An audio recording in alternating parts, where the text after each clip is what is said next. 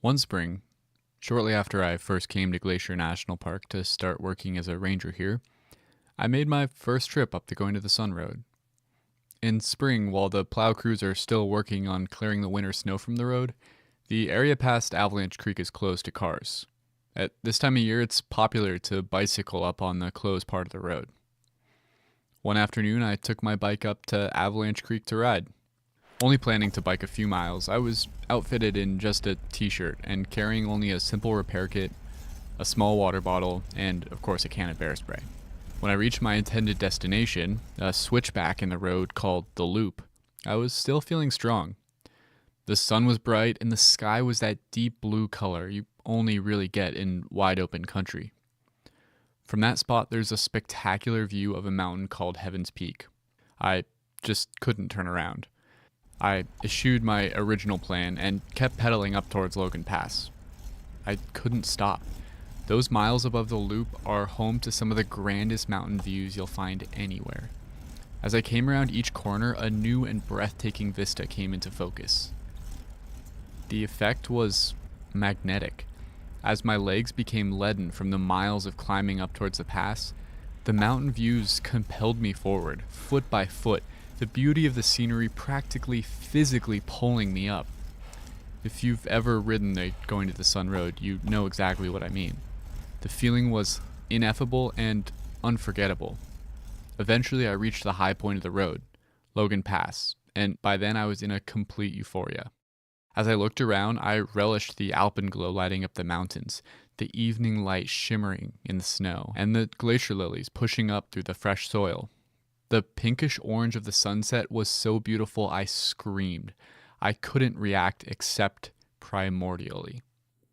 I breathed the crisp mountain air and the place became part of me. I turned the handlebars of my bike back towards the car and began to cruise down the road. But as night started to close in on me, my bliss quickly turned to worry. The sun dropped behind the tall peaks and the temperature plummeted. The road was coated with frigid water from the melting snow, which was kicked up by my tires, and soon saturated my green t-shirt. My stomach growled with hunger. I had cycled much further than planned and missed dinner. But worst of all was the wind. The air itself was still, but biking downhill and picking up speed, I would generate my own wind faster and faster. I couldn't decide whether to descend slowly, staying warmer but dragging out the experience, or to just let go and frigidly descend as fast as possible. Gravity and the thought of my warm car were irresistible. I let loose. As I picked up speed, the cold wind turned my hands numb. They slumped over the handlebars, pale and useless. Suddenly I regretted that decision. In the fading light, I saw a herd of bighorn sheep jump down into the road from a rocky outcropping above, directly into my path. I squeezed my brakes as hard as I could with my unfeeling hands, not knowing if it would have any effect. With a shriek, my tires locked up, and my bike came to a halt. I was a little too close for comfort to the curly horns of a large ram. He seemed unmoved. Slowly, I made my way down to the car, arriving safely, but well after dark. At home, I cooked up fried eggs, refried beans, anything caloric and warm I could find in my cabinet. Since then, I've biked the Going to the Sun Road many times, and the views still capture my heart. But now, before I leave, I always make sure I have all the necessary safety gear, including snacks, a jacket, and especially gloves.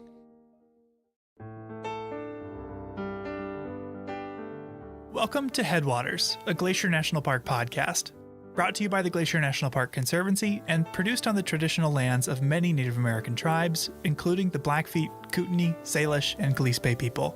We're calling this season The Confluence, as we look at the ways that nature, culture, the present, and the past all come together here. I'm Michael. I'm Andrew. And we're both rangers here. And today we're at Logan Pass. And after a brief description of the place itself, we'll hear some stories about what makes it so important.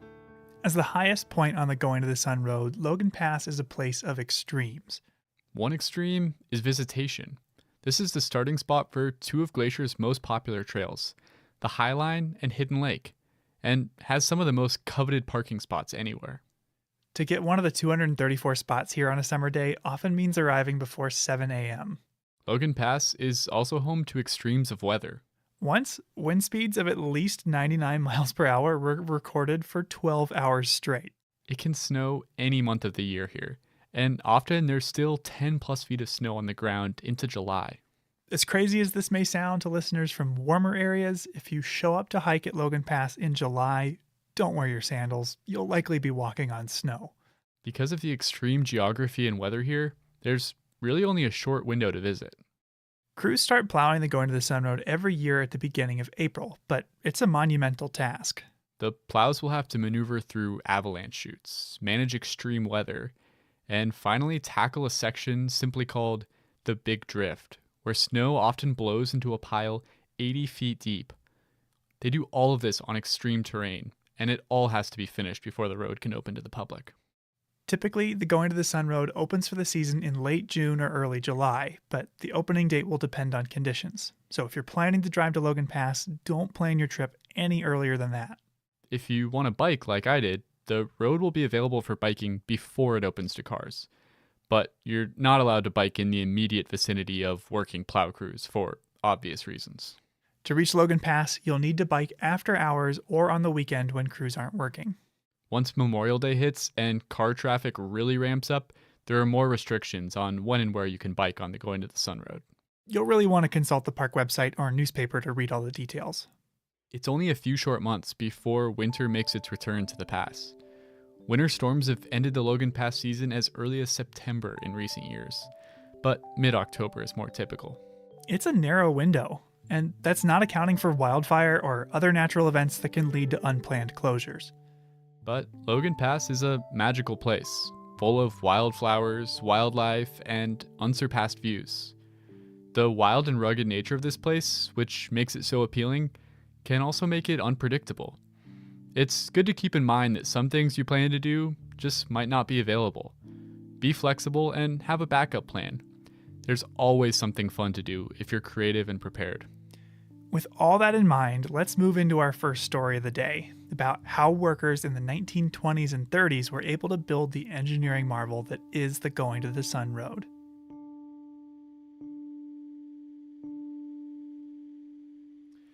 So, Michael, how many times would you estimate you've driven the Going to the Sun Road?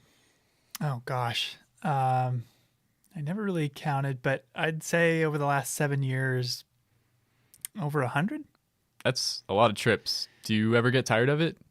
Absolutely not. No, every time you drive it, thanks to changing sunlight or weather, it looks different. And out of all those trips, I've only ever seen one porcupine or wolverine. So it really does feel like each time you go, you notice something new.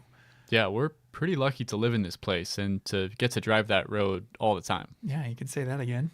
When I'm driving the Going to the Sun Road, as it climbs along those sheer cliffs and hugs the side of the garden wall, I always think about the engineering that must have gone into it.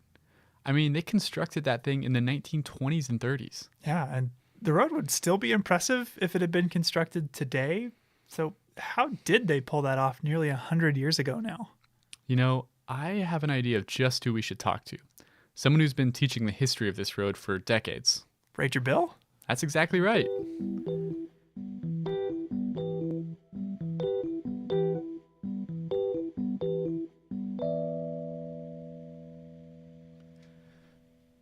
Bill has been working here for a long time. Well, I started in Glacier National Park in 1966. I worked for the boat company, and then in 1988, I was lucky enough to score a job with the National Park Service, and up until this year, I think I had 32 years in. If you're lucky enough to meet Bill, you'll find that he's got a ton of stories about the park throughout the years. When I asked him what he'd say to someone about to drive the Going to the Sun Road for the first time, he didn't undersell it. Well, first of all, I would tell anybody that I was talking to that they're in for probably one of the greatest experiences of their life. In Bill's reckoning, the road really democratized Glacier National Park. It made it a place accessible to a lot more people. It allowed everyone that came to the park, whether you're young or old, or if you're from a different country, it gives you the opportunity to get up very close and personal with one of the finest wilderness areas in the United States, as well as alpine scenery. According to Bill, the Going to the Sun Road's origins go all the way back to the inception of the Park Service. It came back to Stephen Mather, who you probably know was the first director of the National Park Service. The National Park Service came into existence in 1916. Stephen Mather, within a year, became the director. Okay, what about the route? I mean, it seems obvious now. It's absolutely spectacular, but how did they decide where to put it? According to Bill, the routing we have today was not even the one that they had originally planned on. The first architect, landscape architect that was involved in the road was a guy by the name of George Goodwin. And George Goodwin proposed 15 switchbacks over that 3,500-foot climb up to Logan Pass. And Stephen Mather came out and he rode up to the area where he proposed the 15 switchbacks. And Goodwin's whole thought process was he wanted to show the human spirit and what the human spirit was capable of doing. And he felt that a road like that would definitely be there for all time to come. Oh, really? The road was supposed to have 15 switchbacks? I mean, it only has one now at the loop, right? Yeah, fate intervened and the 15 switchback idea was shot down. But along on that trip was another younger architect by the name of Thomas Vint. And Thomas Vint said, I don't think that's a good idea. And Stephen Mather also said he didn't think it was a good idea, that they would ruin this incredibly beautiful scenic part of the park. Okay, yeah, I know. I've got to agree. That does not sound like a good idea. 15 switchbacks would have covered like the whole area in pavement. So Vint proposed a different route instead. One that only had a single switchback. One where the road would blend into the landscape, emphasizing the natural scenery rather than the human engineering. It sounds a lot more like the road that I know. Yeah, Stephen Mather preferred that proposal as well. He wanted the road to lie lightly on the land, to emphasize the natural over the human. So what was the next step to take it from drawing board to asphalt? Well, they had to do a survey of the route. And they finally decided that it was going to be a one switchback road. A civil engineer out of San Francisco by the name of Frank Kittredge came in and hired a group of 30 men. And he'd had a lot of experience building roads along the ocean. Michael, you know how steep and cliffy that terrain is. Well, surveying it was so terrifying and challenging that a lot of people simply quit. Turnover was so high on these survey crews that Kittredge had to have 3 crews simultaneously. One that was actually working. Then he also had to have one crew coming and one crew quitting. And the ones that quit said that it wasn't worth it to climb up and down those cliffs and put your life in the hands of a rope. I don't blame them. That sounds terrifying. Yeah, to be out on that crumbly sedimentary rock, no thanks. They finished that survey in 1924, and the next year the contract to build the west side of the road was given to a company out of Tacoma, Washington, called Williams & Douglas. When they came in 1925, instead of starting from the bottom and working up to the high point, Logan Pass, what they did was they established along the west side 5, maybe 6 different camps, and they would work from there. They would work in both directions until they ran into the other camp that was coming their way. Oh, that's clever. So they were able to work on a bunch of different sections of the road all at the same time. They estimated that there were 300 men that worked on the road. And, there was no OSHA, there were no hard hats, and there the kind of clothing they wore, that wasn't such a big consideration. And the amazing thing about that is there were only 3 deaths. It's really pretty humbling to know that 3 people died working on that road that we all enjoy so much. I can't even imagine what it'd be like to be part of those crews. No, I don't want to either. Yeah, I asked Bill what some of maybe the biggest challenges they were facing were. I think the biggest thing was safety. You can see guys rappelling down off the sides of very steep cliffs, with a 1,000-foot drop below them. And when they did it, they actually, to get all of the materials they needed up to those 5 camps, they actually had packers that came in, many of them from Columbia Falls, Montana. One in particular was a guy named Joe Opalka. And the interesting thing about Joe was in 1983, they had the 50th anniversary of the Going to the Sun Road, and I was lucky enough to be there. They had a lot of the civil engineers, a lot of the people that were responsible for building the road were there, and they spoke, and they were eloquent. They were eloquent in the fact that this is going to be a National Historic Site, which it is, and it's actually obviously a civil engineering National Historic Site, and said all this big flowery stuff about it. And Joe Opalka turned around to one of his old buddies that were sitting there, 50 years later, says, oh, hell, they can talk all they want about that. It was just one dangerous, damn hard thing that we were involved in, and a lot of hard work, and it was scary. Joe Opalka passed in 1991, so we're pretty lucky to still have people like Bill who knew those involved in the original construction. How long in total did it take to build the thing? While a few small sections had been built in earlier years or even decades, the bulk of the construction was done in just 8 summers. Because of the limited working season, it's really only about 3 years worth of working days.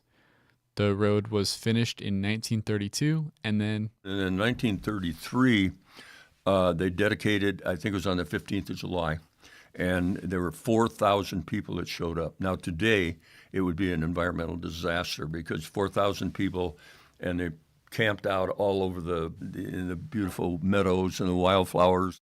That is a lot of people at Logan Pass. Yeah, so I guess some things haven't changed that much. Bill emphasized to me that hearing about the road and learning the history is great and all, but if possible, people need to come here. You can ooh and ah at the pictures, but when you're on that road, oh my God. There's something irreplaceable about really being there. It's just like now where I live, they're rebuilding my road, and now they're digging. The guy that runs that excavator, he is phenomenal. The way he handles that great big bucket that's got to be like this, and he's just got it in his hand and he can put it here and there. And I just actually took a chair out last week and just sat out there one kind of sunny day and just watched him work. It was just so much fun. But I was there and I was part of it. And to me, that's what education is all about. You got to be able to, hell, you can talk about wildflowers, but when you can actually see it happening, it's just so much more effective. That's such a great image of Bill sitting out in his lawn chair watching the excavator. Yeah, it actually does sound pretty cool to watch. Yeah. And I loved the way Bill described the experience of the Going to the Sun Road. It's like giving somebody a hug. You're hugging the park because it's so beautiful. And the road obviously is a tribute to the spirit, the human spirit, but it also is a tribute to nature. You've got to respect it. You've got to take your time. And you've got to realize you're in a place that pretty much is starting to disappear in our world, in our country. When you think about all the industrialization that's gone on, but Glacier is a place where you can come and it still relatively is untouched. He told me about an experience that can really only happen at a place like Logan Pass. When I was working up there a couple of years ago, and there was a mountain sheep, beautiful mountain sheep, just this big, huge horns guy. And he was looking at us, and it was just like a statue. And the guy came up to me and he said, "Geez, Ranger," he said, "I swear to God, that same mountain sheep was standing in exactly that position 20 years ago when I came here." And I looked at him and I said, who knows? Probably not, but the park is just exactly like it was when you were here 20 years ago because it was set aside to become a national park. And how fortunate we are to have places like that. We'll be right back after this break with a story about some of the interesting steps the park has taken to deal with the impact of visitors at Logan Pass. Each episode, we seem to cover at least one thing that, like this podcast, wouldn't be possible without the support of the Glacier National Park Conservancy. With the help of some friends over there, we got the number of Executive Director Doug Mitchell and decided to call him up out of the blue to ask about these projects. For this episode, we wanted to ask about a very special ranger you'll sometimes see at Logan Pass.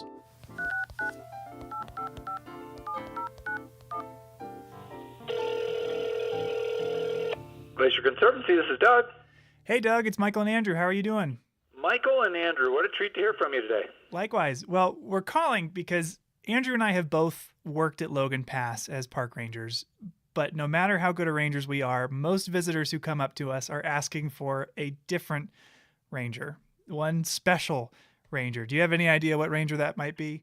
I have a feeling that it is our own four-legged ranger, Gracie the Bark Ranger. Would I be correct? You're absolutely right. Can you tell us who Gracie is and what she's doing up there? Yeah, sure. So Gracie is an amazing addition to the team at Glacier Park, an especially trained animal who helps separate the public from wildlife. Gracie and her handler, Ranger Mark Beal, have won a bunch of national awards for the work that they've been able to do in Glacier to be able to keep wildlife and people interactions safe.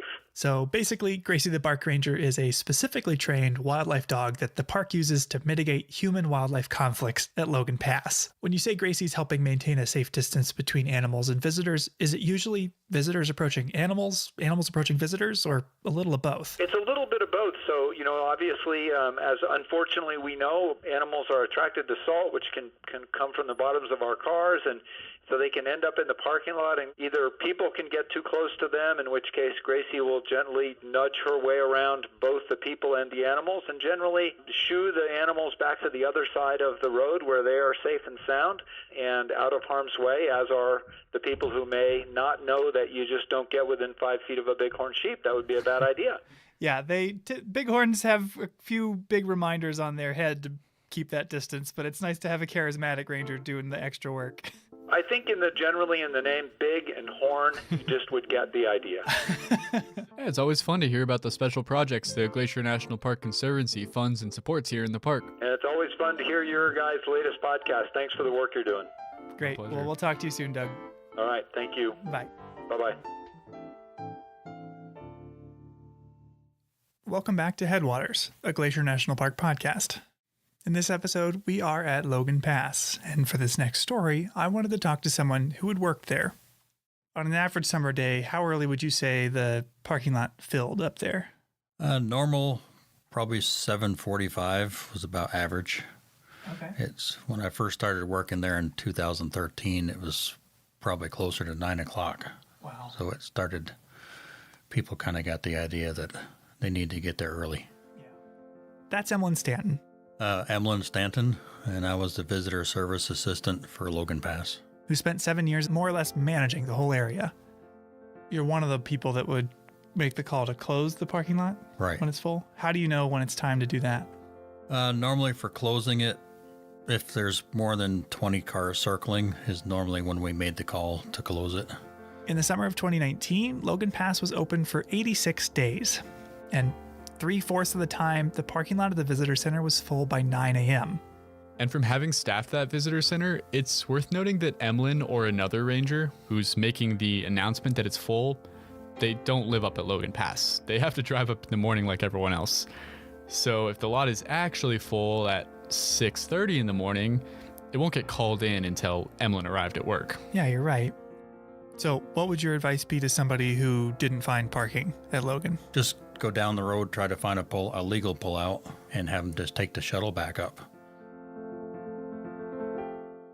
Now, on a personal level, I don't think anyone, when they visit Glacier, is excited to have to jockey for parking or deal with congestion. I mean, it's just not fun. But there are some other concerns that park managers have when they see crowds like this at Logan Pass. Yeah, you've got to think about, can an ambulance get up here? Are people going to be forced to walk on the vegetation? Are we getting too close to the wildlife? Is someone going to get gored by a mountain goat? Things like this are often cited as proof positive that our national parks are being loved to death. And while that might be a little hyperbolic, they are great examples of the difficult nature of carrying out our agency's mission. Now, the mission of the NPS is beloved, but actually implementing it proves challenging, thanks to what's known as its dual mandate. Could you describe the dual mandate? Sure. Well, the mission statement says that places like Glacier are to be preserved unimpaired. But you're not going to set a glacier aside in a museum or hermetically seal it only to be viewed at a distance, because the mission also states that they're to be preserved for future generations to use, for people to enjoy and learn from. Yeah, and that balance between protecting something as it is and allowing for others to enjoy it, that's a tightrope walk. Too far to one side and you'll preserve it so well that nobody could ever see it. Too far to the other, you build enough roads, resorts, and attractions that you've built a theme park. Yeah, you've got to find a middle ground somewhere. Logan Pass, as we've said, is a place of superlatives. It's the highest point on the Going to the Sun Road with some of the park's most extreme weather and abundant wildlife. But it's also a case study in how, in the face of extreme visitation, Glacier has grappled with this dual mandate. And none of these concerns are unique to Logan Pass. Destinations all along Going to the Sun Road seem to grow more and more popular each year. But as the literal and figurative high point of many people's visits here, Logan Pass has been at the center of both the visitor experience and park management for a long time.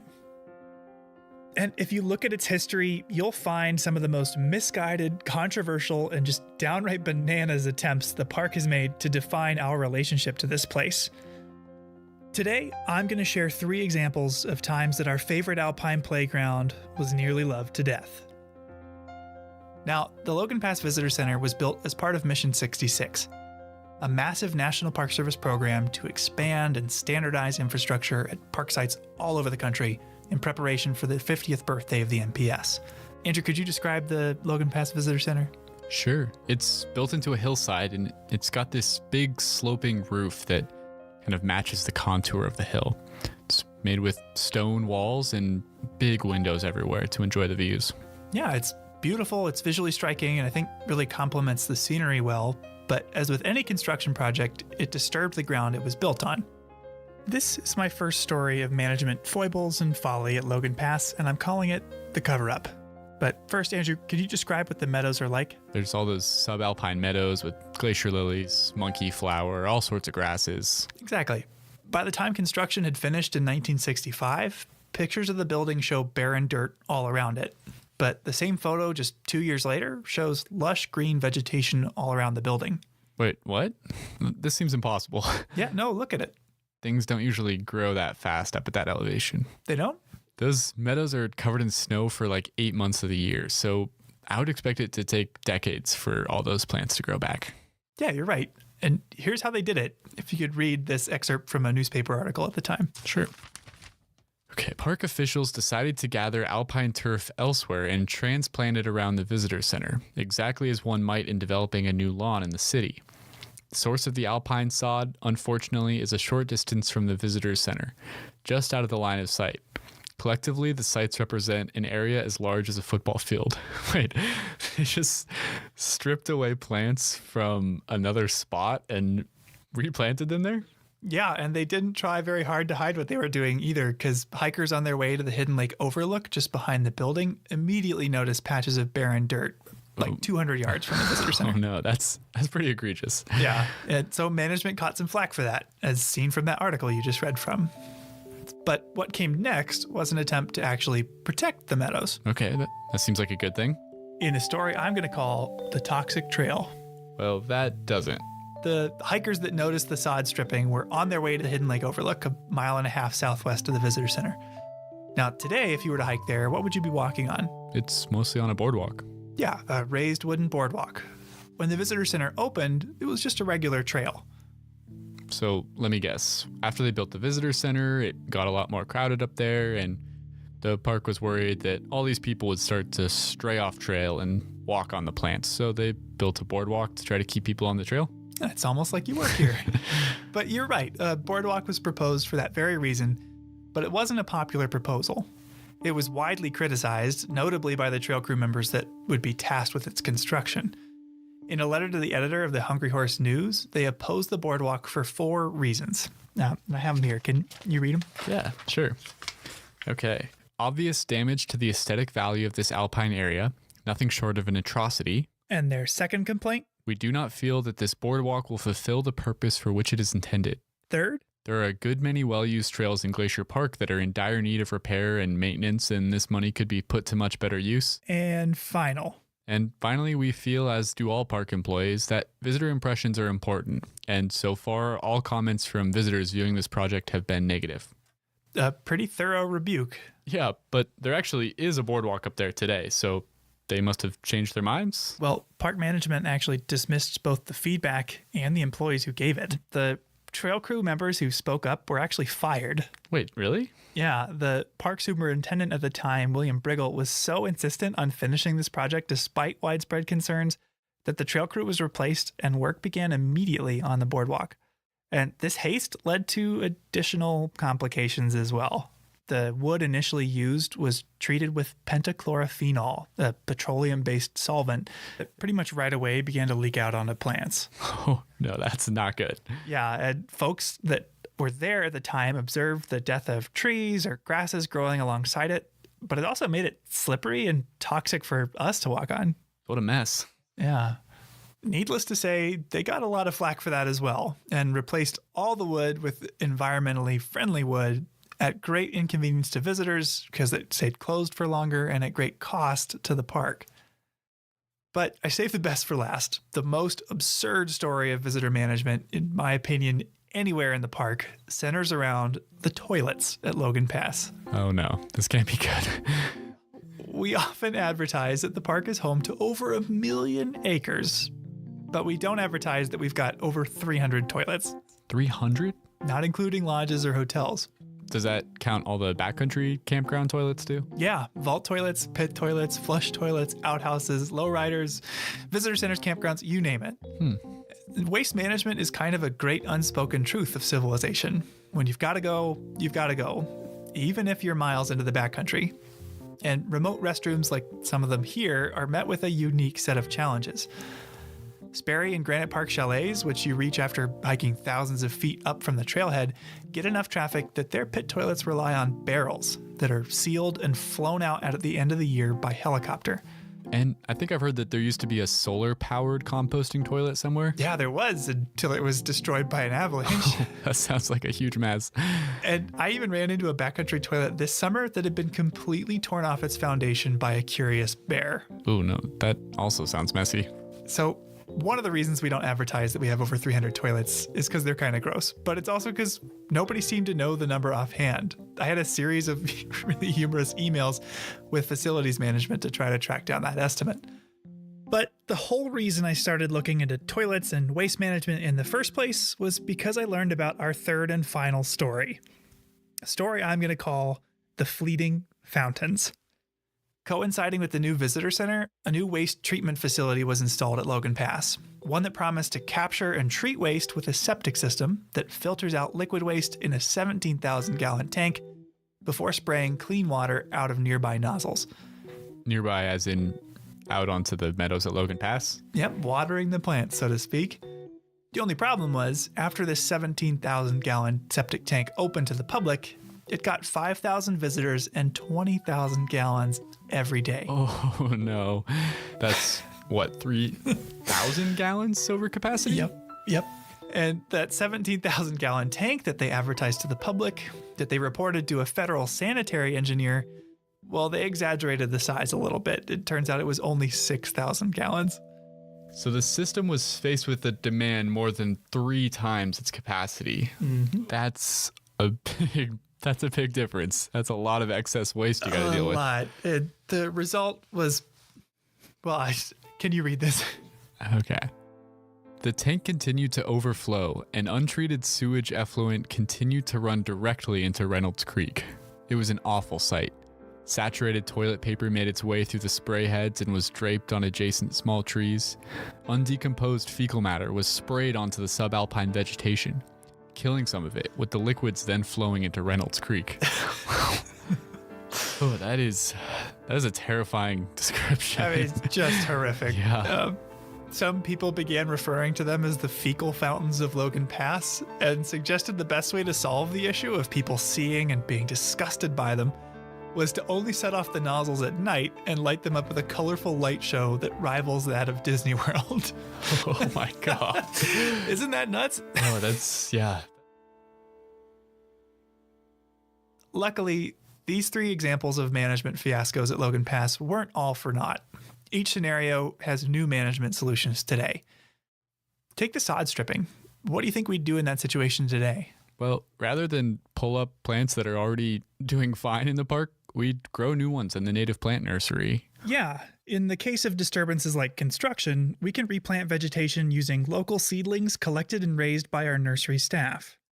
Now, in the case of the boardwalk, there are systems in place now to evaluate potential development or construction before it happens. Yeah, and it's not unique to national parks, but any project like this boardwalk would now require an environmental impact statement. Or assessment. Which would detail all the ways that the project would impact the environment.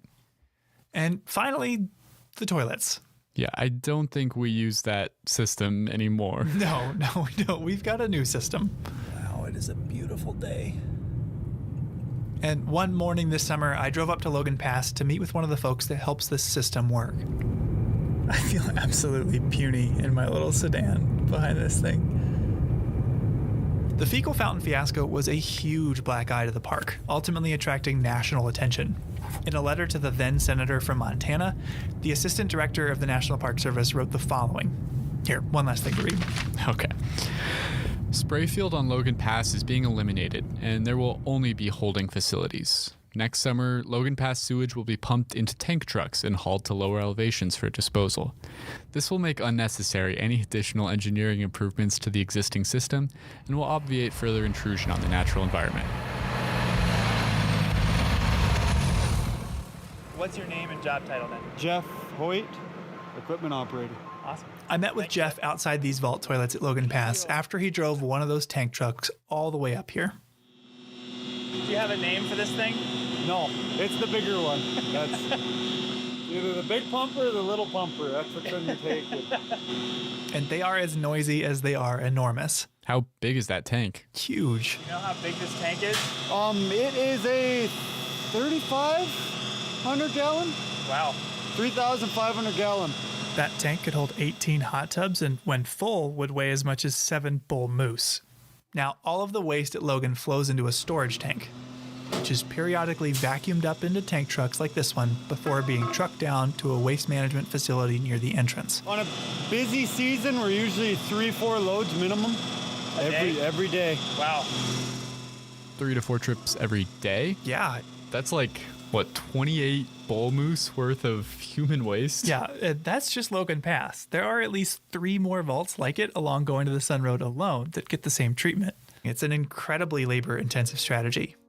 Today, it's worth noting, we get more than 3.5 times the number of visitors that they did when the visitor center opened in 1965.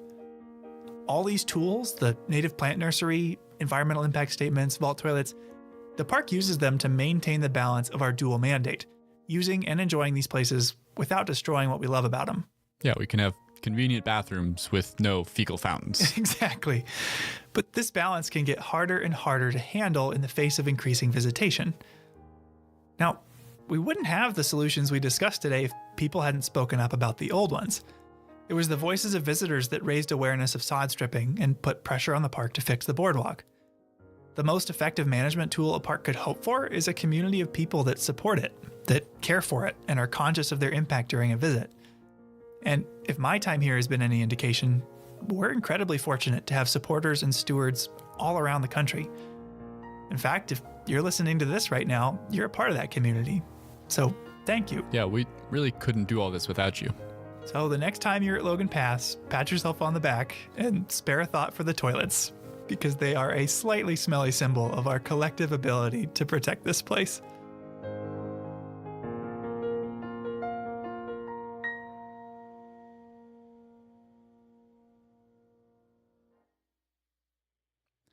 Okay, all this talk of toilets has got me thinking about the smells here. There are so many things to smell. Do you have any scent-related memories here, Michael? Yeah, I remember the second summer I came out here to work, I noticed how much I associated the smell of the forests around park housing with the park itself. I remember calling my family to let them know that I made it safely to Montana and mentioned that I realized how much I missed that smell. My sister Katie thought it was hilarious. Like, what do you mean you missed the smell? Bringing it up on phone calls from time to time. But when they finally got the chance to visit, I remember her apologizing. I know what you were talking about now. It smells great. Yeah, that's a great story. And you're definitely not the only person who's ever been teased for their interest in the smells here. I want to play you a clip from a conversation I had recently.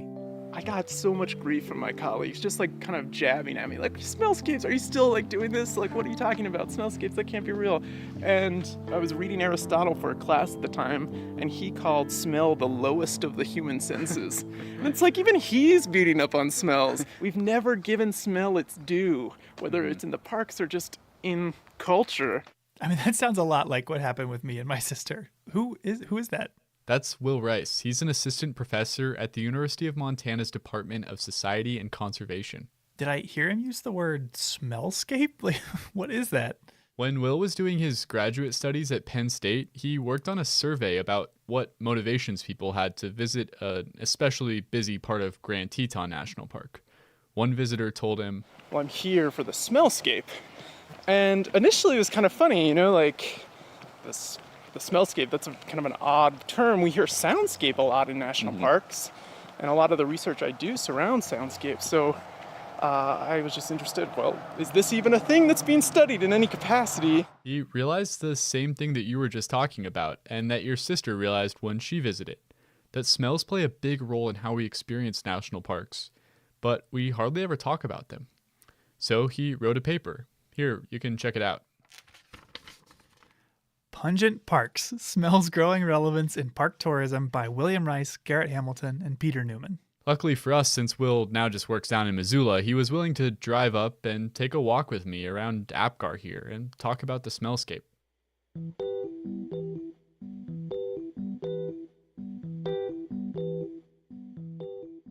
So first of all, Will, can you tell me what is a smellscape exactly? Sure, so a smellscape is just the aggregate of all the smells that make up a certain area. And the scale can really vary. So we can have smellscapes that are, just the size of a small room or just a meadow, or we could have the smellscape of all of Glacier National Park, the aggregate. But really it's kind of what you're smelling as you're moving through a space. The whole concept of a smellscape kind of seemed like a joke at first, but I totally get what he's talking about. If you're at Logan Pass, you're going to have a very different experience if the main scent you smell is the pit toilet versus wildflowers. And interestingly, Will told me the biggest threat to natural smellscapes is not toilets, but actually climate change. Droughts we know are going to become more prevalent in an era of climate change, and droughts tend to really change. Like we're standing right now around a bunch of wildflowers that are dependent on rain every year. And if we go through a period of drought, those wildflowers may become less prevalent. In turn, if we have a larger rain event like you're seeing, with the super blooms in Southern California, that changes the smellscape. Changing weather patterns, but also wildfires, a big one. Wildfire can really dramatically change the character of a smellscape rather quickly. Have people tried to capture these national park smells in any way? If you go into a store, they have officially licensed candles, air fresheners, and laundry detergent that smell like various parks. So we're trying to bring that home. I would say, like if you open up the candle for Rocky Mountain National Park and you get this hit of lavender, maybe that's not exactly what it smells like. But we're trying to authenticate it somehow. Yeah. But we're really failing because it is so unique. Why should people care about smells? They're vitally important from an ecological standpoint, but also from the standpoint that I study parks from, the social experience, the visitor experience. Imagine walking into Glacier, with your nose pinched. It's really going to affect your experience. And as we noted in the paper, there's so much about your park experience that you can curate, that you can, really make your own. Now it's taking pictures and putting them on Instagram. You can share this experience. You can record the soundscape, as some people are starting to do with microphones and taking those home and mixing that. But you can't really take this smell home from a park, at least legally. You're not supposed to take, pine straw home. Yeah. Everyone's experiencing this smellscape while they're in the park. It's tying us all together in a place. And so we're left with this really authentic experience.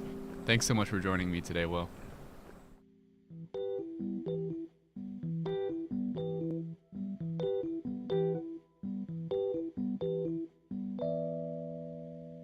I had never thought about it that way. There's all sorts of pictures and videos of the park. There are recordings and now even a podcast of the sounds, but to experience the smells, you just have to be here. Yeah, and our last story today is about another experience that you really just have to be here to have. It's something you can't experience anywhere else in the whole of the American Rockies. Just this one spot in Glacier National Park. What is it? Well, you'll have to join me to find out. Okay.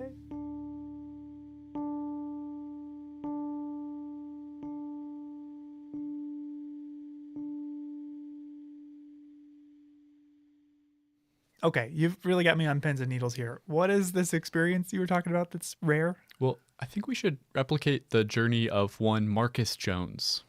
Who's that? Jones was a botanist. He worked in Montana in the early 1900s. He was pretty prolific. In his career, he documented and even named a ton of plants. So he was a really great botanist, but he's actually best known for his roasts. Wait, so he's a botanist that moonlights as a roast comic? In a sense. He was a pretty prickly guy, and in fact his views were so unorthodox that by the late 1920s he was shut out of most of the botany journals. So he just took matters into his own hands. He bought a printing press, taught himself to typeset, and he started putting out his own botany journal called Contributions to Western Botany.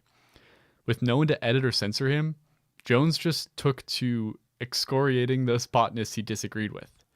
I had a friend dramatize a few of his comments for you. It is a common comment of workers in the gray herbarium that Fernald is becoming a common scold. He needs to be taken out in the woodshed and given a spanking. It is to be hoped that this will be done before he gets to the Bronxian position of seeing nothing good in the work of outsiders. Wow, he really doesn't pull any punches. Yeah, and the next one's probably even worse. There have been several notable deaths in the botanical world since my last contributions. Green, the pest of systematic botany, has gone and relieved us from his botanical drivel. They say that the good that men do lives after them, but the evil is interred with their bones. I suspect that his grave must have been a big one to hold it all. Green was first, last, and at all the time, a botanical crook and an unmitigated liar. Holy crap. Yeah, he was not afraid of speaking ill of the dead. Wow. Now, to be fair, Jones was just as likely to praise those he agreed with as to nail those who he felt had crossed him. So, okay, you can't deny that he was witty, if a little bit temperamental, but what does that have to do with Glacier? Well, Marcus Jones spent the summer of 1909 all around Glacier National Park. During that time, he spotted a rare plant, the Glaucus gentian. And to this day, over 110 years later, it's never been found anywhere else in the American Rockies besides this one pond along the Continental Divide in the Alpine of Glacier National Park. Oh. I think we should go see it. I'm game, but what was it called again? The Glaucus gentian. Okay. Where is it?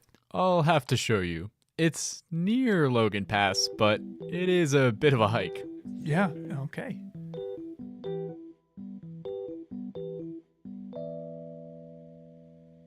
Okay, so yeah, we've hiked just over 10 and a half miles already this morning, climbed 4,700 feet, and now I think we're within like 100 yards of our gentian. We're getting really close. I'm pretty excited to see it in a minute here. So when we get up to the pond, there's some water kind of seeping out the bottom of it, and you can see there's these mossy patches that have started growing in that wet area below the pond. That's our habitat. So we're gonna walk down there. I think that's where we're gonna find our flower, and we're just gonna be looking for something just a couple inches tall. It's a pretty tough hike up here, so I was glad to get a little break while you explain some of the background of the flower and why we're up here in the first place. So he discovered the Glaucus gentian, the gooseneck sedge. Did he name all these things? He didn't. The Glaucus gentian was named actually all the way back in 1790. A Prussian botanist named Peter Simon Pallas named it. What does Glaucus mean? Glaucus is, I think it's a really interesting word. It's not one that people use very much these days, but it's actually one of the oldest color words that we know about. Glaucus goes all the way back to Homer. In the Odyssey, Athena is described as glaucous-eyed, and so it became a descriptor of a kind of blue-green color. So what is special about this Glaucus gentian? Well, it's a pretty unique plant because it grows in so few places. It really has evolved to a very specialized kind of habitat here. This is a really harsh environment. There's a lot of snow, a lot of wind.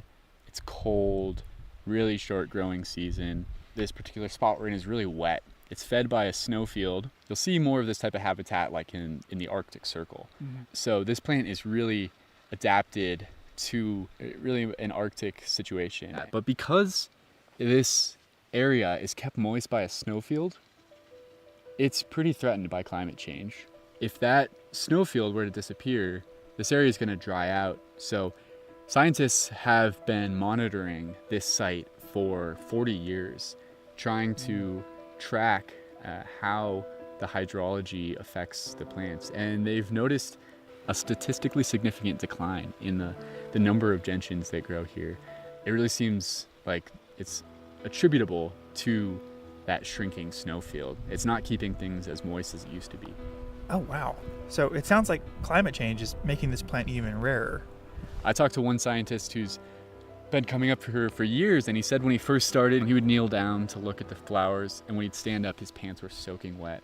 And in recent years, he stands up and his pants are still dry. It's just not as moist here anymore. It's interesting because, we've seen the climate trends in this area. We've seen increased temperatures, obviously, but we've also seen somewhat increased precipitation. So you'd think maybe a wet plant would benefit from that and it would be fine. But because that summer heat is so intense, it starts so early. It's warmer in March, April, and May. Often it stays about freezing at night in May. Things are just melting out faster, and it doesn't stay wet late enough into the season. So it's less about the amount of moisture, but about the consistency. The timing, yeah. It doesn't stay all summer anymore. So we're going to keep monitoring this site and see what happens to the gentians, but they're really a signal for us to the health of our snowfields and the changing climate up here. Oh, and there's a mountain goat. Well, I'm excited to try to find it. Should we go head down there? Sure. Okay, it's been about 30 minutes now. I really actually thought we would have found it by now, but no sign of it so far. The search continues. Spotted saxifrage, buttercups, and lots of moss. But no gentian yet. All right, we're hitting the 1 hour mark. Still no sign of the flower. Bit puzzled. Thought we definitely would have found it by now. Oh, big pile of bear poop. Okay, we're approaching 2 hours. I'm starting to wonder if this thing is even here anymore. I really don't know where else to look, but I think we're gonna give it just a little longer, maybe another half hour.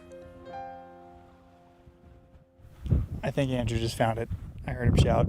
I have like the biggest smile on my face right now. It's so nice to find it. That feels so good. We've been looking for a couple hours at this point. Yeah, 2.5 hours of just combing every square inch of this area. But it's here. It still exists. It was as glaucous as advertised. Yeah, when you said blue-green, I was picturing more blue than green, I think. But it definitely was hard to pick out from everything around it.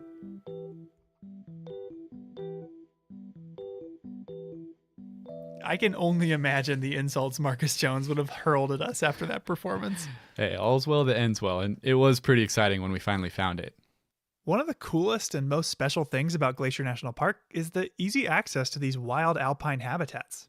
I mean, you could just drive right up to what is basically an Arctic habitat zone at Logan Pass. That's pretty incredible. Yeah, it's really great, but it comes with some responsibility as well. These alpine environments are really sensitive to disturbance, like from climate change, as we discussed, but also our small individual actions, like walking on or picking the flowers. It's never worth stepping on one flower to get a better picture or view of another one. But despite the toilets and the cars and all of the people up there, Logan Pass is still one of the best places in the world to get close to nature. And together, if we leave no trace, we can be sure to keep it that way for a long, long time to come.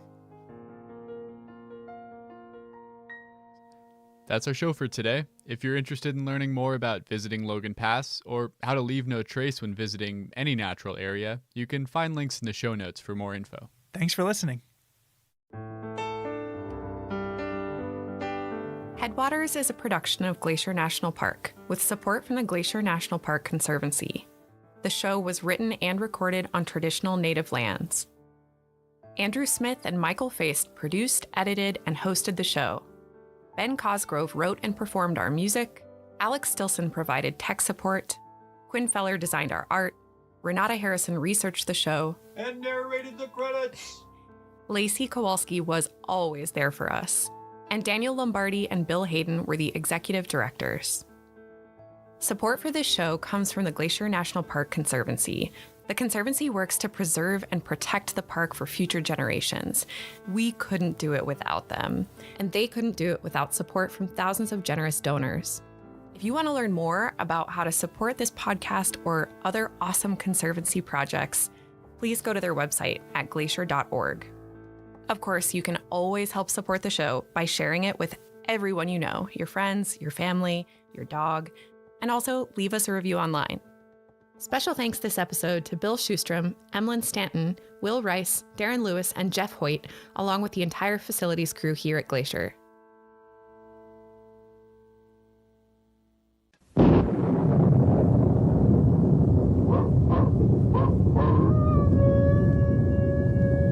Ranger Bill, warrior of the woodland. Ranger Bill, warrior of the woodland, struggling against extreme odds, traveling dangerous trails, showing rare courage in the face of disaster. In the air.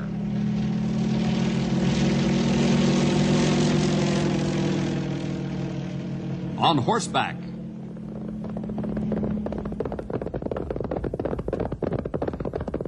Or in a screaming squad car.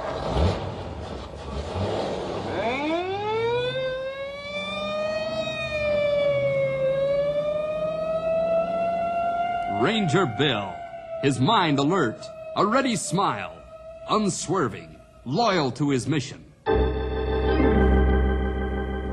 And all this in exchange for the satisfaction and pride of a job well done.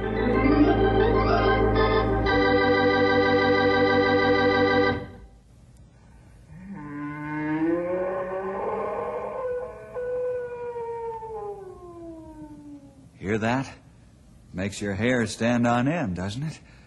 It's a mighty ghostly, scary sound, and that's a fact. Oh, by the way, I'm Ranger Bill, back again. Most of you know me by now.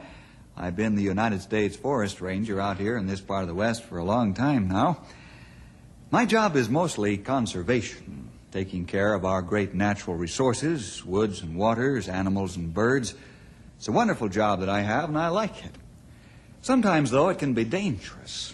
That's all part of the day's work to a forest ranger. Our work deals with real people and real things, wild animals and trees and mountains. But once we had to deal with something that wasn't real, something that seemed to come from another world, something unseen, unknown, supernatural. That strange, wild, eerie wail you heard a moment ago was the signal for the uncanny adventure I call the Abominable Snowman.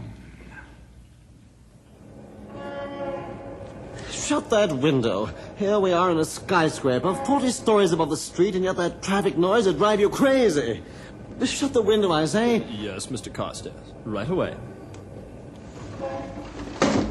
That's better. Now a fellow can think. Let's see, where were we, Terhune?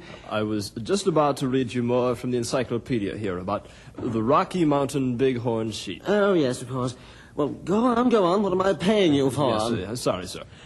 The bighorn sheep is thought by many experts to be the most difficult animal to shoot in all the ranks of big game. Ah, that's for me. Go on. Living as it does in the Rocky Mountains, above the timberline, and even in the area of perpetual snow, it is a real hardship to pursue. Snow country, eh? That's what it says, Mr. Carstairs. The immense animal with its huge curling horns nevertheless has an uncanny ability to run and jump on steep slopes, where even a man cannot possibly climb or crawl. Sounds better all the time. Keep reading. Possessed of keen eyesight and hearing, the animal can almost never be approached to within logical rifle shot. The slightest sound or movement, easily seen and heard in the bare open spaces above the timberline, is enough to send the bighorn sheep out of sight in an instant. Is that all? It says here that the animal is very rare, because it makes such a prized trophy that big game hunters value it above everything else. Big game hunters, eh?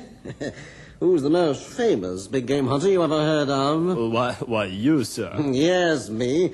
Craig Carstairs, millionaire sportsman, that's what the newspapers call me. Why, I've shot every kind of big game animal there is. Rhinoceros, elephant, lion, and India tigers. I have the world's record of Kodiak bear, the world's record of African buffalo. I have them all, heads and horns all mounted, hanging on the walls of this penthouse apartment in New York. Yes, sir. But there's one I haven't got. And that is? The bighorn sheep. And that's the one I'm going to get.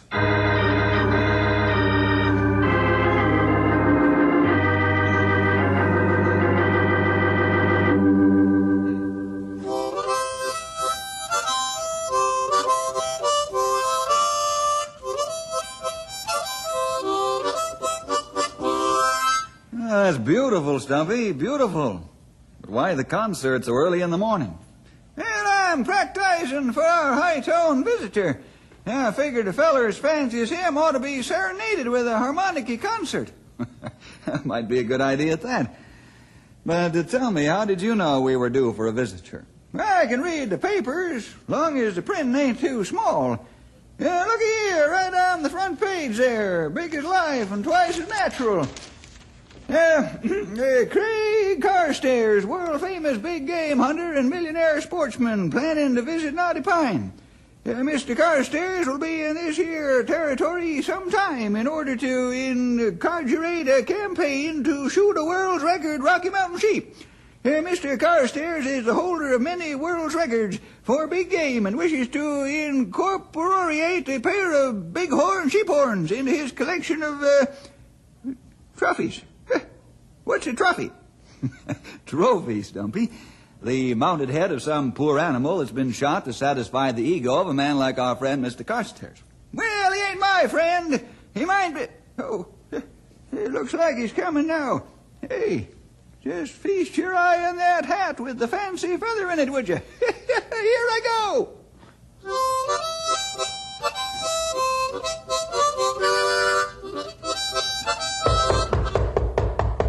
Come in, please. Are you the Forest Ranger? I am, sir, and at your service. What can I do for you? I'm Craig Carstairs. You've heard of me. Craig Carstairs, gentleman hunter. Yes? They told me down at the state capitol that you were the man to see. Said you had to check my hunting license. Oh, yes. Then, too, we like to sort of get acquainted with anybody who's setting out for the mountains. Why? Well, they're pretty big mountains, you know. Nonsense. I know my way around. I can take care of myself. I see. I'm out here to shoot a world's record Rocky Mountain sheep. I wonder what the sheep will think about that. What's that? No, nothing. May I see your license, Mr. Carstairs? There it is, all in order. I wish to hire a guide. I pay top prices, plus a bonus after I get the sheep. I spend money, but I always get what I want. Right now, I want the best guide money can buy. Well, the best guide we have out here doesn't guide for money. If I can persuade him to take you, you couldn't be in better hands, though. Doesn't work for money. What's the matter with him? Is he crazy? No, he just happens to love animals, that's all. Since this license here gives you permission to shoot a bighorn, he'll go along to protect your welfare up there in the mountains. And to protect the bighorn, too. I don't need to be protected from a sheep. No, but suppose you only wounded it. I never miss. But if you did, it would be up to the guide to see that the wounded animal was not left to die in agony. Very pretty speech. But let's get the guide. Well, I'll talk to him and then let you know. You let me know? This character must be the world's greatest white hunter. He ain't one of them high and mighty white hunters. In fact, come to think of it, he ain't a white hunter at all. He's an Injun.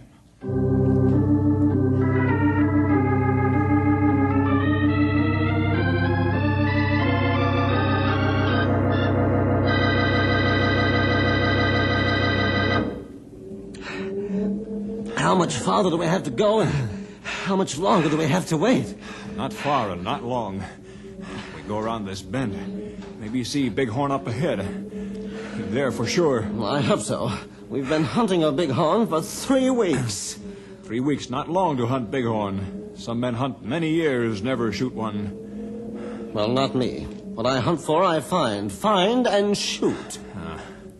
Well, let's go. You got breath back now? Sure. Keep flat on ground. Don't make noise. Bighorn see far and hear good. All right. Careful now. Soon we get to top of ridge. We see Bighorn ahead. You go first. Move slow. Ah! What you see? Yeah, a magnificent ram. A record pair of horns. How far away? 700 yards. An easy shot with my scope. He not stay there too long. Oh, what a shoot. All right, Bighorn, this is your finish. I'm taking aim. Now I've got your shoulder lined up. Front and rear sights. Now I'll just... Hey, Rusty, there he is! Hooray, we found him! Oh! Bighorn game gone. We not find him for 2 or 3 months now. In another half second, I'd have pulled the trigger and had his horns for a trophy. That shouting scared him away. Who was it that shouted? Who was it? I demand to know. That sound like boy. I know it sounded like a boy. I'm not deaf. Well, who was it? I'll have him arrested. I'll have him put in jail. Boy not break law. This free country. These mountains yours, mine, boys. Boy can come here and shout and yell and have fun. But this is hunting country. Ordinary people should be kept out. This is God's country, too. Boy have as much right here as millionaire hunter. Oh, is that so? Well, we'll see about that.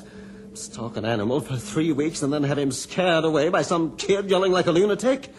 I'll see to it that everybody is kept out of these mountains until I get what I want.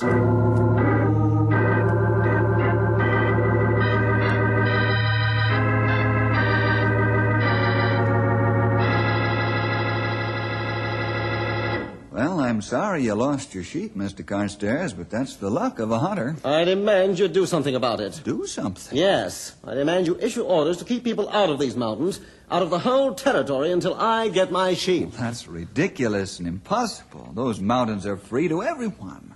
They're not your mountains any more than they're mine. Just because some boys on a hike happened to see that sheep just when you did. Boys? Then you know who did the shouting? Of course. They came in here all happy and excited to report they'd seen a bighorn. And did you arrest them? Are they in jail? I'll prosecute them to the full extent of the law. What for? Why for? Well, for disturbing the peace, that's what. Oh, that's nonsense, Mr. Carstairs. You had some bad luck, but it's nobody's fault. You mean to sit there and tell me you won't do anything about it? There's nothing I can do, or would do.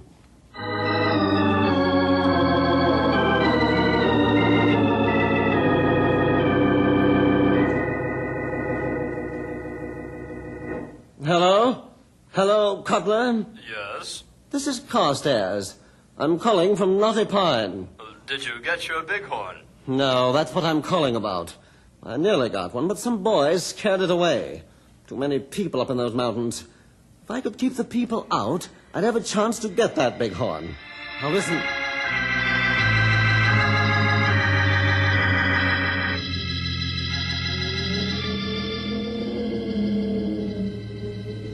Right here was where we were last week, Grey Wolf, when we saw the bighorn. I was here with the boys' brigade. And we were on a hike, a nature hike. You know what a nature hike is? A nature hike, good thing. Boys learn about trees, flowers, animals. Yeah. I guess that rich man was mighty mad at us. At me, I mean, because I hollered to the other guys when I spotted the bighorn. How you find this out? Oh, he's staying down at the hotel in town. And he told the waitress that's Rusty's mother. And she told Rusty... And Rusty told old Hank, and Hank told his little brother, and his little brother told me. But you're not worried. No, not now. I told Ranger Bill, and he said it was okay. Say, what's that rich guy staying around here for anyway? He want to shoot bighorn. Want record pair of horns. I see. Now, that's why he doesn't want anybody up in these mountains but him. So he can be sure and get a shot at that bighorn without anybody around to scare it away. I think you go home. No, he's still here. Hey, do you think that old bighorn will show up in this mountain peak today like he did last week? Maybe so, maybe not. Bighorn sheep very shy. Get big scare, go back in far hills up in snow. Don't come back in long time. Yeah. Well, it's always like this. Lonely and scary up here, isn't it? Yeah. Lonely on timberline. No trees, grass, just rocks. It's getting towards sunset. We wait. You watch for bighorn. All right.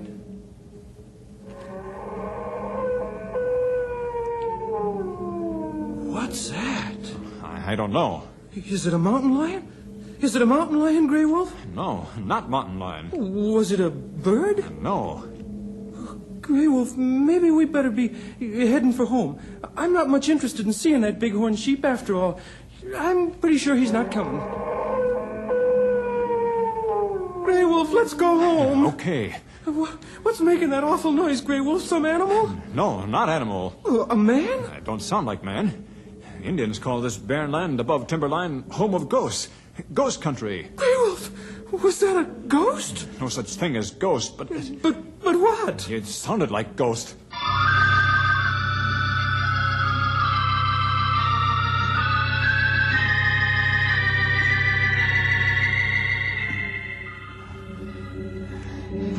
I've known you since we both were boys, Grey Wolf. And I regard you as one of the most level-headed men I've ever seen. Yet this story you tell has me buffaloed. Are you sure you heard that sound? I sure will. Now listen.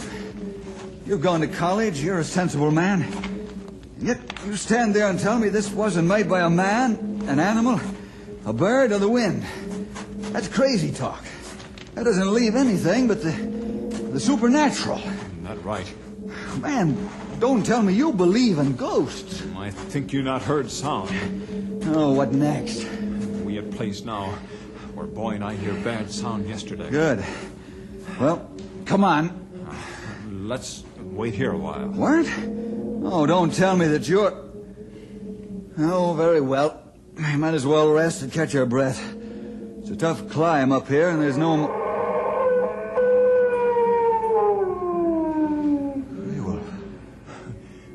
Go home now, huh, Bill? No, not right away. That sound, it beats anything I ever heard. I think... We not go ahead either, huh, Bill? No. Here, get the wooden box out of the knapsack on my back. Right there. Yeah, hand it over. That's it, thanks. What you do? What's that, Bill? This is a portable tape recorder. If that thing howls or wails or screeches again, I'll get it on this tape. And I might be able to study it and find... There, I got it. Obliging to it to serenade us again. Here, slip this box back in my pack again. All done. That's it. Now what we do, Bill? Well, to be truthful, I don't want to go looking for that thing any more than you seem to want to. I'd like to have some kind of an idea what I'm looking for before I go rushing ahead. All right, let's get back to the office. I have some research reading ahead of me, Grey Wolf. And then we'll come back with rifles.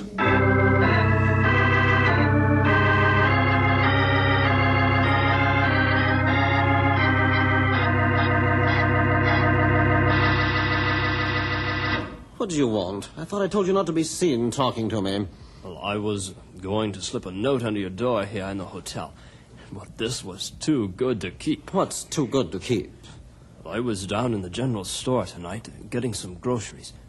Quite a crowd there. So what? Well, everybody was yapping about that terrible howling and screeching up in the big game country. It seems that kid's been talking his head off. He heard it, and it like to scared him to death. Isn't that a pity? More yet, listen to this.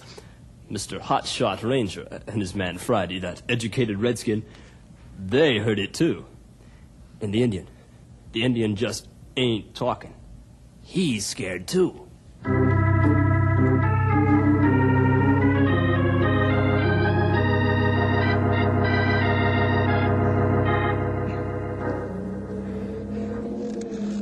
Hey, you certain sure that high-powered portable cannon of yours is loaded? This rifle? Oh, it's loaded all right, Stumpy. She won't freeze up, will she? Mighty snowy and cold up here above the timberline. Man must be crazy to come up here, especially when he's hunting for a spook. What are we hunting for, anyways? I'm not sure. Well, we've come a long ways if all we're hunting for is nothing. Hey, what's them up ahead? Bar tracks? Mighty high up for a bar. Come on, let's find out. Well, pound me down and call me Shorty. If that ain't the peculiarest tracks I ever did see. Fresh snow. Must have fallen last night. Fresh tracks, perfectly clear. But what kind of tracks, Bill? Well, looks like a huge bear. Yeah, but them ain't no bar tracks. Or maybe a giant ape or gorilla. You daffy, too? No gorillas up here in all this snow. No, that ain't monkey tracks. Could it be a man? A man? Here, look here, these here marks. Looks like something was dragging. Like a tail. A big tail. Bill, I'm getting powerful cold all of a sudden like I'm getting the pneumonia. I'm going back right out here. I gotta get home immediately right now.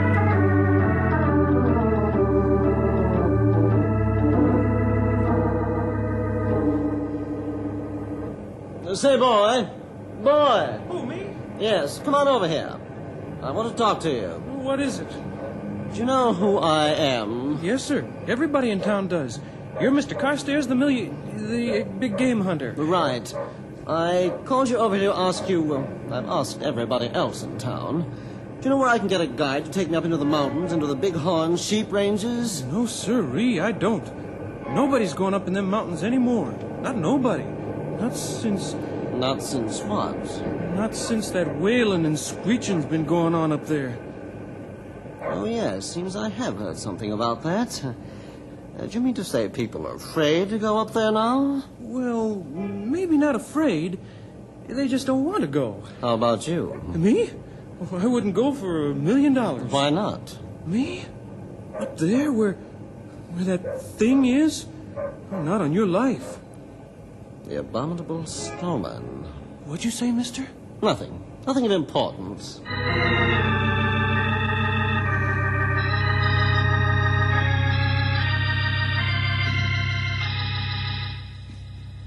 It doesn't make sense. It just doesn't make sense. Bill, plenty people hear this and stay out of mountains. It can't be possible, Grey Wolf. Plenty people see tracks in snow, tracks made by things, sea tracks. Come back and stay out of mountains. It can't happen here. Boy tell you that millionaire man tell him about snowman? Yes, and it tallies. It all adds up, but I still can't believe it. Did you read that article in the encyclopedia that I marked for you? Yes. It bears out what we heard. That recording we made parallels the description in the article. What those hunters from Milk River say up there agrees with the article. Now, let me see that again. It just can't be. For centuries, there's been a legend that high in the Himalaya mountains, in India and the land of perpetual snow, there lives a strange creature, part bear, part ape, part man, shaggy, with a long tail, walks upright, has a piercing, ghostly cry. People who hear it or see it are invariably terrified. Has never been captured or shot. The thing is known as the abominable snowman. What do you think, Bill? You think we have this snowman in our mountains? People here think so. What do you think, Grey Wolf? I see. Well, what do you do now, Bill? I'm going to go hunting. I'm going to find this thing and end this reign of terror. And one other thing, Grey Wolf. We're taking Mr. Millionaire Sportsman Craig Carstairs along with us. No. No? Why not? He left for a mountain this morning with rifle and pack. He left alone. All right. We can settle with him later if we have to. Grey Wolf, my friend, we're going after the abominable snowman.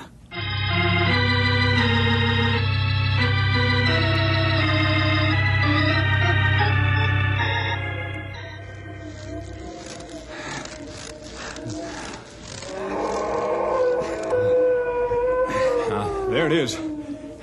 Not far now. Yes. We've trailed it to its den, I think. We've been over snow line. 3-4 hours. Followed tracks high up into the valley. Yeah.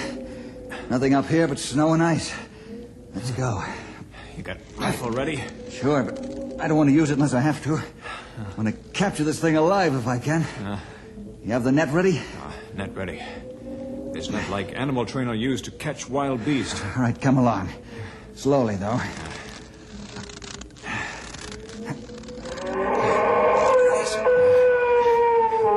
Goes closer now. Yeah. Can't be very far away. Been trailing it at a fast clip. Must be getting tired. Or else. Or else what? Or else it's decided to turn and attack us. We be ready. Yeah. Watch close now. Lots of tracks here. Must be near its den. Easy now. Let's go around this hummock of snow very cautiously.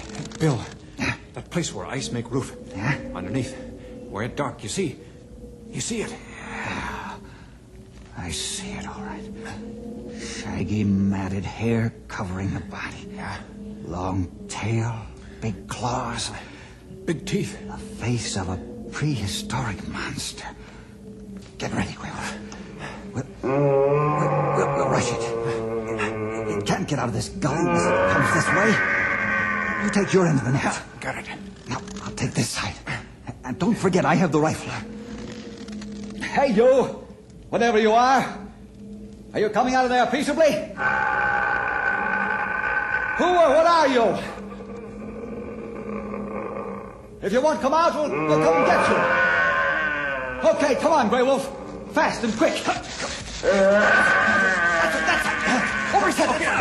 Pull it up. Pull it up. Get it over his head. That's it. Come on. We got it. He's not even tied. Can't move. All right, now, monster. I'll just get a good hold in the shaggy head of yours and pull. And off comes your mask and wig. I expose the abominable snowman. It's a man. Yes. A man dressed in monster clothes. Yes. A man registered at the hotel as Mr. Cutler. Did Carstairs put you up to this? Yes. Might as well let me up. I will try to get away. Carstairs hired me to pretend to be mythical, abominable snowman. I've been a ski instructor and an actor. I had this outfit made up. It came here on his orders. To scare people out of the mountains so he'd be free to hunt. He paid me $5,000. All this just so he could shoot a record pair of horns, huh? What are you gonna do to me? I don't know yet. Our next job is to find Carstairs. He's up here alone in these mountains. That no good. He said he was going to Rocky Ledge Ridge. 2 hours from here. Come on. You too.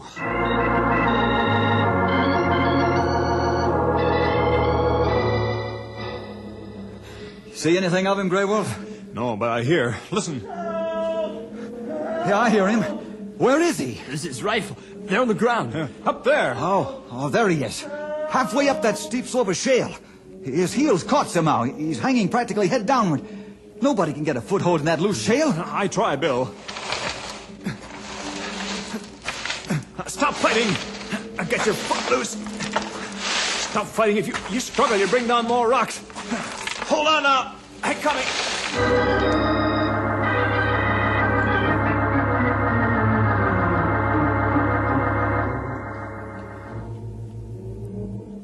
We'll sit here and rest.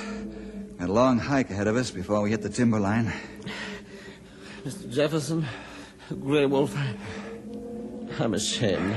What can I do? Your colleague Cutler is going to give the high school gymnasium the $5,000 you paid him to impersonate the monster. It's the least I can do. That and apologize. I'll double that amount, triple it.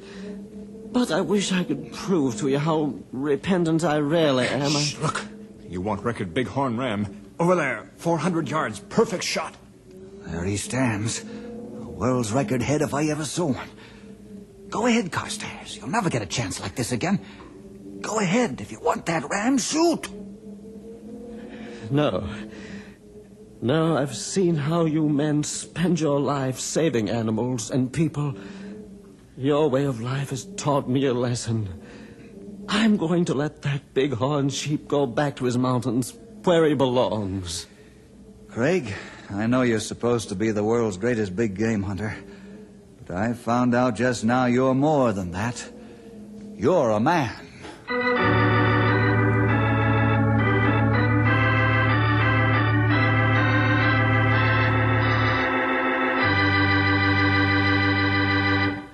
Well, that's about it. Carstairs and his actor friend did help the gymnasium fund.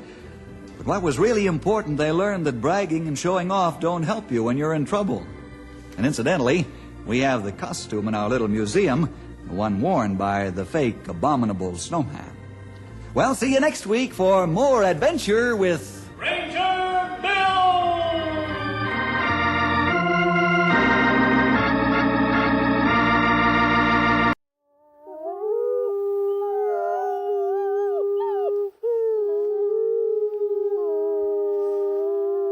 From Yellowstone National Park, this is what we do. I'm Jake Frank. And I'm Brett Rayburn.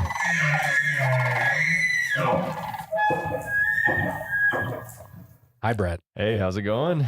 I am great. How are you? I'm good. I had a good weekend. Yeah, that's good to hear. Hey, how are your pipes in your house doing? You like that transition? Have you flushed your toilet today? My pipes, I think they're good. Do you know something I don't that I don't know? No, I just wanted to. That was the best transition that I could come up with. That was terrible. I'm not gonna lie. So no, what I have a trivia question. I want to ask you. Okay. All right. So Yellowstone, we're a big park, 2.2 million acres, 4.5 million people roughly visit the park every year. We have a lot of infrastructure in the park that's hidden to support all that visitation. Part of those systems are water and wastewater systems in the park. So, how many combined between the making clean water and then making dirty water clean? If you combine those two systems, how many of those are in the park? Like pipes? The number of systems of total systems. Yeah. So you don't have to. It's not like miles of pipe or anything. Okay, it's just that's like what I was a complete trying to system anticipate. because they're located all throughout the park. So if you were to count the total number, how many are there across the park? 15. There are 23 wastewater systems and 21 water systems. So a combined 44. So it wasn't even close. It's a lot. It's and this is like something that I had no clue about until I started, working with the facilities team to document all of our infrastructure, from like the GOA projects and putting in money to improve our infrastructure. It is unbelievable how much infrastructure there is, and it's all hidden. Like no one sees it, but it's by design. It's all, behind the trees and whatnot. So do we know how many feet of pipe there are in this park? I really want to know that now. I have no idea, but maybe our guest today, Jason Murphy, he's the utility systems facility manager for our water and wastewater systems. Do you know that answer? The exact number off the top of my head, I do centimeter not. To the millimeter. No, thousands though. Yeah. Between water and sewer, it's thousands. Yeah. There's over 500 manholes. That one sticks in my head from that spec sheet. But wow. Yeah. That is crazy. That's a lot. Water and sewer. That's a lot. Well, speaking of water and wastewater and manholes, how are you today? Another great transition. It is a very great transition. I am fine. Yeah. Well, thank you for joining us today. How are your pipes? Our pipes are good. Yeah. Toilets are flushing. Great. That's a win. So, why don't we just kind of dive in? How did you get into the Park Service? Did you start in the Park Service, or did you even before then? Just how'd you get here? My first Park Service job, I applied as a summer seasonal in 2001, and I was picked up as a wage grade 3 garbage truck operator, and not the driver, but I rode the garbage truck. We had ride-along garbage trucks in Canyon then. We had about 300 of those swinging bear cans, and I rode the garbage truck for that summer, picking up garbage in Canyon. That seems like a fun job. It was a very fun job. So like on the outside, like you're the one hanging on the outside. That is cool. Mm-hmm. That's like the one that all the little kids want to be when they grow up. Correct. Yeah. We've taken that away. Now they have mechanical arms that do that, but It was a very fun job. They always got to ruin all the fun stuff.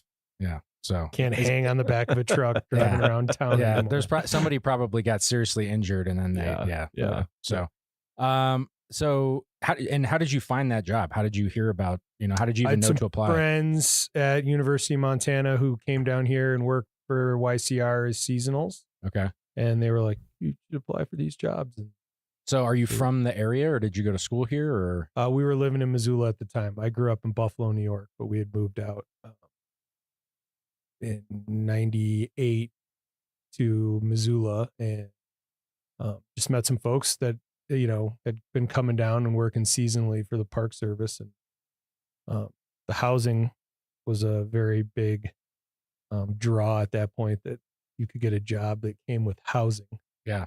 So in Yellowstone. Yeah, that's pretty cool. Mm-hmm. Yeah. So, yeah. So, between hanging off the back of a garbage truck and your current position, there's probably a few jobs in between those two things. There's a few jobs in between. Yep. What, you want to walk us through that? Well, my father was in the utility stuff, so I kind of grew up with some of that, at least in the collections and distribution side of things. So I'd known about it. And then in between that summer season and kind of, still as a seasonal, working for, doing the ski school thing in the winter and then coming back. It was, even back then, it was recruitment and retention for water and wastewater operators was tough. People came and went pretty regularly, even going all the way back into the late 90s. So I kind of saw that there was a way to get in there then. I did then do a little stint for the Department of Defense in Germany, working for the Army for a few years in early 2002 through 2004 or 5 when we came back. And I've been here ever since then. And it was kind of that on the job training you could get and do some correspondence courses, grab some certifications, and then get in the door that way. And that was pretty much the easiest way to get a permanent job in Yellowstone. Yeah. So we've done a handful of these interviews now, and the consistent thing is like, I think John Cataldo said, move at the speed of opportunity, is that it's just kind of being in a place and being willing to learn some new thing and then take advantage of it. So I didn't leave. Yes, that is another way. It's just plant your roots. So, okay, so in your current job, so as the utility systems facility manager, do you have a typical day and or a time of year, or like what does your job look like? Well, let's be honest. There hasn't been any quite typical days since June 2023. What happened then? There was a flood. Oh, there was a big flood. Yeah. Yeah. So been pretty wrapped up in that project, getting the wastewater plant up and running here in Mammoth, which it's been up and running since July of. Yeah. So did I get the date mixed up? Was that 22? 22. Yeah. So for folks that don't know, we had a big flood in June of 22 that washed away one of our roads. And in that road was a wastewater line that would take our sewage from Mammoth out to the town of Gardner, where it was processed. And then when that line severed, we basically had to build a temporary wastewater facility in Mammoth. We resurrected a facility that was last used probably in the late 60s, within a matter of 48 hours after we lost the main line down to Gardner. It was like a zombie facility. Yeah. Came back from the dead. Mm-hmm. Got a lot of chainsaws and weed whackers out, and thanks to YCC and a bunch of other folks and fire crews for getting some stuff cleaned up, and we were able to utilize some existing infrastructure actually to great success for a while to keep the community of Mammoth here. And then over the course of that year, I got those dates mixed up. So June 2022 to July 2023, build a biologically processing wastewater treatment facility here in Mammoth. It's been that wasn't on your radar either. It was just like, oh, by the way, I know you have this to do, but this is a new thing that you have to do starting now. Yeah. And living in Lower Mammoth, looking down and seeing that thing go up, and just how fast, there's always speed bumps in the road, but I mean, with the government building things like building a wastewater facility in like less than a year isn't a typical timeline. No. Yeah. So, so I'm guessing that's been your primary thing to take care of is here. Being on site. There's a few other folks like Molly, our park civil engineer, who's very critical in getting that up and running. We got great support from Denver Service Center and then the contractors and stuff that stepped up to get it all going. So with, all of the things that you're mentioning, is there like a skill set that you have that you found that has like kind of allowed you to be the most successful in your position?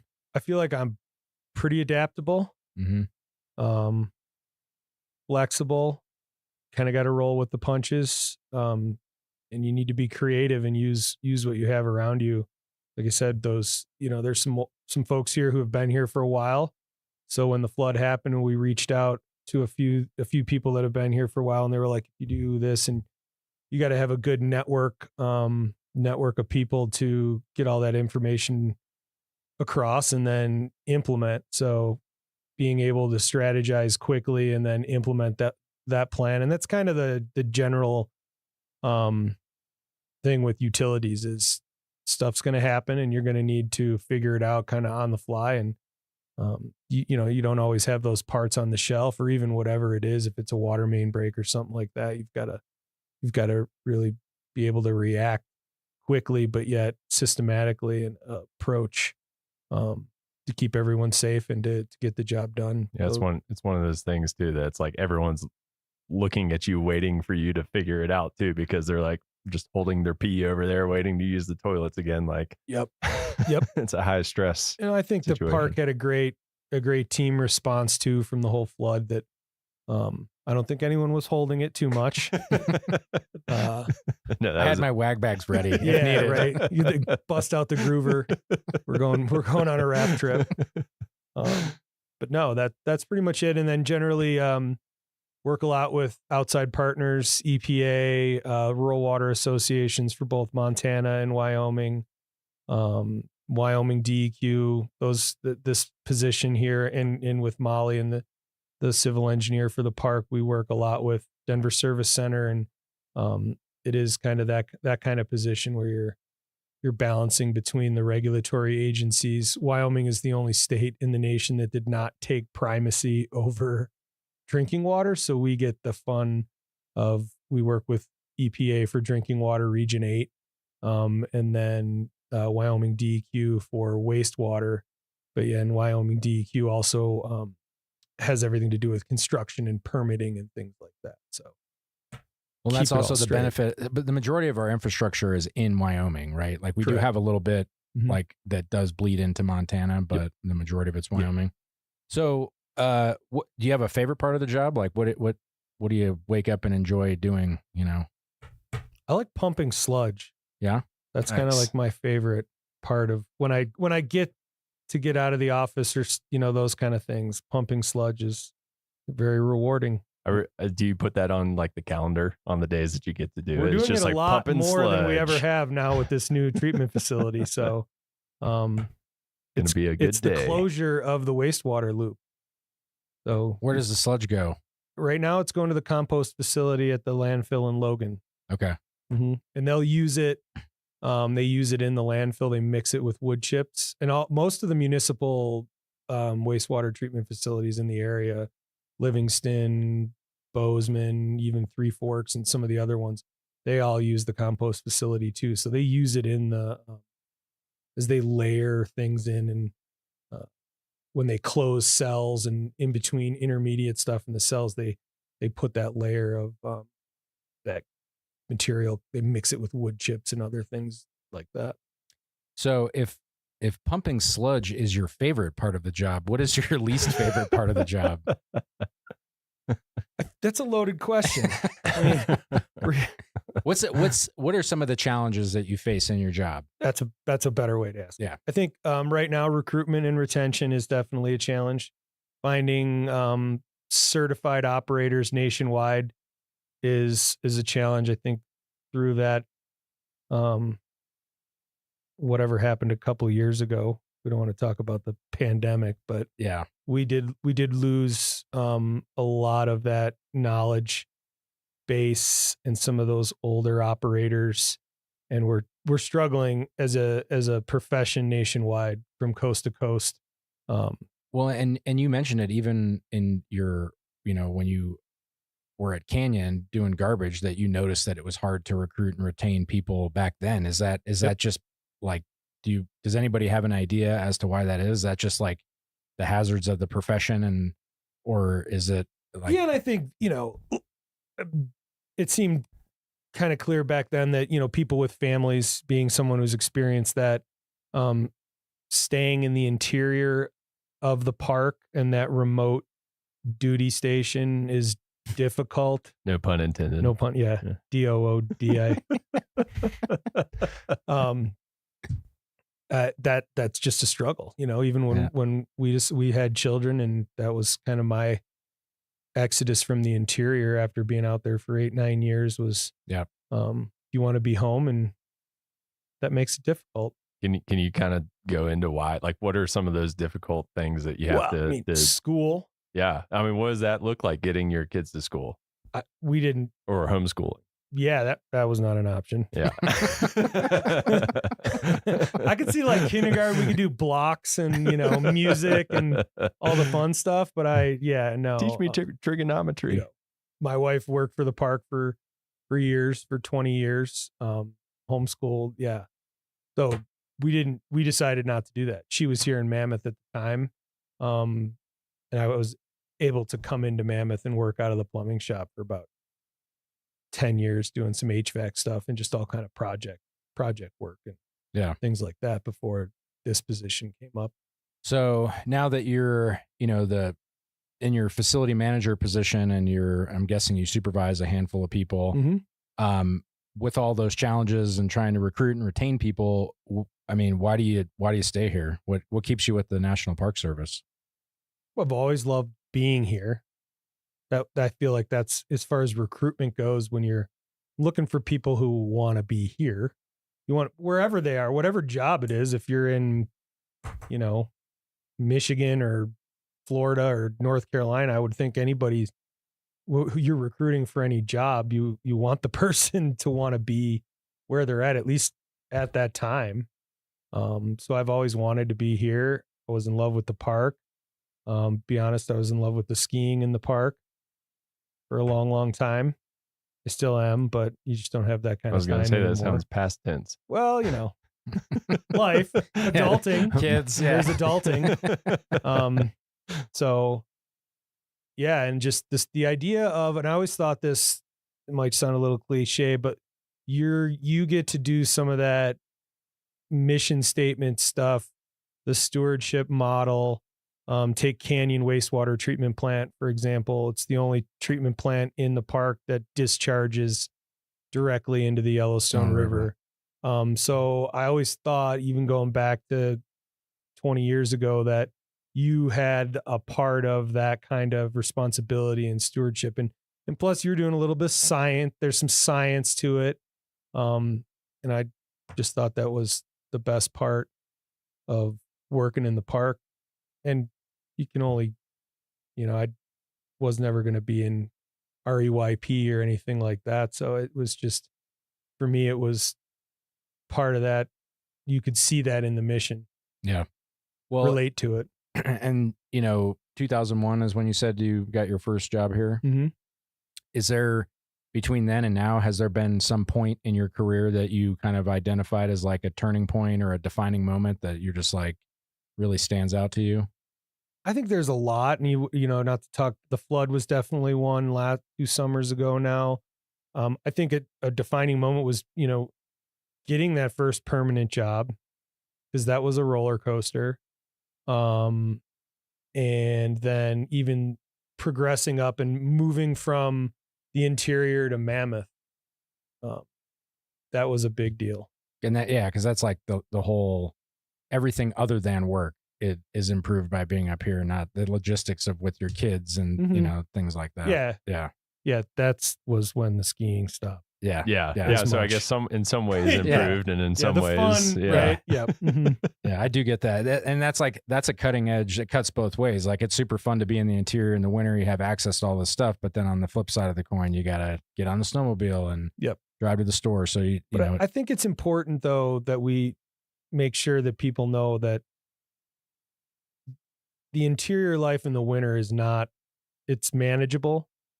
You know, if you don't make a grocery list now, if you come and you work in the interior, you might want to start working on your grocery list. You can't forget eggs. You can't forget. Yeah. You know, there's just a little bit, there's another level of logistics, and organization that goes to it. But I loved it. And that was a hard part of moving. Yeah. You know, I kind of felt like I was abandoning something that, I really wanted. I always wanted, even when we were in Germany working, I was always like, oh, okay, this is great.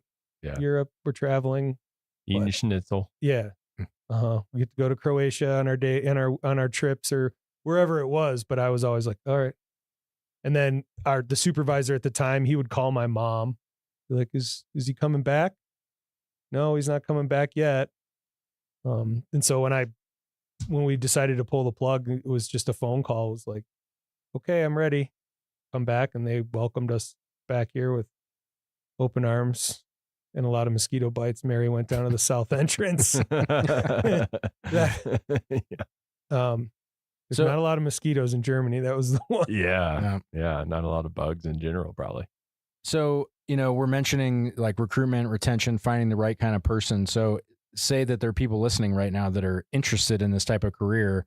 If they were to try to find this job on USA Jobs, what are they looking for? Like, is there a job series for like that you're hiring for, or typically that, you know? We're hiring for its utility systems repairer and operator. I believe the series is 4742. Okay. And we do hire. We have some higher graded positions that are open right now that would come with, being more certified at the beginning, but more and more we're opening positions that are entry level positions. We hope to do, in this recruitment push, we hope to do some other things. I don't want to, say things and never be able to implement them. So yeah, this is recorded. So then right, it's like, no, you said you would do this. Say-do gap is huge in this one. Yeah. But I think we want to get creative and work and talking to Wyoming Rural Water last Friday, and just reach out and try to come together with other organizations that are having the same problem and try to just pull together and work through this. 'Cause this is a nationwide kind of thing for us. In this field.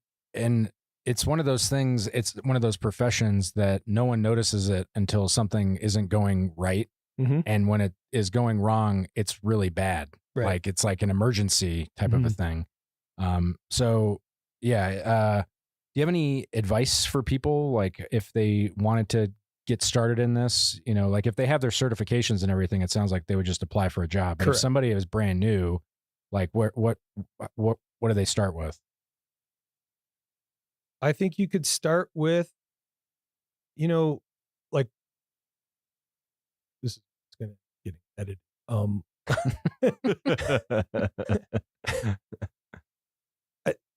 Even that quick Googling, like Water Environmental Federation or American Water Works Association, starting with that, I feel like a lot of things just start with that basic research, and then reach out. Every community has people that do this. Everyone has wastewater. Everyone has water and wastewater, and I'm sure you've noticed somewhere driving around your town, you've seen somebody in a truck, Department of Public Works truck.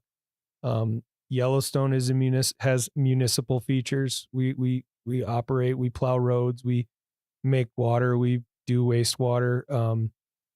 I would encourage people to start there. Go to a water and wastewater district board meeting, meet people, get in that way with your local folks.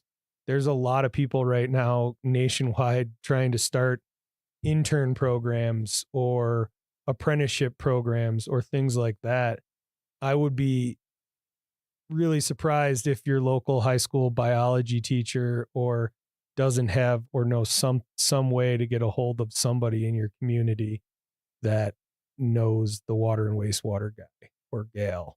Yeah. And going on a tour, like I went on a tour of a wastewater treatment plant, and it was like fascinating.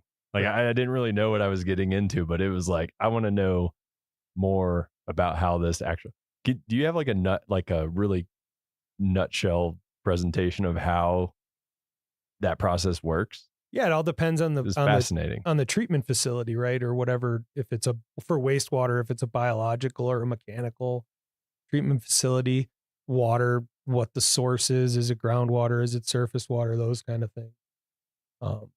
So pick one, and like, it sounds like we have all the flavors in Yellowstone. That's kind of an interesting. Yeah. So if you were to say, it. What's the most complicated one? What's the wastewater facility here that's giving you the hardest time, and like kind of explaining? Well, I think we deal with some of the aged infrastructure that gives us a harder time. I think some of the ideas behind, you turn it off and you turn it on every year, that wears on a system more than the thought of maybe, well, you only use it 6 months out of the year, it should last double the time. Yeah. No. And just in the learning of bringing this facility here in Mammoth online, it's a more modern treatment process than we have anywhere in the park service. Teton, we went down to Teton. Patrick Larson down at Teton has an MBR there at Moose that they've had probably maybe inside 10 years. We went down there and we talked to him and we learned about some of that. And I think what was good for us is we had that Great American Outdoors Act push already going. So we had a lot of this stuff we had a year under our belts of planning for building Old Faithful and Grant Village and Canyon. So we had some of that experience with the engineering firms already to kick this off the ground. And one of the things I learned, going out with you guys is when you said aging infrastructure, a lot of our facilities were put in like 40 or 40 plus years ago, right? And what's the average lifespan of a facility?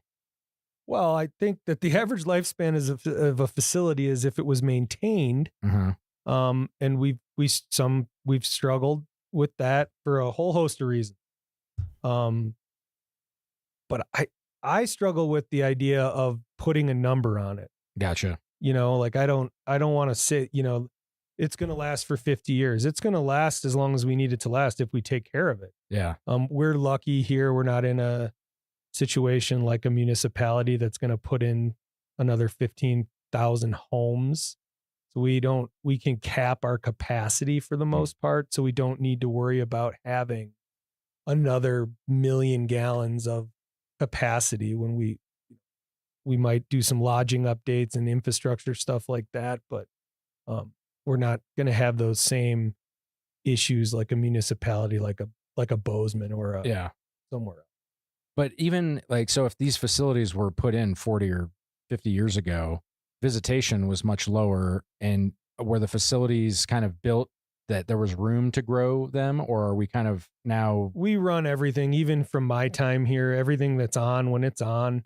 I always go back to the campgrounds were full in 2001 when I showed up, and the lodging was full in 2001 when I got here, right? Those plants were operating the same way then as they are now. They're on max, 14 hours a day or 24 hours a day. They're running at that capacity that they were designed. Gotcha. Well, yeah, admittedly. So this is an anecdote that I like to say. When I was a little kid, you'd always drive by the wastewater plant and you'd get the smell. And my mom's like, "Oh, that's the wastewater plant." And in my mind, I thought it was like the pipes dumped into like a plant with like leaves.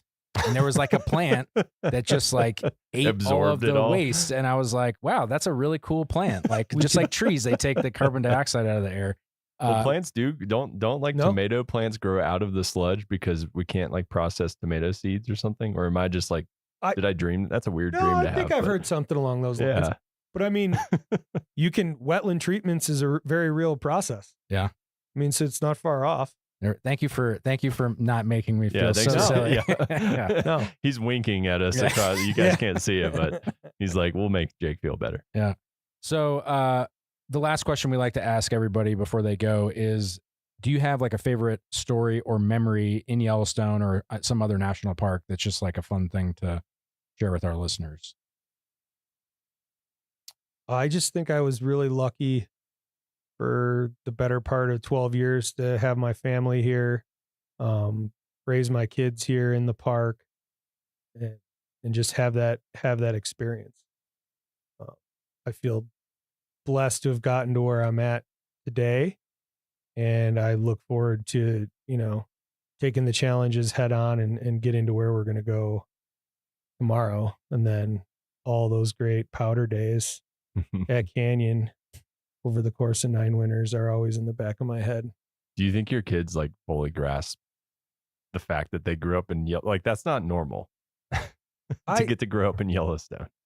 Yeah, I think I do actually. Cool. Yeah, I think they do. As much as a teenager can grasp. Yeah, I mean, she didn't have a phone then, so yeah. Those are those like icebreaker things that I think they can be like, I grew up in Yellowstone, Yeah. Good story. Well, thank you so much for taking the time and to talking about water and wastewater with us. It's one of those things that again, getting to go out with you guys and your team and seeing what you do, it's really very interesting. Also, I think everyone in Mammoth and the hotels and everybody that's here, the fact that we can even be here because you guys got that facility up and running as fast as you did, we really appreciate that as well. Appreciate that. Thank you. It took a lot of people. Well, that's it for this week's episode of What We Do. Thanks again to our guest, Jason Murphy. If you like what we do, rate and review the show wherever you listen, because every positive review helps new listeners find the show. If you have questions or you want to learn more about a particular job, contact us using the form at go.nps.gov/whatwedo. Thanks for listening.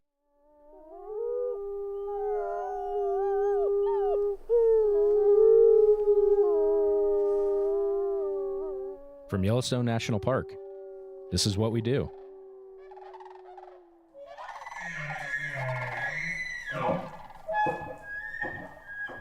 Hey, everyone, and welcome to the What We Do podcast. I'm Jake Frank.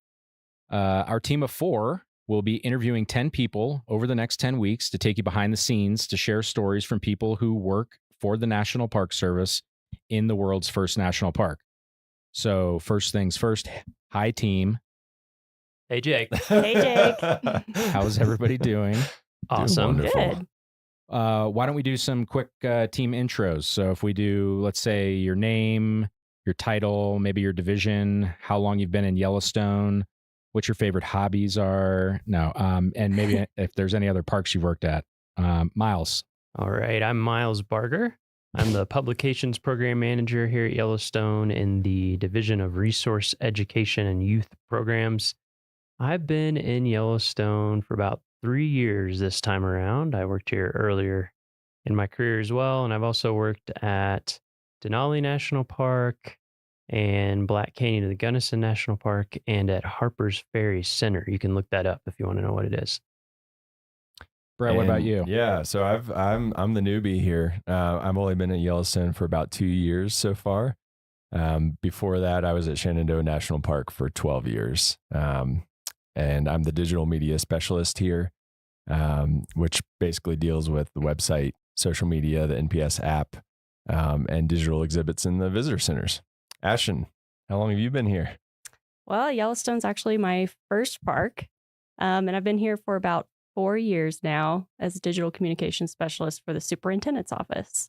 So working on similar types of things as Brett, web, social media, and the like. So what about you, Jake? I'm the old guy here, apparently. I've been here a little less than 8 years, got here in 2016. I've worked at a handful of parks. I started in the Tetons and then went to Glacier, then Carlsbad Caverns, then up to Denali. Miles, me and you, whoop, whoop. Yep. And then worked for Rocky, also Miles, whoop, whoop. That's right. So Miles is I've been following Jake. Yeah. And then Yellowstone, and then I got my first permanent job in Glacier doing media, and then came here permanently. I also am a digital communication specialist like Ashton. I also work in the superintendent's office with Ashton. But it seems like everybody here on the team, we're all involved in media, web, social, photography, videography, kind of a little bit of everything. Podcasting now. Our resume is getting longer the longer we're here, so it's good stuff. Yeah, so now that you know who we are, let's give you some of the highlights of the park. So as far as the employees and the money, Yellowstone has about 750 employees each year, and 350 of those are year-round permanent employees. And in addition to our paid staff, we also have about 450 volunteers that help with various things throughout the park. We have a federal appropriation, so the money that we get from Congress, when a budget's passed, is around $40 million. But it takes at least double that to operate the park each year. So I think last year it was around $81 or $82 million. And, if you're a budget person, you're like, how does it work, to run a park on 80 million if you only get 40 million? And basically we make up the difference through other revenue streams, like, when you come to the park and pay an entrance fee, or if you're a commercial tour operator in the park. And then we also have philanthropic donations. So people who donate to the park or our nonprofit, Yellowstone Forever. And all that money is not even including the major infrastructure project dollars, because some years with projects included, we spend upwards of like $125 million each year. Yeah. And let's talk about Yellowstone's resources. Yellowstone itself is a pretty big park. We're at 2.2 million acres. Not the largest park in the lower 48. I think we're second. Death Valley is 3 million or something, but we are pretty big, 2.2 million acres. And even more than that, Yellowstone is at the heart of the surrounding area, which is known as the Greater Yellowstone Ecosystem, which is, if we didn't have these made up straight line boundaries of the park, it's where our wildlife migrate and where we share a lot of our processes and things like that. So it's a huge area. Geologically speaking, Yellowstone is an active volcano, and it sits atop a cooling magma chamber. And when water is heated by the cooling magma chamber, we get hydrothermal features like geysers and hot springs. So that's, I'd say, wildlife, and those are what we're most famous for. And the geysers and hot springs are what Yellowstone was originally set aside to protect. And Yellowstone's actually home to 10,000 hydrothermal features and over half the world's active geysers. Yeah, so if the volcano goes off, we'll be the first to let you all know. I don't think we'll be able to let them know. We'll broadcast live as soon as that happens to let you guys know. So make sure that you subscribe so that you can find that out. Yeah, so Miles talked about wildlife. Obviously, if you want to see wildlife and those predator-prey relationships, Yellowstone is one of the best places in the world to see some of those interactions play out. So, we got wolves, we got grizzly bears, we got cougars, we got bison, elk, bighorn sheep, even wolverines, which I haven't seen, but hopefully, fingers crossed, I will soon. All sorts of wildlife. But it's also, this is a super special place because of the history. So for over 10,000 years before Yellowstone became the first national park, which happened in 1872, it was a place where American Indians lived and hunted and fished and gathered plants and quarried obsidian and used the thermal waters. And even today, there are 27 tribes with historic and modern connections to the land and resources within the area that we now know as Yellowstone. Yeah, and in addition to tribal history, Yellowstone is also home to a combined 25 historic sites, landmarks, and districts on the National Register of Historic Places. There are a lot of really neat historic buildings and landmarks and things like that all throughout the park. So we have a lot of cool natural and cultural resources, and that's what brings a lot of people to visit the park. On average, we receive about 4.5 million visits every year, and about 95% of that is in a 6-month period between May and October. So a lot of visitation in the summer, not so much in the winter. But I think that's the best time to visit, in my personal opinion. I concur. Yeah, winter is pretty awesome. Yeah.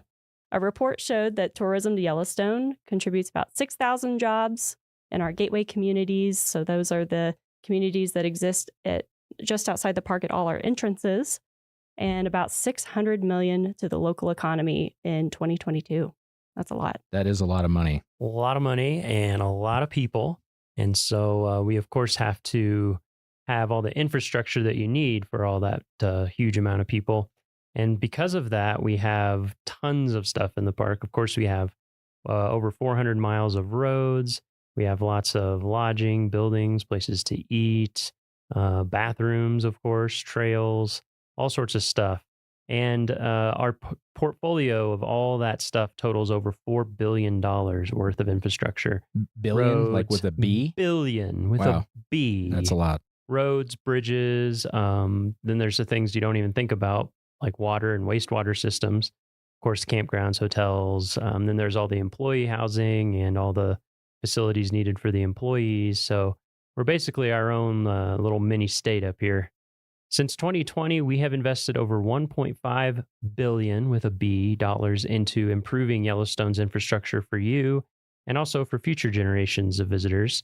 And there's even more projects in the pipeline. Yeah, so that is a lot going on, and obviously we can't manage all that alone. So we rely a lot on tribes, elected officials, nonprofit groups, local communities, states, other federal agencies. They all help us to take care of Yellowstone. And when you think of Yellowstone National Park, you think of the natural features, the cultural features, but there's also really important things like hotels, restaurants, gas stations, general stores, and our concession partners run all of those. And our nonprofit partner, Yellowstone Forever, offers educational programs and runs the park stores as well, the bookstores that you see at the visitor centers. So they also support the park through philanthropic dollars that are really important to us. Yeah, so as you can see, there's no shortage of things to talk about when it comes to Yellowstone. We could go on and on probably all day. There's a lot to talk about. And there's a lot of content about all this stuff and more on natural and cultural resources in the park. And you can find a lot of that information on our park's website, which is nps.gov/YELL. Yeah. And then, with all of that great information about the natural and cultural resources, we realized that there wasn't really any content around the non-historical human resources of the park. Obviously, we have a ton of history of the people who, were here in the past, but not a lot about the people that are here right now who do the work to keep the lights on in the park year round. And that's when we came up with our idea for our What We Do Wednesdays social media campaign in 2019. And since then, we've been highlighting our employees and what they do through photos and stories on our social media platforms. It's been really well received both internally and externally. We have coworkers all the time. They're like, wow, that was cool. I didn't know that so-and-so did that. And so we thought, hey, why don't we, try to develop some longer form content, and boom, now we got a podcast. What We Do podcast is our new brainchild. Yes. And it's a pretty awesome brainchild, I think. So with this podcast, we're operating under the assumption that if something is interesting to us, then it'll also be interesting to you, our listeners. And that being said, one of our intended audiences is current and future NPS employees too. So we intend to cover some information that may get a bit jargony, like how to get jobs in Yellowstone and, all the things that make Yellowstone work. And if you know anything about government agencies, we love acronyms and special terms. TLAs. That's right. Exactly. TLAs. Yeah. 3-letter acronyms. So to help you out with all those TLAs and other terms, we've created a web page with a glossary of terms and definitions. And you can find that at go.nps.gov/What We Do podcast. Yeah, I'm probably going to be referencing that sometimes. I literally had a meeting yesterday that was a BMA IDT. That was that was the calendar invite. But generally speaking, here are 3 things that we think that you should know about jobs in the federal government. So this is kind of the insider's look into getting jobs in the federal government from those of us who have done that a few times. And the first thing that you really need to know about is usajobs.gov. This is the website where all government jobs are posted to. So if you're interested in applying for jobs at Yellowstone or in the National Park Service or in any federal agency, really, you need to get familiar with that website. So after you listen to this episode, after you hit subscribe, go to usajobs.gov, create a profile and check out what jobs are on there, because there is a lot going on there, especially across not just the National Park Service, but the federal government in general. So highly recommend that you use the resume builder if you've never applied for government positions before. Resumes are a little bit different than they are in the private sector. They're not the one pager that you often use in the private sector. They're a little bit longer because you have to prove why you're proficient in all the skills required for the position. So that's why I recommend that resume builder. It kind of helps get you started when you haven't applied for a government job before.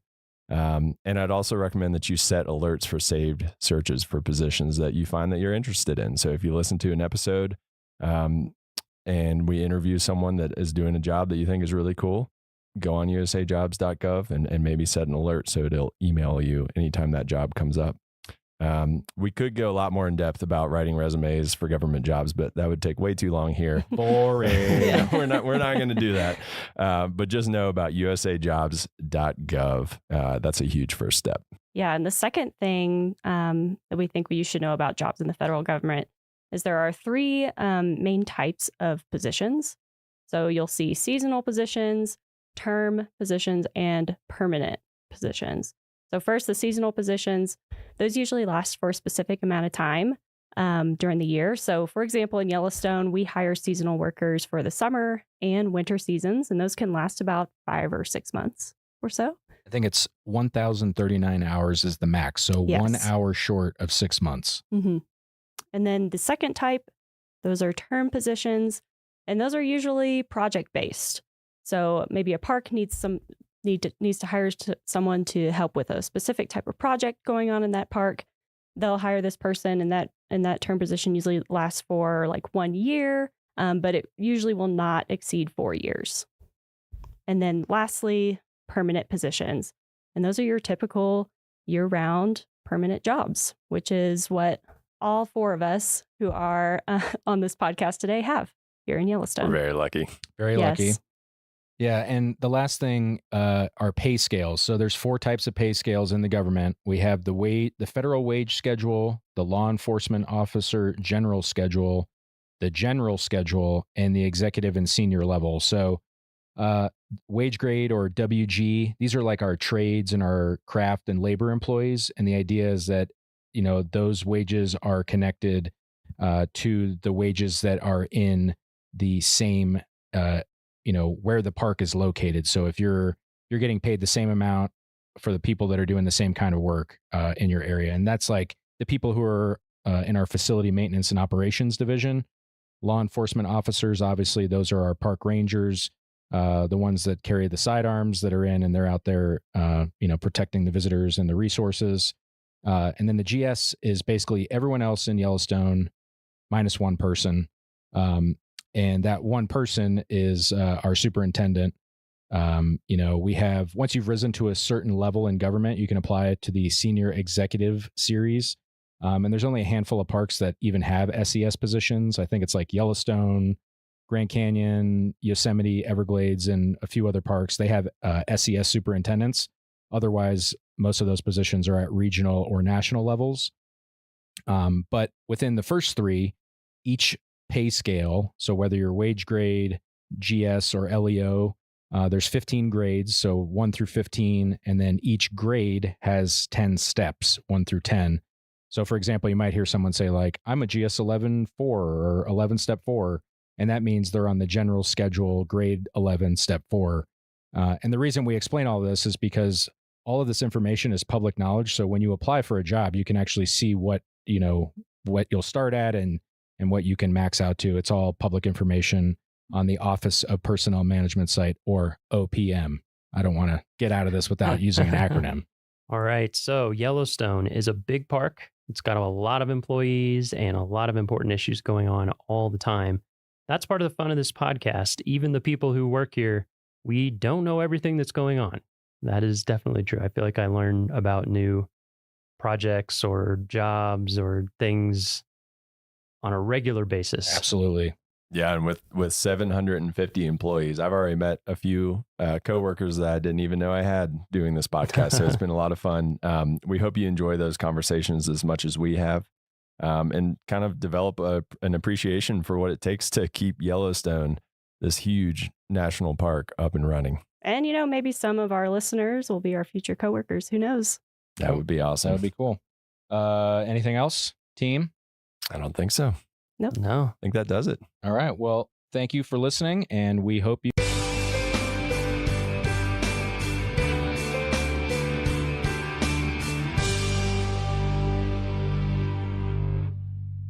Goats.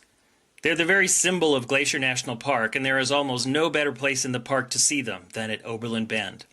This section of the Going to the Sun Road travels along the cliffs and past the waterfalls just west of Logan Pass.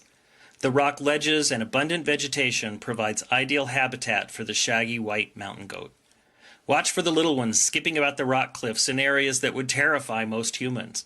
Within days of being born, they are following mom up incredibly steep slopes.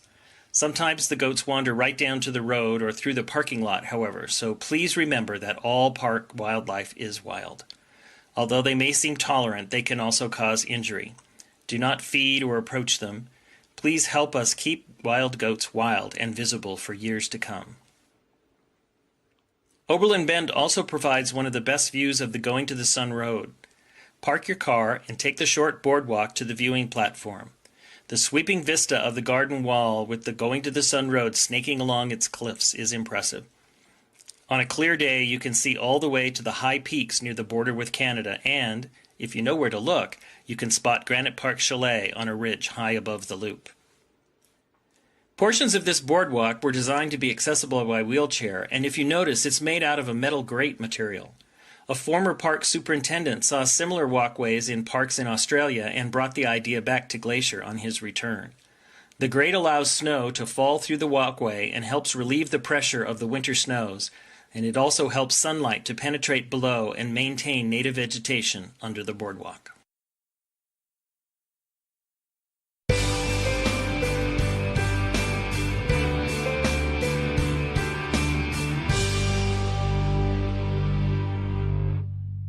The shuttle stop here at St. Mary Falls Trailhead provides access to several hiking areas on the east side of the park. Visitors are encouraged to pick up a free copy of the Day Hikes in Glacier newspaper. The maps and trail information inside the paper will help visitors match their interests and abilities to the mini hikes in Glacier National Park. Here, the St. Mary Falls Trail, one of the more popular hikes in the park, is a 2.4-mile round trip which can be extended to 3.6 miles by continuing on to Virginia Falls. The hike offers a short and pleasant stroll down to the valley floor, crossing the stream below the roaring St. Mary Falls. After St. Mary Falls, the forest opens up a bit, and those continuing on to Virginia Falls will be treated with views of Little Chief and Dusty Star Mountains, as well as one of the best waterfalls Glacier has to offer. Please remember water-related accidents are the #1 cause of fatalities in the park. Use extreme caution near water and remain on the trail. Moss-covered rocks and wet logs can be extremely slippery, and falls into swift cold streams, rivers, and lakes have been tragic. Never walk, play, or climb on the slippery rocks and logs around this or any other stream in the park.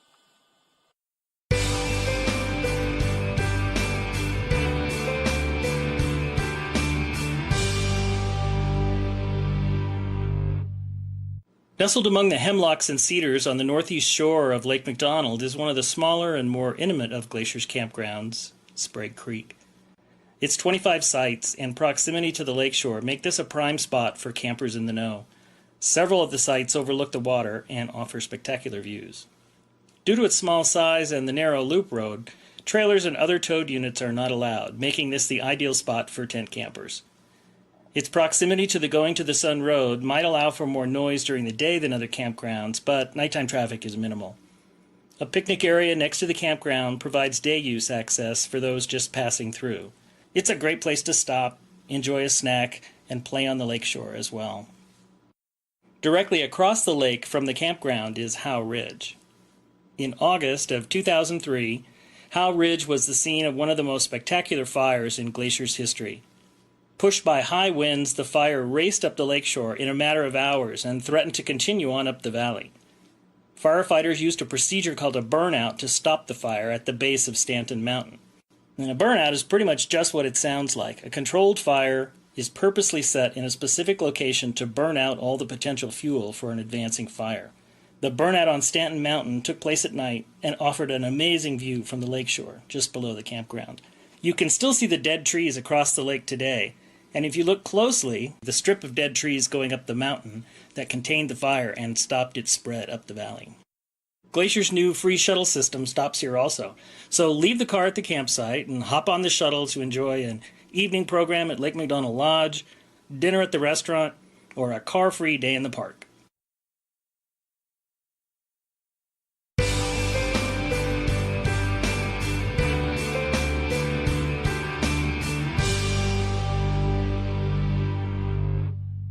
Big Bend is a wide, sweeping curve about midway between the Loop and Logan Pass.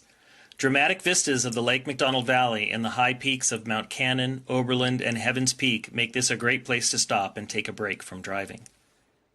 Scan the hillsides for goats and the occasional bighorn sheep, although the sheep are hard to spot since they blend into the surroundings so well. Often, however, mountain goats can be seen resting on the impossibly steep cliffs overhead. Binoculars or a spotting scope will help. As you look up the mountainside, you'll notice several huge avalanche paths. The lack of trees attests to the fact that tons of snow and ice roar down these paths every year. It presents a difficult challenge to the park road crews every spring as they begin the annual plowing operations to reopen the road. Some years the avalanches are small and the snowplows can make short work of them, but often the crews discover 30 to 40 feet of snow piled over the roadbed, and it can take a week or more to plow this one short section of road. Avalanches are a real danger to the road crew as well, and USGN's avalanche specialists work hand in hand with the park to assess and monitor the snowpack and advise the staff of conditions. Spotters on the crews stand guard to radio reports of any snow movement high on the slopes in time to warn workers below. When weather prevents adequate observation or when snow conditions are deemed unsafe, plowing is not permitted. Safety is paramount, even if it delays the opening of the road by a day or two.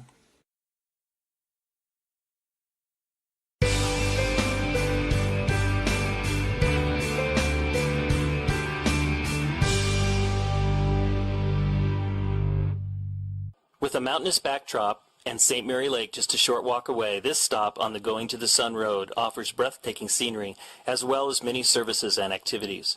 Accommodations are available in motel or cabin units and at the 82-site Rising Sun Campground. A camp store and gift shop offers souvenirs, basic groceries, and camping necessities. A casual restaurant offers Southwestern and traditional American fare and can provide boxed lunches to those headed out for the day on the trails. In addition, showers are available for a fee. This is the only location in Glacier National Park that has showers. Tours aboard the historic red buses depart from Rising Sun, and the park's new free shuttle system stops here as well. The trailhead to Otokomi Lake is located near the camp store, and this interesting 10-mile round trip starts in the wooded St. Mary Valley, climbs past small waterfalls, creeks, and wildflowers before opening to the Rose Basin and Otokomi Lake, surrounded by impressive mountain scenery. Please remember that anywhere in Glacier National Park is bear country. Never hike alone, and be sure to make noise on the trails. Talking, singing, and clapping your hands occasionally are all good ways to alert bears to your presence and provide them with time to move out of the way. Be sure to read all the information on bears you were provided at the park entrances before you attempt any trail in the park. Across the Going to the Sun Road, a short walk leads to the shore of St. Mary Lake, where majestic peaks surround the cold, clear water. Glacier Park Boat Company offers tours of St. Mary Lake several times daily and provides a view that most visitors miss. Waterfalls, Sexton Glacier, and Wild Goose Island are all highlights of a trip on the lake. Rangers lead hikes to St. Mary Falls in conjunction with some tours, or you can combine a boat tour up the lake with a hike to Bering, St. Mary, and Virginia Falls and catch the free shuttle from the St. Mary Falls or Sunrift Gorge shuttle stops back to Rising Sun. From the lake's surface, mountains with names like Matotapa, Little Chief, and Dusty Star all speak to the rich influence of Native American culture in the area, and it's easy to see why Native Americans referred to this as the walled-in lake when you see the mountains from the perspective of the lake's surface.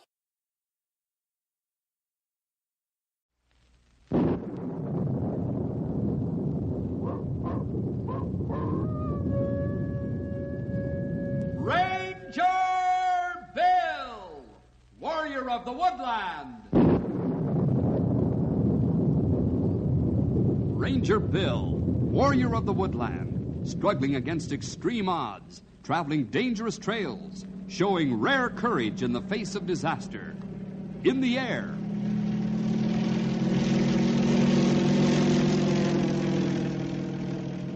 On horseback.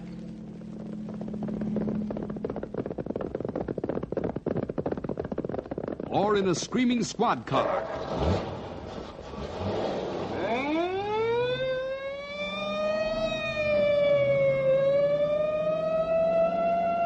Ranger Bill, his mind alert, a ready smile, unswerving, loyal to his mission. And all this in exchange for the satisfaction and pride of a job well done.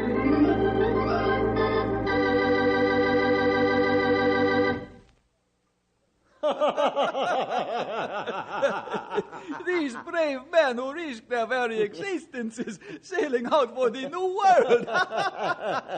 See, these brave souls who never again have the benefit of our great civilization. But in the name of their dear Portugal, they give up all and go. Oh, Rodriguez, we are of all men most fortunate. See, what luxury, what bliss. Here we are in the New World, slaves to do our bidding, treasure enough to buy the whole country of Portugal. But who would, for all the treasure in the New and Old World, leave the paradise we have here? Oh, not I, my friend. What did you think of my method of hiding the treasure? A stroke of nothing short of genius. These stupid natives know nothing of the value of their craftsmanship, but we do. And we have enough buried treasure beneath this fort to own the world. Let us keep your trinkets safe from bad men who would try to make profit from such things, I said to them. And they hurried to collect as much as possible and to store it beneath this fort. I have never seen so much gold in my life. I did not know there was so much. And now it is ours. Oh, my friend, your joviality supplants your manners. My glass is empty. Your glass of the bottle. Allow me to get another. And no, on second thought, why have we all these servants running about the fort if not to use them? Pity our poor civilized brothers back in Portugal. They must toil. We simply command. They must fetch and carry. We simply command. They must exert themselves. We simply live. Slave! Is there anyone out there? Take your eyes off them for 1 minute and they are off somewhere sleeping. I shall see what they are about.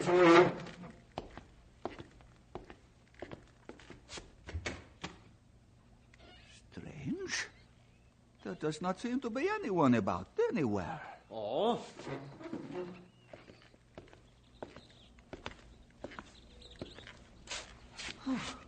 Not a soul. Where are the slaves? More important, where are the troops? There is something very unusual going on here. Perhaps we should look around. After we strap our swords to our sides, my friend. See. I could understand the slaves trying to sit down on their work, but the troops... Let's look and see if we can determine what is going on. It is as though we are the only ones alive in the whole world. Oh, the celebrating of our good fortune has fired your imagination. There is some rational explanation for this disappearance of everyone. The fort, it seems somehow forsaken, even by God. See, it has been forsaken by 1,000 natives and 3,000 troops. We are here, alone. But why? That I cannot answer, my friend. What is it? My eyes, they are playing tricks. I thought, over there, I saw one of our soldiers lying on the ground. And then somehow he slid around that corner It is the unusualness of the situation in which we find ourselves. But look, there in the dirt by the corner.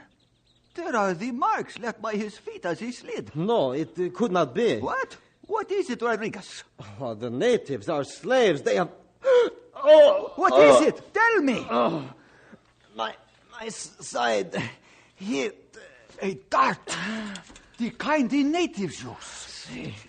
See, the kind they use on us. Yes. Where are you? Why do not you show yourselves? Come out in the open that we may fight. I am waiting. Is there none of you who have matched swords with me? Come out, I say.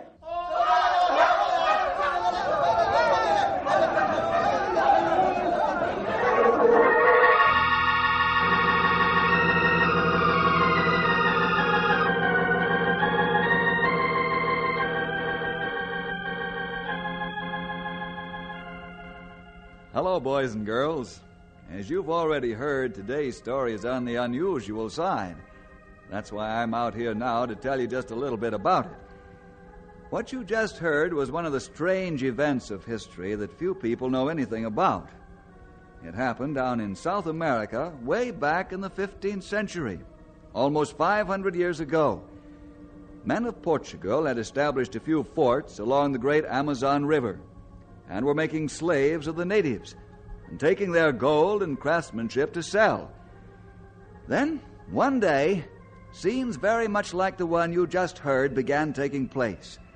Many Portuguese soldiers and citizens were massacred, and the natives just went back into the woods, leaving the old forts to become overgrown with weeds and forgotten. Forgotten until not too long ago, when an old friend of mine was flying over that area in his small plane. Oh, it certainly would be good to get back to Georgetown. This has been a long trek. Georgetown and home. That's right. You due for a holiday soon, aren't you? No one needs it more than I do. They used to say that topographical engineers made more money and did less work than anyone in the world. But now that everyone wants exacting details for map work, well... You don't have to tell me, you know. It sure will be good to see the States again.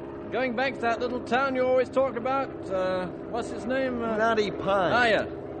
And I sure am waiting to get back there. I'm going back there, I'm going to take off my hat and just relax for one solid month. I don't even want to look at a map, or country, or anything. I'm just going to see people. I envy you, George. I'm about due for a holiday myself, and I just got back from mine. How soon do you think we'll go to... before we get to Georgetown? Well, I don't know for certain. I'm taking this new way. I hope it's going to be faster. It means flying over a great deal of unpopulated country, though, you know. Well, the plane is in good shape. Besides, if my eyes don't deceive me, there are little villages all through that country down there. I see a fire every now and then, and once in a while a hut. Well, that's all well and good, but I don't think I'd care to have to land down there. No telling how civilized those native tribes are, you know. I guess that's a point, all right. Now, the sooner we get to... Hey! What is it? Look down there. Do you see what I see? The Amazon River. It puts your Mississippi to shame. No, I don't mean that. Look, in a ways from it. About a mile. Do you see it down there? Oh, I see. I have a little trouble believing it. Looks like a fort or something of the kind. Well, let's go down there and get a better look. Okay, hang on. Here it comes. It is a fort. A bit run down, but nonetheless, a fort. A huge thing. It must be about 100 years old. Any idea how it got there? None. Unless... Unless what? Well, I'm not sure about this. But it seems to me I remember reading somewhere that just about the time the North American continent was being opened up, the Portuguese were starting operations down here in South America. Along the Amazon, if I'm not mistaken. That would make that fort somewhere around 500 years old. If she's a Portuguese fort, I suppose it would. Well, let's swing back around. I'd like to get some pictures of that. Well, all right, but this is probably making my shortcut twice as long as the usual way.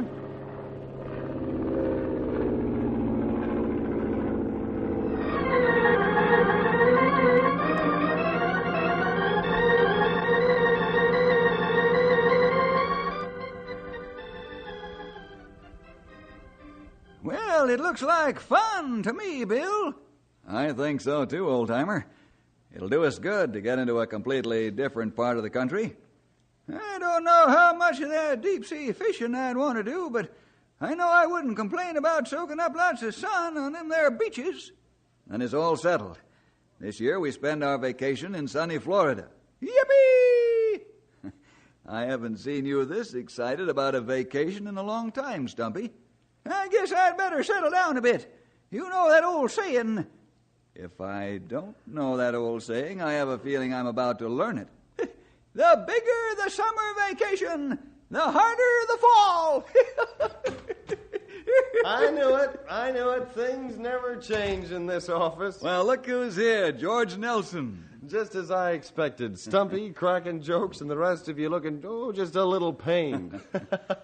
How are you, Bill? Stumpy? Fine. I hardly need to ask you. Look at you. You must have gained 50 pounds since the last time you were in Knotty Pine. You're looking just swell, young feller. You know, sometimes when I'm working down there in South America and I think back to my school days here in Knotty Pine, you guys get to be a legend to me. I sometimes get to wondering if you really are here. Well, if you dreamed us up, young feller, we'd like to thank you. We've got to be pretty good friends. That's right, and you never change. Boy, it's great to see you again. And you, George, sit down. I know you've got about 5 years' worth of things to tell us. How's the map-making business these days?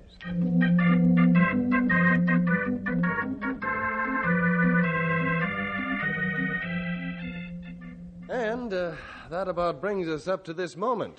Phew, when you lay it out, the whole thing looks pretty big. I've been doing lots of things these past years. I'm even a little impressed myself. Well, it sure sounds interesting, seeing all that country and all. After a while, you think if you see another area from the plain, you'll go crazy. It all looks the same. I hope you don't draw up your maps to all look alike. You know what I mean. The scenic attractions are few and far between, actually. It's mostly just trees and mountains. I'm just glad to see people for once. I'm sure you are. Yeah? What is it, George? Oh, a fleeting thought, Bill. We were talking about seeing interesting things, and boy, I sure thought of one really unusual sight I saw on my last flight before I came back here. What was it? I've got some pictures of it, Bill. Really unusual. Right down there in dense wooded country near the Amazon River. An old fort. A fort? That's right. From what I hear, the Portuguese built the things about 300 years ago. Is there anyone living there now? Oh, not that I could tell. Here, let me show you the pictures. Let's see. These were taken from the plane as we passed over it. Would you look at that? Whee! Looks almost haunted.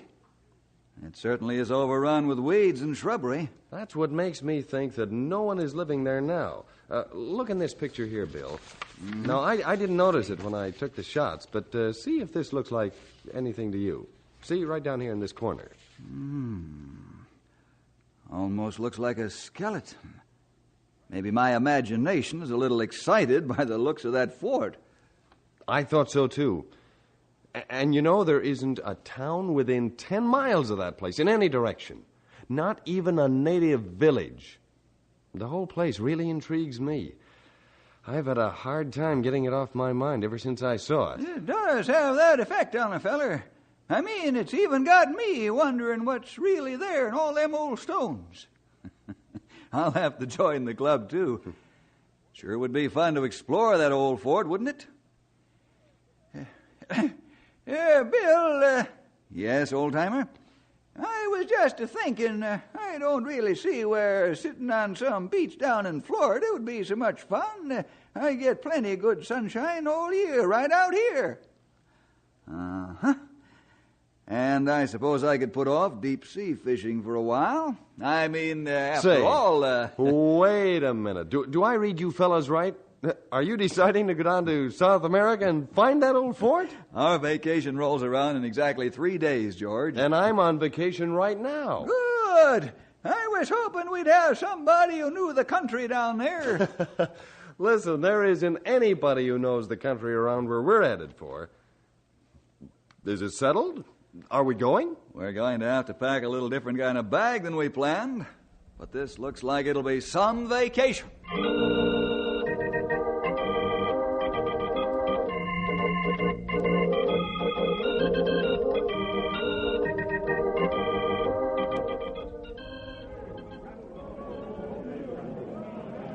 If that don't beat all these fellers standing around this here market looking for work, as soon as you tell them where you want them to go with you, they run off. It's strange, all right. I've never seen anything like it. Are they against working for strangers or something? Well, hardly. That's the way they make their living. I can't figure out what the trouble is. They seem to have something against that old fort we want to see. I didn't think anyone had ever heard of it before I saw it from the plane. Well, it seems that... Pardon me. You gentlemen looking for fine guide? That's right. Yeah, we are. I, Cassadell. I find guide. You may be, but your tune might come out a little different when you hear where we want to go. White-haired father, hard to hear. Cassadell not sing. He means that you might not be so anxious to act as our guide when you find out where it is we want to go. Cassadell no. And you're still willing to go with us? You have many gun? Well, we have enough to go around. Cassadell go. Go as far as legs will allow. Cassadell, what is this all about? Why is it that none of the others will accompany us to the old Portuguese fort? Oh, it long story. Passed down from fathers long ago. I tell you whole story on way. Maybe you want turn back when you hear. If that's the case, why are you willing to go out with us at all? Oh, that easy. You pay Cassadell for time he give you.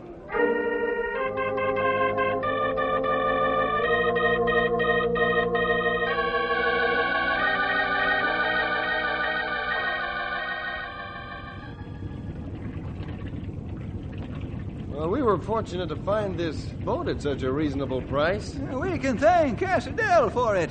He's a good man, all right. He seems to know what he's doing. When are we going to ask him to tell us about the fort? Well, I'm for doing it right away, but he seems to be putting off the discussion. You know, I think he wants to get a few days up the Amazon before he tells us. So you'll get a few days more pay, huh? I think that's it, all right. He's an enterprising young feller. Seems pretty sure we'll turn back when he tells us the story of the fort. You know, it just occurred to me, maybe the reason he's not telling us about it is that there's no story to tell. Maybe he's making use of the time to think one up. Well, that's possible. That wouldn't explain the fear that everyone back in the village had of the place. No, I guess not. Well, I, for one, am about to bust if I don't find out soon. Let's go back to where he's driving this here boat and have a look. I'm about as anxious as anyone. That makes three of us. Let's go. Cassadell see great question on face of three new friends. That's exactly what you see, Cassadell. Got any idea what we're curious about? You want Cassadell to show beautiful scenery on sides of river? Guess again. You want stop at small island, talk with one who live on island? Oh, quit beating around the bush, Cassadell. You know why we're here and what we want to know. White-haired father say hard thing. Cassadell guiding boat upriver, not even near bushes. Listen, he means stop giving us answers you know we don't want. That's right. And while you're at it, you can drop that white-haired father business. Drop? Cassadell, you know why everyone back in your village was afraid to accompany us to the old fort. You also expect us to turn back when we learn the secret of the place. We want to know what you know about that fort. Oh, Cassadell, happy to tell you. That's more like it. Later. I'm afraid that won't do, Cassadell. We want to know now. So Cassadell tell. But this mean less pay and Cassadell very poor man, very poor. Cassadell might be a very rich man if he tells us, and we still go on to the fort. The whole trip will take over a week. No chance. Not even fiercest tribes of backcountry go near old fort. Spirits, keep them away. Spirits? This is story. Many year ago, long before Cassadell or any of oldest people Cassadell know, there lived white man from across sea in old fort. He very bad to my people. He make them work for him for no pay. He take everything they have. He beat them. He take much gold and things from them. Hide it away for himself in fort. One day, my people tire of serving, tire of beatings, tire of having nothing for selves. They kill all white men in fort and go back into forests. But white man very bad. His spirits still live in old fort. He still keep gold for self. He still beat and kill anyone who come near to fort. That's why everyone in village afraid to go to fort. And that's why Cassadell now turn boat around and go back to village. Wait a minute, Cassadell. Don't turn back, not yet. But now you know story. That's right. Now we know the story. So far, I ain't heard any reason to stay away from the fort. Neither have I. But spirit guarding gold. Even bravest warrior of fiercest tribe not go to old fort. That may be true, Cassadell. That's because they fear some old Portuguese ghosts. We don't fear such things because we know they don't exist. You not be sure. Cassadell hear many strange things. That may be true. But we know that there is only one true spirit. And there is nothing greater than the one true spirit. Oh, you talk like teacher in my village. He say there only one spirit. And other times he say there are no such things as spirits. Teacher? A white teacher. He come from your country. I learned language from him. He tell us of man named Jesus who die and send his good spirit to us. But old fort guarded by spirits of bad men. They not like anyone come near. They kill anyone who come near. Cassadell, how do you know about these bad spirits? Cassadell know from father and from father of father. All my people know from old fort. I've been down here for almost 5 years. I've never heard of it before. And that because no one talk of fort. No one go near fort. No one live near fort. No one talk of fort. Well, it all sounds pretty fantastic to me, bad spirits and all. Now, don't forget, Stumpy, we haven't been raised in the same way Cassadell has. To him, spirits are as commonplace as cars are to us. You not believe in spirits? Nope. But you just say something of one spirit. You see, Cassadell, we believe in the one spirit who has power over all other spirits. He is the spirit of the great God who made all the earth. Oh, that what teacher tell us. Well, your teacher has told you rightly, Cassadell. And God's spirit is not like an evil spirit. He comes to help us and to teach us of God and his son, Jesus Christ. Teacher tell us that Jesus killed for all world. But Cassadell not understand. That oughtn't to be too hard to follow, Sonny. Look at her this way. Let's say we was all taken captive by a bunch of hungry cannibals down here. Cassadell not think of that. Just for the sake of showing you an idea what Jesus dying for us means. Now let's say that Bill here stepped out and said to the chief, "If you let all these other fellers go, I'll let you do whatever you want to me." Oh, that brave thing. Well, in a way, that's just what Jesus did for us, Cassadell. God wants us to be good people, loving and serving him. But we aren't, and he has to punish us. That clear, but still hard to understand. Maybe we'll be able to talk more about it while we explore the old fort. Then you still go there? Yes? Yep. Oh, well, Cassadell offered to take you, so... Oh, Cassadell take you. Good man, Cassadell. That's the spirit. I mean... We're glad you'll stay with us, Cassadell. It long trip upriver, maybe 3-4 days. Well, in that case, I think I'll get a little vacation in. I've got a feeling that when we reach the old fort, we ain't going to have too much time to relax.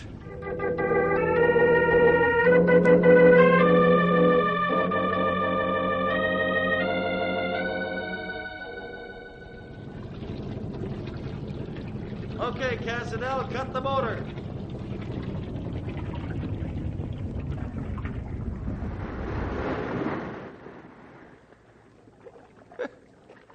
Almost looks like this bank of the river was made to dock a boat on. Probably was a long time ago. It's kept the same general contour. Now, as near as I can figure, the old fort ought to be approximately 1 mile straight south from this point. Well, if a map maker is sure, so am I. Let's set out. Are you sure you want to go to fort? Cassadel's sure it's not good idea. No, take it easy, sonny. You just stick with us and everything will be all right. But signs along bank, they tell of danger. Signs? See? There and over there. Are you talking about them pretty red flowers along the bank? Oh, they not flowers, white-haired father. They warnings. Red cotton ball mean death to anyone who go farther. Who put those warnings there, Cassadel? Nearby tribes. They come no near to Fort and River and put up cotton ball warnings all along bank. You know, George, this little excursion gets more interesting by the hour. Legends, ghosts, even treasure. I'm really getting anxious to see that old fort. I was thinking the same thing. Let's go.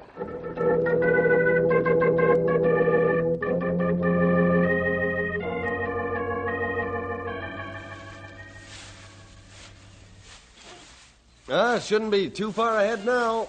How are you making out, Cassadel? Cassadel's legs very wobbly, but able to walk. We'll be sitting down soon. I'm sure there are benches and things like that inside the fort. Cassadel, not sure he want to sit down once we there. Might set in... Oh! What's the matter? Look, under bush over there, a hand. Great horny toads. Looks like the whole skeleton is under there. That's what it is, all right. And I'd say by the looks of it that it's been out here a long time. We turn back now? I don't see why. This might be one of those Portuguese soldiers who was massacred when the slaves rebelled. You think that skeleton is that old, Bill? I don't know for certain. I don't see any reason why we should turn back. Neither do I. Let's keep going. Say, we've been looking at the ground too much, fellers. Look up ahead. What? It's the old fort. Look at the size of it. I had no idea it was so large. Big fort. Hold many evil spirits. Soon we all look like men of bones here.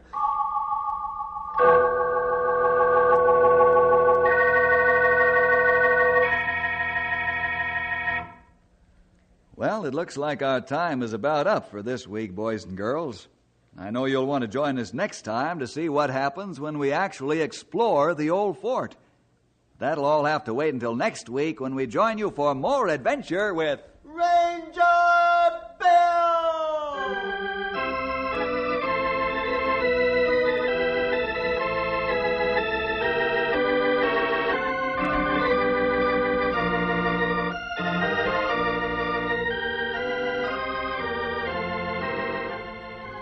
Ranger Bill is produced in the radio studios of the Moody Bible Institute in Chicago.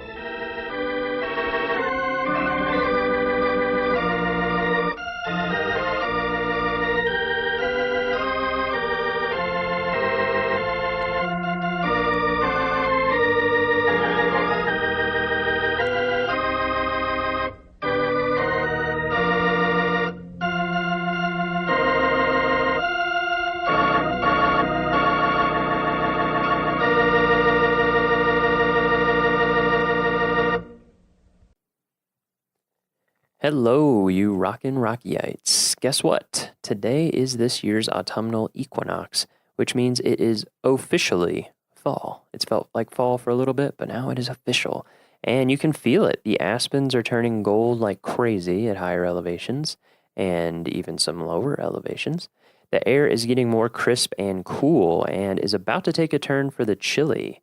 This weekend looks to be rainy and in the 50s in Estes Park, and potentially snowy. Did I say snowy? Yes, snowy. And significantly colder, above 9,000 feet. So if you are coming to visit us this weekend, plan accordingly. And of course, the clearest auditory sign of fall, and we love our auditory signs here in podcast land, elk bugles. In the spirit of bugle time, today we're bringing you an interview with Hannum Abulez. Hannum is a landscape ecologist. Don't worry, we will explain what the heck that means. And spends much of her time studying Rocky's elk and the complex ways they interact with and shape park ecosystems. So when we want to learn about elk, Hannum is the person to talk to. We hope you enjoy this deep dive on elk, on landscape ecology, on history of different areas in the park, especially Moraine Park, and so much more. Let's rock.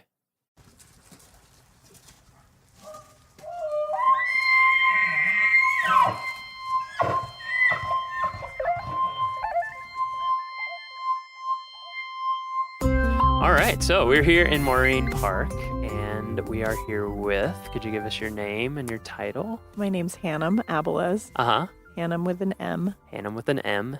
Not Hannah spelled incorrectly. And my title is landscape ecologist. Landscape ecologist. I work on big things. Big things. All right, I like that. Lots of things that kind of transcend the boundary of the park, if you will. Oh, nice. That's a good way to think about it. So, I thought what we'd do today is we'll just kind of walk through different aspects of what you're doing here at your job, and then that'll probably flash us backwards or forwards in time into other stuff that might be going on here in the future, and also how you got into what you do here at the park and what you do for a living and all that kind of stuff. So, landscape ecologist. What's the broad overview of what that means at Rocky in terms of like your projects, day-to-day work?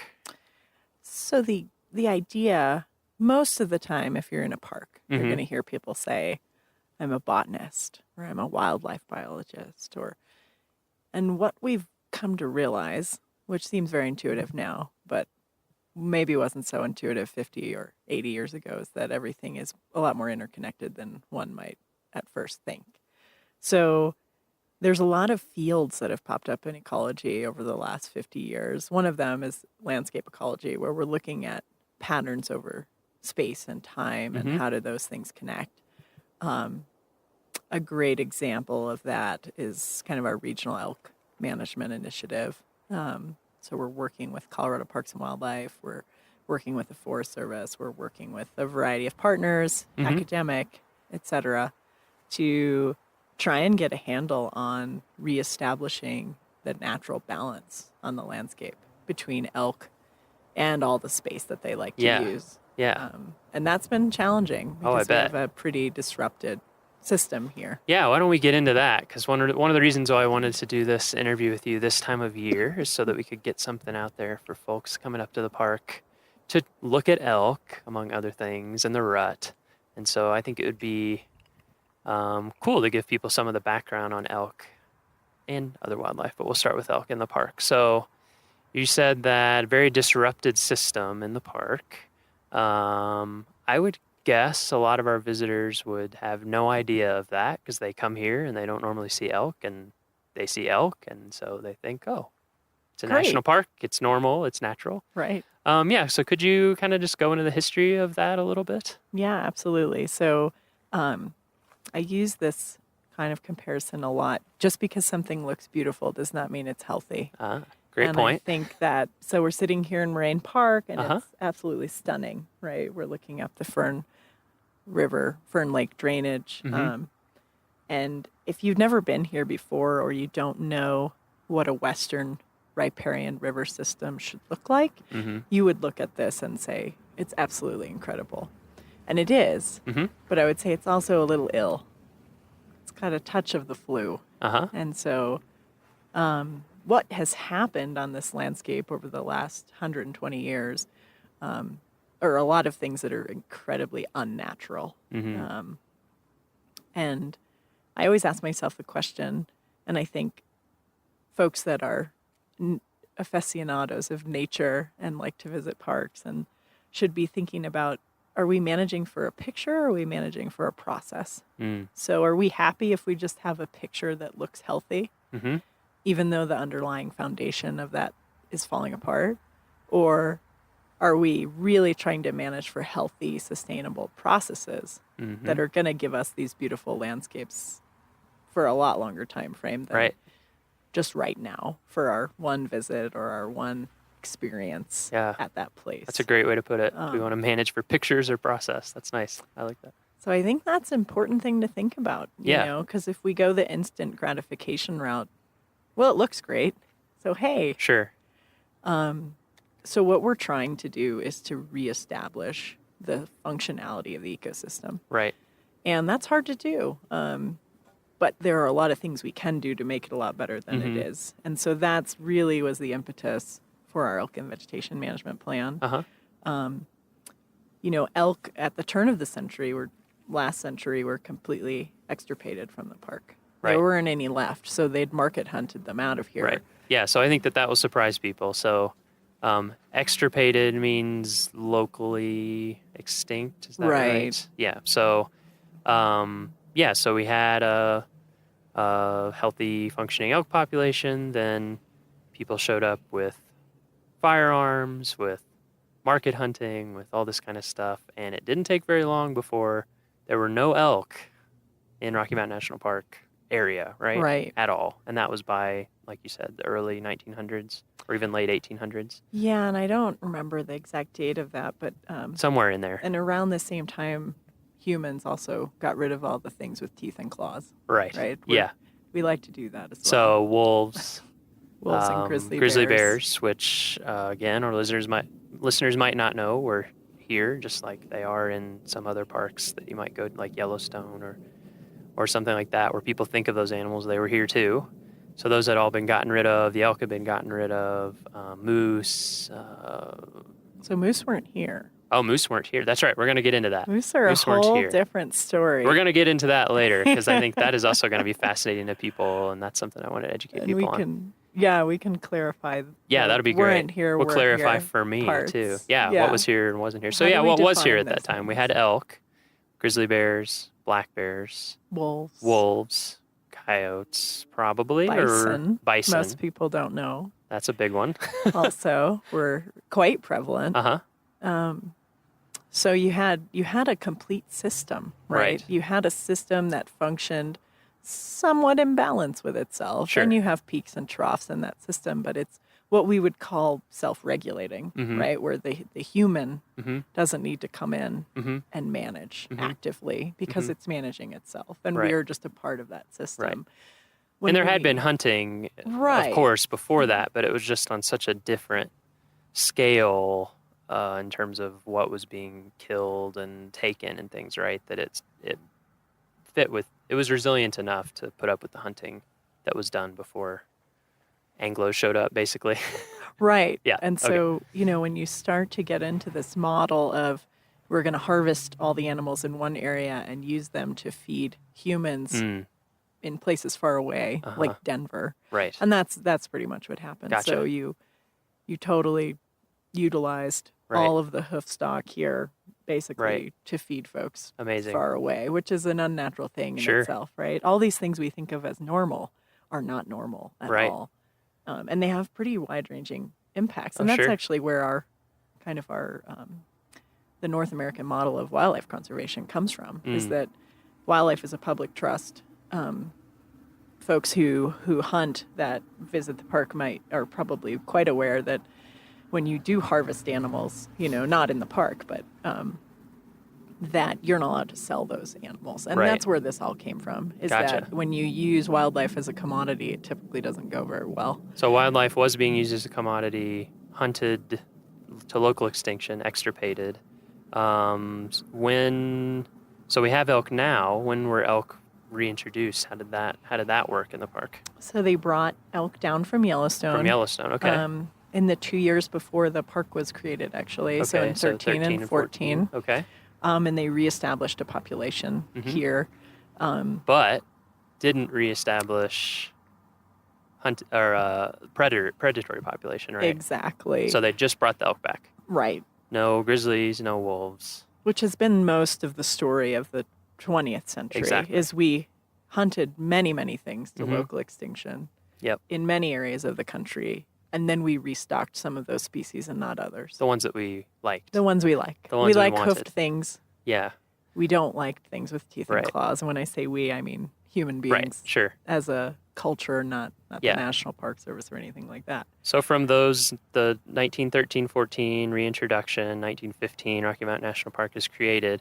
What happened? I mean, of course, there's ups and downs, but the general story over that next many decades where we didn't have hunting and we didn't have any predators in the park who could actually take down an elk. What was the kind of consequence of that? Play through that for us. So anytime you have an animal that has evolved with predation, right? The reproductive rate of that animal is going to be such that is designed to replace itself with predation. Right. So you remove what we call the top-down control.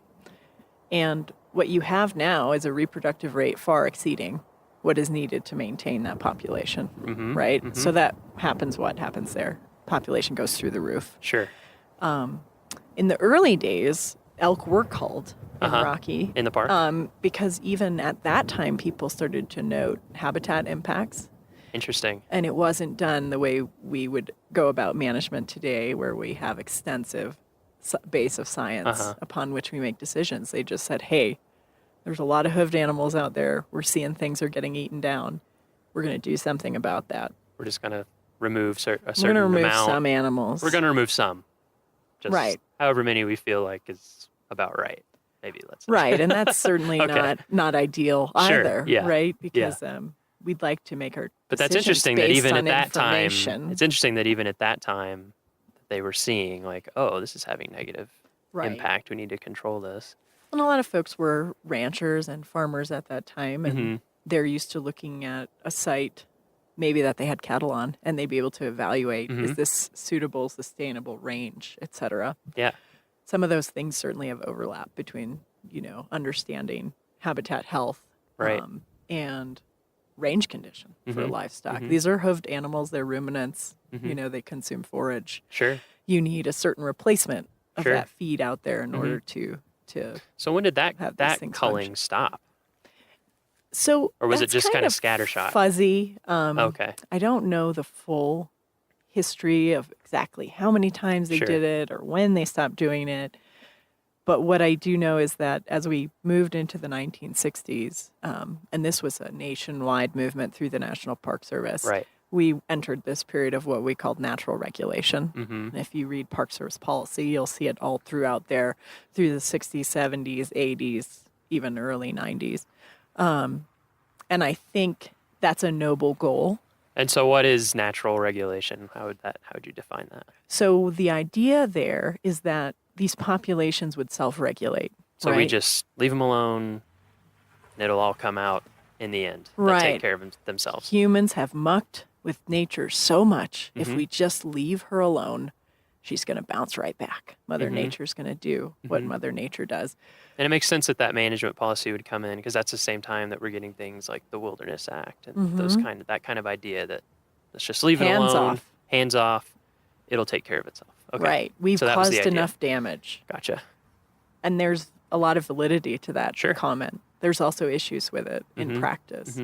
And the issues, I always like to tell the story, if I came to your house and I totally wrecked your car sitting out in your driveway. I've dismantled it. I've done bizarre things to the engine. I've taken away some tires, etc. And then I say, hey, Miles, why don't you fix that car? But I also took your toolbox and I took all of the most important tools out of your toolbox and I have thrown them around the town of Estes Park. Good luck. Right. You're going to self-regulate now, right? You're going to fix. That car's going to come back to life. Well, you need the tools, right? You need the parts. You need the equipment. With Mother Nature, when you take away predation, which is a critical tool in a system, when you take away habitat availability, right? These animals now are pushed into a much smaller area than they would have had access to, right? If we look at the larger landscape of how disturbed the area is around Rocky Mountain National Park, you don't have habitat connectivity. It's harder for animals to move around. You don't have the habitat quality that you had. So you don't have your predators. And then another big thing is that we don't have beaver on the landscape. So at one point there were hundreds and hundreds of beaver here in Moraine Park alone. Just here in Moraine Park? In Moraine Park. Wow. That's amazing. engineering the system, Mhm. repairing it, Mhm. packing every little hole in their dam with mud. Yep. What's the aggregate of all that effort? It's a wetland, Right. a complete functioning, regenerating wetland system Mhm. on this river. Yeah. And when you take that keystone species away, so you Yeah. took away all Mother Nature's critical tools, and then you said, hey, fix it. And what Right. we found was that didn't work very well. That's really interesting. Yeah, the beaver thing. I remember when not too long after I came to this park, and I don't know why I hadn't thought of it, but I hadn't. And someone mentioned that, like just a moraine park alone, probably hundreds of beaver. And then I thought about like when I was working up in Alaska and Denali, and tons of beaver. I don't know, impacted isn't the right word, but they're there, and they're doing their work. Right. And it's so different looking. Just the amount of, like you said. Hopefully our speakers caught that. That was a little bugle in the background. So different, just from the shape of the stream to, there I noticed it a lot because there's really no trails, and so you're bushwhacking through everything. Yeah. And the vegetation that you're bushwhacking through is so different and difficult to bushwhack through. Yeah. And the kind of game and wildlife trails and things that you see is so different. Okay, so that's really interesting. So we have all these tools removed. We thought, even without these tools, we're just going to let it sit and recover. So what did that do in terms of the elk population in the park and the effect that it had on the landscape? We can talk about in general or moraine park in specific, however we want to do it to help kind of Sure. paint the picture for people. So, with this concurrent decline in beaver, Mm-hmm. you also had a dramatic increase in the elk population, Mm-hmm. a completely unnatural increase. And so by saying we're going to let nature take its course and we're going to let it be natural. Yeah. And I still hear that a lot today, let it be natural. And I say, well, what is that? In my mind, that's the proper functioning of a system, Mm-hmm. not an elk roaming around without a GPS collar on it necessarily. Mm-hmm. So if we think on a macro scale, what is natural? And so we ended up on a very unnatural trajectory, and we ended up with the most concentrated, highest density of elk ever recorded in a free-ranging population. Whoa. Right here in Moraine Park. Wow. And so it looked like a feedlot population out there. numbers do we know at that There were, time? at different points, there were over 3,000 elk between the Winter Range in Rocky Mountain National Park and the town of Estes Park. Wow. That's a lot. That's a lot. Yeah. And the habitat could not sustain that. So the combination of not having beaver on the landscape, constantly planting willow, constantly digging side channels and maintaining dams and ponds. When that landscape dries out, and we did things to help that along. When I say we, I mean humans. Yeah. Right. We ditched and drained Moraine Park. It was a golf course at one point. Most people don't know its history. Mm-hmm. And do we think that that's what contributed to that rapid decline in beaver population, or was it because they were actually being trapped and specifically removed from Moraine Park? So they were being trapped and specifically removed both prior to the creation of the park and after. Okay. And that was prior, the fur trade, and then after just a lot of folks thought of them as a nuisance species, and they can be, certainly. Oh, sure. Yeah, depending. Yeah, exactly. When they're doing their industrious things where we want them to be doing them, they're fabulous. When they're doing them and flooding your roads and your house, yeah, exactly. not so great. Yeah. So, and that's our job too as wildlife ecologists to understand that balance. Sure. Right. Humans are in the landscape, and we need to work with that. But so we ended up with these incredible densities of elk. And the way that Moraine Park looked at that time, it was transitioning to a dry upland grassland. And you can make that decision. You can say, hey, we're going to let this go. But what are the costs of that? And the costs of that are dramatically decreased biodiversity. When I talk about biodiversity, I'm talking about all the other plants, animals, fish, things that contribute not only to the function of the ecosystem, but to your experience when you come here to Rocky Mountain National Park. Do you only want to see one charismatic megafauna, or would you like to see that charismatic megafauna in its natural environment with all the other plants and animals that would normally accompany it? I hope the latter. potentially is what we're going for. Yeah, exactly. So that's what we were seeing out there, and that's what triggered. So between the human process. specific hands-on human impacts and then the secondary impacts of reduced beaver and then this exploding elk population, basically it was getting dried out, and also vegetation was getting eaten at a rate that just couldn't sustain, and so we end up with, like you said, a dry kind of grassland that's just way less biodiverse. Okay. And much more susceptible to weeds, to invasive exotic plants. That's a good point. Yeah. Wetlands are great at preventing those plants from coming in. So wetlands, they make up only 4% of Rocky Mountain National Park's total area, but they provide a disproportionate amount of what we'd call ecosystem services, like drought mitigation, water filtration, and they provide a lot of other services. So they're weed mitigation, right? A lot of people, they think about weeds as you go and pull weeds. Yeah, you can do that. And you can also create environmental conditions that are not conducive to weeds in the first place. Exactly. They just can't take root. Yeah. So we're trying to really manage these systems holistically and say, where do we get great bang for our buck? And we get that through riparian restoration. And I think that that's why we've put, some might say, disproportionate amount of effort, into Moraine Park, Horseshoe Park, Upper Beaver Meadows. Okay, so just summarizing really quickly. So we've talked about all these impacts, talked about kind of how things are looking, that we've really dramatically changed Moraine Park over time. And like we were saying earlier, it might make for pretty pictures. You have this nice open field and there's elk out in it, but from a more complete understanding of the history and how it could be, maybe should be, it's not as pretty and healthy as it might appear. Right. So that's where we were. So when it comes, so now we're talking about, you were just talking about the amount of effort that we've put into managing some of these parks. So just kind of walk us through what that effort has been over the last, 10, 20 years, I guess. Yeah. What are the things that we're doing, have done and are doing that maybe wouldn't be super obvious to visitors, but that they can learn more about, or there actually are signs of if they just start looking around for? Yeah.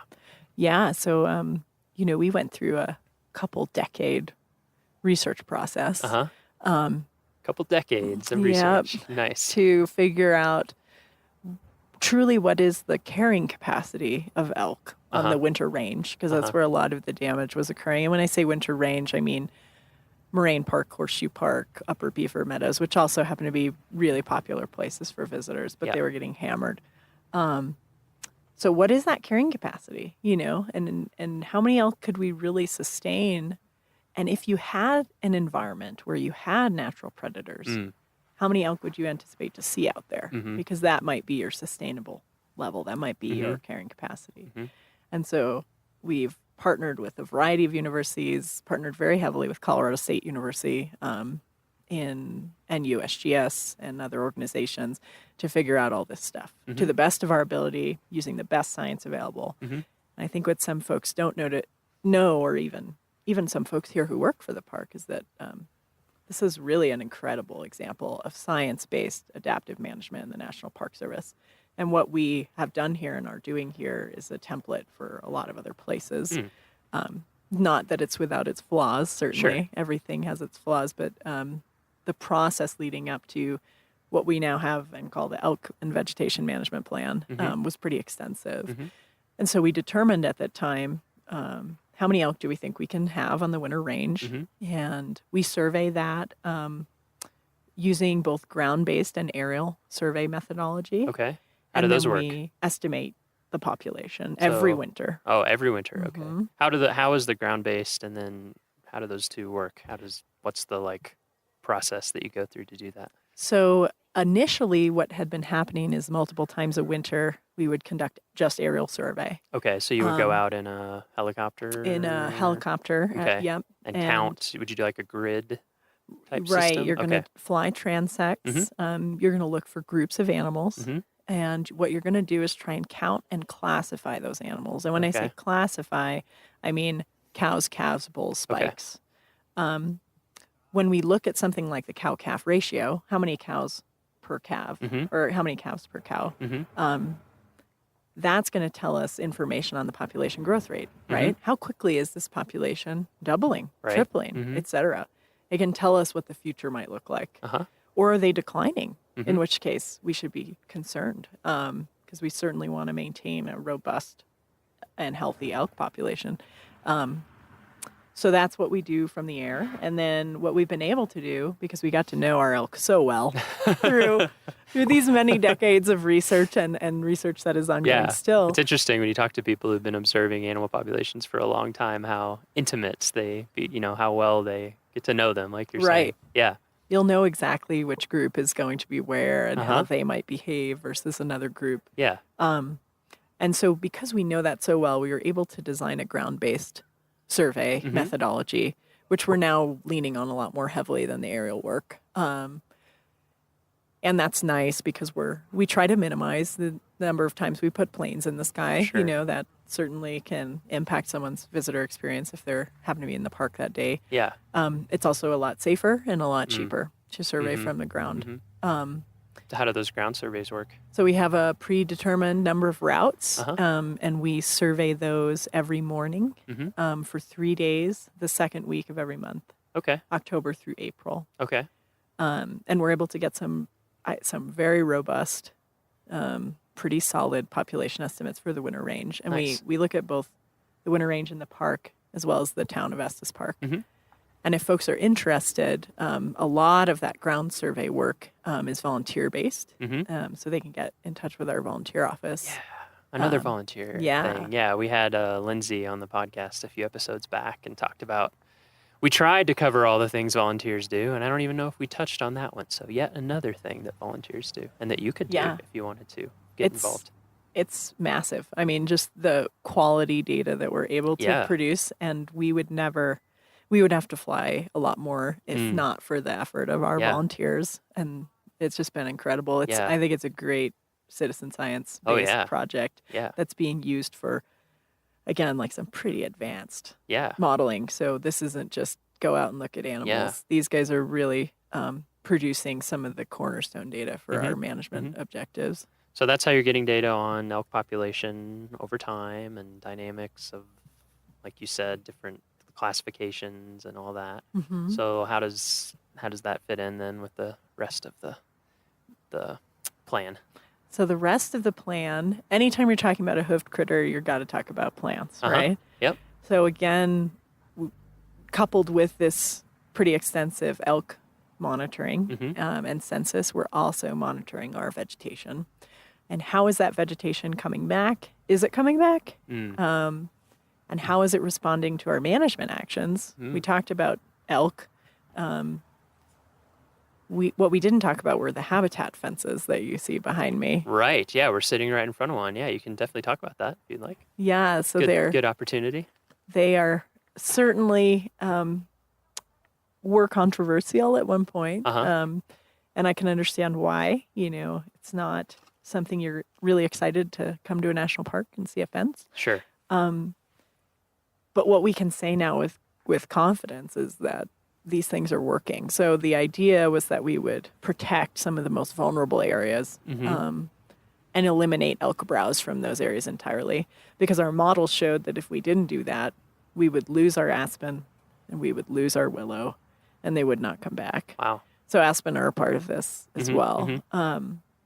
So these fences that people see out and about, we call them exclosures. And that's because unlike, well, I guess a lot of fences keep things in and out, but these are meant to keep out elk and any other large... Moose. Yeah, elk and moose.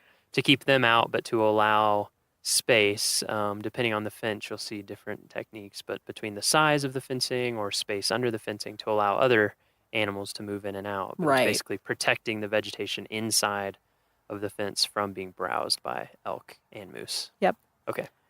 And makes sense. So every year we collect data on that to make sure that the decisions we've made are actually working, which sounds very intuitive, but monitoring programs are very expensive. Sure. And they take a lot of effort to implement. So what you'll see a lot nationwide, globally, people will implement a conservation project. But they don't have the resources to try and monitor that afterwards to see, is that really working what we did? And we're hitting that side of things hard. And what we can say is, with the aspen fences, it's working really well. We're getting great recruitment, meaning little youngin trees are popping up all over the place in there. Willow, and you can see that for yourself. Yeah. Oh, I yeah. mean, when you, if you haven't yet, listeners, when you go around the park, look for some of these fences and look inside of some of them. And I mean, the difference is, you don't have to be a scientist to see the difference in a lot of the fences at this point. Of course, you're monitoring it, like you said, from the very beginnings of these things all the way up and doing it much more detailed. But it is cool that you can even just see it with your naked eye. Yeah, I think, if you go up above Horseshoe Park and look down at Horseshoe Park, I mean, it's just incredible. Yeah. The different meadows are in different states of, we're in different states of decay and decline when we went in and put some of these exclosures in. So in Moraine Park, we've had a little more struggled response. And so one of the things you'll see out there if you walk around in Moraine Park, and we've certainly had a response in the fences, but you'll see that if you look at the Big Thompson, it's extremely incised. So cut into one narrow channel. Right, cut down into one narrow channel. Whereas before, with beaver and everything, it would have been just all over Moraine Park, just meandering side streams, wet areas, almost standing ponds, all sorts of stuff. Okay, so cut down into one channel. Yep, and so you've got maybe 3-4 foot of bank that river needs to overflow. I mean, again, a very unnatural situation that was created, over 100 years of decay. And I've heard one of the frequently asked questions I get is, when are the fences coming down? And I say, when the habitat can sustain itself. Well, when's that? I think us as humans, we naturally want to operate on these very concrete, very short timelines. Yep. But I say, we didn't create this problem in 10 years or 20 years. We're not going to fix it in 10 years or 20 years. What we're trying to do is reset the trajectory, right? Go from a negative to a positive. And we're absolutely doing that. But one of the things that in a place like Moraine Park is challenging is the water. It's channeling, it's running right through the system. It's not spreading out across the landscape the way we'd like to see. So excluding browse through fencing is one tool. But that doesn't necessarily spread water back on the landscape quickly. And so those are some things we're talking about now. Is really how do we get beaver back in these sites to do the engineering that we need them to do. And that's kind of TBD? a hot topic at the moment. TBD? Okay. I won't press you on the details, but we'll have another podcast in the future when we talk about the Beaver Repatriation Act of something.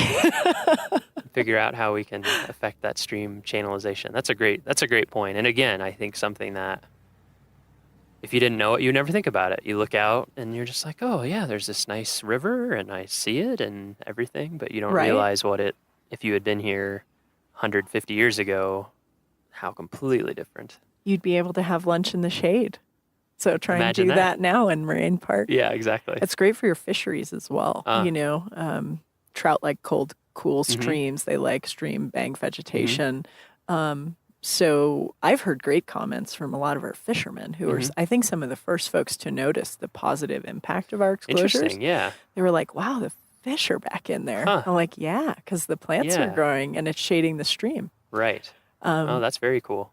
And we saw in 2015, I was actually giving a talk to some of our new law enforcement folks by the exclosure, talking about all this. And up comes a sandhill crane. And it was the first time we had seen one of those in here in a very, very long time. So animals will respond, and if we help it along a little bit, the hope is that, again, we can get that trajectory going and it gains enough momentum where it does start to self-sustain. And we can take the fences down. Right. Okay. But it's going to take some time. Sure. It's hurting. Yeah. Yeah. Well, like you said, humans did a job. It took a long time to get it where it is, and it'll take a while for it to recover back and be healthy. Right. At least on the human time scale. That's the other thing that's hard to remember in terms of landscape ecology and just anything to do with the natural world is that it makes sense. We're humans. We think on the scale of human lifetimes, but Right. human lifetimes are very, very short compared to these ecosystems and these processes at these scales. So, yeah, that makes total sense. That it's kind of like, well, we'll see when it gets healthy. It gets healthy. So, yeah, that's pretty amazing. I hope that helps people understand a little bit more with the fences and what they're seeing. And I also have heard, from people who have been coming to Rocky for decades, they have lived long enough to see some of the changes in elk population and the effects, and definitely have questions about that. So, what else about the elk and vegetation management plan do you think would be good to cover for listeners to know? So we've got a couple projects that are ongoing right now. One of them is long-term chronic wasting disease. Yeah, could you tell? Yeah, what monitoring, chronic wasting surveillance, looking at disease? the health of our elk population, which is different from the habitat Sure. side. And so we've historically had a fairly high prevalence of chronic wasting disease in Mhm. Rocky Mountain National Park. And what is, for folks who don't know about chronic wasting disease, what are some of the, what effect does that have on the animals? So it's a prion disease that affects the nervous system. Okay. And it leads to death in So another those affected prion animals. disease that people have probably heard of would be mad cow. That's another Right. type of prion Yep. disease. Or And prions are Creutzfeldt-Jakob in really humans. weird. We can't really go into Mhm. that, but Yeah, very, that's a very, whole other talk. Very, very weird, but it is a prion based. Okay. Yeah. Yep. So it's nothing like anything we had really seen before. Yeah. Either in wildlife disease or any other disease areas. And it's not a virus, it's not a bacteria, it's a protein. And so Mhm. that's bizarre. But what it does is it chews through the brain, essentially. And so if you see an animal with chronic wasting disease, or CWD, as you'll hear us call it most often, that animal's going to get thin. They might be drooling. Their head's going to be low. Their cognition is not very good. Mhm. They're having nervous system impacts. Mhm. And so those animals aren't going to last too much longer if you Yeah. see an animal in that condition. And we've been an epicenter for research on this because we are the first place that we had this disease occur in a wild population. Really? And it's Interesting. And we've had fairly high rates of it compared to the surrounding area. Huh. And there's been a lot of discussion over why that might be. At this point, we don't have great data to back up Yeah. the whys. Yeah. But some of the things that we think about are because we had such a highly concentrated population, Mhm. they're unnaturally stacked on top of each other for Yep. so long. Mhm. This disease can persist in the environment almost for unlimited time frames. We don't know how long because we haven't been able to look at it for that Wow. long, but for decades, certainly. Wow. So if you put a whole bunch of animals in a contaminated space, Mhm. what might happen? Mhm. So that's another typical issue when you have overpopulations of species is you end up having disease issues, right? Because the rates your of transmission densities are just much higher. Yeah. Makes sense. And so we don't know that that's why. But these are just some things we talk Yeah. about. This is great. I'm glad we're talking about this stuff because this is another thing that I love in general. I mean, just for my own personal edification, but I think it's great for visitors to realize with parks or with any kind of science is like there are some things that we're pretty confident about and and then there's things where we don't know. Yep. And that's why we're doing science because we're trying to figure it out. And so I always think it's cool to remind people that like it's not a done deal. We can't tell you all the answers to Right. everything in the park. There's plenty of stuff that we're trying to figure out too as it goes along. So it's Yeah. really interesting. Absolutely. So chronic wasting disease is a component of this and is something that is being studied. Right, and we monitored. look at how might that affect our population Mhm. levels over time. Mhm. Is there a time in the future where you Mhm. get to a space where you're worried about elk populations? Right. Yeah. That conversation has been had in other places. Mhm. Right now, our populations of elk, both on the east and the west sides of the park, and I'm talking regionally, Uh-huh. right? Because we're one little 25,000 acre nugget, right? Which might sound big to people, not but for big. animals like elk, it's not that big of an amount of space. Yeah, if I can walk across Rocky in 2 days, Right. what does that mean for an elk? Yeah. So I think folks miss that sometimes as well, you know, Mhm. because Mhm. scale in nature is very different than the scale you and I might be used to. Absolutely. Where a 4,000 square foot house sounds enormous, Yeah, right? exactly. Yep. Yep. So that's important because we are looking at elk on a regional Mhm. basis. We're looking at these herds where they Right. move, and they all only use the park during portions of the Sure. year. So on that regional basis, those they're looking populations look great. good, right? We think they're within a good range right Yeah. now. And another common question I get is, where'd all the elk go? Uh-huh. You know, I've heard people say that the Park Service culled thousands of Uh-huh. them. Mhm. That's not true. Mhm. The big story here is really that the wintering animals redistributed, and they're utilizing the Front Range a lot more during the winter, Mhm. which is actually a very natural pattern of elk behavior. Right. Why would you stay at 8,000 feet in the winter when you Uh-huh. can go down to 4,500 or 5,500 and eat grass all Yeah. day? So again, suspicions about that. Well, they brought elk into the Estes Valley in 1913 and 1914, and those animals had no roadmap in their head. Mhm. So did they just stay up here? Mhm. Maybe. Maybe, yeah. Maybe. Or maybe So- they were, confined because of all sorts of things.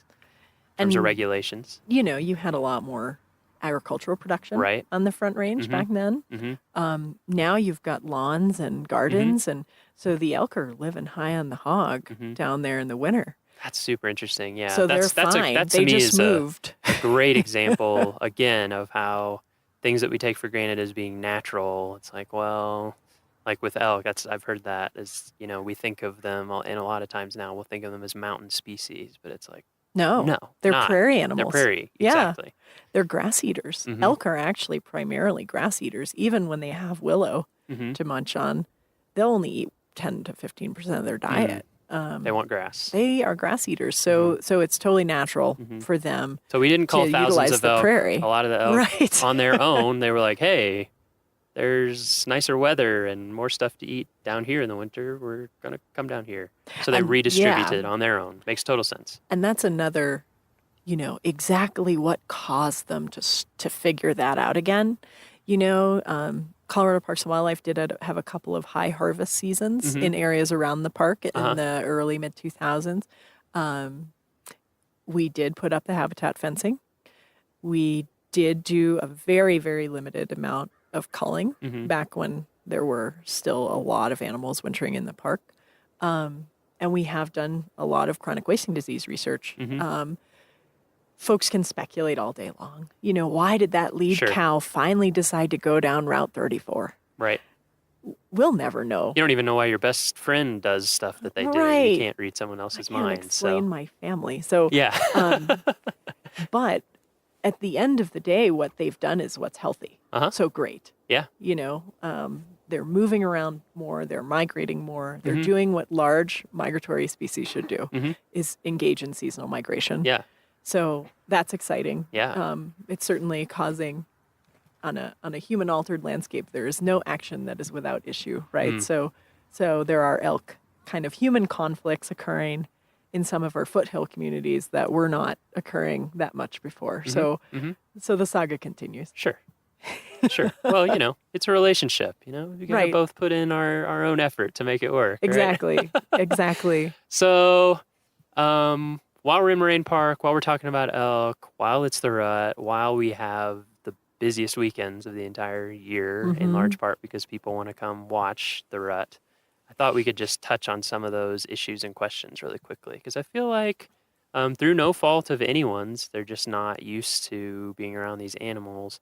There's a lot of, I just hear people ask questions or just things that people think that are really surprising to me. Right. So maybe we can quickly dispel some of those. So I think the biggest thing that I see, and I'll see if you concur, I think a lot of people experience wildlife, animals in zoos and in animal parks. Mhm. And they come here, and I think a lot of the questions that I hear relate to that experience. So it's like, well, why did you let the moose leave this area? Or the moose, elk, moose. Why am I not seeing these animals? Why are you, this one looks sick. Why aren't you taking care of it? So, Right. I guess the first thing would be, could we just talk about what it is that the interactions that we have with elk. Like, obviously we are doing stuff to monitor them and to try to keep the population healthy, but how far does that go in terms of how much are they just doing their thing and living their own life? They are very largely doing their thing. Yeah. So the only time we handle animals is for research purposes. Mm-hmm. And I always try to figure out what's the least number of animals that I need to handle in order to get at the study objective, in order to answer the question. Yeah. Because if you can't get enough to answer the question, then you shouldn't be doing it at all. But we do try to take that into consideration when we're collaring, when we're handling.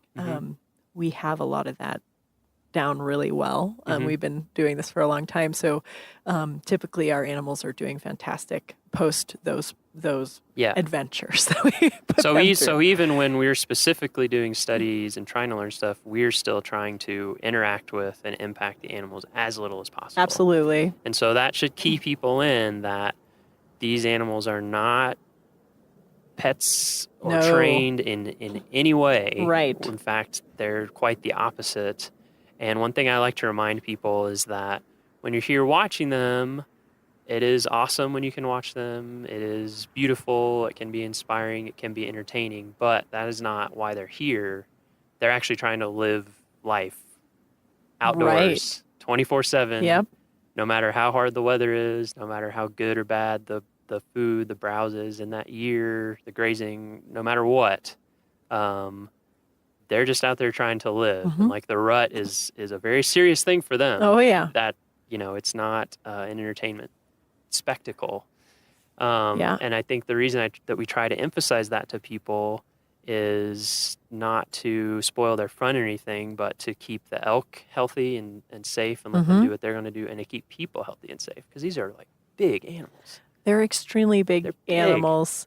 And when you think that, a big bull can have 40 puncture wounds in his hide after the rut, I mean, I don't want to be one of those puncture wounds. Yeah.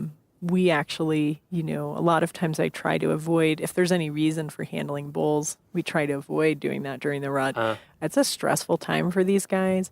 They're expending an incredible amount of energy. Yeah. And then they've got to get through the winter. See, that's the other So thing it's that not I a fun deal. I remember years ago someone mentioned that to me. They were like, a lot of times the biggest, strongest, healthiest, most bad to the bone looking elk that you see out there in the fall are going to have the hardest winter because they've been fighting, and they put so much energy into growing that rack. They've put so much energy into looking strong and splendid, and then they're getting puncture wounds, and they're getting maybe broken bone, and they're just getting worn out, and they're not eating, and so they have to go into a winter of, if anyone's been to, like, of course we're saying they're moving down a lot, some of them in the winter, but if anyone's been up here in the winter, if you haven't, come up, hang out in Moraine Park when it's howling wind, and I mean, just getting out of your car for 2 minutes to take a picture, like, oh man, they're out in that all day. So we actually good thing have to remember. A group that winters up on the tundra. Oh, what? I didn't realize that. That's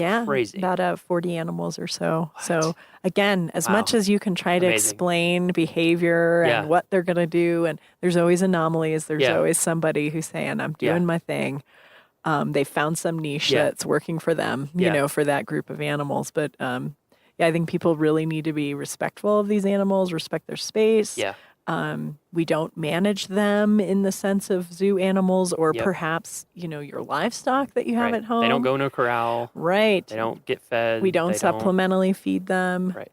If they get sick, they are sick. They're sick. Yep. If they get injured and they're going to die, they're going to die. They are wild animals. Yes. And so a lot of folks, I hear comments kind of like, we want to have it both ways, and we need to keep our wildlife wild.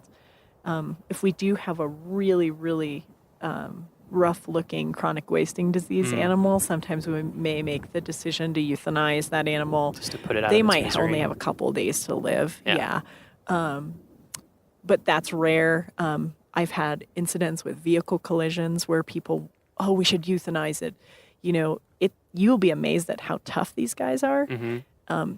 We want to give them every chance to live their life the way they would have. So typically, unless they're having a really hard time eating, getting up, performing basic life functions, Sure. we're going to let that animal have a shot Yeah. at doing what he or she was going to be Yeah. doing. So what are the other things? So I mean, the biggest thing that we tell people is to keep a safe distance. It's hard to give an exact number. We actually do have a legal minimum number now in the compendium just this year, which is 25 yards. But of course, that, like we were talking about earlier, they're wild animals. That varies. So in terms of people keeping a safe distance, how would you like them to think about it? And a hoofed critter, and I'll talk about moose too, and I'll just lump them in here because they're going to be rutting after the elk. Mm-hmm. And they're even bigger. And typically even less tolerant. Yeah. They can cover 25 yards awful quick. I have a lot of experience conducting ground capture of these animals. Yeah. And that's not a lot of space.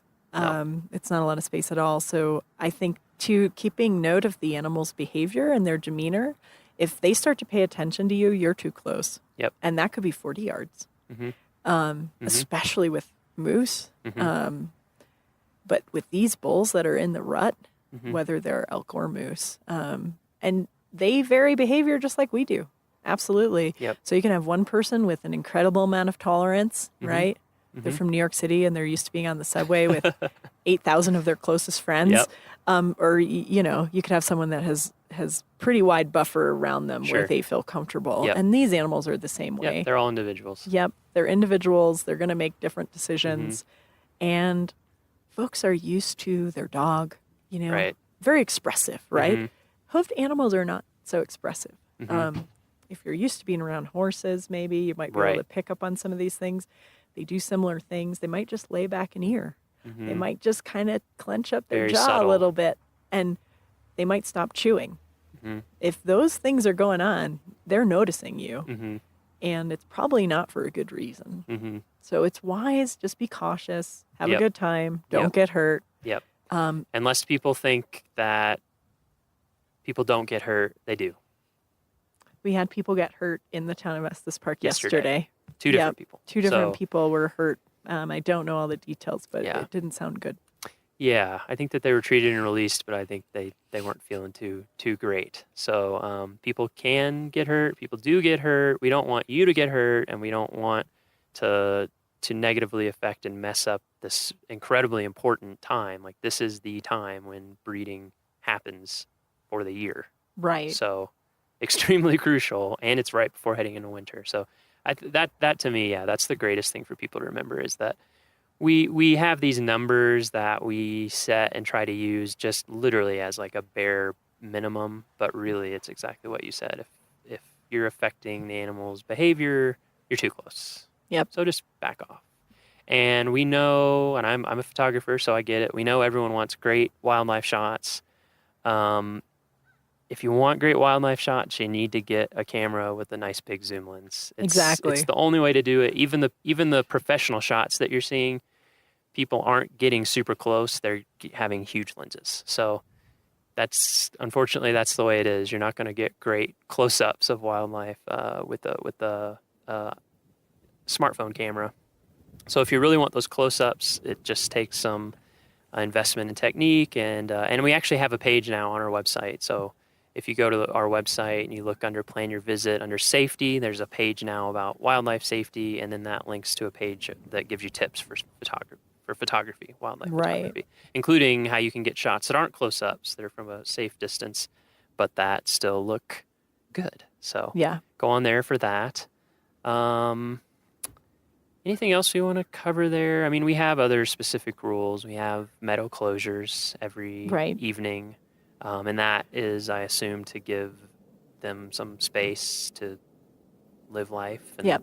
yeah. They're very active, what we call crepuscular, right? Uh-huh. At dawn and dusk. Uh-huh. And then often overnight during the rut. Mm-hmm. So you certainly don't want to be walking through Moraine Park in the dark and come across a big Yep. 6x7 bull who's Yes. pretty supercharged. Yeah. And those closures are in the newspaper and they're on the website, and we have signs out too. So Yep. if you're ever wondering or trying to remember, there's things around to remind you. Right. Yep.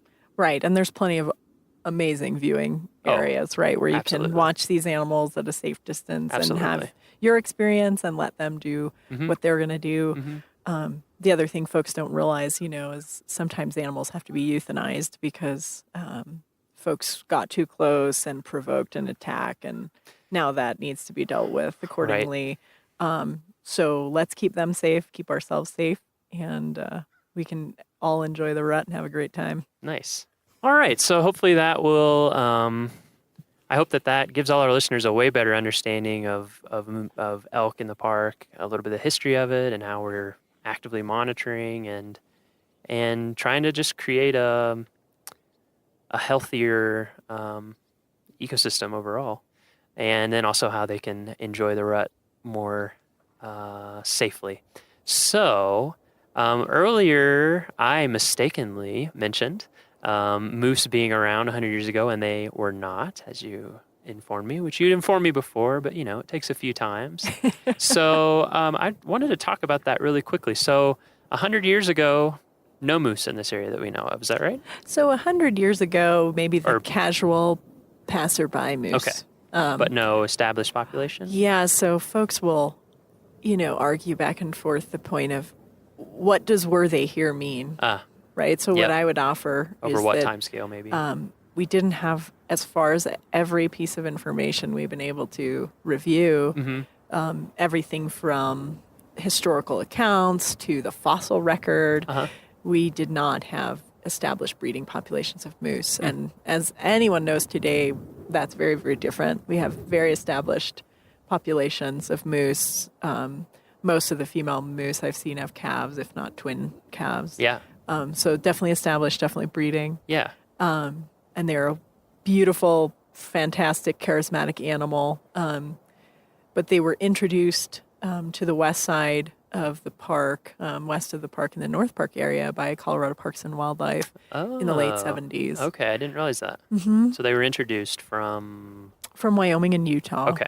And so then there were several other introductions at different points in the state. And but what we've got now is a very robust, rapidly expanding moose population. Yeah. And again, kind of regardless of if they were here or not, because folks can get really hung up on that conversation. Sure.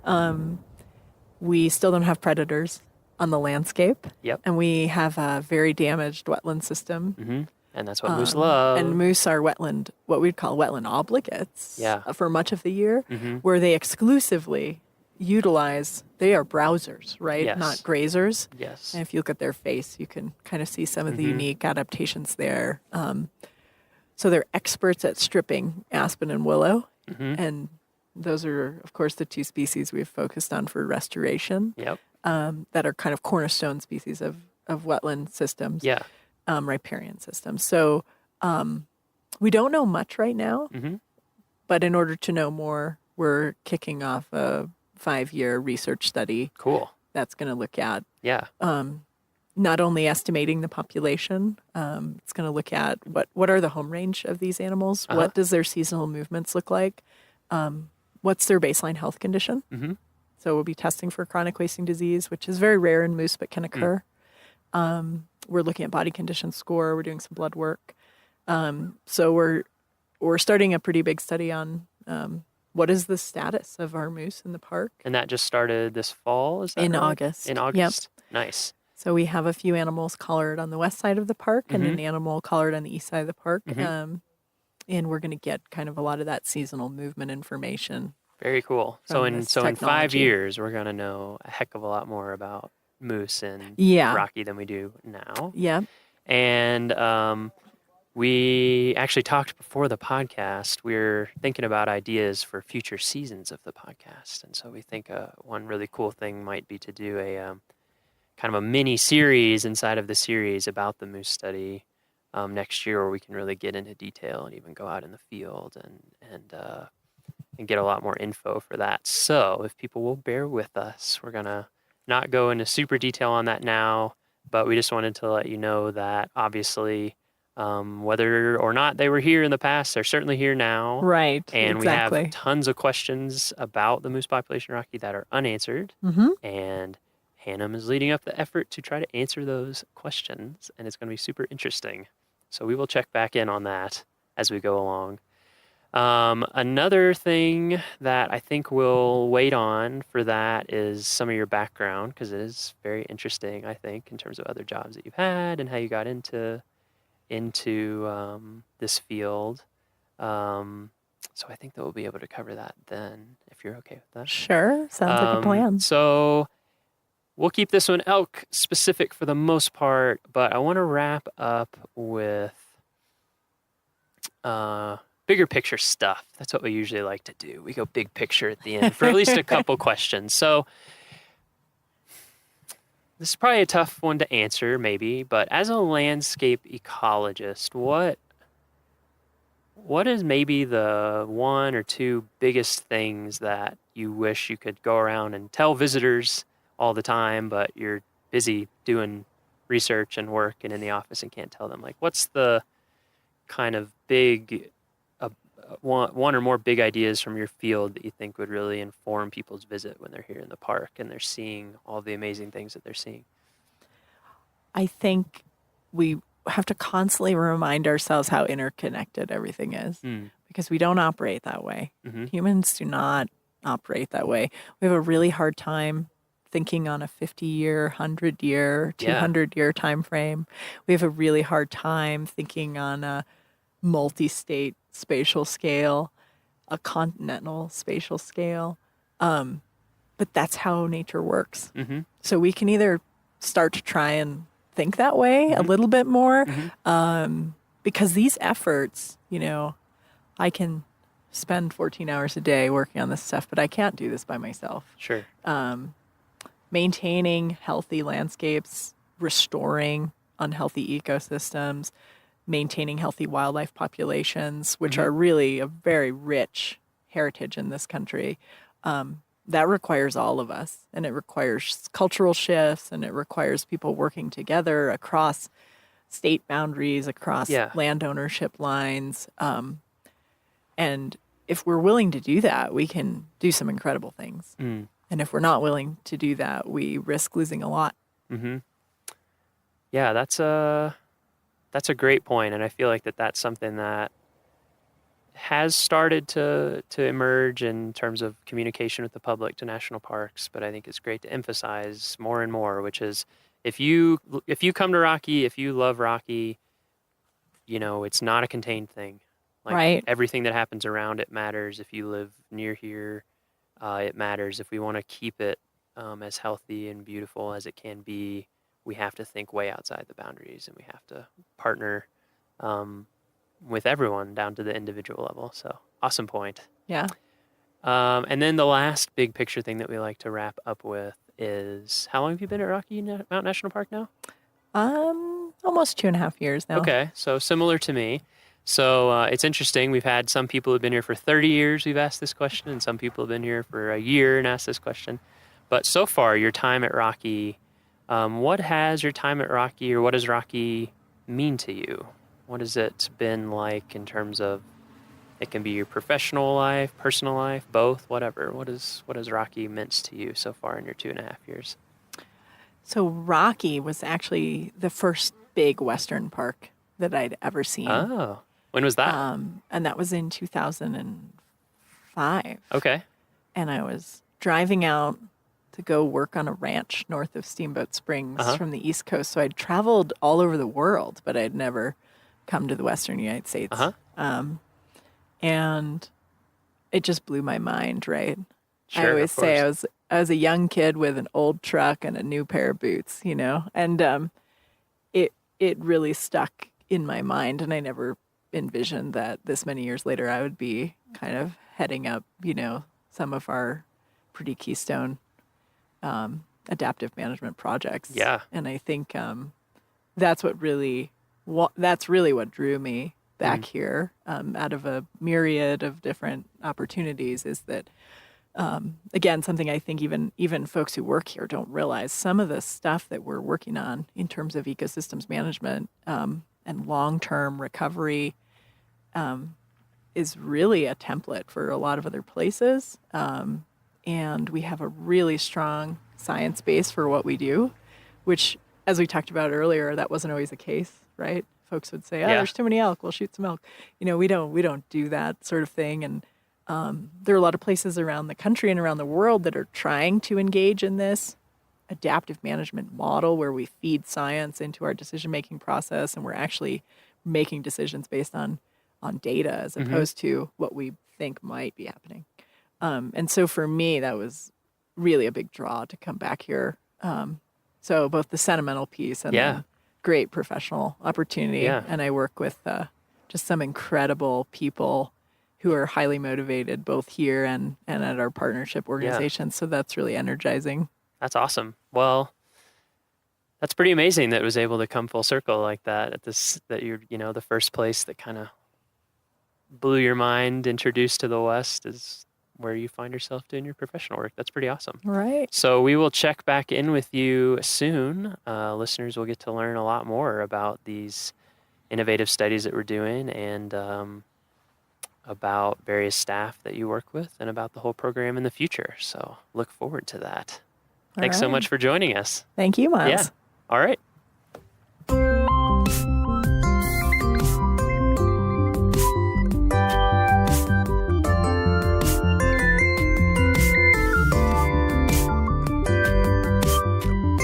Our next episode will be released on Friday, October 6th. For show notes, transcriptions, and to learn more about our show, visit our homepage at go.nps.gov/RMNpod. That's go.nps.gov/RMNpod. The Rocky Mountain National Podcast is a product of Rocky Mountain National Park, one of 417 units of the National Park Service that preserve America's heritage for all, forever. Stay classy, Rocky Rangers.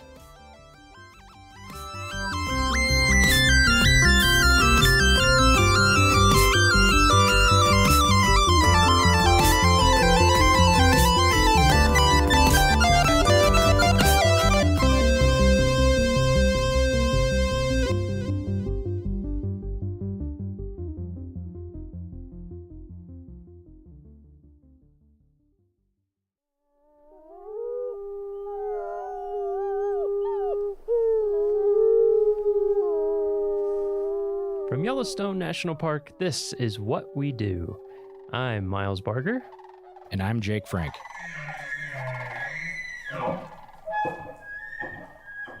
Hey, Jake, how's it going? Miles, mustache is looking super good today. Yeah, our podcast listeners can't see my new magnificent mustache, but guys, it is spectacular. Got to use mustache wax. That's the tip. Yeah. Today we're going to be talking to Heather Basak. She's an administrative support assistant for Yellowstone's Division of Resource Education and Youth Programs. We call it REYP for short. Before we get started, though, a little trivia question for you, Jake. Bring it. I don't know how you would know this, but you can make a good guess. How many seasonal employees does REYP employ in the busy summer season, rounded to the nearest 10? What do you think? 100. Pretty close, a little lower. 90. One more. 70. 80. I did that on purpose. Nice. I think the full positions would be 83, but somewhere around 80. That's a lot. It is a lot. There's a lot that goes into that, including hiring all those people and doing paperwork and doing budgeting and all sorts of fun things. Gotta pay the people. We got to pay them. We like to. And then one note, if you notice a difference in sound quality for this episode, there's a good reason for that we're going to get into during this episode. Heather is a fully remote employee, so we're doing our interview via video chat. So the sound might be a little bit different, and that's on purpose. So, you ready, Heather? You ready as you'll ever be? Yep. Good to see you, Heather. Yeah, it is good to see you. As always. So, first question to kick it off. When and where did you get your start in the National Park Service? Or if you got started in something that led into the Park Service, you could even start with that. Sure. So I never thought I would actually be working for the National Park Service. when I grew up, my family, we didn't really visit national parks. We didn't really do that type of thing. We did other types of vacations, but never the parks. So that was never on my radar. And it wasn't until I was in college that I visited my first national park, Big Bend National Park in Texas. And it was a wonderful trip. I had a blast. It was beautiful. But again, didn't put two and two together. Never thought that I would work for them. And it was getting towards the end of college, and I didn't have a job lined up. I wasn't exactly sure what I wanted to do.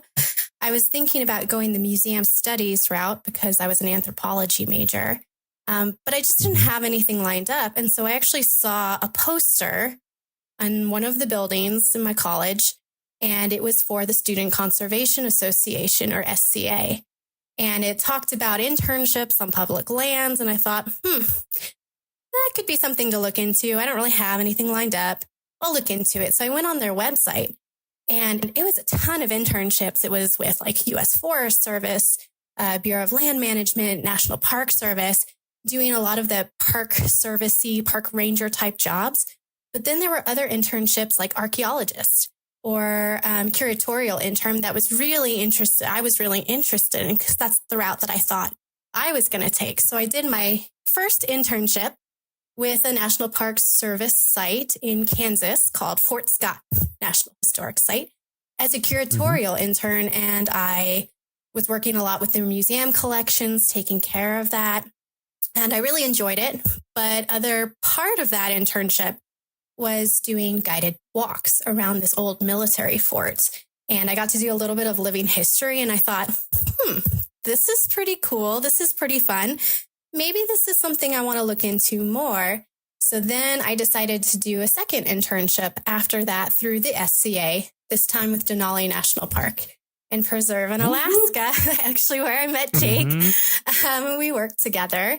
And it was really there that I thought, okay, this is something I might want to do for the rest of my life. There were amazing people to work with. There were just beautiful things to see and do. It was, I never would have experienced that. I never would have probably visited Denali without first going to Fort Scott and doing some other internships. And I thought, this is something I really, really want to do. And so then just to be sure, I did one more internship with SCA, this time at Big Bend National Park. Nice. Back to where you started. Yeah, exactly. So it kind of feels like I came full circle. Like it was the first national park I visited. And then it was the national park that kind of really was like, yep, this is definitely what I want to do. It was such a unique experience. I got to do it visit as a visitor and then also be an employee or an intern there. And so I thought, this is it. This is what I want to do. And then from there, I made the jump to actually Fish and Wildlife Service and then National Park Service. Worked a couple seasonal positions at different national parks, and then eventually made the slide into a permanent position in Yellowstone, and now as an administrative support assistant. So I have a few. That was a varied background. So a couple things. You mentioned living history. Did you get to wear like period appropriate? Like, I don't know, is it costumes is the right word, or clothes? Yeah, it was a while ago, so I'm trying to remember everything that happened, but it was this very special service. It was called Fort Scott by Candlelight, and it was close to Christmas time. And they had like different vignettes in all these different military buildings where we would act out scenes of what would have happened in these different buildings. And I got to be a military laundress. And so I got to be wear kind of more or 19th century garb and pretend to be doing the soldiers' laundry. So that was pretty fun and unique. It was really great. Yeah. And then the other thing, she mentioned that the people she worked with in Denali were really great. I just want to concur that I am very great to work with. That is true. Get that on the record. I think, when were you guys there? I was there 2008, 9, 10. 2012 was when you were there, right, Heather? Yes, it was my 2012. second summer there. Yeah. Yep. Okay, so I missed you. I was a little earlier than. Yeah, there is like all the best people for our in Denali. listeners. There is like a legit. If you've worked in Alaska, you have like a camaraderie with the people in Alaska because it gets into your bone. Like such a cool place. Like, yeah, you can tell from Heather. She's like, I went to Alaska and then I realized this is what I wanted to do. Like, it's really cool. Yeah. Yep. I resemble that remark.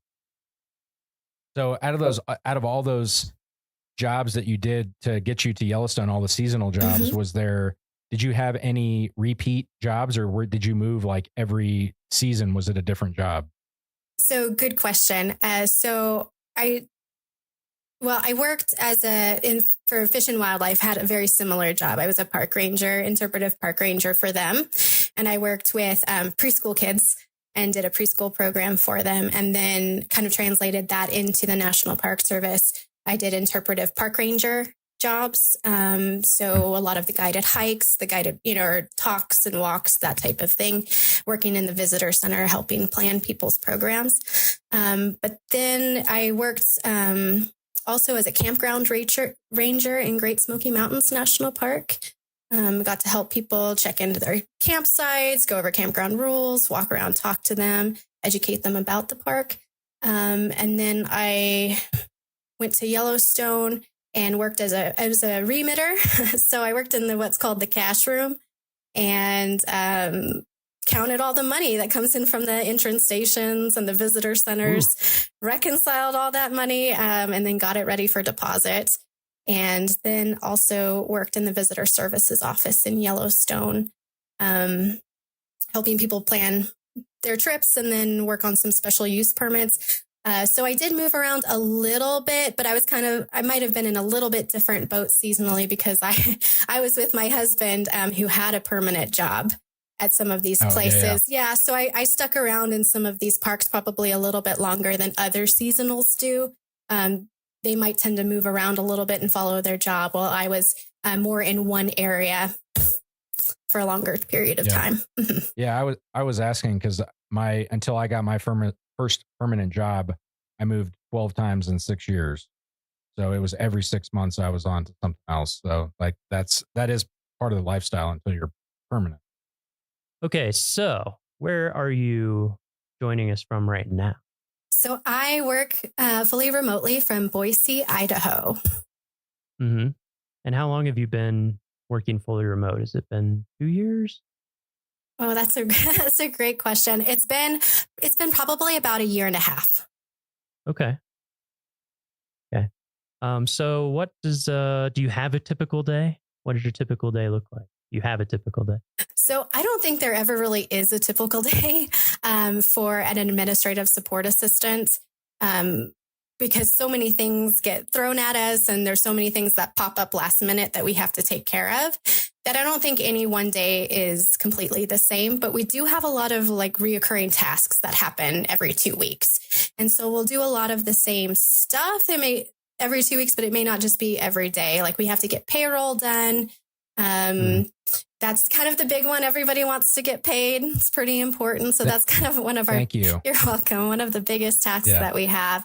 But we also arrange travel for a lot of our NPS employees. If they have to go to meeting that is outside of the park, any trainings, go to other parks to assist with anything, we help arrange that travel. You can think of us kind of like a travel agent in that regard. We deal a lot with HR. So we're kind of an HR liaison. So anytime there's personnel actions for hiring somebody, all those 83 seasonals, we put in hiring actions for them. If anybody resigns or moves to a different position, that kind of all starts with administrative support assistance. And then depending on the park or even the division, you might even help with some budget work, reconciling accounts or tracking expenses and expenditures. Mm-hmm. Do you also have a credit card? I do. Not all do, but I do have a purchase card, and I make purchases for some of our division. Yeah, I know that I've never owned a purchase card as a government employee, but that's another thing that administrative folks are worth their weight in gold for managing the purchasing process. It's very complicated, and there are a lot of rules. There are a lot of rules with it. Yes. Yes. So what would you say is the most important skill for your job? Or if there's more than one, you can say more. Yeah, I think administrative support assistants really need to be flexible, because there are so many things that will pop up last minute. So occasionally you'll be working on something and then have to put that task away and work on something else because it's time sensitive. So you need to be able to jump from one task to another pretty easily and change your priorities on the fly. And then I think you need to have a really good customer service mentality. I mean, administrative support assistants, we don't work with the public, but we can think of our customers like our fellow employees. We want to make sure we give them as much support and as many tools as we can so they can be successful in their jobs. And so they can protect the park. They can also, share it with visitors. So we really need to be focused on our fellow employees. Mm-hmm. What's your favorite part of your job? I think the variety. There's a lot of stuff that you get to do as an administrative support assistant. You're not really necessarily pigeonholed into one thing. You get exposure to a lot of different routes, parks, career routes, like budget, HR. You get exposure to different divisions. Every division needs an administrative support assistant, and what they do for each division is a little different. So you just get exposure to a lot of different things, a lot of different processes. And I really, really enjoy that. And I mean, you get to work with people, which is pretty great too. Mm-hmm. And what about the flip side? Do you have a least favorite part of your job or hardest part? All the emails.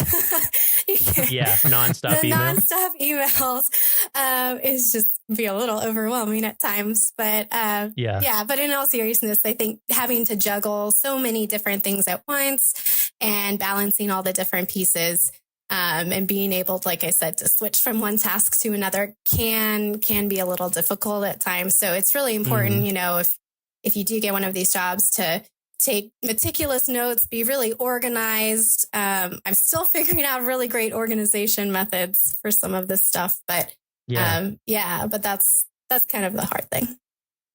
And I think sometimes you all have to deal with really long-term deadlines, or what seem like long-term deadlines to me. And that, I think that's always hard for me, where it's like, oh, we need to have this thing in like 6 months ahead of time, or, and they're deadlines that you can't miss, really. Yes, those are, especially when it comes to HR, we've got deadlines pretty far in advance for some of our things. And if you miss those deadlines, then it pushes back, maybe when somebody can start.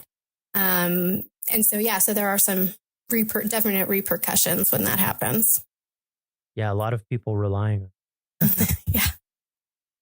You guys they're like the grease of this machine. They make sure that everything keeps chugging along, and without all the little actions and paperwork and everything, it seems like we're constantly in contact with admin.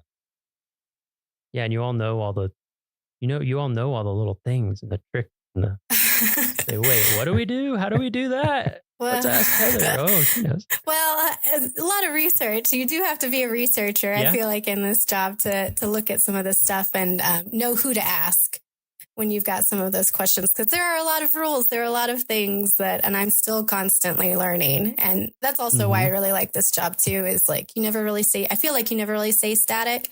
You're constantly in motion. You're constantly learning. Mm-hmm. So you mind if I ask you about when you're talking about moving with your husband and everything? Mm-hmm. Just because I think that would be interesting for people who are thinking about NPS as a career. It can be challenging, I think, for, long-term partners to work in the service. Like, I've known people who are married and live apart for a long time, sometimes like a really long time, or they date and are long distance for years before finally, and things like that. So I don't know, just like, how did that play into your career and your husband's career, and how life has gone for you guys so far? I mean, it seems like that's probably part of the remote position or some of the flexibility, but I don't know, just anything you would want people to know about your experience with that, who might be thinking about the park service. Yeah, that is a great question, because there are different routes that people can take, because I have also known couples who have had to be apart for a little while, each working separate parks, and then making their way to each other. We've been fortunate enough that where my husband has gone, I've been able to pick up seasonal work. I know that's not necessarily in the cards for everybody, but thankfully I was able to. And that's kind of also the reason why, I didn't just stay in one career path. Like I've done a couple different things, and that was to really, I kind of took a job where I could, but I really liked that. I think that's made me a little bit more well-rounded. Really appreciated that. And then thankfully, when my husband moved to a different position away from Yellowstone, I was able to go remote, especially with some administrative work kind of leans more towards that. You can't do that with every job in the Park Service. There's so many that have to be in park. But thankfully, this job allowed me to have that flexibility, and my supervisor was very, very supportive. And I was able to get a remote job that way. So that's really helped with us. Yeah. Yeah. Yeah. I mean, not that we need to dive too deeply into it in this episode, but it is interesting. I think a lot of people would be surprised to learn that, number one, if you work for a national park, it doesn't mean you're going to get like housing in the national park. In fact, it generally means you're not going to, and that it's not just Yellowstone, but like a lot of parks, it's becoming harder and harder and harder to find places to live right by the park, just because of how the real estate and things have gone as well. And then sometimes with some of these parks that are really remote, there's situations with like school for kids or extracurricular or all sorts of things. So, yeah, that's part of why one of many reasons why we wanted to talk to you, is just to let people know that is something that remote positions are something that parks are utilizing for the right positions and the right people. Like you had already been at Yellowstone, so the park, people here. Yeah, I just think it's cool that that's been able to work out well for you, and it has worked out well for us as well. Well, I'm not a very big fan that Heather is remote, but other than my personal opinion that we don't get to see her in person. Yes, I agree with that. Tease her in person. So, even with the, I'll say, difficulties or challenges of, managing relationship and career and all different parks, and the tough things about jobs and the good things about jobs, what has kept you working for the National Park Service? Like, what has kept you knowing that your decision, this is what you're going to do, is the right one for you? I think that's a good question. I think, it really goes back to when I did that internship, or a couple of internships, and you just see it and you just feel it. And it's just, I just believe in what the Park Service stands for. And I've just met so many great people along the way, both, fellow employees, peers, as well as visitors, that it just makes it, it just makes it worthwhile. I actually have in my office here, I worked with a school group when I was in Yellowstone from Lowell, Massachusetts. They came all the way out to Yellowstone, and I actually have a picture of those kids. The teacher gave it to me. I have this picture of those kids on my desk, and that kind of just reminds me, I'm part of something bigger, and it's really awesome to feel like I make a difference. And so I just believe in the Park Service mission quite a bit. Yeah. Same. I think I kind of had a similar experience. I think a lot of us do, where it's like, I think my first summer in a park was here in Yellowstone, making beds at Canyon. But then, I did a couple STA internships, and at some point you're like, can I go back to a normal lifestyle? I don't know if I can. And then the mission, and just remind everybody, the mission of the Park Service is to preserve unimpaired the natural and cultural resources and values of the national park system for the enjoyment, education, and inspiration of this and future generations. So, like you said, even if sometimes a day might be filled with like a checklist of what might seem like mundane tasks or something, I think for me, and it sounds like for you, having that bigger mission that you're working for really does make a difference. So a question that I have, like with that mission, I think a lot of us, when we have the rough days that like physically work here, you have the rough days, but then you go outside and you hear the wolf howl or you see Old Faithful erupt.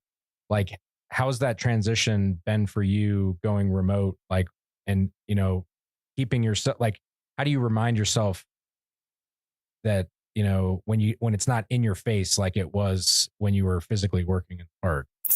Yeah, so it has been a little bit of a transition to remote. I very much enjoy it, and the flexibility it has given me to be, you know, still continue to work for the Park Service and be with my family. I think it becomes more about the people, and than necessarily, I do feel a connection to the place, but I feel a connection to the people even more.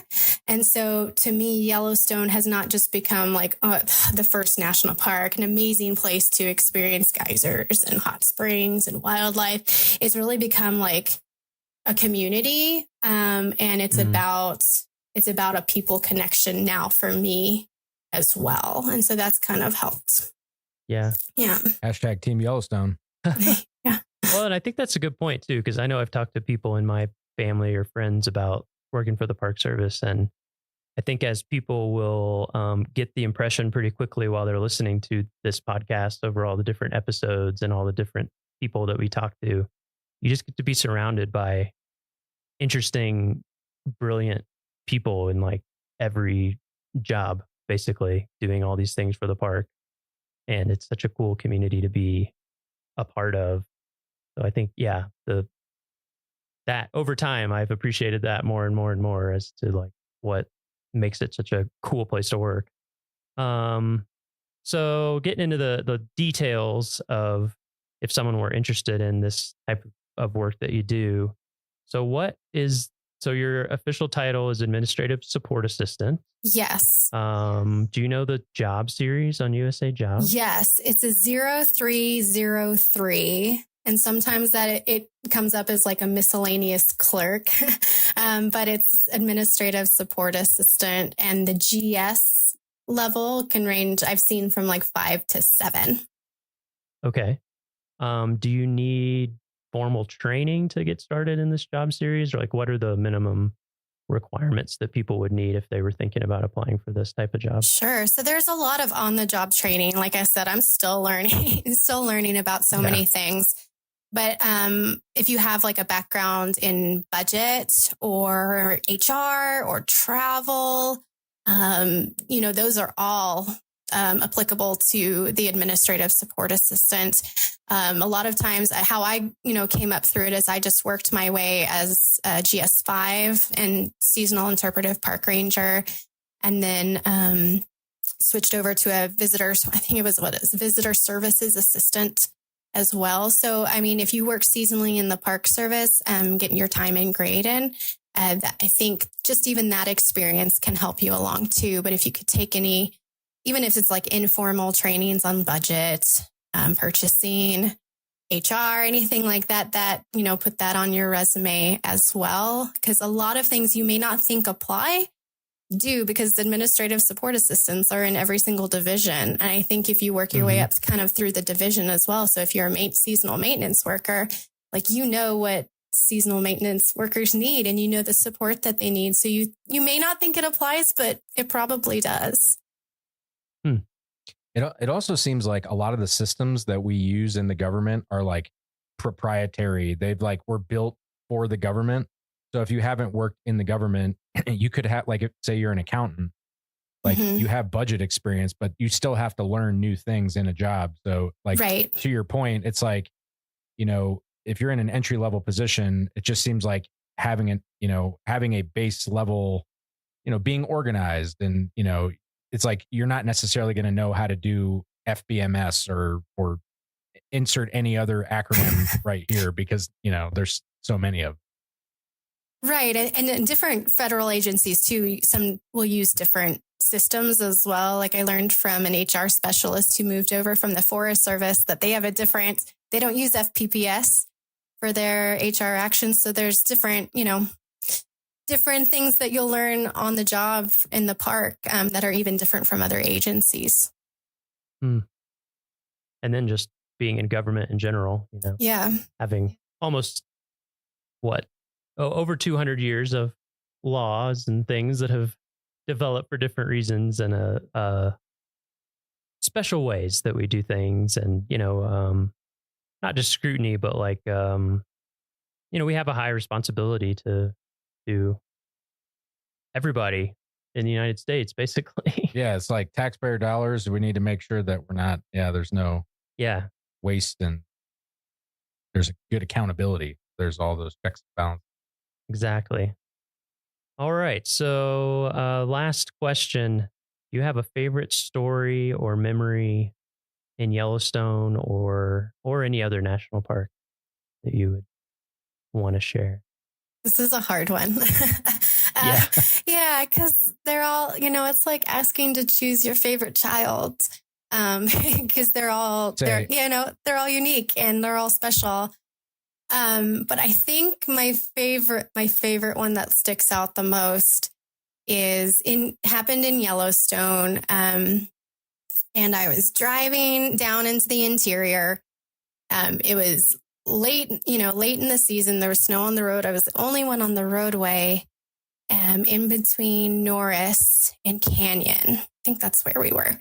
My son, who's like 1, was in the back seat, and we went around, I think, a curve, and all of a sudden there were wolves all over the road. I had never seen so many wolves in my life. And I've got a video because I slowed down, pulled over, and I whipped out my phone and I took a video because I was like, this will never, ever happen to me again. And the wolves, I remember it was a black wolf walked within 3 feet of my car door, and it looked at me and I could see its eyes, and it just kind of continued walking off. And I was like, oh my God, I get to experience this with my son in the backseat. Of course, he's 1. He's not going to remember this. He has no idea what's going on. But I was like, oh my God, we got to do that together. And I know he won't remember it. I mean, yeah, of course he won't remember it. He was 1. But to think that he got to be there and I got to share this special moment with him that will never, ever happen to me again in my life. And to be able to experience Yellowstone in that type of way and feeling that wild with him was really neat. And it's something I'll be able to show him the video of and tell him about when he's older. And then hopefully, when we go back to visit Yellowstone, he could have a similar experience. I still can't believe it actually happened. It was just absolutely incredible. Very cool. Okay, well, I think that's it for this week's episode. Yeah, thanks for joining us, Heather. Thanks so much for joining us. Thank you for having me. When are you coming back for a visit? When are we going to see you in person again? Not soon enough. I don't know when, but hopefully soon. Righty. Well, we'll keep in touch virtually until then. Sounds good. Thank you.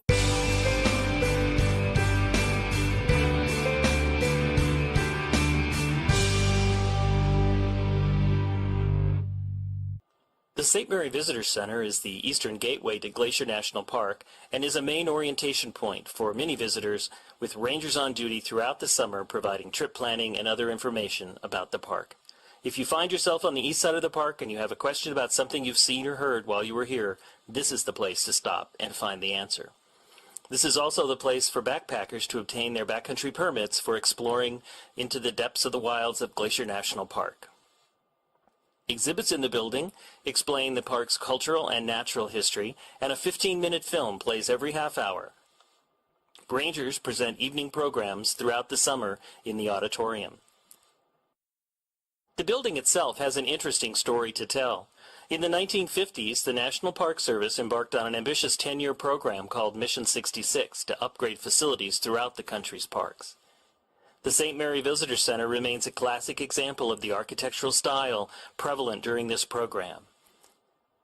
If you look closely, you'll notice that the building's lines reflect the mountains in the background. In the years since Mission 66, many buildings and parks around the country have changed or been remodeled or in some cases torn down. That makes preservation of buildings like the St. Mary Visitor Center all the more important. These buildings help to tell the story of one of the most significant initiatives in the history of the National Park Service. One thing you'll notice right away about St. Mary, it's almost always windy here. So the building needs repainting often to keep up its appearance. And over the years, the original colors were painted over in shades of tan and brown. Recently, it became time to repaint the building again, and historians researched the original records and rediscovered the original colors used during the Mission 66 construction of the building.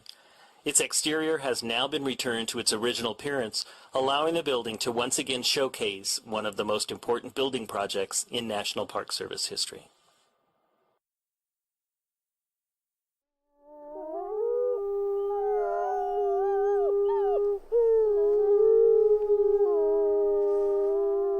From Yellowstone National Park, this is what we do. I'm Jake Frank. And I'm Miles Barger.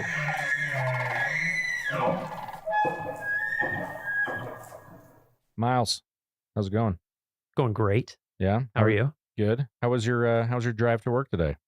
Very short. Yeah. How are the roads? Very clear and in excellent condition. That's good to hear. Honestly, yeah. So, speaking of roads, to start, I have a trivia question. I'm curious if I would say this is on the easier of some of the questions that we've been hearing, but okay.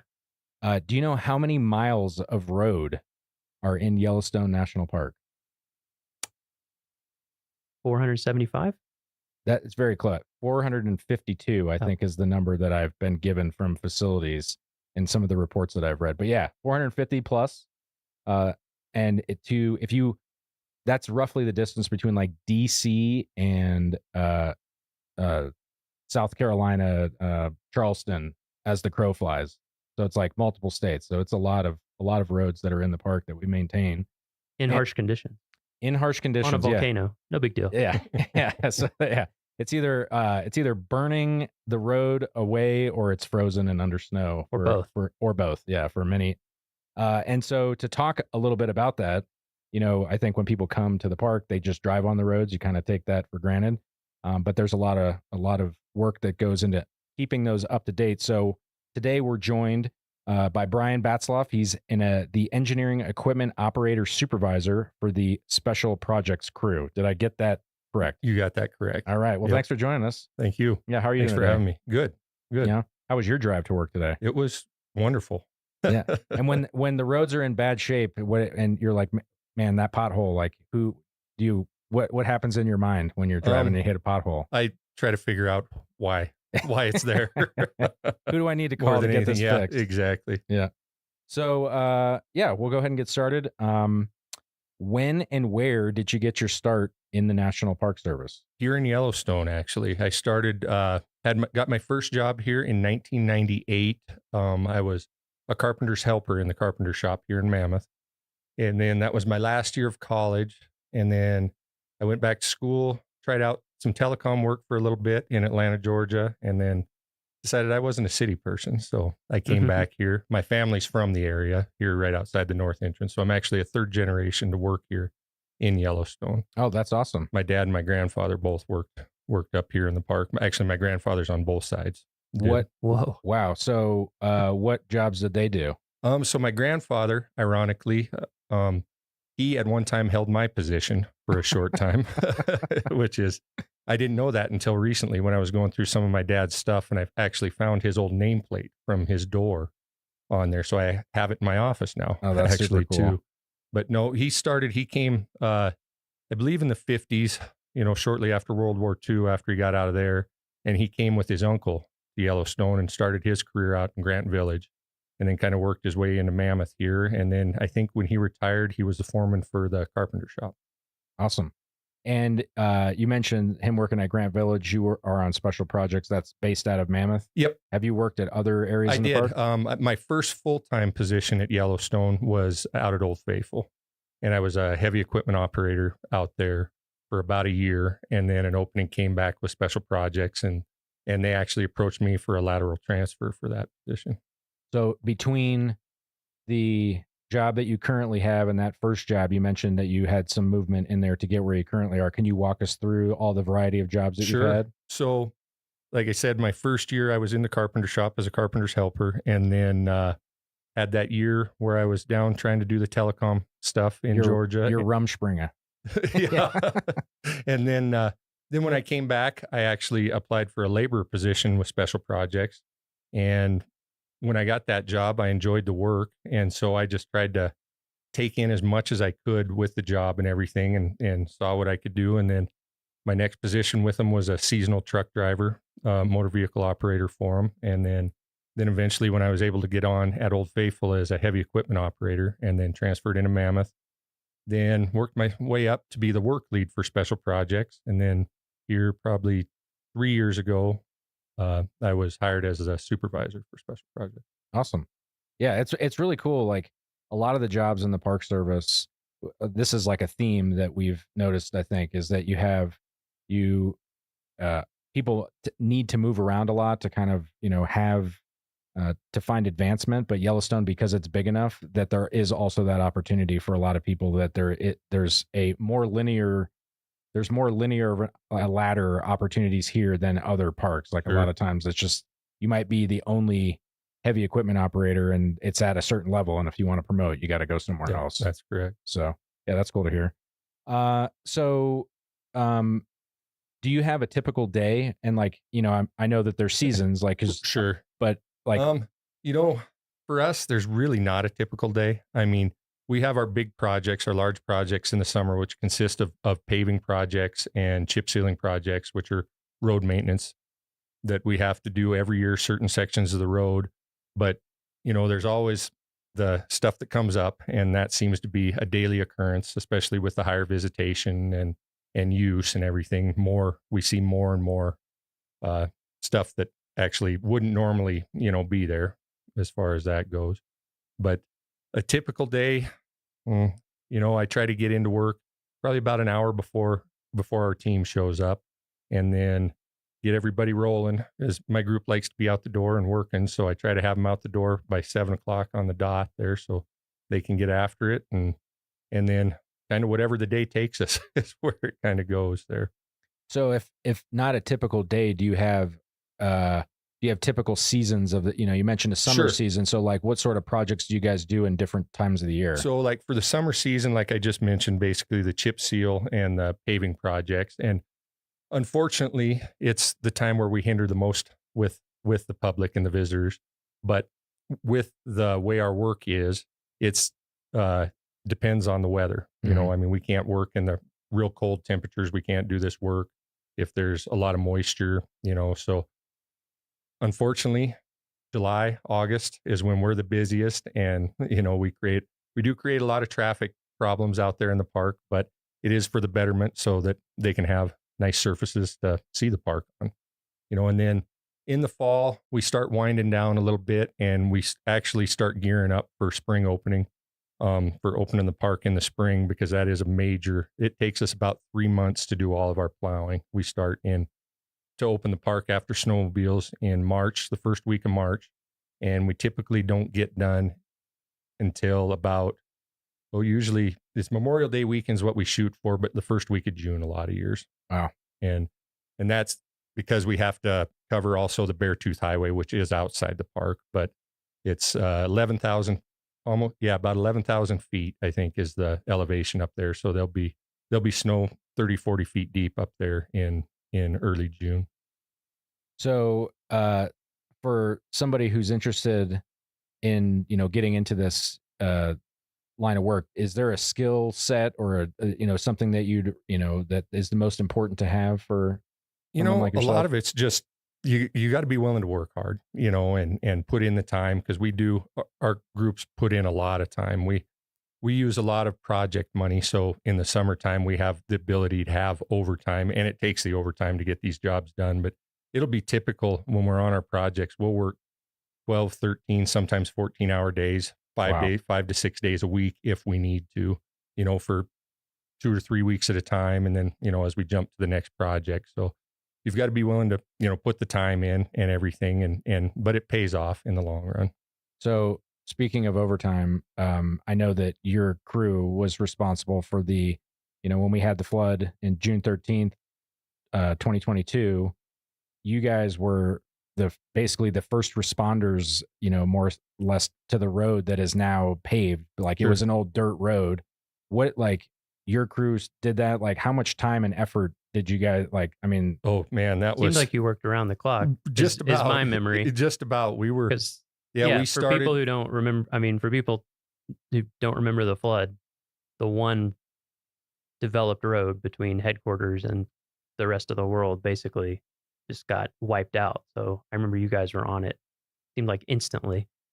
Yeah, they gave us the okay. I can't remember the exact date. I believe it was 2 days after, and we needed to get the old wagon road from Mammoth to the north entrance in Gardner shaped up to where we could get access, because basically Mammoth was cut off, to everything. And at one point, both Gardner and Mammoth were cut off to everywhere because Highway 89 was also flooded out at Yankee Jim Canyon.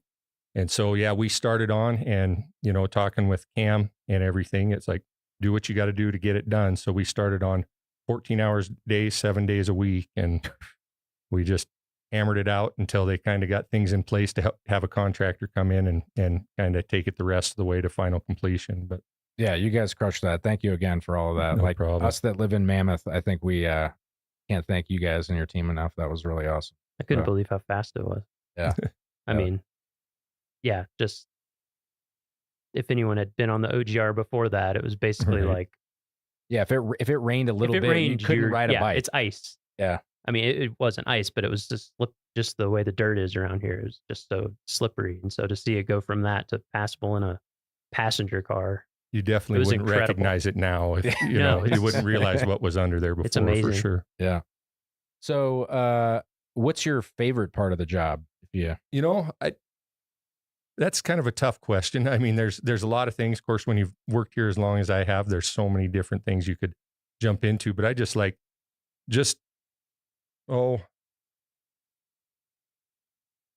more of the challenge, of everything. And like I mentioned before, with the higher visitation, so that creates its own challenges, and to try to not ruin the visitor experience for everybody. So the challenges that go into planning the projects and making sure that everything's up and running, I think is probably what I enjoy the most of it.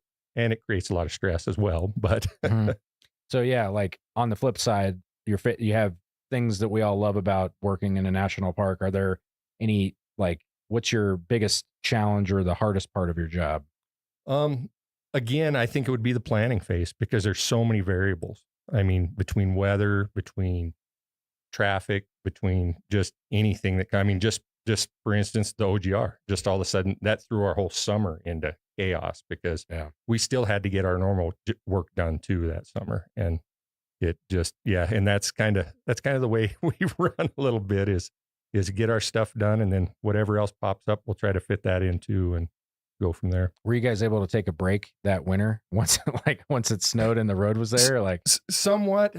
We ended up having a fairly decent winter that winter also. So this winter has actually been kind of a blessing for us. Yeah. So, with the challenges, obviously if everything's great all the time, then there's no, reason to leave. But with challenges, even with those, what keeps you here? What keeps you in the green and gray?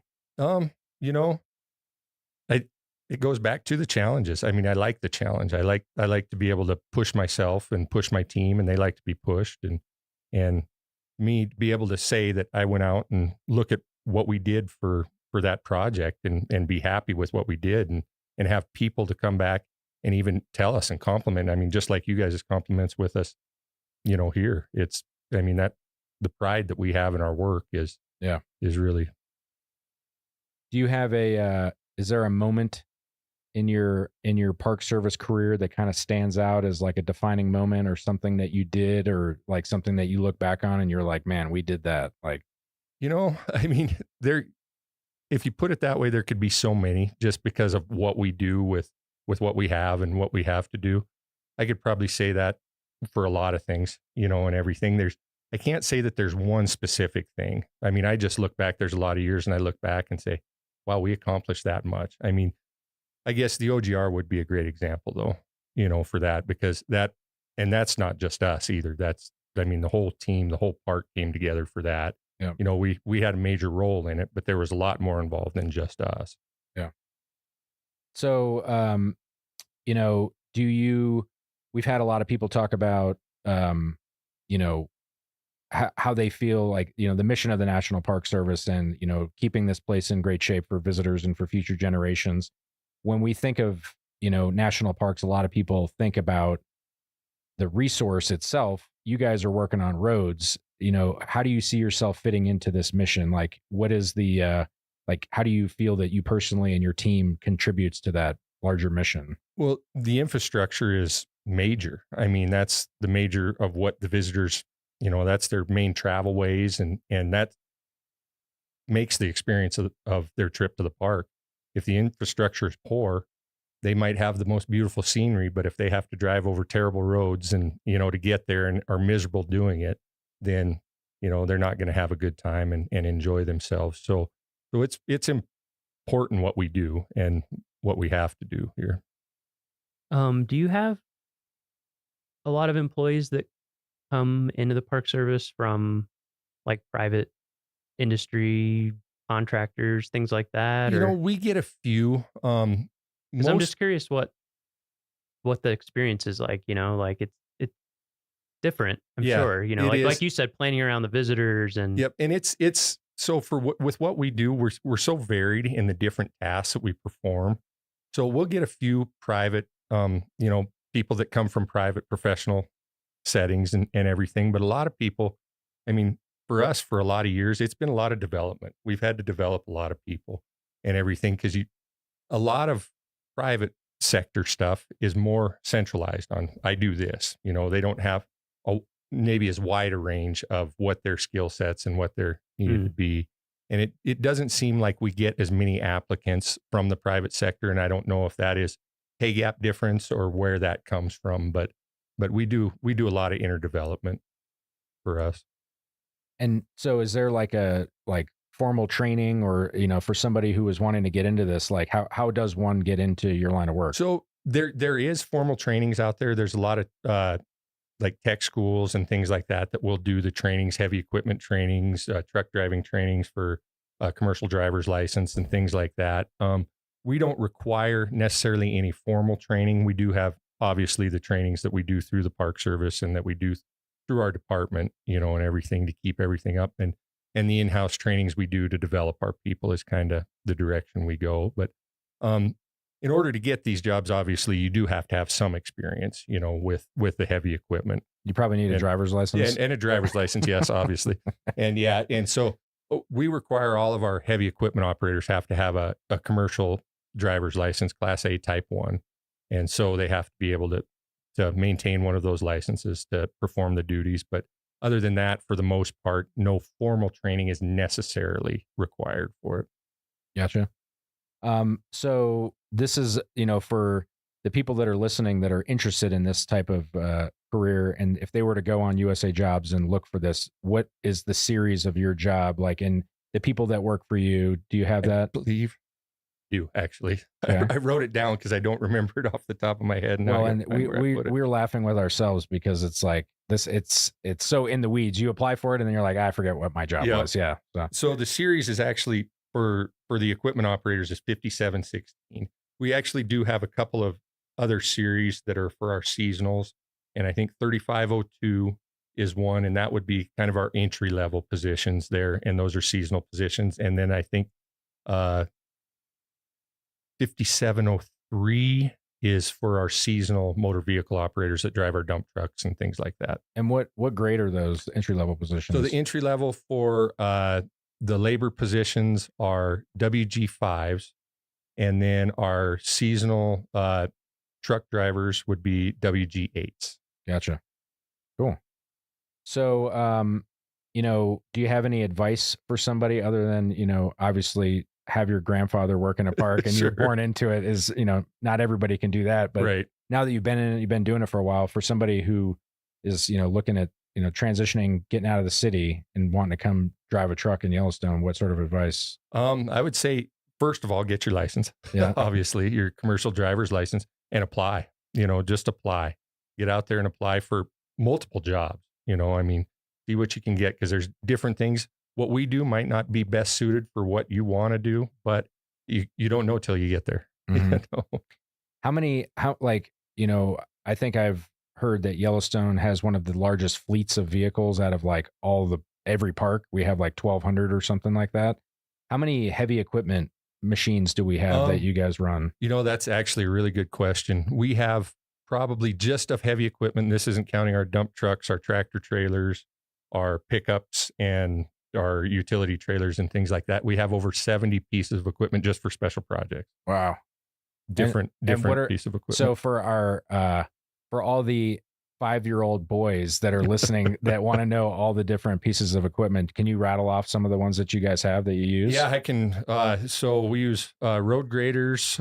We actually have 5 of those just on special projects. We have front end loaders, bulldozers, rotary snow plows. That's usually everyone's favorite. I got to ride in one with you. Yep, Yeah, that was awesome. Yeah. Yep. And those are pretty amazing machines. The ones we have right now will move, I think, 3,500 tons of snow an hour. Oof. And we have 7 of those. Wow. Because like you were saying before, we have over 400 miles of road in the park, and as what we plow in the spring, we have to plow over 300 miles of that in the springtime over packed snow that's been groomed all winter and packed down like concrete, basically. So, and we have basically 2 months to get that done. Yeah. So, yeah, that's crazy. Have you seen the operation before, Miles? Like, have you ever seen like in person? I haven't seen the full operation. I was just wondering I've seen pictures, but I was wondering what the full cadre of vehicles is. It's pretty, if you get a chance, I think if you can look on YouTube and look up Minute Out in It. Yep. I think is what it's called. And that gives a pretty good show. It's a pretty good video of most of the equipment working. And that's our park plowing here, which that operation is a little different than when we're up on the Beartooth Pass, because snow conditions are a little bit different. But in that operation, we have one grader that has a V plow on the front of it, and we hook 2 bulldozers to the front of it, and we have to pull it through the snow, break up the snow. Yeah, it's crazy to see. Yeah.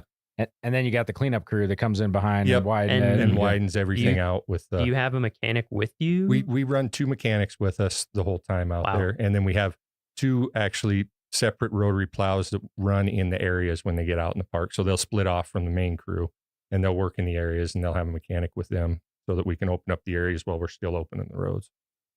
Yeah. It's so I've had amazing. When my first year here, I came after winter, and it was the spring plowing, and I had the opportunity to go out. I think we were at Lake, right? Yep, it's like in that between Lake and Grant. Yep. Yeah, and Brian was running the rotary plow, and just like it like hucks snow forever. It's really cool to see that. And then I think 2 winters ago, I went up to the Beartooths, and it was like a lower snow year, but it still was like a 35-foot wall of snow. What's the name of that big famous curve? They call it the bar drift there. Yeah, and I don't know the full history on it, but it has to do with years ago, back when the state of Montana and the state of Wyoming would meet, because the state of Montana plows the Montana side, and then we take care of the Wyoming side.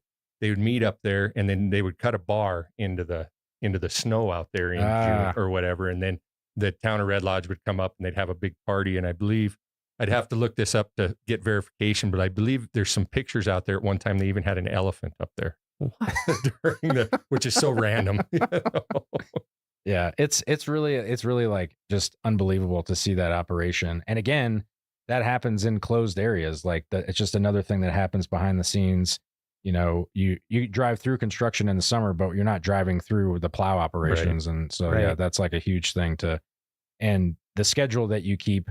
I used to work in Glacier, and they also have a road that requires crazy plowing, the Going to the Sun road, but they don't really put a time limit on it. It's kind of like it's open when we're done. Yeah. You guys are like cutthroat, like we got to hit these dates. These are when the things open. And we're pretty proud of that. We haven't missed for the park. We haven't missed an opening date since I've been plowing out here. And I think I've been plowing since 2007 or 2008. Yeah. Yeah. Knock on wood. Yeah. There we go. So, yeah. Another thing I was wondering about is like, I assume you kind of get to know different areas of the park when it, being on a volcano is so weird. Sure. It's just like, has it been interesting over all these years to get to like, there's probably going to be a pothole there this year. Sure. And like, because the weirdest things pop up on the road. I'll Right. just, one day I'm driving, it's fine. I'd come the next day and there's just like a 3 foot tall, 3 foot wide bubble in the road. And some of it's so unpredictable because the geothermal stuff moves so much.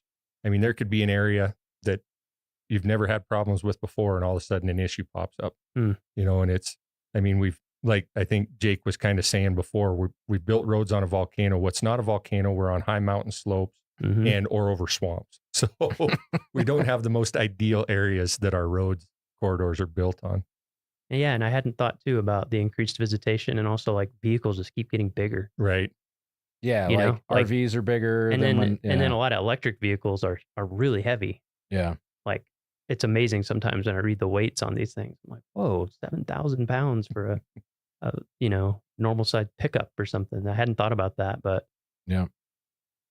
So before we go, one of the last things that we like to ask everybody is, it doesn't have to be work related. I mean, if it was, then that's great. But do you have a favorite story of, in a national park, whether vacation or on work time, just like something where you're like, man, this is such a cool thing that I'm a part of that I get, probably, and it's not really a story because it encompasses a few years of time, but I was able to actually, when my dad's last few years here, I was able to work beside him a little bit. He worked in a separate crew. He worked for the North District maintenance crew at the time, but I was able to work alongside him on a lot of projects and stuff his last few years before he retired. So that's pretty amazing when you look at the scope of what the Park Service entails and everything. Yeah, that is pretty cool.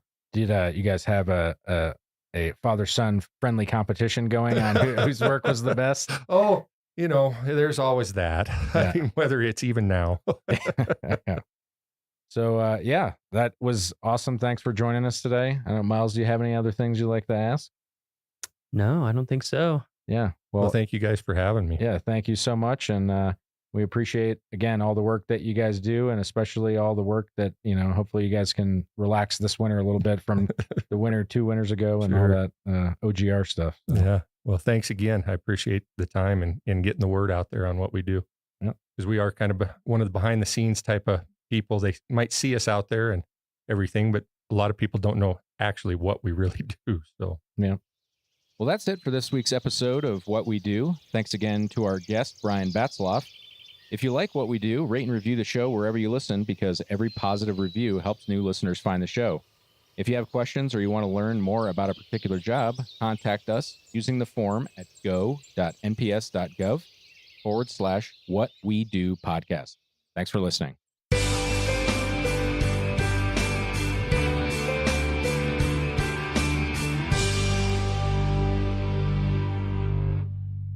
From this spot, visitors often confuse the series of cascades on Haystack Creek directly in front of them for Birdwoman Falls. But Birdwoman Falls is actually the 492-foot drop across the valley between Mount Oberlin on the left and Mount Cannon on the right. Notice the broad U-shaped bowl above the waterfall, and then look down to the valley to the right and notice the same broad U shape. Both features are the results of glaciers. Ice Age glaciers that flowed down the valleys here ground and carved the landscape. The Lake McDonald Valley shows the familiar rounded bottom of a valley that was created by a glacier. Ice up to 3,000 feet thick filled this area as recently as 12,000 years ago. Smaller glaciers tucked high into the mountains ground away and created bowl-like depressions called cirques and hanging valleys like you see immediately above Birdwoman Falls. A hanging valley is created when one of the smaller glaciers meets one of the larger valley glaciers. It can't carve as quickly as its massive cousin, and so creates a smaller hanging valley up on the mountain. Look for these features throughout the park. Often, since they generally end in a cliff, hanging valleys have impressive waterfalls pouring out of them. Birdwoman Falls was once fed by an active glacier in the cirque above, but today there is merely a snowfield to feed the waterfall. In especially dry years, Birdwoman Falls dries up by fall.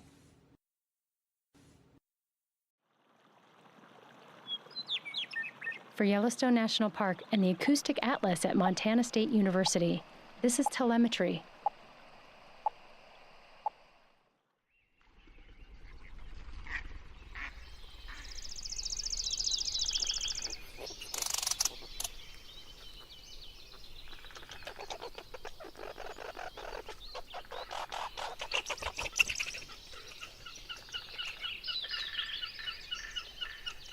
You know, every season in Yellowstone is pretty fantastic, but if you're into listening to the sounds of animals, spring and summer, well, there's just nothing like it.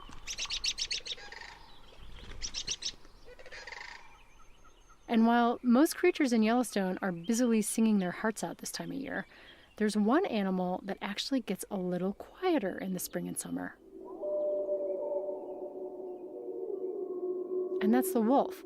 You see, there's a seasonal cycle to wolf howling. Howling ramps up through the fall and it peaks in late winter. Then comes springtime. Howling abruptly drops off, and this is caused by the female choosing a place to den that they really want to keep secret, if at all possible. That's Kira Cassidy, research associate with the Yellowstone Wolf Project. Choosing a den site is extremely important for a wolf pack. It's going to be their hub for the entire summer. It's the house of the entire next generation. And it has to be protected, of course, because the tiny, helpless pups are going to be there for several months. We've had cases where a pack has attacked another wolf's den and even killed the pups in some cases. They don't really want to let other packs know where they are and what they're doing. And in order to avoid that, they keep quiet. Now, it's not only the frequency of howling that changes throughout the year, but the type of howling shifts too. Wolves howl for a couple of different reasons. Some of that would be within the pack, so to keep track of each other, say if they've been separated. And even though they're doing a lot less of it, this is the kind of howling that tends to dominate in the spring and summer. Wolves communicating with their own pack mates. They also howl to let other packs know where they are and to kind of establish a territory. Wolves will often have these howling bouts with other packs. The two packs will howl back and forth as if to say, this is our turf, our territory. And it's that howling for territoriality that grows in the months leading up to the winter breeding season. Howling really tracks the hormones. As the wolves are getting ready for the breeding season, testosterone will start to spike. Howling starts to increase. It's kind of a stressful time in some ways. They do a lot of howling during the breeding season.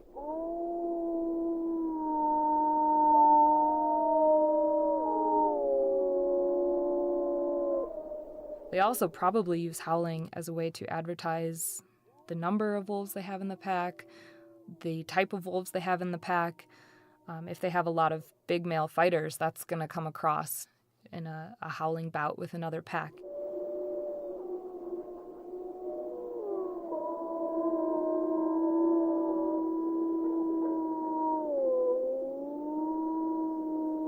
And in some ways, wolves may be able to use it to avoid a fight with another pack too.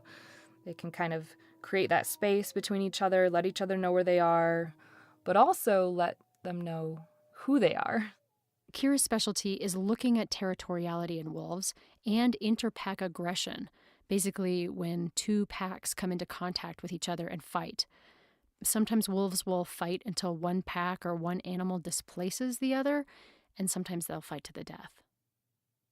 This running into other packs is so vastly important to a wolf pack. It's, of all the wolves that live in Yellowstone that we've radio collared, some of them disperse outside of Yellowstone, of course. But if they live their whole life in Yellowstone, 2/3 of them end up being killed by other wolves.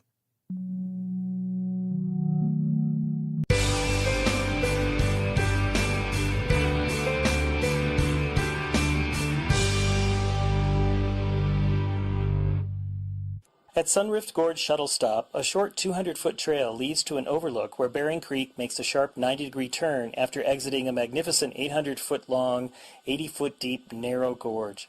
This shady, moist gorge creates a microclimate that supports a variety of different plants and animals than those found in the drier forests surrounding Sunrift Gorge.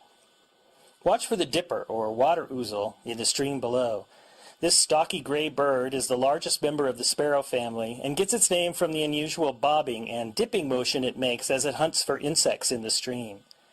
Watch for a while and you will eventually see it plunge right into the swift-moving water and literally fly underwater using its wings to maneuver through the rapid currents. When it comes back up, look closely and you might notice a large insect in its beak that it plucked from the rocks in the streambed. Sunrift Gorge is also the trailhead for the Sayee Pass area. Hikers can explore the high country of Glacier National Park on this spectacular high-elevation trail. The preferred route for this 10.3-mile hike is to start at the Sayee Bend shuttle stop and end here at Sunrift Gorge, since starting the trail here involves much more elevation gain. Hikers may also wish to venture up this portion of the trail for views of Bering Creek, abundant wildflowers, and later in summer, some great huckleberry patches. Just remember that grizzly bears love huckleberries too, so be cautious and always make plenty of noise on the trails. An impressive architectural feature of the Going to the Sun Road, the Bering Creek Bridge, spans Bering Creek here. The bridge was constructed in 1931, and many people consider this the most beautiful of all the structures built on the Going to the Sun Road. It was designed to blend into the landscape using the same red and green argillite that adds color to the mountains and color to the streams throughout the park. The bridge was also designed at a time when horses were the dominant mode of travel in the park. It is high enough and long enough to allow riders on horseback to travel comfortably underneath on their way from Sayee Pass to the chalets that were located at Sun Point. Part of the Old Horse Trail is now the Sun Point Nature Trail, and a short quarter-mile walk down the trail leads to Bering Falls. Yellowstone is famous for huge explosive volcanic eruptions. There's really nothing brewing right now. The magma chamber is mostly solid, but there have been quite a few hydrothermal eruptions and small explosions in both Biscuit Basin and Norris Geyser Basin as water in the hydrothermal system flashes to steam. Curious new blue water pool formed in Norris Geyser Basin in late 2024 to early 2025 via a series of small explosions that threw out rock and excavated a small crater. This sort of activity is nothing new, as thermal features are commonly activating and going quiet across Yellowstone National Park. But it's a great reminder about how dynamic the system is, and also how important it is to have monitoring instruments in place. During the month of February 2026, the University of Utah seismograph stations, which monitors and operates the Yellowstone seismic network, located 74 earthquakes. The largest was a magnitude 2.4. Deformation measurements indicate a pause in uplift along the North Caldera Rim. Steamboat Geyser had one water eruption on February 27th, and nearby Aquinas Geyser, quiet since 2020, erupted about 40 times during the month. Yellowstone volcanoes remains at normal background levels of activity. Headwaters is supported by the Glacier National Park Conservancy. This summer, I came across the story of a bear nicknamed Growly.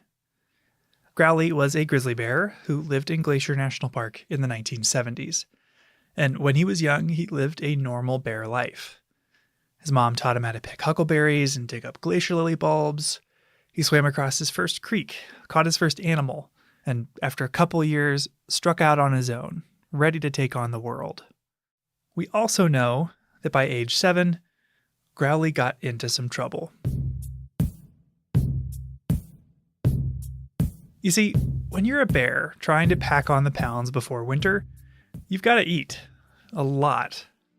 And if you want to eat, say, 150 calories, you could find and pick 150 huckleberries, or you could eat one Twinkie. Bear management records from 50 years ago are light on the details, so we don't know exactly what Growly did, but we do know he was labeled a, quote, problem bear, a term often used to describe bears who associate people with food. More often than not, problem bears aren't malicious or uniquely ill-tempered. They're smart. They know that they need a lot of calories to survive the winter, and happen to live around humans who leave a lot of food lying around. One account stated that Growly wandered through a busy campground searching for food. Another claimed that he followed his nose to an empty cabin, quote, vandalizing it to get food inside. He hadn't hurt anyone, but this habit suggested it was only a matter of time, and park managers decided to remove him. The next time Growly followed his nose, he followed it into a trap. For some bears, this is where the story ends. But for Growly, this was just the beginning. Growly would soon leave Glacier and would go on to change how all of us recreate in bear country and play a part in the creation of bear spray.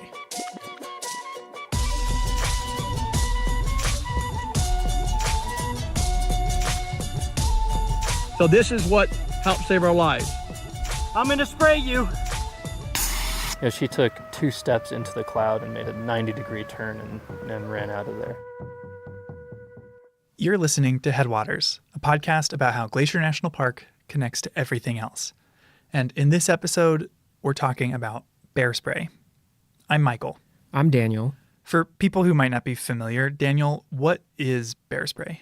Bear spray it's basically a self-defense spray, like a pepper spray, a really strong pepper spray that you spray at a bear if you're being charged or attacked. Right. And it's become a central part of the visitor experience here in Glacier because we have one of the highest densities of grizzly bears anywhere in the lower 48 states.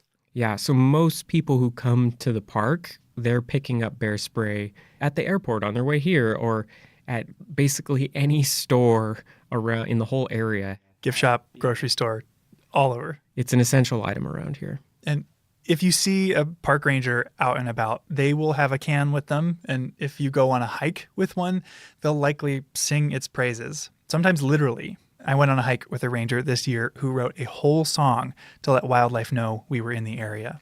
Grizzly bears, grizzlies in the way. Get off the trail, because if you charge the pepper, you'll get sprayed. Thanks, Ranger Frank. Oh, wow. Yeah, it was very good. I love it. But while bear spray is ubiquitous now, it hasn't been around forever. So in this episode, we're diving into the origins of bear spray and meeting some of the people behind the hottest life-saving accessory in bear country.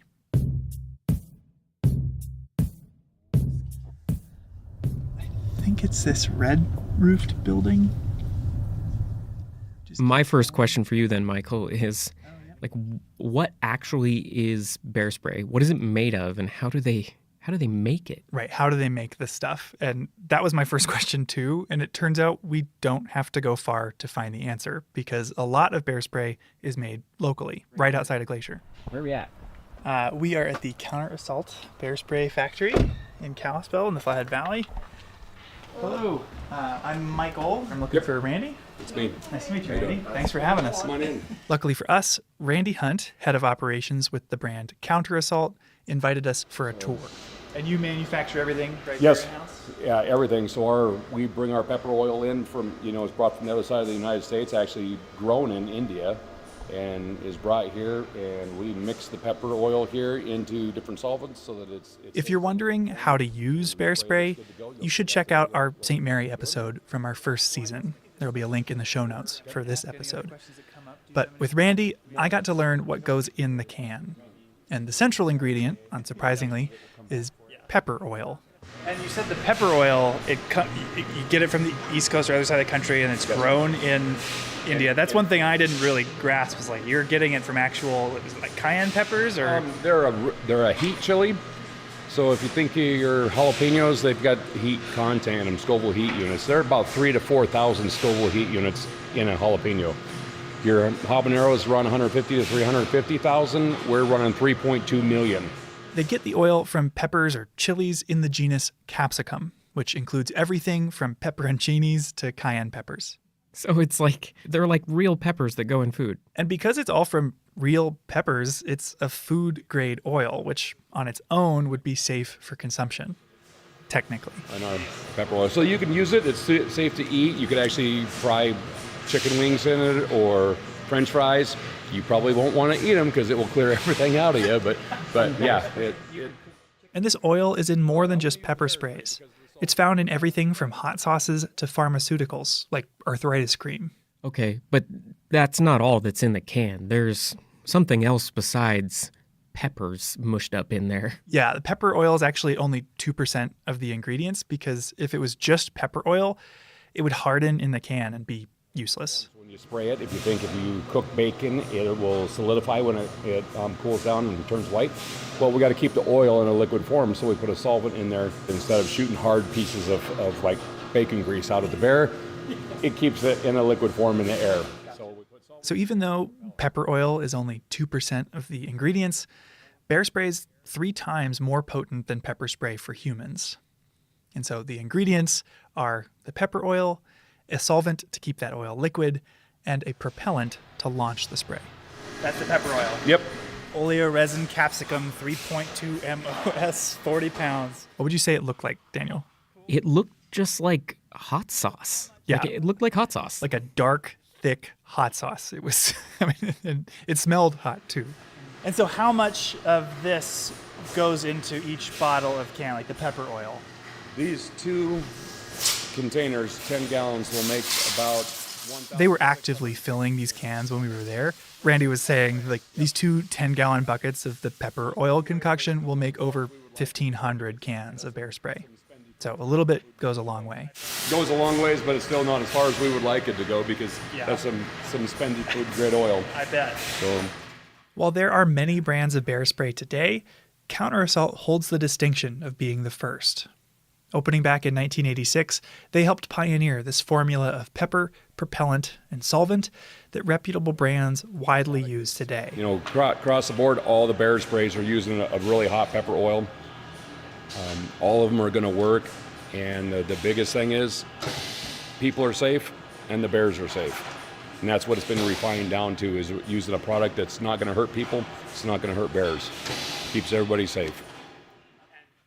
Bear spray's non-lethality, the fact that bears that get sprayed with this will turn around but ultimately be unharmed, is not only a huge selling point, but it helps explain why bear spray exists at all.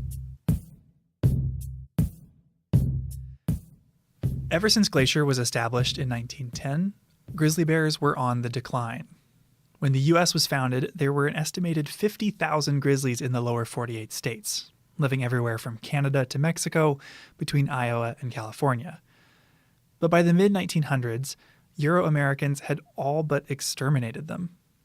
There were less than 1,000 grizzly bears left in the lower 48, largely isolated within large public lands in the West, like Glacier and Yellowstone, something that's still true today. But while national parks are often seen as safe havens for wildlife, the relationship between Glacier and grizzly bears was fraught in the mid-1900s. Grizzlies, or bears in general, were a huge attraction for park tourism, but not in the way they are now. Right. This was an era where a very typical part of the visitor experience was to feed the bears, like out of their car, throwing out pieces of bread alongside the road, feeding bears. Yeah, like this animals as a spectacle approach. The second director of the Park Service, Horace Albright, was actually a huge fan of feeding wildlife in parks. He encouraged the creation of bear feeding platforms in Yellowstone, and Yellowstone even opened a zoo at one point for people to come look at captive animals. Wow. So it really was a different relationship than the one we have with wildlife today. And predictably, it had some consequences. Like, encouraging bears to seek out humans when they're hungry seems like a disaster waiting to happen. And it eventually led to tragedy. In 1967, 2 visitors camping in separate areas of the park were killed by grizzly bears who'd come to their campsites in search of food. These shocking deaths later came to be known as Night of the Grizzlies, and were the first grizzly fatalities in Glacier's 50-year history. In response, Glacier completely overhauled all of its bear policies. They closed some campgrounds, outlawed giving food to wildlife, and installed bear-proof trash cans. They also found and killed the bears responsible, and faced a lot of pressure from the public and even some policymakers to kill more. The park superintendent at one point issued a memo. Here, Daniel, can you read it? Okay. When a grizzly bear appears in any area of visitor use, it will be immediately destroyed by a park ranger. Wow, that is a pretty aggressive stance for a park to take against bears. Yeah, it was pretty intense. The park is taking a very aggressive stance to kill bears in order to keep people safe. Mm-hmm. But as a species, at this time, they're actually becoming very threatened in the 1960s and 70s. Right. As Glacier's dealing with these events, grizzlies are identified as an endangered species by the federal government, which demands a broad recovery effort. Scientists started studying how many bears were left, what their habitat needs were, insight that would help them recover and hopefully help our 2 species coexist. So they need to know more. Park managers are looking for more data about bears in general. But if we zoom in on the story we're looking at here, that is the history of bear spray, you can see this emerging need for a tool that allows people and bears to de-escalate conflicts in a non-lethal way at like an individual scale. Yeah. Which brings us back to Growly, the bear who apparently didn't like grapefruit. I've told the story that the main thing Growly hated was grapefruit, but he liked oranges fine. He figured out how to slice an orange open. He had really long claws. After being captured in Glacier National Park in 1976, Growly was sent to Churchill, Manitoba, a town in northern Canada known for its polar bears. I was a research assistant. That voice is Janet Ellis. And I spent 4 months on the bear study with the bears in 1978. Janet is currently a Montana state senator, but she spent a few months helping zoology grad student Gary Miller conduct a study on bear behavior. The University of Montana had a bear lab up there, way far from town. There were 4 bears in this study. 2 grizzlies, Growly and Snarly, and 2 polar bears, nicknamed Magdalene and Gwen. Janet helped take care of them. So what does it look like to take care of a grizzly bear in a lab?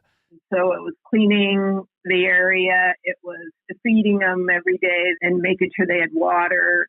The Hudson Bay store was the local grocery store in Churchill. And so we would get meat scraps and vegetable, whatever food that they were willing to give away. And that's what the bears lived on. Each bear was monitored dawn to dusk. Body temperature, heart rate, posture. Reading through the paper, I really liked these little drawings that showed bear body language. And it turns out Janet drew those. I did illustrate Gary Miller's master's thesis. Oh, you drew the bear outlines of their different postures? Yeah, I did all that stuff. Oh, those are so cute. Finally, one by one, they'd bring the bears into a 13-foot by 20-foot cell with a drinking well for water and a barred metal door. From outside the cell, an assistant would provoke the bear into charging, approaching the door and stomping if necessary. Wow. So that's all it took to get them to charge at the gate of the cage. Yeah, most of the time. Yeah, I mean, Janet said that every bear was different. The polar bears were pretty docile, and one of the grizzly bears, Snarly, was actually really easily provoked. She said that he'd charge whenever somebody just approached the door. So they approached the cage door and the bear could see them and would just charge at the door. Mm-hmm. Wow. And when a bear charged, they would deploy a deterrent to hopefully stop them in their tracks. They tried different sounds, like a handheld boat horn, a referee whistle. They played a recording of a bear growling. It was actually a recording of Growly, the bear, growling, which might be how he got his name. And they tested a popular item marketed to alert bears to your presence. Bear bells. Here's an excerpt from their research, read for us by a voice actor. Twice, when small bells were tested on Growly, he slept through the test.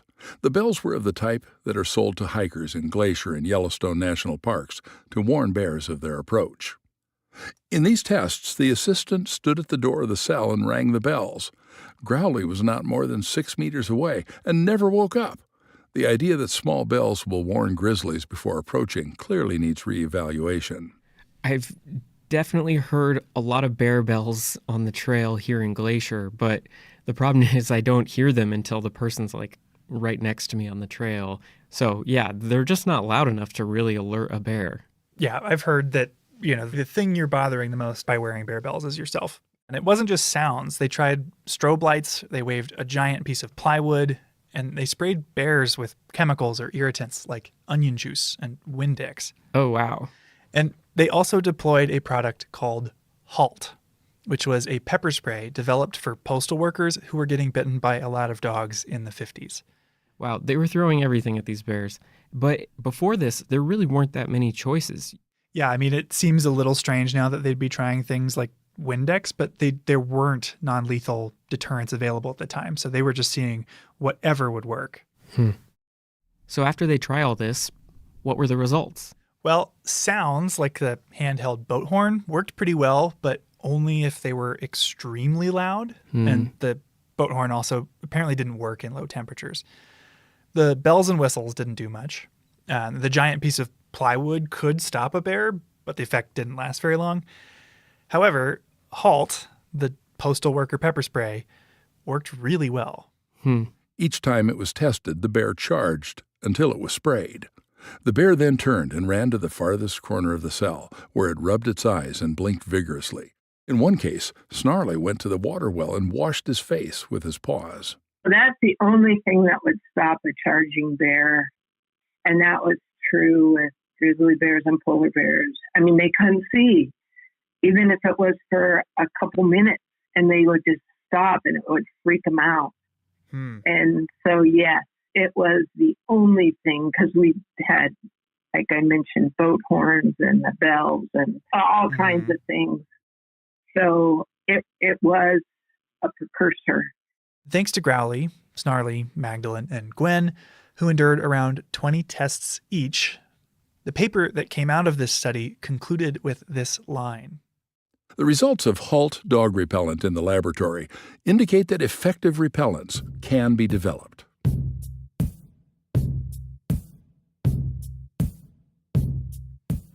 So the study up in Churchill, it showed that this dog pepper spray works pretty well. I mean, was that it? Did they just then package it up and sell it as bear spray? There were a few steps in between. So the University of Montana was funding the study Janet was a part of.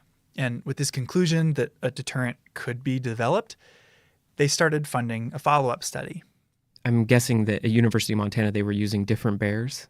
Yeah, this second study had a new set of bears, including one problem bear from Glacier that was labeled in the study as a roadside panhandler. Oh, wow. And these new bears were sent down to Fort Missoula.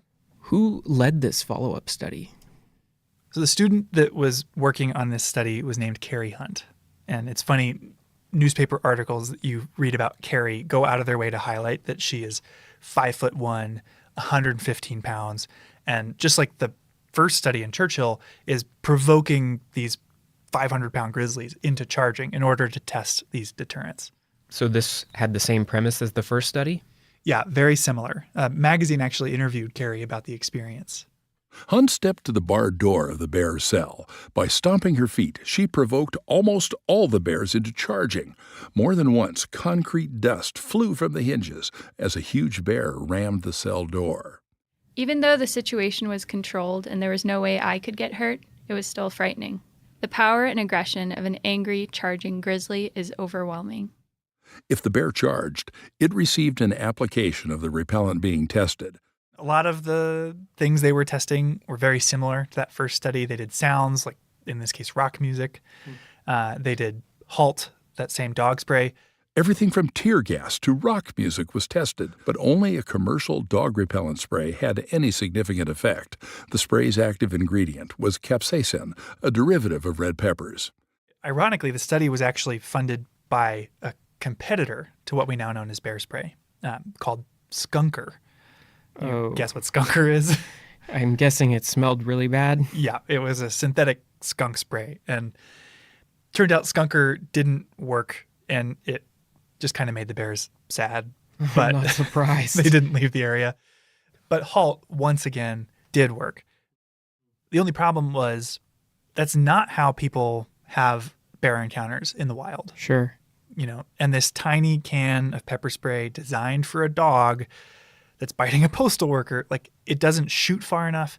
It's not strong enough. And so Carrie highlighted that, you know, this is a really promising thing to follow up on, but it would need some refining. It needs some iterating to turn it into an effective bear deterrent for public use. So now there's two studies that are both showing that some kind of pepper spray is probably going to work pretty well to stop a charging bear. Yeah. But to work in the real world, it needs some modifications. Right. And this result started to trickle out into like local Montanans that either were connected to the university in some way and found its way to a guy named Bill Pounds. After hearing Carey's results, he reached out and offered to help refine it. And eventually, that collaboration turned into Counterassault. Over the years, it's been refined. It's got different propellants. It's got different concentrations of the pepper. The IGB. One of the big things that they worked on was the delivery method, how the spray would leave the can. Yeah, you mentioned the spray. That was one thing I realized I hadn't mentioned, because some of the earlier brands were shooting 6 feet in a pencil-thin stream, like Wasp Killer. Right. So that stream, you're not going to hit a bear from 30 feet away in the eyes. Especially when you're in a panic yourself. I mean, I don't care who you are. You're going to be in a panic when a bear is charging that shit. They wanted that shotgun pattern, as it's called, a fog pattern. That fog is Okay, so this is part of the process we saw. They're taking a canister full of the ingredients and they're putting a spray nozzle on the top of it that shoots the bear spray out into a fog or a cone. Yeah, exactly. And through testing and conversations with bear biologists, they refined that fog into a spray that would last 7 seconds and shoot 30 feet. That fog is going to get in the sinuses. It's going to get in the eyes. They're going to inhale. It's going to get in all the mucous membranes, the lungs. That's what changes their senses, and they just stop. It's a shock to their system like it is ours.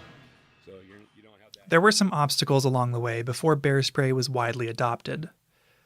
There were fraudsters making weak knockoffs, and some serious misunderstandings, like thinking you used it like bug spray, or that it was a spice rub you could buy at the grocery store. When I first heard about bear pepper spray, I rushed right down to Albertsons to see if that store stocked it. But alas, though I looked among the spices, the cooking oils, and even in the meat department, I found no bear pepper spray. That was from a newspaper article back in 1999. So it took a lot of education and messaging to get people to understand and carry bear spray. But what really got people on board was its track record. It was working. He and his family were in the sights of 3 bears recently, managed to get away. This is a newscast from Larry King where he's interviewing a guy who had to use bear spray here in Glacier. Sounds like Jack was lucky. What happened, Jack? What happened to you and the bears?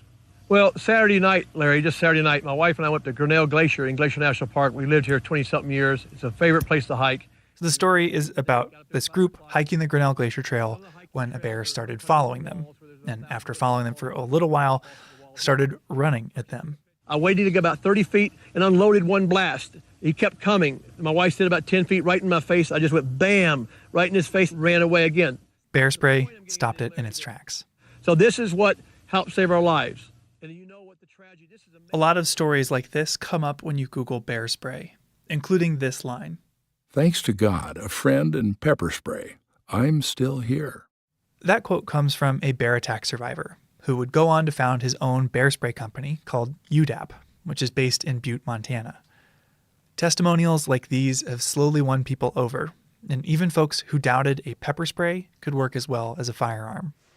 Like I said, I was retired military. I'm a gun guy. It's fine. But these guys are like, well, I need my gun. Okay, well, you're still trying to hit something if it's a charge that you've got a kill zone that's, maybe grapefruit sized that you have to try to get a bullet through. Well, you may not be able to do that. And I don't care. I carry weapons, but I carry bear spray when I go in the woods. And because of this effective track record, the Glacier suggests all visitors to the park carry bear spray. Montana Fish, Wildlife, and Parks recommends all hunters carry it too.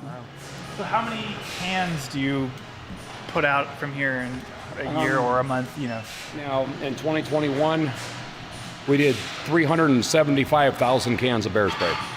And it's just education. That's what's helped.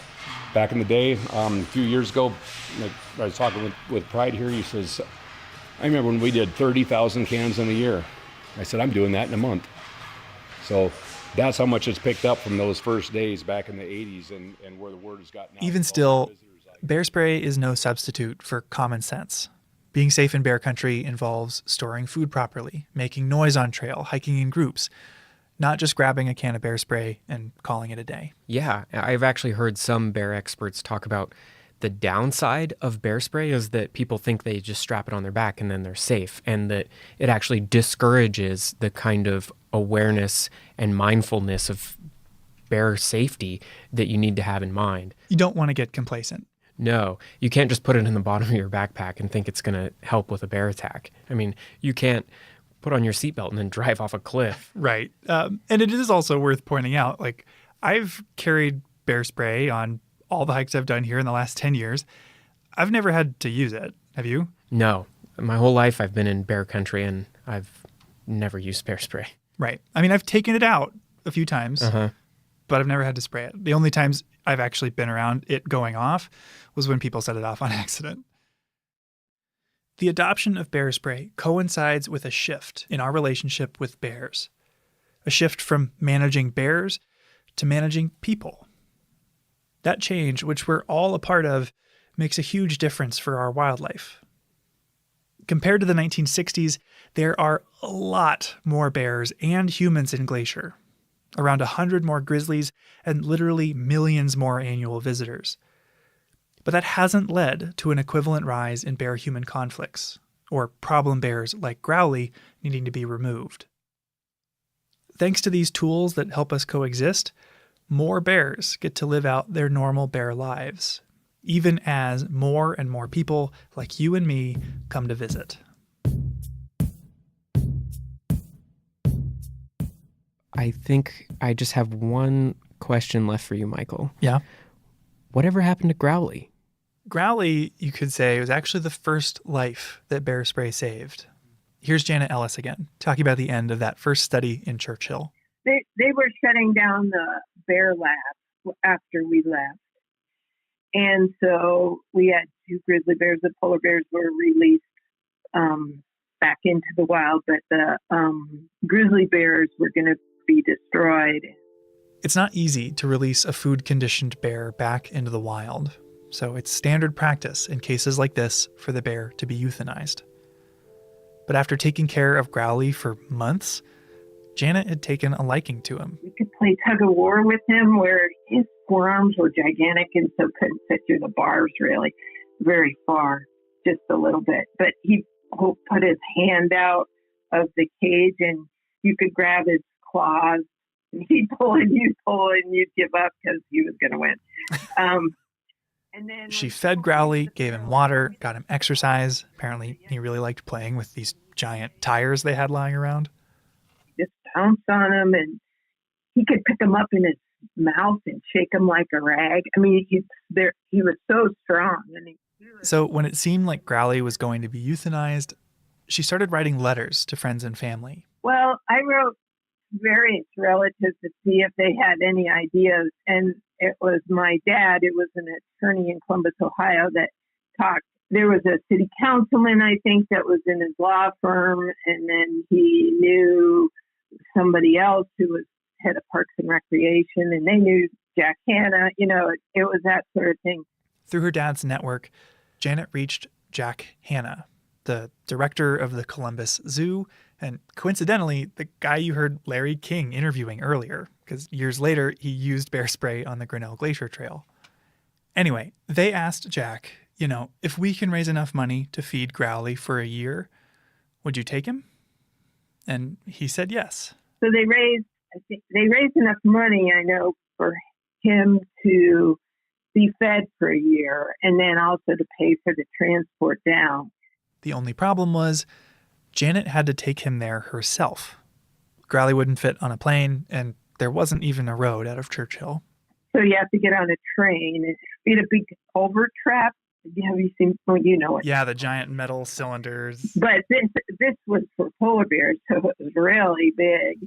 And then we rented a 3/4 ton pickup and drove from there. After a 30-hour train ride, Janet loaded Growly's culvert trap, this big metal cylinder, into the bed of a pickup truck and drove another 25 hours to the Columbus Zoo. Apparently, Growly was pretty cooperative. He was in a culvert trap in the back. I could see him when I was driving. He was looking forward, and, that's where the grate was, so he could watch. And he hadn't been outside in 2 years at least. So he was really interested in what was going on, but he didn't really rock the truck. Like anyone on a road trip, Growly needed food and water along the way. Janet could slip him food through the grate, but she had to get help with water. But when you stopped at a gas station, you did need to water him. When I had to water my bear, in the pickup to explain why you needed a hose at a gas station, that's the thing that's most entertaining. But ultimately, Growly was a great road trip companion, and the drive went off without a hitch. So after a few days of travel, Growly was introduced to his new home at the zoo. They had trees and, boulders, and he wanted a day bed. He just rearranged the whole thing, and they had to put wire around the trees so he wouldn't destroy them. Yeah, he had his own opinion on redecorating his new home. I grew up in Columbus and spent a lot of time as a kid at the Columbus Zoo. So there's a real chance Growly was the first bear I ever met. And I might have run into Janet there too. My son, he's 28 now, but he remembers Growly because we would go to every time we went to Columbus, we would go to the Columbus Zoo. Grizzly bears are formidable neighbors, not to be taken lightly. And in the 20th century, their future was uncertain. Some Americans argued they should be destroyed entirely, that our two species could not coexist. But tools like bear spray have proven that wrong. Today, we have access to an easy and effective tool to diffuse bear encounters that doesn't harm the bear. And while no deterrent is a guarantee, Growly showed us that bear spray works. Seeing him at the zoo, I didn't know about the cabins he vandalized, or the summer he spent in Canada enduring boat horns, onion juice, and pepper spray. I doubt anyone there, other than Janet, knew the whole story. But I did know that it was special to see a grizzly bear. And thanks, in part, to Growly, you don't have to go to a zoo to do that.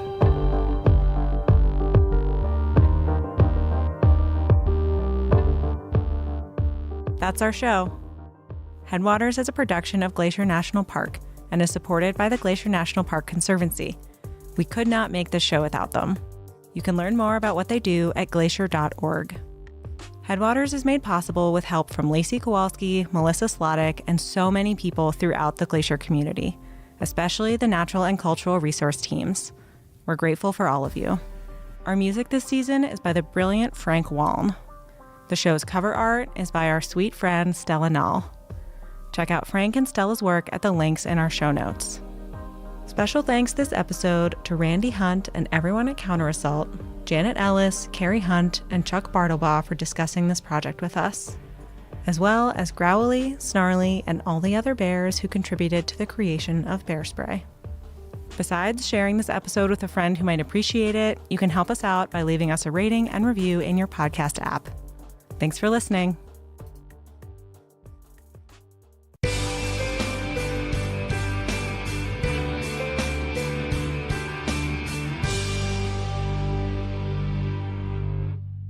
Switchbacks are a common design feature of many mountain roads. Generally, the only way to get up and over a pass is to switch back and forth several times to gain the elevation needed.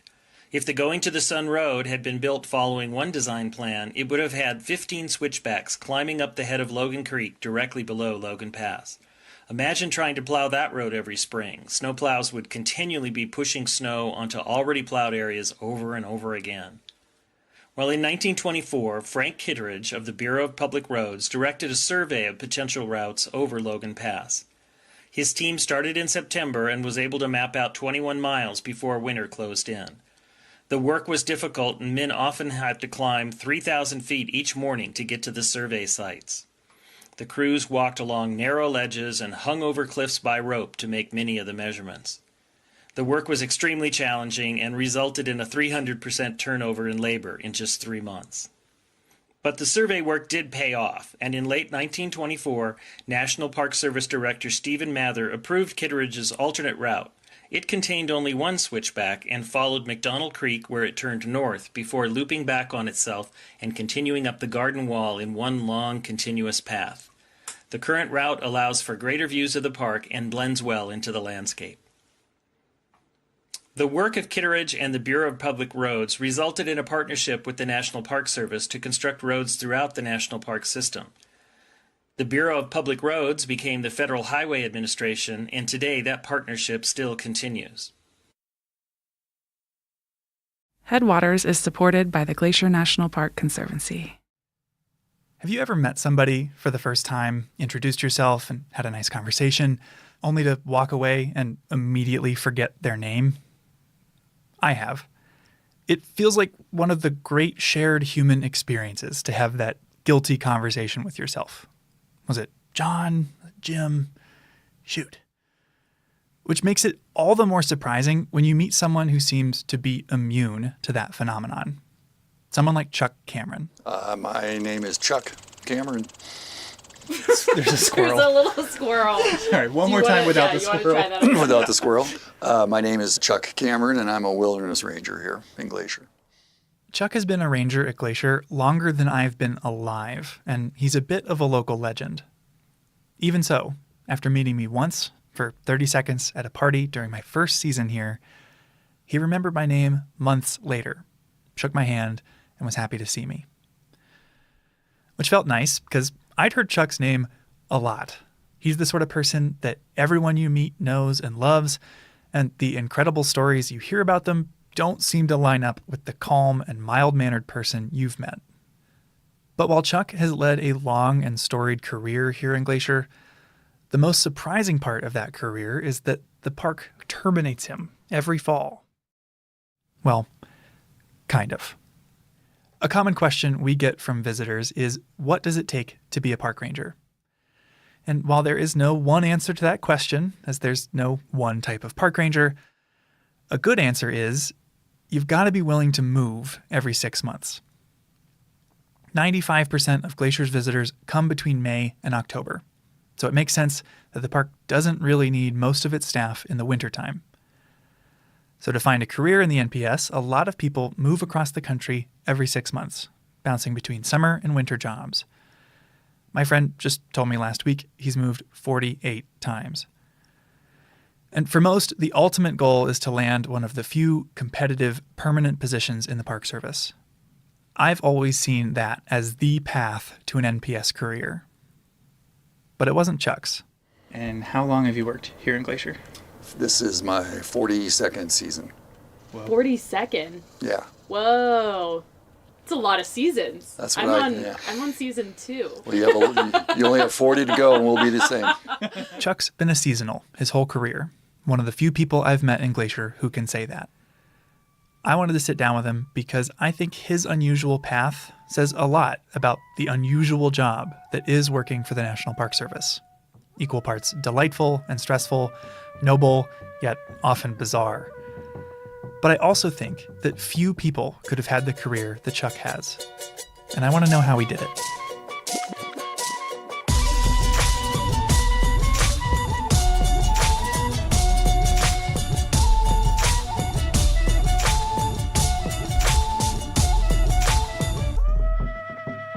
You're listening to Headwaters, a show about how Glacier National Park connects with everything else. I'm Michael, and today I invited lifelong Glacier Ranger Chuck Cameron over for dinner. Yeah, let's go to the porch. Okay. Yeah. Chuck's a laid-back guy, very tall, with a warm smile, and he's easy to get along with. You can tell just by looking at him. He showed up to dinner wearing an Aloha shirt, cooler in hand. Serve yourself. We've got pulled pork and coleslaw sandwiches. The plan my fellow producer Gabby and I came up with was to sit around the campfire with Chuck and share stories. But unfortunately, a much larger fire had just started. A wildfire 7 miles away. So we were under a strict burn ban. No campfires. So instead, I made pulled pork sandwiches and we settled down on a porch with a view. Thank you. That was delicious.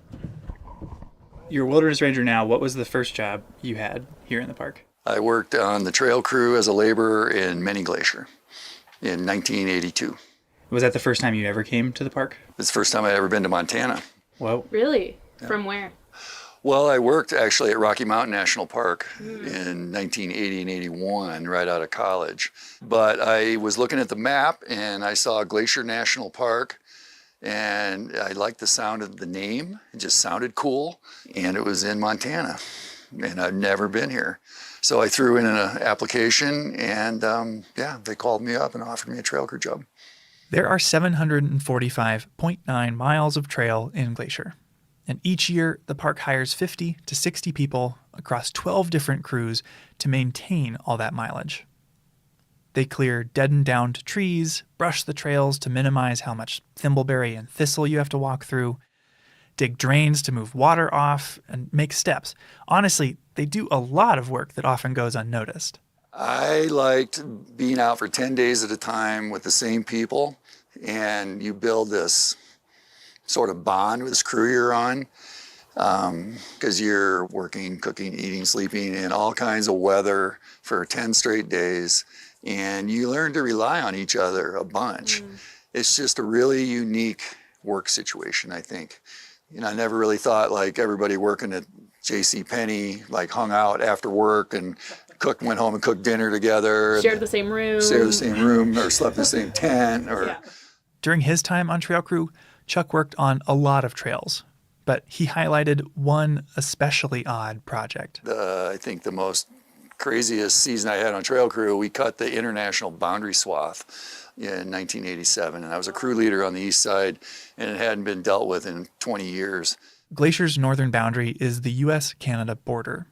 And since the 1860s, there has been a swath, a gap through the trees to mark where it is. It marks the international boundary, and has monuments, steel obelisk monuments spaced out the entire 5,000-mile international boundary. To keep trees and brush from filling in the swath, it's needed periodic maintenance in the 150 years it's been here. And it's a 20-foot wide swath cleared of all vegetation. So you can see from monument to monument, basically. Yeah, we spent 80 days, 10-day hitches at a time, doing nothing but clearing the boundary. Jeez. Wow. Chuck and his crew were cutting it out by hand in the late 80s. But I'd heard a rumor that in the 60s, someone decided to use Agent Orange to clear the swath, the infamous ingredient used in napalm. Said at one point, they used Agent Orange to clear the boundary swath. They did. That's what they had done the time before we cut it by hand. They had defoliated it from the air, which wasn't very accurate. And so the boundary swath was this like snaking thing and so our job was to straighten it out.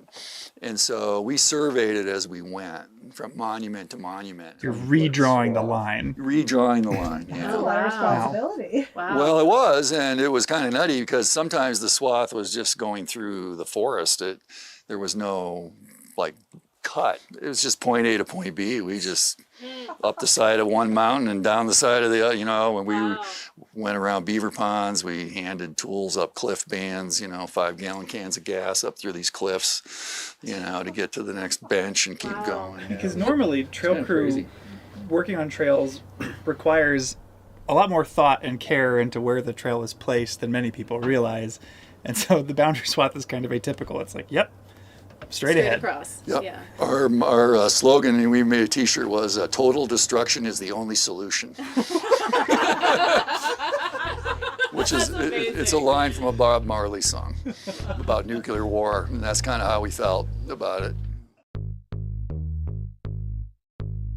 But like all seasonal jobs, Chuck's season on trail crew came to an end. Every fall, you've got to find something else to do.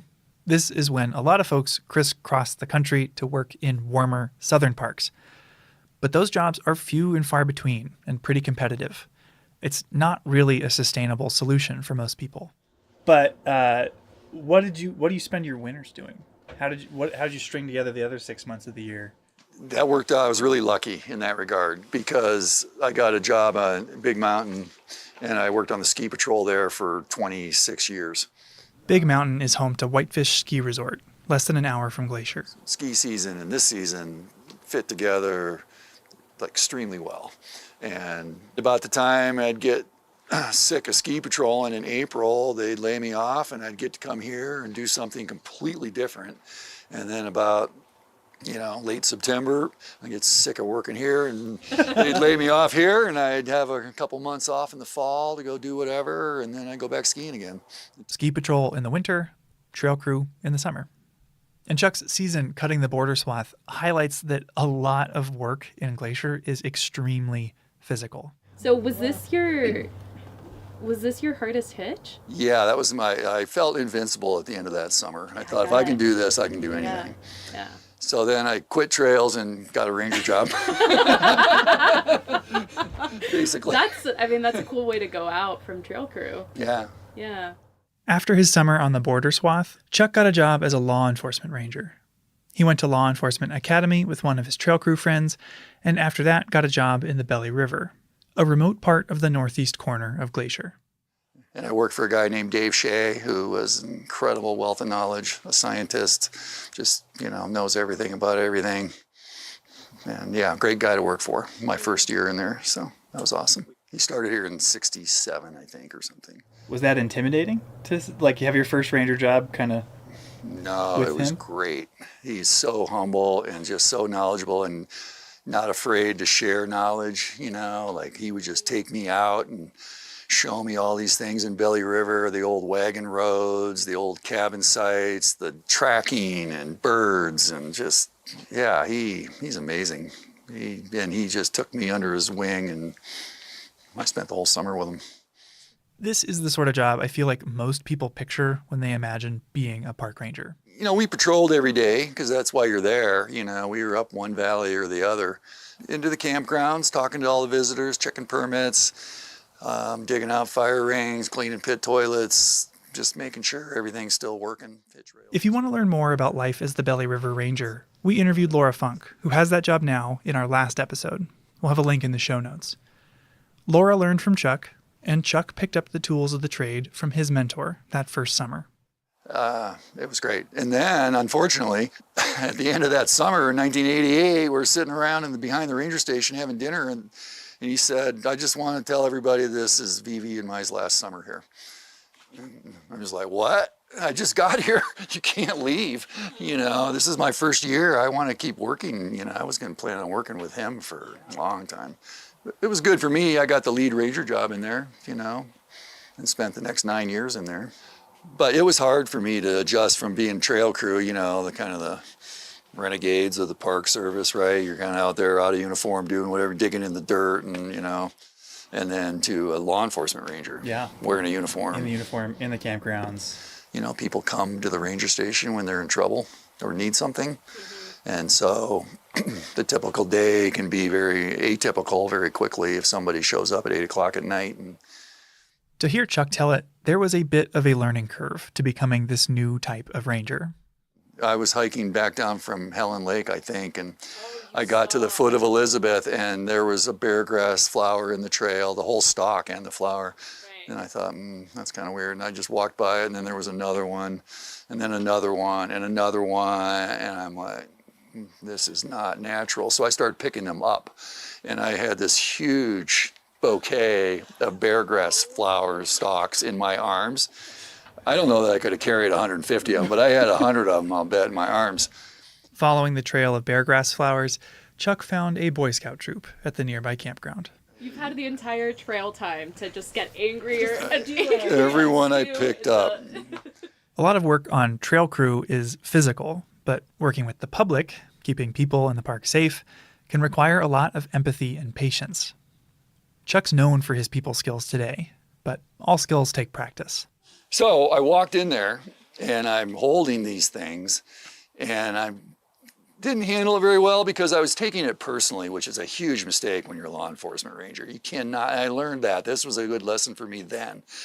Don't take it personally. It's not about you. It's about, education. And, I've learned that. But then I'm like, does anybody know what these are?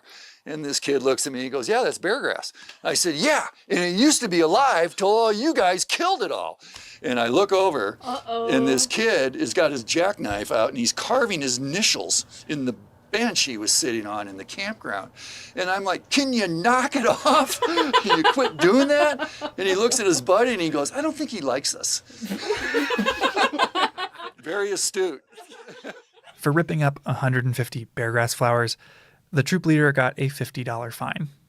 Chuck's the first to say that he took that incident personally because he cares about the park and the Belly River. He was essentially its caretaker, after all. We saw some great northern lights over the years, the stars, the full moon. You know, it's magical sometimes. It really is. Yeah. Never got tired of it. It feels like kind of like romantic.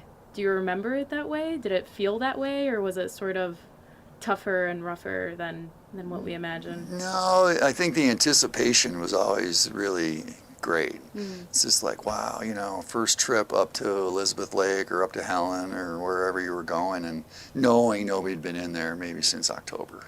You know, stuff like that just made it really adventurous. Yeah. What I liked about it. Yeah. But despite all the things that kept Chuck there for 9 summers, he couldn't stay in the Belly forever. All this to say, what pulled you out of the Belly? Life. So I was in there, I left there in 96, but I got married in 94. I had bought land in 89, and by that time in the mid-90s I was starting to try to build a house, and my wife got pregnant. And so I was in Belly River with a pregnant wife trying to build a house outside of Whitefish, and it just wasn't working out that well. For context, the Belly River Ranger Station is a 3-hour drive and 6-mile hike from Whitefish.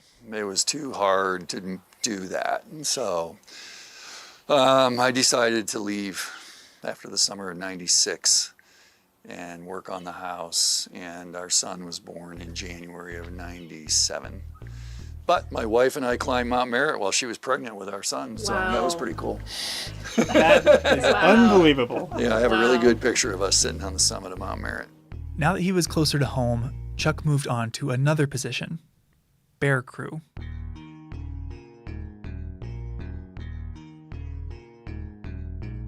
What was the bear team? Our job was to default to wildlife calls in the McDonald district. And there are no shortage of these types of calls. Each year, there are hundreds, some years nearly 1,000 bear-related incidents in the park. That's everything from bears causing traffic jams on roads to more serious incidents, like getting into improperly stored food.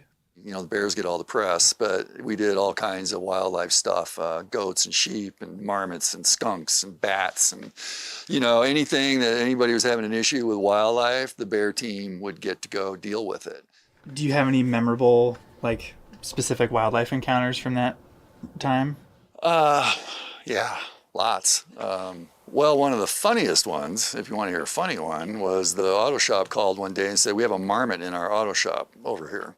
If you don't know, marmots are big squirrels, Montana's version of the groundhog.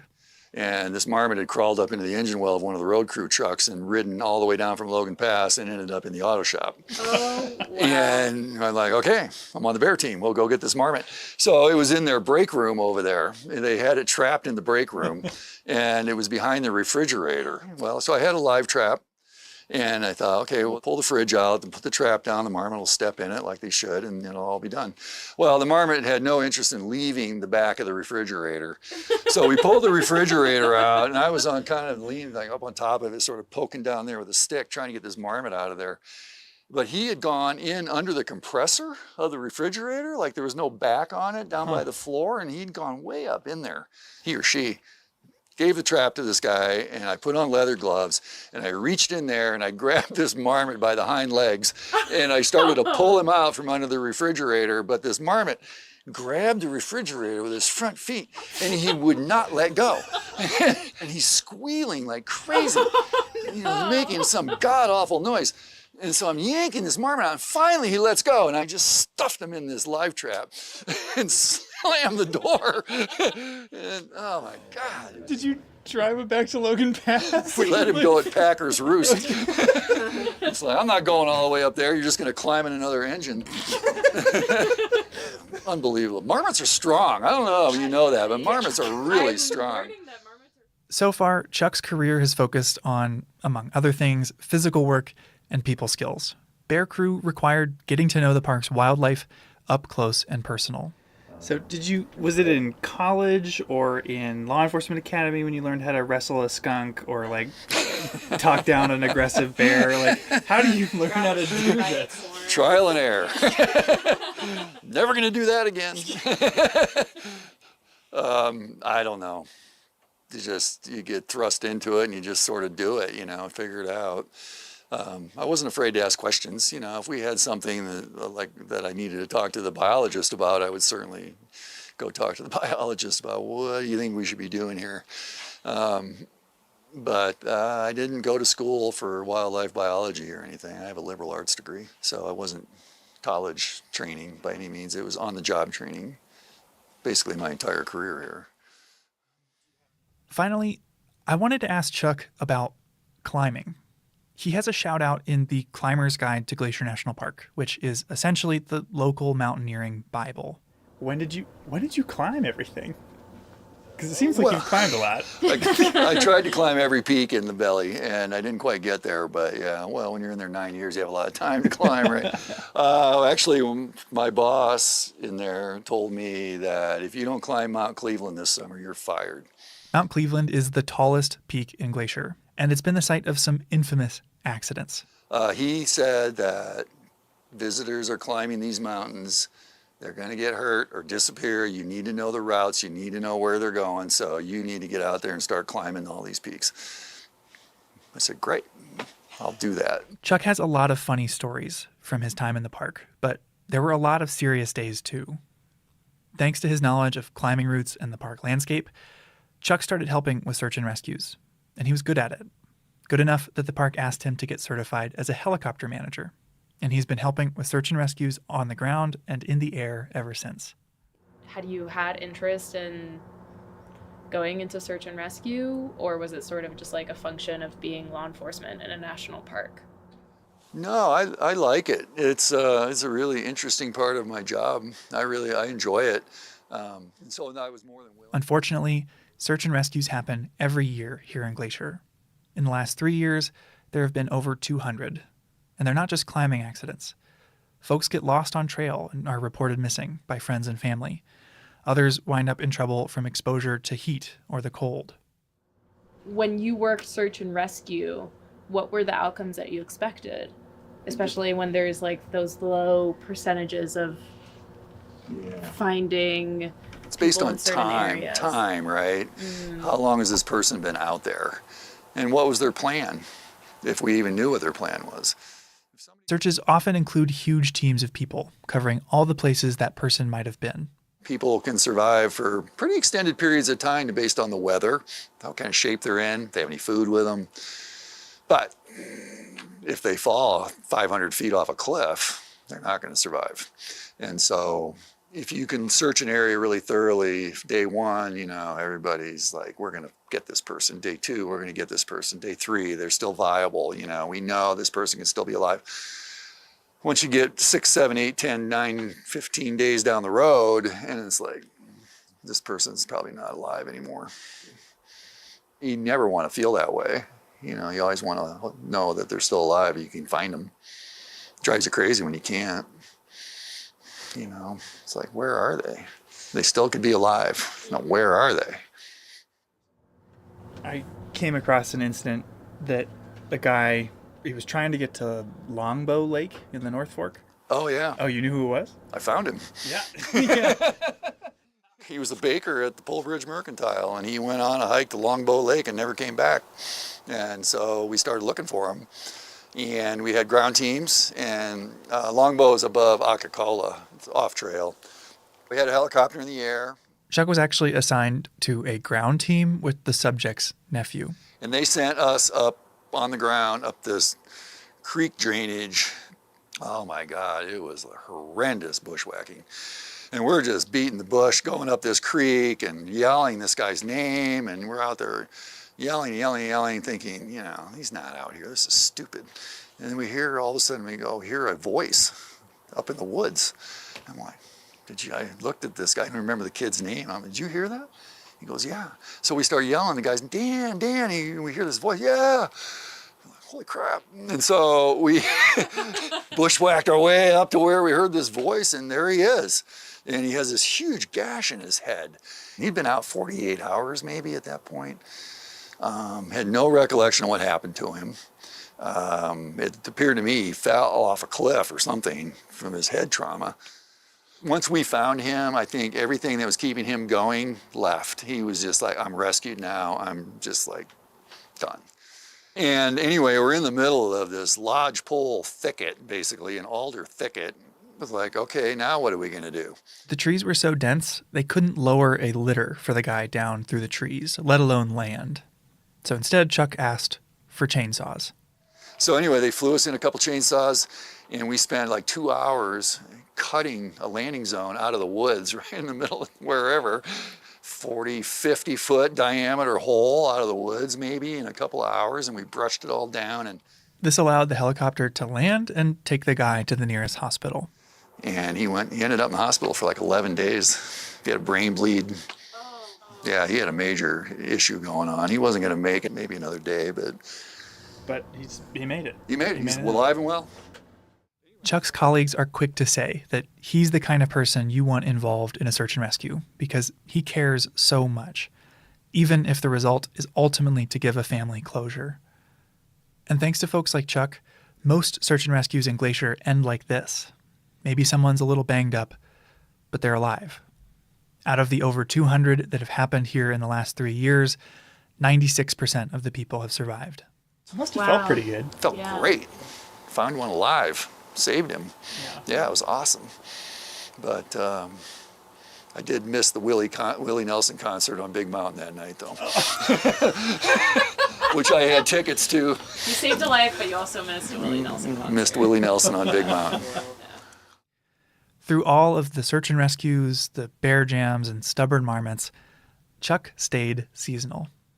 Made it easy for me. I didn't have to move. I built a house. I had a family going.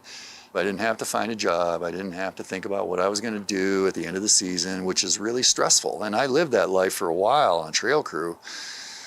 And it gets old, you know, you got to pack, you got to go find a place to live, you got to find a job, and it's stressful, and it drives people out of being seasonal in the Park Service, I think. But for me, it was easy because I never had to move. I just drive east in the summer and north in the winter, you know, from my house, and it was no big deal. And while he dodged the difficulty of moving every 6 months by settling down in Whitefish, moving isn't the only hard part about these jobs.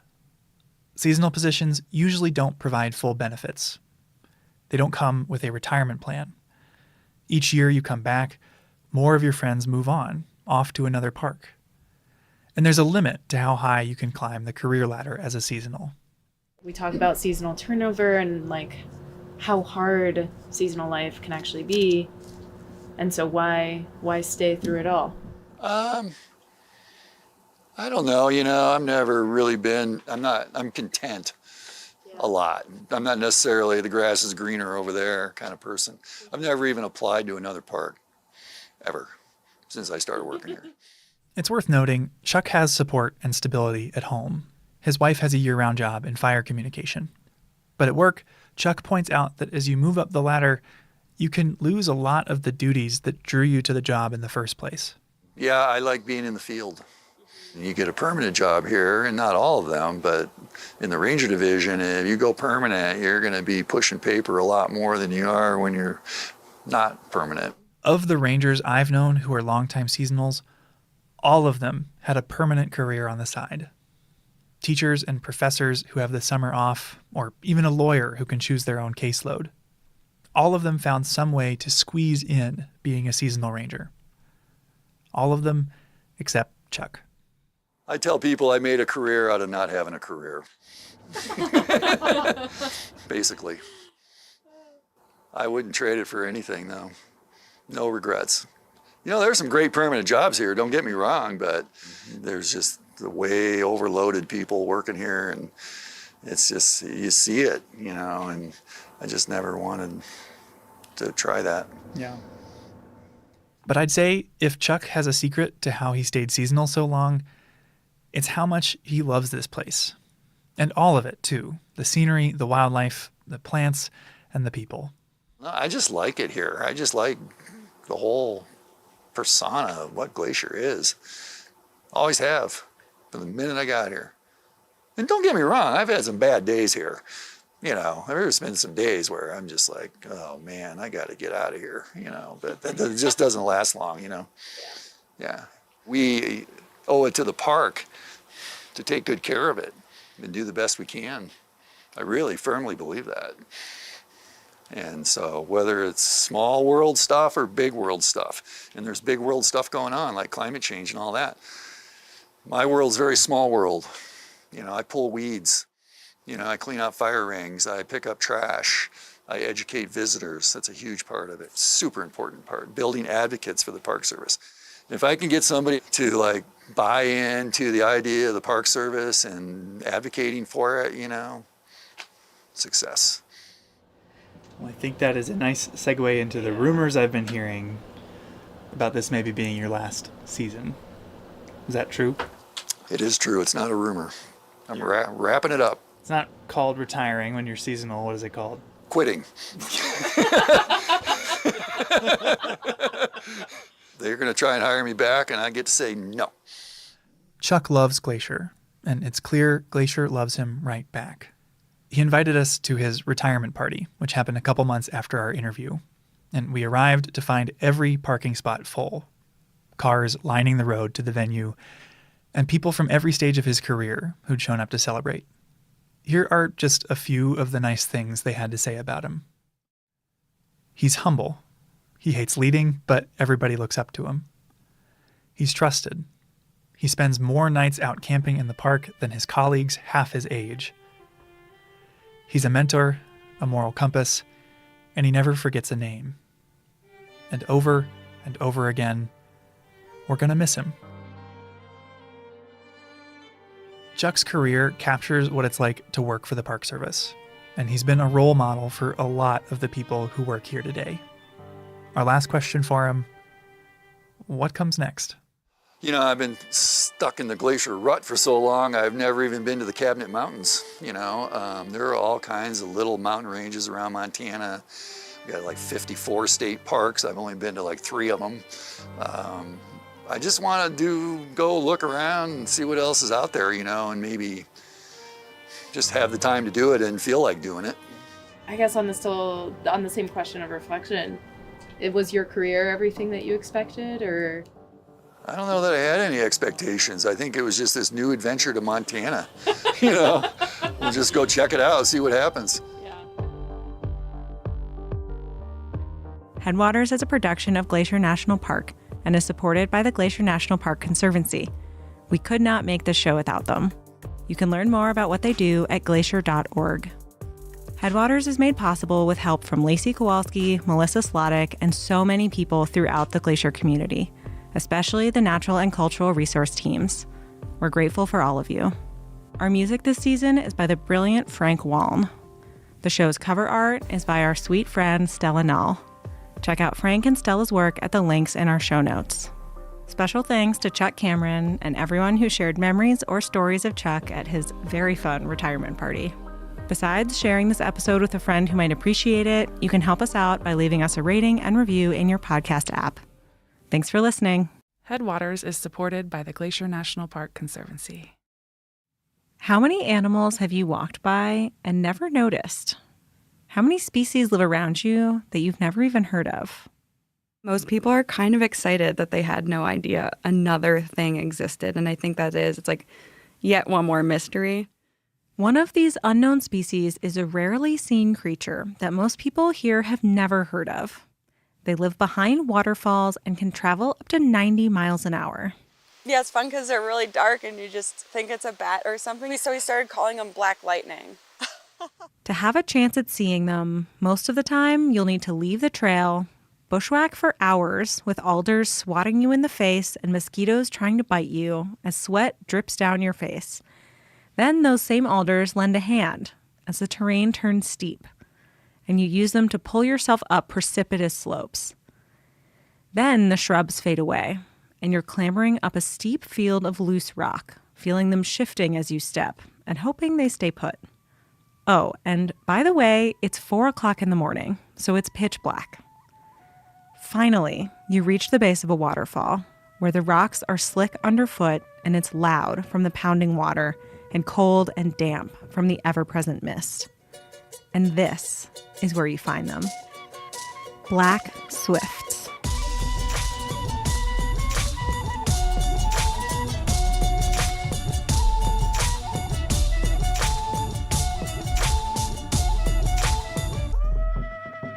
I'm Perry, and you're listening to Headwaters, a show about how Glacier National Park is connected to everything else. I love birds. Seeing them, hearing them, and also counting them. This year so far, I've found 242 species, and counting. But I've never seen a black swift. For a lot of birders, seeing a brand new species can be a highlight of your month, or even of your year. It's called a life bird. I've looked for black swifts every summer I've lived here, but I strike out every time.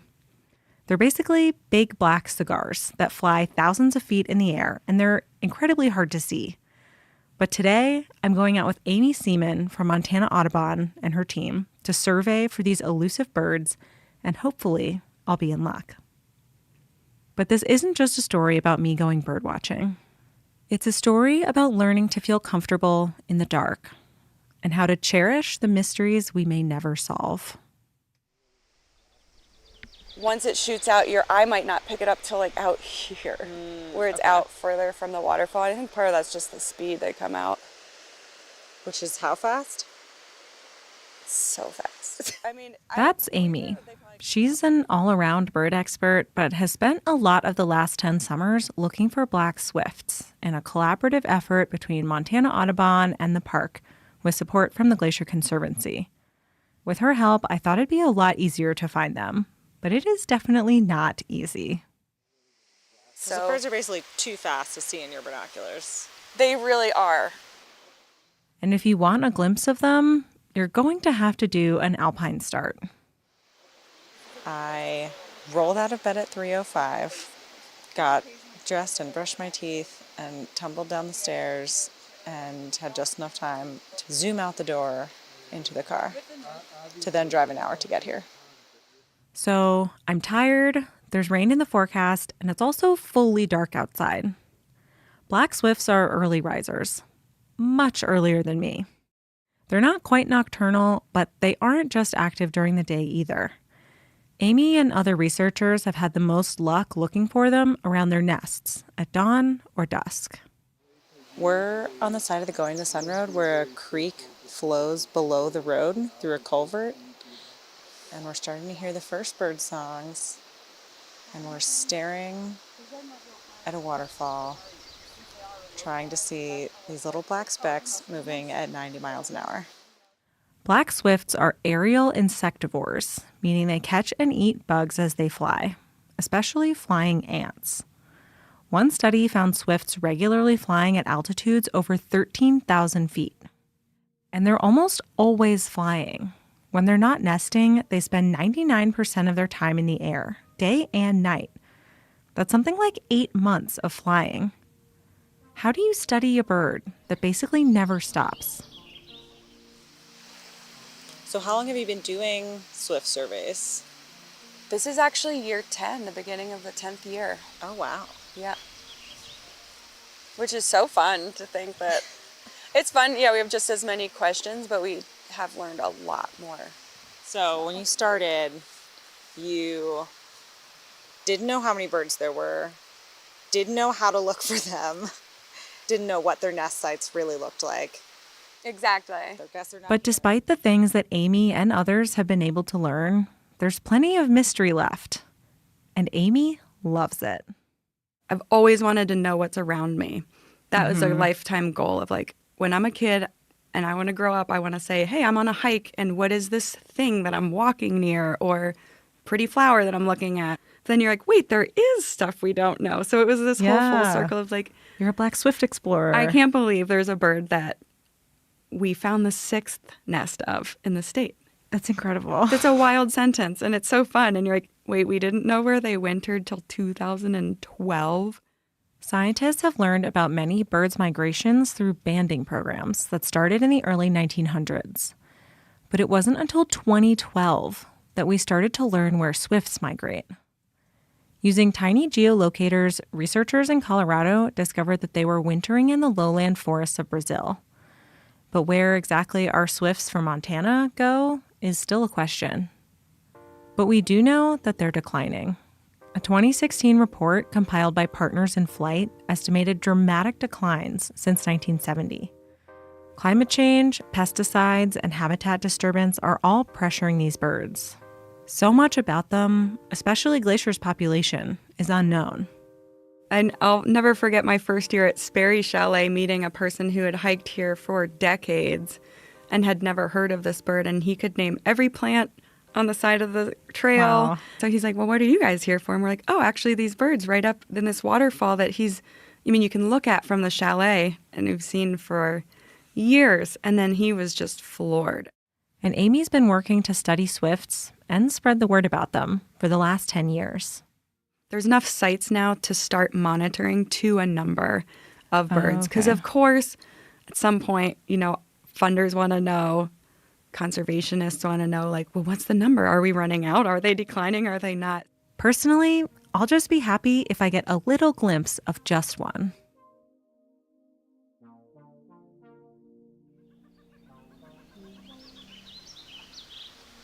Okay, have I missed anything? Not yet. Just staring.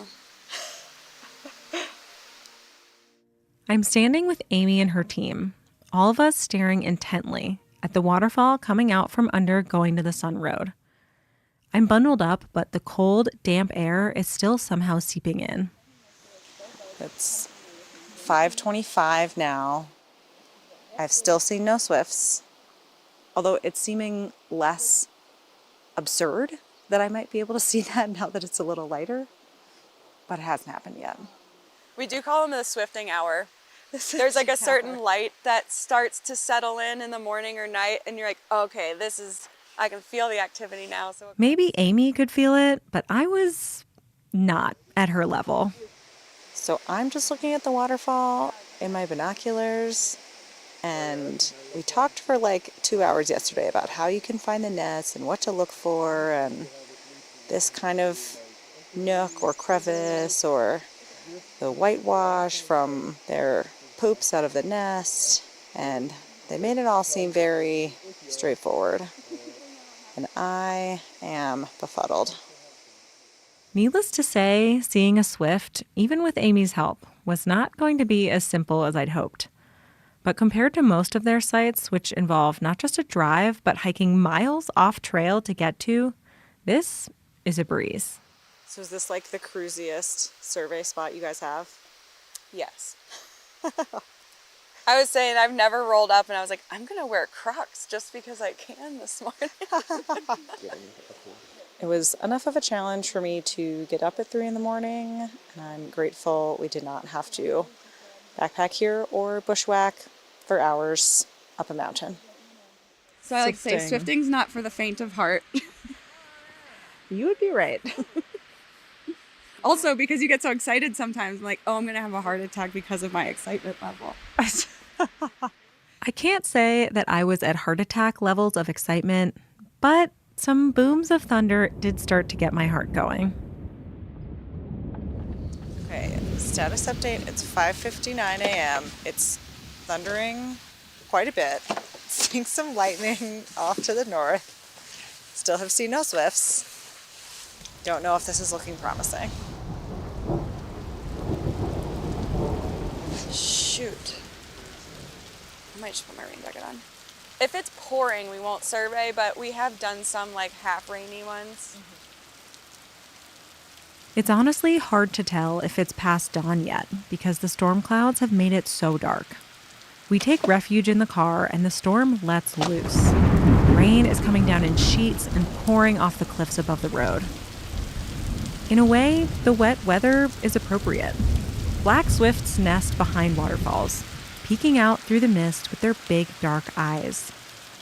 As the clouds empty around me and my nose fogs the car window, I suppose I'm getting a glimpse of what their habitat might feel like. One question I had was, why did they so often nest behind or around waterfalls in the first place? There isn't conclusive evidence, but experts think it serves a few purposes. The first is to avoid predators. And another possibility is climate control. But then apparently the water is good for the temperature to be cool because they're not fluctuating. Like they're not getting so hot either. It's just steady. Yeah, I think it stays basically like 45 degrees all the time behind. Glacier has plenty of waterfalls in the spring, fed by melting winter snow. But by late summer, most of them run dry. Black swifts are smart enough to only pick waterfalls that will protect and cool their chicks all the way until the end of summer. And those can only be fed by glaciers and persistent snowfields, which this park has a lot of. We have realized that they love Glacier National Park. There are more nests here than in the rest of the state combined that we know of. But as temperatures warm with climate change, the sources of these waterfalls, those glaciers and snowfields, are declining. Because I guess you could see the swifts as a bit of a canary in the coal mine. And as you say, like, the waterfalls are where they are. They can't move up in elevation. But also they feed on insects. And so as insects decline, like, that's even more invisible. Yeah, and I think you totally nailed it, because part of the interest in studying black swifts isn't just that they do have a unique place that we just didn't know about them, but they totally share a decline with other aerial insectivores. And the jury's kind of out on exactly what issues are happening. This is one of the biggest motivations for their studies in Glacier, trying to figure out what the population is like and how worried they need to be. And it also helps us know, like, oh, maybe we don't need to hit the panic button either right away. Like, there is a lot of great habitat in Montana, and it could be that we have a lot more of these birds than we thought. But all of Amy's work can still only go so far. We can also learn only what we can learn in Montana. Mm-hmm. We don't know anything that these birds are encountering on their migration or on their wintering grounds. And even with 10 years of data from Glacier and efforts in Colorado and Idaho, we still know remarkably little about these birds compared with almost every other species I might see on a morning walk. It makes me wonder what else I'm missing. If a tree falls in the forest and you don't hear it, right? Like, what happens? And then so it's like if a black swift disappears from a waterfall, but we never know they were ever at the waterfall, to me, there's something really interesting that's lost in that.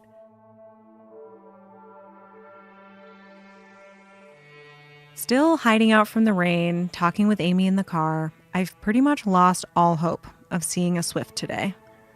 Maybe of ever seeing one.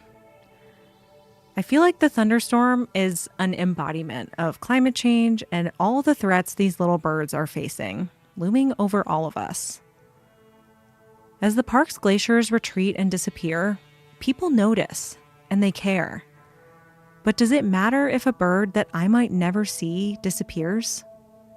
Can you love something you've never seen?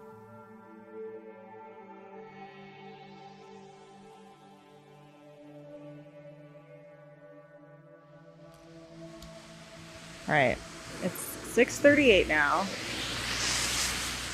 The storm has abated. There are a lot more cars now. I'm still seeing no swifts, but so you would normally survey until 7:15. So we have another like half hour. Mm-hmm. So do you think you see any swifts? I mean, there's like a smudge back there that could be something, but it's not moving. And Right, I see a smudge, but I don't see Put that in anything. the data sheet. Smudge on nest. Yeah. I'm pretty sure this is a bird. It's a bird. There's a bird. Really? It's There's on a that bird. other little grassy. But I'll take a look in the scope and see if I can see anything of what I just thought was a blob. was it a smudge or a blob? A mob. And it's tucked away back in this little nook. And I can see a white blob above the smudge. See, I thought I saw it move, but now I'm second guessing myself. Maybe I'm just moving. Oh! Oh, I see the tail. Oh my God, it's huge. Okay, I thought it was going to be a tiny little bird, No, that's but the it's thing. huge. Yeah. It's big. Oh. That's why they're kind of crazy, because you're like, this isn't. I was looking for like a tiny little swallow-sized bird. Oh, it moved its head. This is very exciting. I didn't notice that before. Thousands of people drive on the road past this nest site every day and would never know these birds are living their lives here. I've driven past this site dozens and dozens of times. But now I'll look for them every time I drive past. You can see it so well now.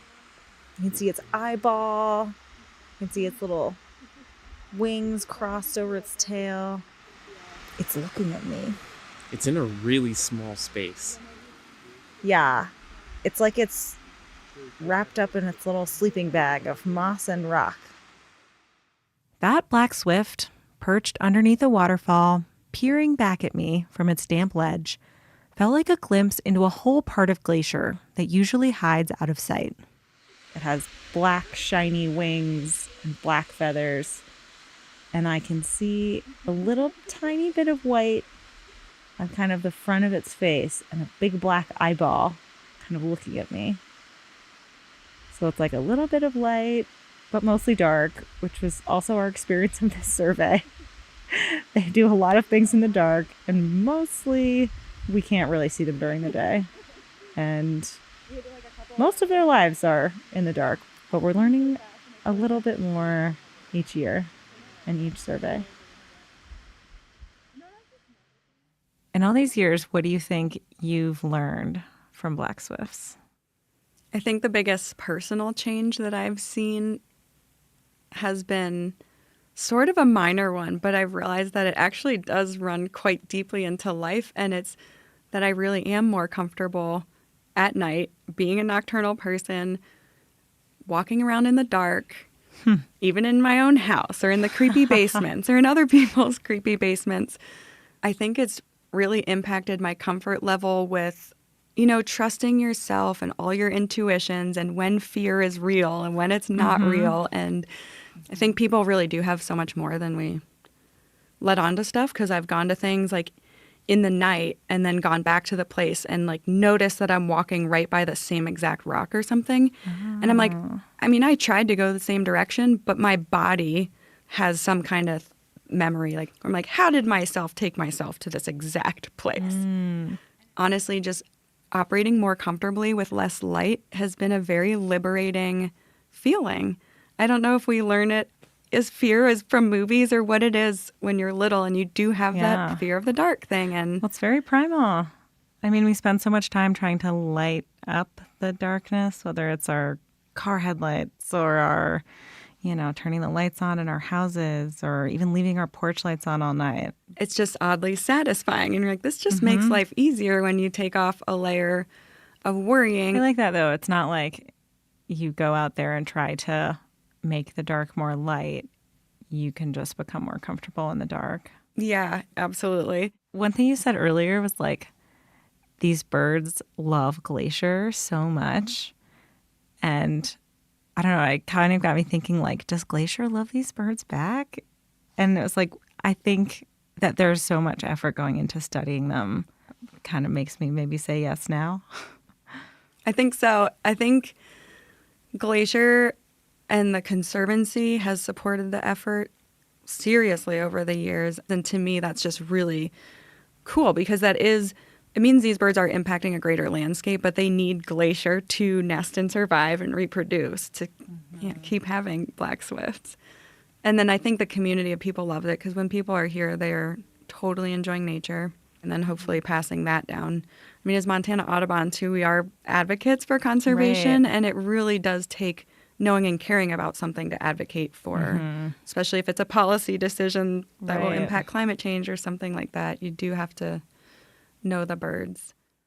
I guess I'm still not sure if you can truly love something you don't know. But now I've seen a black swift, and I think we bonded. And I know I don't want to lose them. How does it feel? They're still there, and that really makes me happy. Actually, to your question of how does it make you feel when you see them again after 10 years, I don't know why, but I still get so excited, and I do love them. When we were lucky enough to see that nest today, you get that small little bit of just ultra excitement that they're still there, and just Yeah. knowing that they're there, even though you don't see them all the time. It's just like, gosh, this whole life's happening and we have no idea. And that brought a lot of joy. Yeah. We've learned a lot about these birds, but can we ever know very much, or will they always kind of be a mystery to us? That type of thing is so interesting to me, and I think just because we can't exist in their habitat comfortably for much longer than a few hours, I think there is definitely going to always be the part that is just too dark for us to see.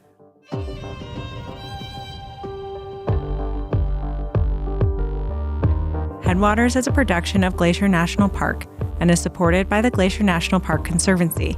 We could not make this show without them. You can learn more about what they do at glacier.org. Headwaters is made possible with help from Lacey Kowalski, Melissa Slottick, and so many people throughout the Glacier community, especially the natural and cultural resource teams. We're grateful for all of you. Our music this season is by the brilliant Frank Waln. The show's cover art is by our sweet friend Stella Nall. Check out Frank and Stella's work at the links in our show notes. Special thanks this episode to Amy Seaman and the whole Black Swift team, Montana Audubon, Lisa Bate, and Kaylee Kimball for all the pickles. Besides sharing this episode with a friend who might appreciate it, you can help us out by leaving us a rating and review in your podcast app. Thanks for listening.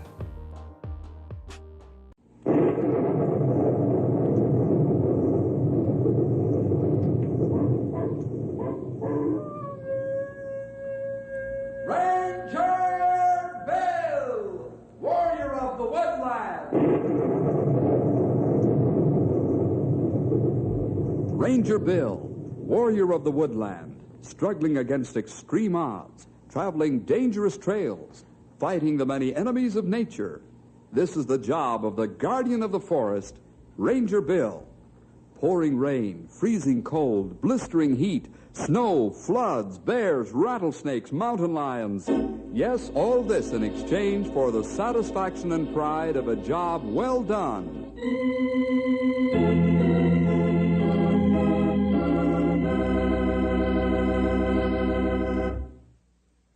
When spring comes, it means lots of work for the rangers. Yes, it's all day from sun up to sundown, and then sometimes far into the night, as the rangers work to guard the public lands. Each spring I'm especially concerned because the river rises high with water from melting snow coming down from the mountains. And come spring each year, the river's a threat to the town of Rivers Bend. But one year there was a new threat, a new danger. It was the time the rangers and I fought the river monster. How high is the Shady River now, Bill? It's climbed our gauge just 3 inches. That's plenty of water. Tain't nothing yet, Sonny. Wait till old Shady really gets her dander up. Then you'll see more water than you ever seen before. When all that snow begins to pour out of the mountains, you'll think somebody opened up the gates of Hoover Dam and let her all come rolling down on us. Yeah, I remember last spring. The folks at Rivers Bend thought the levees were going to break open for sure. How well I remember, pal. I never filled so many sandbags in all my life. But they held the river back. Maybe they not have same trouble this year. They build dikes stronger and bigger than before. Well, personally, I'm not worried about the town at all this spring because of those improvements. But we'll have to keep watching the old gal anyhow. You never know when she's liable to get angry and pull a new caper on us. Well, at least we won't have to fill sandbags. All the river can do now is flood the rangeland, and, well, that'll go down after a few weeks. Yep. Guess we can scratch old Shady River off our worry list.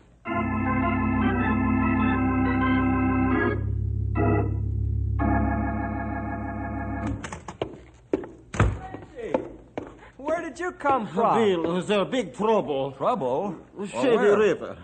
The Shady River? What's it doing now? Oh, it's not the river she behave. It's Zach Stevens. He got a big log raft on river.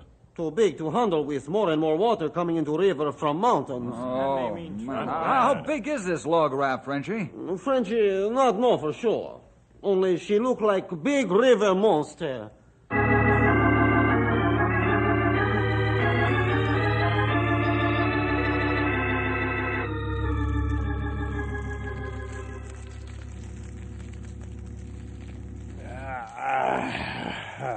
This old fireplace sure feels good after being out cutting logs all day.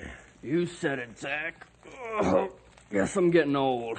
Look forward to coming inside the cabin every evening and soaking up the heat. Yeah, me too, Clarence. Zach, what are we going to do about that oversized log raft we've got in the river? Yeah, what do you mean, what are we going to do about it? Well, some of the boys saw Frenchy DuSalle looking at it early today. I don't mean anything. Besides, Frenchie's quit being a troublemaker since he's got religion. Yeah, but Frenchy's a good friend of Bill Jefferson. So? What am I supposed to do? Like I said, Frenchie's quit being a troublemaker. You mean he doesn't pick fights anymore? But that oversized raft we've got is a menace with the water rising in the big shady river. Frenchy might get the Rangers about it. Hey, who are you working for? Me or that Frenchman? Okay, forget it, Zach. I just got a feeling we might get a visit from the Rangers, that's all. So the Rangers visit us. So the raft is extra big. So the raft is a menace. So I'm as good a raftman as I am a lumberjack. You let me worry about the raft, Clarence. Your job is to see that the boys cut down the trees and make logs. That should keep you busy enough. Okay. But if you get into trouble, don't say I didn't warn you. Warn me all you want to. I'm not breaking the law. I'll move that raft when I'm good and ready, and not before.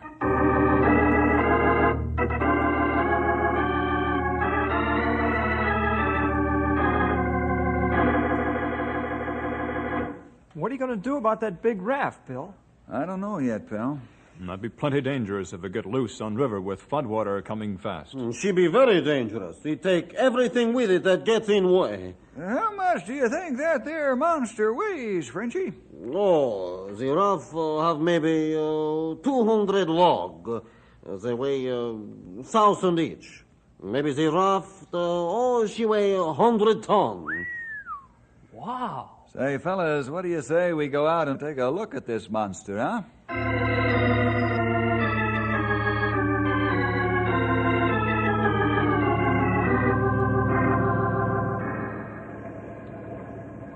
Look at the size of that thing, would you? Look like an overgrown whale come up to see what's going on. Too big. I'll say it's too big, Grey Wolf. Personally, I think Stevens ought to be ashamed of himself to put a thing like that together. It's only held together with heavy chains and cables. Oh, heavy chain and cable only fasten logs together. But cable not hold to river bank if water get higher, run faster. Then break loose. If you ask me, them mooring cables don't look like they could hold back 100 tons once the river got mad. That's what's worrying me, old-timer. The river is higher every day. Yep. Pretty soon old Shady'll be hopping. Then bingo. When do they figure the peak will be reached, Grey Wolf? Maybe a few more days. Uh-oh. Here comes Zach and his foreman. Don't worry. If Zach get tough, Frenchie fix him. You're forgetting, Frenchie. No rough stuff. Where do you Rangers? What are you doing on private property? Get out. Perhaps you haven't read the rule book lately, Zach. The law says that 10 feet beyond the edge of the river is public property. Public property is our field of operation. You keep soft tongue and head, you get along better. Oui, Zach Stevens, maybe you like to try and throw Frenchie out. Hold it, fellas. Zach, we didn't come here to start a quarrel or a fight. We're here on business. You're not afraid we might see something that we shouldn't see, are you? Oh, me? Don't be silly. I haven't got a thing to hide. You're right there, Zach. You couldn't hide that thing we're looking at even if you wanted to. Hey, you mean the long raft? You hit the nail right on the head. You know a raft that size could do a lot of damage if it ever got loose. Who says it's gonna get loose? You don't think them shoestrings you got it tied to the shore with are gonna hold it, do you, young feller? That's my business, Ranger. And I'll thank you to mind your own. Listen, Zach. And listen hard. This is our business. That oversized log raft is a menace to all property, public and private. And it's also a threat to the town of River's Bend. If that thing ever got loose and went careening around the bend of the river, what do you think would happen to the levee the town spent thousands of dollars to build up? Now, you listen to me, Jefferson. You're not telling me what to do or how to do anything. I'm the best raft man on this river, and when I'm ready to move that raft, I'll move it. Move it safely. But that's when I'm ready to move it, and not before. Zach, I'll be back in 1 week. You'd better have that raft floating carefully down the river to the mill, or else reduced to half its size. Is that a threat, Ranger? No, it's an order. And I can assure you of one thing, I never was more serious in my life.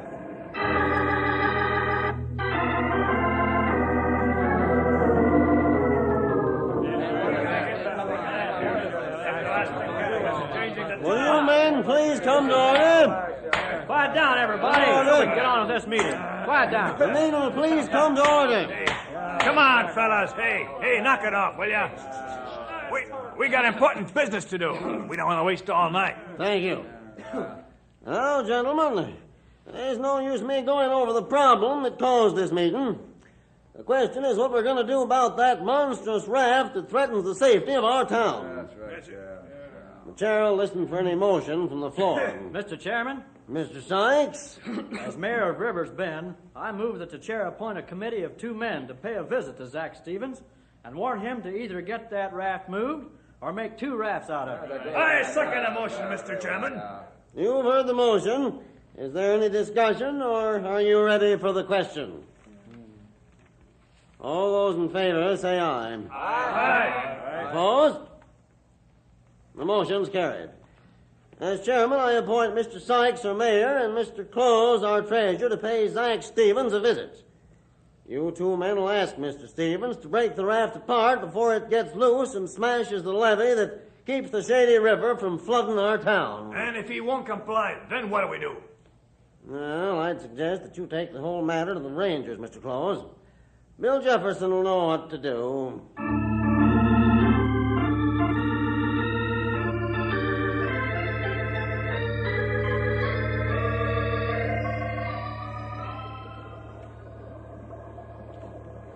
Sure is beautiful up here at the headwaters, Bill. Yes, pal. We're several thousand feet above sea level here. Now, there's Knotty Pine way over to our left. Yeah. Looks like it's just a couple of miles. Yet it's 25 miles away. Mm-hmm. Well, did you find out what you came up here for? I think so. I wanted to see how much snow is melting and running down the mountains into these tributaries of the Shady River. Yeah, believe me. This old sun's getting mighty powerful. You see those 5 creeks all running down the mountains? Every one of them swollen with water. I'll say. How many creeks feed into the river, Bill?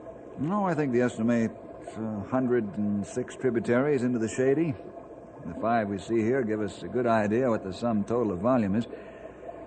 I'd say all we need are some warm southerly winds, and that river will rise 10 feet overnight. How long do you think it'll be until the river's at its peak? About a week or 10 days. Boy, 106 creeks can empty a lot of water in a few days' time. Sure could. You see, some of these high mountain passes have 15 feet of snow in them, and where the temperature's above freezing, that means millions of gallons of water flowing off. And meanwhile, Zach Stevens lets his river monster sleep at its moorings. Why, it's criminal, that's what it is. Well, he's only got 4 days left to let it sleep. I gave him a week to move it, to destroy it. 4 more days, he's going to get into real trouble if that raft isn't moving or split up.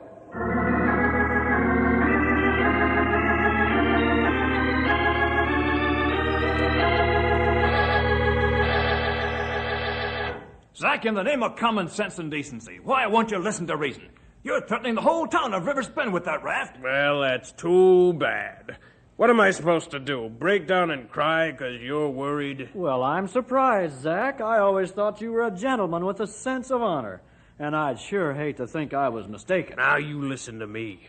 I'll give you 2 fellas just 5 minutes to get off my place, and if you don't, I'll call the boys and have you thrown off.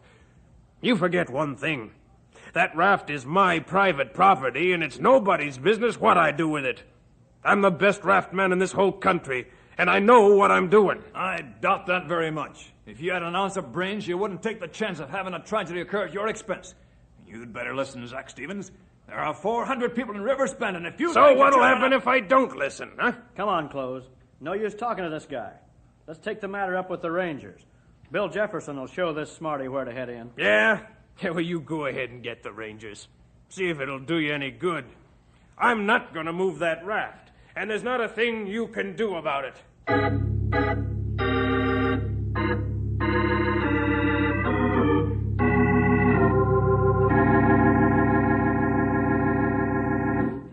That's the answer he gave us, Bill. Just a lot of mean, smart-aleck answers. Well, the whole trouble is, Mr. Sykes, I'm afraid he's right. You mean you can't stop him with the law? You mean that Zach Stevens can't be forced by a court order to break up that oversized log pile he's got floating on the river? Mr. Close, there are times when the law seems inadequate to fulfill its purpose. As in this case. We've got to remember that in America, we respect the private property of others. Sometimes, even if that property is dangerous or undesirable. But what are we going to do? You know as well as I do that nobody can get that raft safely down the river, no matter how experienced he is. I agree. The river's too high now to handle that raft safely. It's got to be broken up. But how to do it? Mr. Sykes, give me until this evening to figure out a solution. I'll come to River's Bend with some kind of an answer, and that's a promise.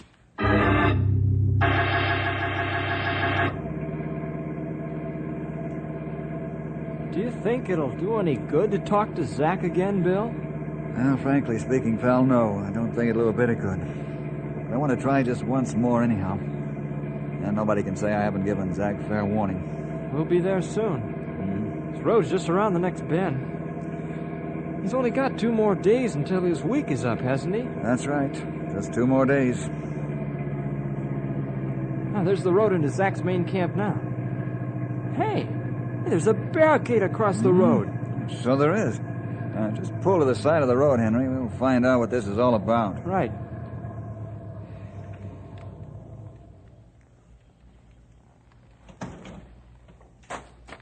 Hey, there's a sign on the barricade, Bill. Yeah. Let's see what it says, huh?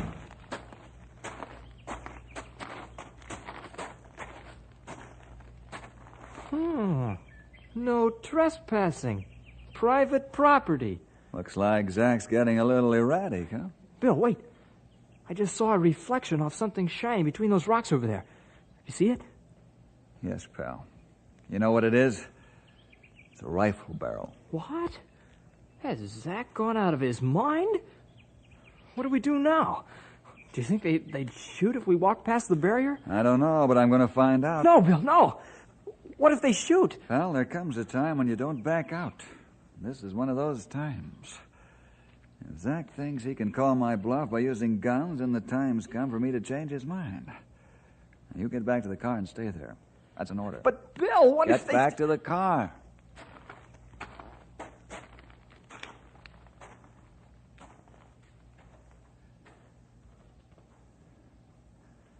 Now, Bill Jefferson, let's see what kind of an eye you've got. If you'll only stick that rifle barrel out again. You there, behind those rocks. I want to talk to your boss.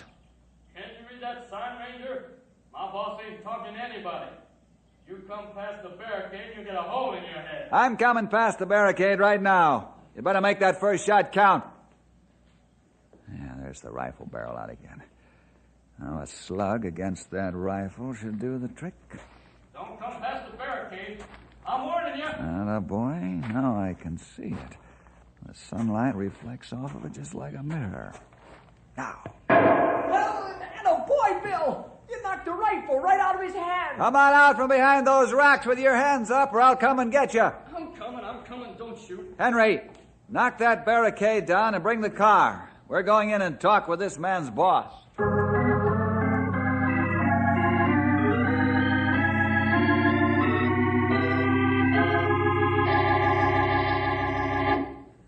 Zach Stevens, I gave you credit for more brains than this. Yeah, Bill, my man wouldn't have actually shot you. His orders were only to scare anybody who tried to come past the barricade, not to shoot. And that's the honest truth. You think people will believe that? You listen to me. I was going to go to Judge Gordon to get a court order against you because you're possessing a hazard of public and private property and human life. But now I don't have to. I could arrest you right now for assault with a deadly weapon. But we didn't do any shooting. Is that so?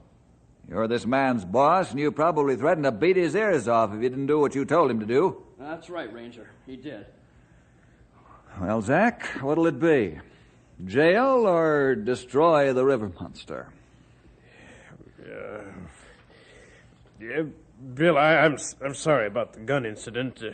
I really mean that. As far as the raft goes, can't we work out some sort of a compromise on that? Well, now you're talking. Zach, I believe you about the gun incident. I don't think you've got it in you to shoot anybody. As long as nobody got hurt, I'll forget about the whole thing. We'll charge it off to, well, misjudgment. Thanks, Bill. I really appreciate it. Now, what kind of compromise are you thinking about on the raft? Well, Bill, I've got a confession to make. Oh? Main reason I haven't moved that raft is because, well, I've just been plain scared to death. Well, Zach, why didn't you ask for help? My rangers would be glad to help you. You mean that, Bill? Sure, absolutely.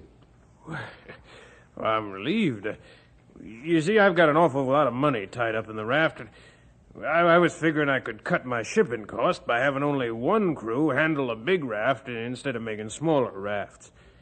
But I built a log monster that scares me to death. Okay, Zach, we'll help you.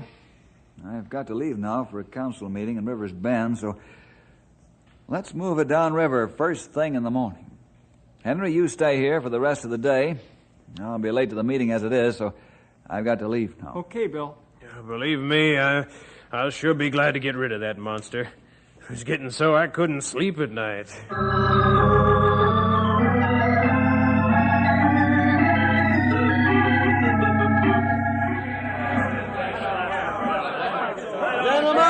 Gentlemen, come to order now. Quiet down. Thank you. Mr. Sykes, your report of Zach Stevens' answers is most disturbing. In fact, my reaction is to go over there and punch Stevens right in the nose. Yes, Mr. Chairman, I agree with your remark, but Mr. Close and I were promised by Bill Jefferson that he'd have an answer for us at this meeting tonight. Where is the ranger? What are we supposed to do? Wait all night for him? I'm sure he'll be here soon. He's probably afraid to show his face. He couldn't do anything with Zach Stevens either. That's not true. Bill's helped us before. He'll help us now. Yeah, well, he'd be here by now. I say we should get some dynamite and go and blow that raft up ourselves before it gets loose and bashes at our dike. Come on. This meeting will come to order and we'll adjourn. Come to order now. Either we'll keep order, the meeting will be over, and we'll have accomplished nothing. I ain't doing anything anyhow, Mr. Chairman. I make a motion we adjourn and go blow up the raft ourselves. That ranger ain't gonna show up tonight. He's scared to, 'cause he ain't got an answer ready. I wouldn't say that if I were you. You man will not take the law into your own hands. Constable, guard the doors. Don't let any of these men out. You had the answer you promised, Bill? Yes, Mr. Sykes. I have an answer, and it's a good one. Zach Stevens is going to move the raft in the morning.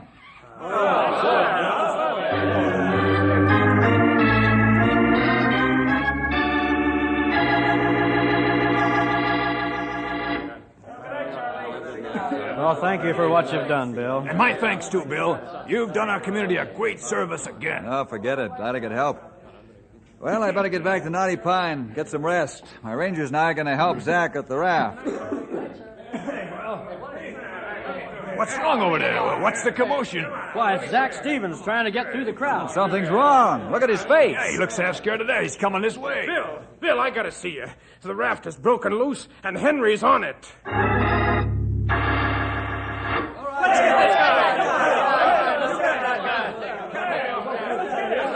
Quiet! You men, quiet down and listen to me.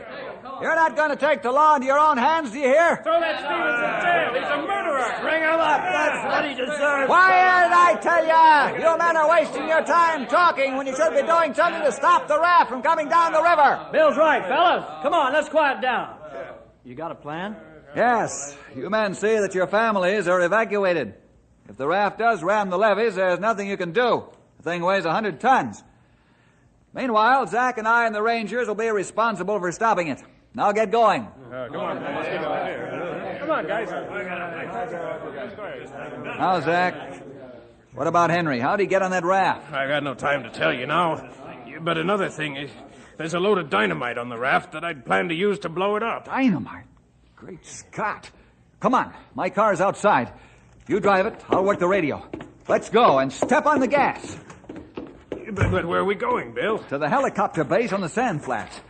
We'll take Henry off with the copter first, then blow the monster apart with dynamite.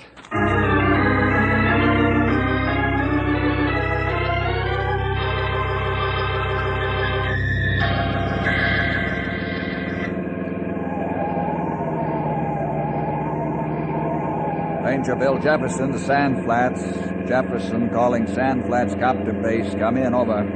Sand Flats copter base to Ranger Bill Jefferson. Come in, Ranger. Over. I need a copter right away. Emergency. Matter of life and death, and I'm coming to the flats as fast as I can. We've got a copter on runway now, warming up for a routine flight. You can use it. The pilot will wait for you. It's copter 26. Drive on strip 4 and jump aboard. Over. Thanks, Sand Flats. We'll be there in 4 minutes. Over and out.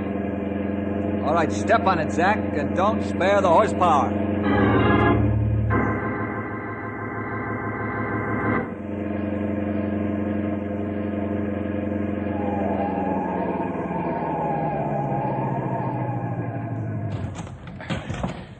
Coming, Zach? Right behind you.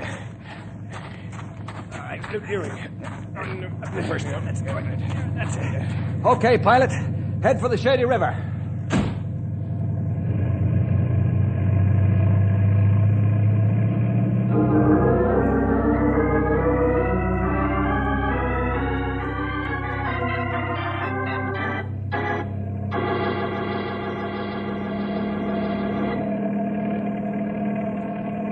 There's the raft. Still got about 3 miles to go before it hits the town. How's the dynamite set on the raft, Zach? I've got it stuffed between the logs. Big boxes of it. That's how Henry got on the raft. I went back for more dynamite. He was stuffing it between the logs when the raft broke loose. I figured I'd blow the thing up if it got out of hand. Well, we got 2 jobs then. Get Henry off, then stop the raft before it gets to the town. Meanwhile, that raft could blow up at any time. All it needs is to hit a snag big enough to make the logs crush the dynamite. Yeah, there's the raft. And there's Henry. Good. Pilot, bring the copter down over the raft as close as you can.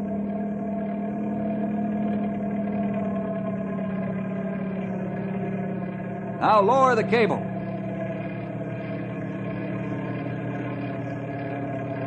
Bill! Can you hear me? Yes, Henry! Bill! The current's taking the raft toward the shore all the time. You gotta blow her up before she hits the bend. She'll bust that nut into smithereens. Flood the whole town. That's right. Now listen to me, Henry. See what we're lowering on the end of the cable? Wait a minute. It's a stick of dynamite, isn't it? Yes. Some matches to light the fuse. Now be very, very careful. Our lives depend on it. Put the stick of dynamite under the box of it and light that fuse. It's long enough to give us time to lift you on the cable and get away before the dynamite explodes. You understand? Yeah. I've got it. Remember, pal, be careful.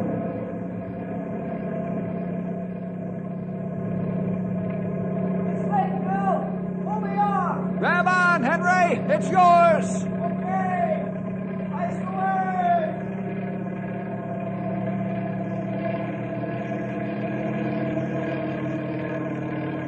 You all right, Henry? Yeah. I'm coming in now. There. I'm in.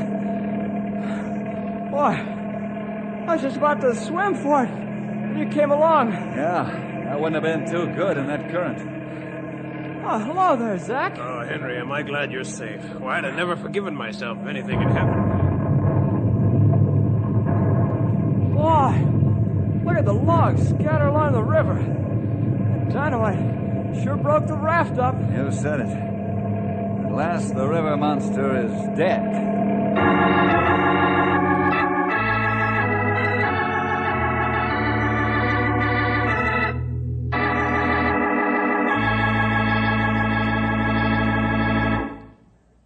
Well, see you next week for more adventure with Ranger Bill!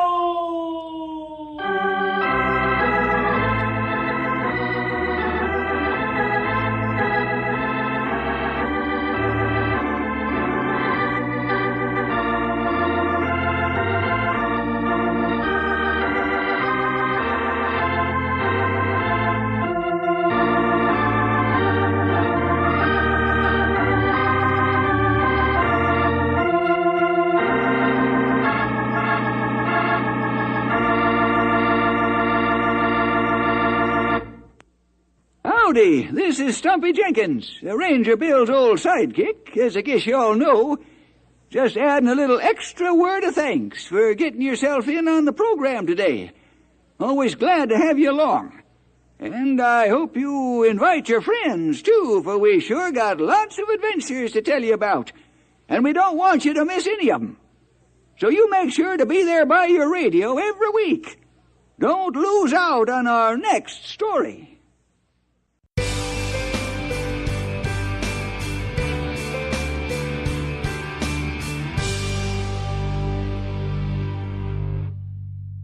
Nearly 2 million visitors will come to Logan Pass during the short 2 to 3 month summer season.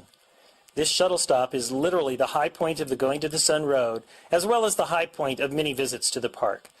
The pass sits along the Continental Divide at 6,646 feet and treats visitors to sweeping vistas of mountains and subalpine meadows full of colorful wildflowers. The rangers at the Logan Pass Visitor Center can assist with answers to questions about the area and information on plants, wildlife, and hikes. A bookstore is also located in the Visitor Center. From the back of the Visitor Center, a boardwalk crossing flowering meadows leads to Hidden Lake Overlook. Snow often remains on the trail well into summer. This 1.5-mile walk provides visitors with dramatic views of Mount Reynolds, Clements Mountain, and sparkling Hidden Lake. Hikers can continue another 1.5 miles down a steep trail to the lake where Bear Hat Mountain rises high above on the far side. Please remain on the boardwalk and trail. A careless human step will leave a huge impact to plants in this fragile environment. Some may only grow 1/2 inch in 5 years. Across from the Visitor Center on the other side of the Going to the Sun Road, visitors can experience one of Glacier's most popular hikes in the park on the Highline Trail. Hikers often share this trail with mountain goats, so please yield the right-of-way to these alpine residents. Although there are a few precipitous spots on the trail, don't let that discourage you from enjoying some of the most spectacular views in the park. Wildlife, including bighorn sheep, mountain goats, and an occasional bear may be seen, as well as smaller animals such as Columbian ground squirrels and hoary marmots. Feeding any wildlife, large or small, is strictly prohibited. While wildlife may seem tolerant of humans, respect their need for space and do not approach. For both your safety and the safety of the animals, if an animal moves towards you, please move away.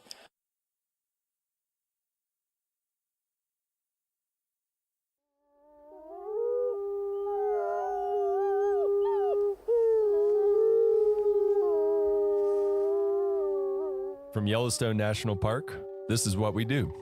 I'm Brett Rayburn. And I'm Ashton Hooker. All right, Ashton, first of all, it's great to see you. How's it going? Good to see you too, Brett. I'm good. How are you? Good. I'm awesome. So I have a question for you. Okay. Have you ever hitchhiked before? You know what? I don't think I have, I thought honestly. The way your face went, I thought you were about to tell me an epic hitchhiking story. I'm actually surprised I haven't done that though. Well, I did some research in the superintendent's compendium, and hitchhiking is legal within Yellowstone National Park as long as you follow some certain rules. So one of those rules, which is in Section 5, Part 4.31, which I'm sure you read by heart, all yes. the time, says that you can hitchhike as long as a sign isn't bigger than certain dimensions. Oh, Do wow. you know what the max dimensions for your hitchhiking sign would be? Wow, this is a very niche question. I honestly have no idea, but I'm just going to take a random guess. I'm going to say it can't be bigger than like 5 by 5 feet. So 5 feet. That's a really big sign. I was trying to, that's you know, like go sign a little spinner. bigger than I thought. That's huge. It's 2 feet by 2 feet. So you're going to have to trim. That's a more like usual size of sign. Yeah. So next time you're recruiting someone to pick you up for hitchhiking, it just needs to be under that 2 feet by 2 feet. Okay, and you should interesting. Be good. Interesting. If you want to hold a 5-foot sign, those sign spinners, that might be your go-to. So our next guest probably knows or is a lot more likely than we are to know Section 5, Part 4.3 of the Superintendent's Compendium by heart, because she's the law enforcement specialist here at Yellowstone National Park. So, Katie Anderson, have you ever cited someone for hitchhiking with a sign? Like if Ashton gave them their 5-foot by 5-foot sign, have you ever cited someone for that? No, but I would have definitely stopped and talked to her if she had a 5 by 5 sign. I would want her life story. That catch your attention. Her. Yeah, I feel like you don't even need to know the compendium to know that, like, that's probably someone you want to talk to. Exactly. Well, there's always a first time for everything. So I'm guessing you see a lot of things, something different every day as a law enforcement specialist. But I want to backtrack a little bit first before we get to your current position and talk about where and when you got your start in the National Park Service. Yeah. So thanks so much for having me.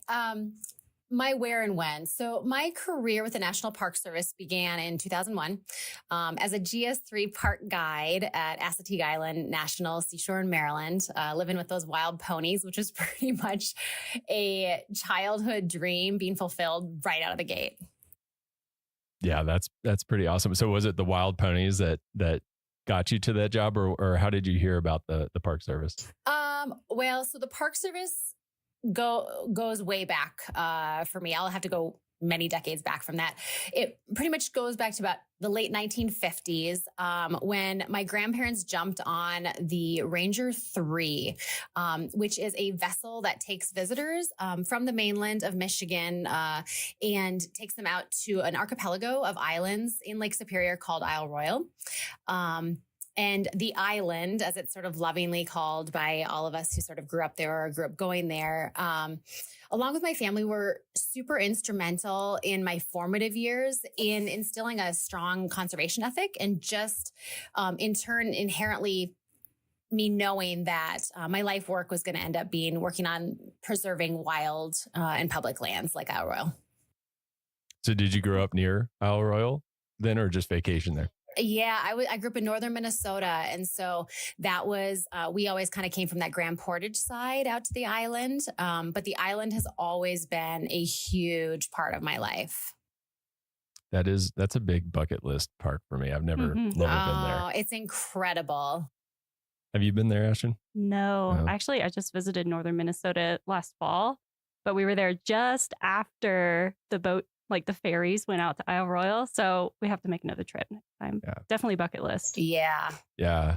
So you kind of started out with that background of the conservation ethics kind of being instilled in you from a young age.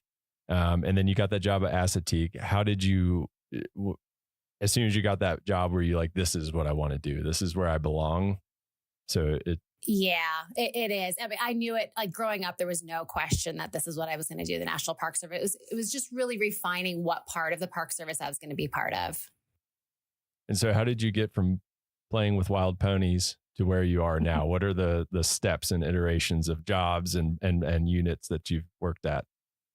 Yeah, so that is, there are such interesting journeys for us in the National Park Service, for a lot of us. What's neat about the National Park Service is that you can really experience the entire country on a deep level by working in the national parks, really from coast to coast. And that's pretty much what I did for those first 15 years with the Park Service.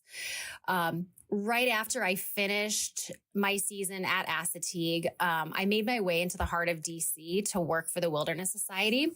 And I was interning for them and really just getting amazing exposure to the hill and really understanding how important the work of the nonprofit world was, but also how it coincided with the federal government agencies and, decisions being made on the Capitol. And so spent a good chunk of time there, really kind of digging into how do I get on permanently with the National Park Service. After I finished up my DC work, I ended up going up to Acadia National Park in Maine and spent a fall up there counting raptors. That was another big part of my life growing up in northern Minnesota. We had big flight migration routes. And so was an intern up there, a volunteer up there as well, just really kind of starting to build my resume and figure out how I could get my foot in the door full time. As I learned about the different types of rangering, sort of the longer I got in, I made my way to the Apostle Islands National Lakeshore, another archipelago of islands in northern Wisconsin. I used to live in Bayfield. Yes, and exactly. So the Apostles well. And I dipped my toes in interpretation and lived out on Stockton Island. And it was an amazing experience. And from there, I put myself through a seasonal academy, which was kind of the norm in how to get permanent in the law enforcement ranks. And so put myself through that academy because I really wanted to be running more of like the adrenaline junkie calls that were kind of coming with rangering. And I really wanted to get in on some of the craziness. And so then I spent the next 5 years of my career seasonally at Rocky Mountain National Park as a seasonal law enforcement ranger, doing the front country side of things and then also the backcountry work. I was able to jump in on the search and rescue operations, really got my first experience working fatalities and working the family liaison roles. And then also starting and really integrating the other side of my life that had always been so strong for me. And that was having a horse component in my career, and started my mounted patrols at Rocky Mountain National Park. Oh, cool. Wow. Yeah. So you've done like a lot of things.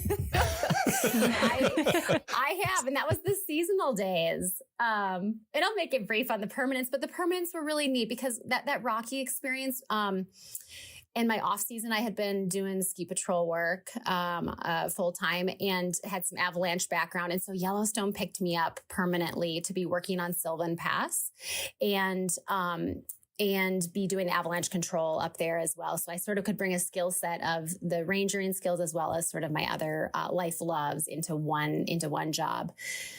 And then ran down to Grand Canyon for 5 years and got some crazy experience down there. And that experience on the South Rim, being a South Rim Ranger for about 5 years, really built the core of who I am as a person and ranger and supervisor at this point in time. And then returned to Yellowstone to the justice operation and the law enforcement office as the court liaison, and which I can say is now definitely one of the best jobs I've ever had. And into the role that I have now full time as a law enforcement specialist for Yellowstone National Park. That's awesome. And I guess we should mention to folks that you're joining us remotely from Glacier National Park. So you're on a detail currently at Glacier as well, right? I am. Yeah. Within the National Park Service and just federal agencies in general, we're able to do either temporary promotions or details, kind of where a park unit will borrow you for a period of time and let you get some really good experience. So right now I'm the acting chief ranger in Glacier and filling in a period from when the old chief ranger retired and when they get their new chief ranger in. Yeah, that's an awesome opportunity to have some of those.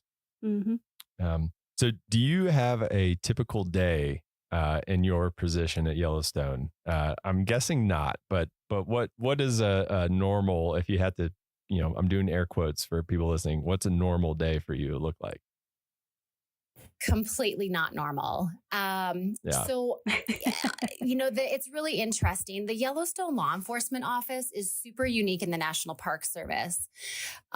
We've got a full-time federal magistrate, so a judge right there. We've got a United States attorney right in the building. We've got a United States marshal who works on all of our arrests with us and our warrants.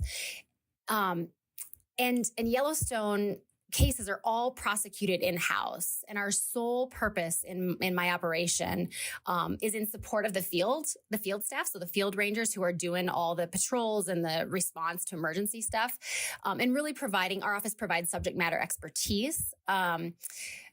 We assist with, search warrants and blood draw warrants on DUIs and filling out criminal complaints, and really just supporting our partnerships in and out of the house. Yeah, that's a lot of different things going on. And I'm guessing it's that like variety that you're seeking. I mean, you talked about being an adrenaline junkie. Obviously, you don't seem like you're the type of person that just sits down often. Yeah. You're always out doing stuff is the vibe I'm getting from you. Yeah, the operation is a dream for me because it's super dynamic. There's a ton going on. It's slightly out of control. There's a lot of stuff happening. And there's always just like kind of big balls or big issues floating up in the air that need to be tackled. And I like that. That's definitely the energy that I like dealing with stuff at. Yeah, for sure. And that's something, not every person is going to thrive in that type of environment. Like, what are some things that you do that helps you, juggle all those things that you say is up in the air? Like, what qualities do you need to have to enjoy a job like that? I think there has to be sort of a natural comfort level with multitasking things. And I'm not sure if that's an ADD portion of my universe or something else, but being able to ride the waves of chaos a little bit and be okay with that. And take a left-hand turn when you were supposed to take a right-hand turn that day. Like, that is absolutely critical. I think it's also super cliche, but communication, like literally being able to communicate with everyone from defendants who are sitting in your jail, prisoners, to the chief magistrate judge and beyond is it's completely mission critical in our operation. I'm sure 90+% of my day and my job as a law enforcement specialist is just building trust and bridges with the field and all of our partners through just so much. Like, you cannot over communicate in this job. Sure. Yeah. That makes a lot. I mean, and like communication can make the difference between like de-escalating somebody and escalating somebody. I mean, that can make a huge difference in what your day ends up being like. Absolutely. So is that your favorite part of the job, that variety, that you just never know what's going to happen doing a lot of different things, or is there something else? That is a huge part of what makes me love my job. I think if I was really going to be pinned down on having to say what my favorite part of my job is sort of in the last decade of my career here, I would say, whether we like it or not, the National Park Service is like a giant family and it needs tending to very similarly. My favorite part of the job, I think, is probably having really meaningful connections with my team and my peers, and those many levels above me. And being at a point in my career right now that I'm given some creative liberty to create the type of work environment that fosters those connections. I think it's so interesting because I think that adrenaline junkie is like your younger years, and the older you get, it's just life is short, and the relationships that you have at work, which is where we spend most of our time, and at home are just so critically important. Yeah, and that's been that's come up a few times in our conversations with people, especially those that have like lived in the interior of the park or like remote areas. It's like that community is so important because that's who you have. Yes. And so you do a lot with those people. You work with them, and you have them over to dinner and all those things. And I think that's part of what is so special about the National Park Service experience that you just don't get in other jobs. Yeah, it's not a lot of work environments where you work with your coworkers and then you also go live in the same neighborhood as them. Yeah. Like they're literally your neighbors. Yeah. So that's a big difference. I know when Jake takes his recycling. Right. I can see what he's been eating for lunch if I wanted to. Perfect. That is a perfect example of how this works. Yeah. So on the flip side of that, what's the toughest part of the job? Similarly, I think I went the first 2/3 of my career here. I have gone full blown energy. Like I've done things at 1,000% and really kind of gone full send on everything. But it takes a toll. Like this career is not for the faint of heart. We see a lot of the underbelly and the darker sides of society, and to have to deal and we have to deal with the aftermath of all of that. It is us. We are exclusive jurisdiction here. We don't have other agencies coming in to sort of take the case from us. It lays in our hands. Yellowstone sees up, 2 to 3 million people in a really condensed portion of the year in the summer there annually. And all of those visitors and those of us living in the park bring our issues and problems and addictions with them and with us. And so it's really critical at this stage in my career, and we've seen the aftermath of not sort of dealing with some of that stuff and talking about it, that we actively process the cumulative work stress and the trauma. And thankfully, Yellowstone National Park is at the forefront of supporting their team with the Yellowstone Resiliency Project. And the National Park Service is building out some exceptional peer support, mind body wellness type programs to support us proactively for a fulfilling career, but more importantly for our well-being the day we retire and beyond. And so we're still coming out whole. And that has been a huge culture shift that has accelerated, I would say, in the last 3 years. And so the toughest part of my job is like the loss that we see through trauma and, undealt with issues.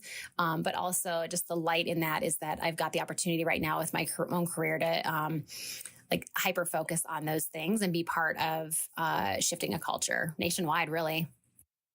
Yeah, that's awesome to hear. I mean, especially, we all take our jobs home with us somewhat, but in your position, especially, I'd imagine that that's like one of those things that's really hard to not take home. And, I mean, that could really eat away at you if you don't take care of yourself when you're home with your family. Mm-hmm. Yeah, absolutely.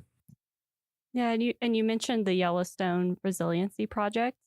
I'm not sure, a lot of people might not know what that is. Do you mind just telling people a little bit about what that entails? Yeah, so the project came about in cooperation with the Yellowstone. I believe with Yellowstone Forever was where that partnership really came about after the Yellowstone flood and after the loss of some coworkers to suicide. And there was just some forward thinkers and support from the superintendent's office and the chiefs to move forward in that partnership to fund mental health resources in Yellowstone. I mean, one of the most amazing parts about living in Yellowstone is its remoteness and its disconnect from the rest of the chaos of the world that's happening around us. But the downside to that is we have a hard time with resources and getting them. And so the Yellowstone Resiliency Project has funded bringing in healthcare providers for counseling and touch bases and just connections. So we're not kind of going through these big life events and sort of suffering on our own. And there's, bigger conversations that are sort of happening on like where next, what next for these programs. But absolutely critical for every division in the park to have this resource to be tapping into and just normalizing the conversations around it. I mean, this is the human experience that we have right now, and nobody is alone in their suffering. We all go through it.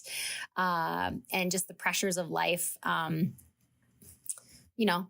create environments that we need to take care of ourselves and one another. I mean, that's just the reality in the Park Service is we have to take care of one another. So this Yellowstone Resiliency Project is brilliant. The folks that are working on it have just done an incredible job implementing it. And we are so lucky to have that team working for us. Yeah, definitely forward thinking. That was the key point I think you brought up there. It's like one of those things that plays dividends. It's you're playing the long game when you're investing in people's mental well-being and So that's awesome.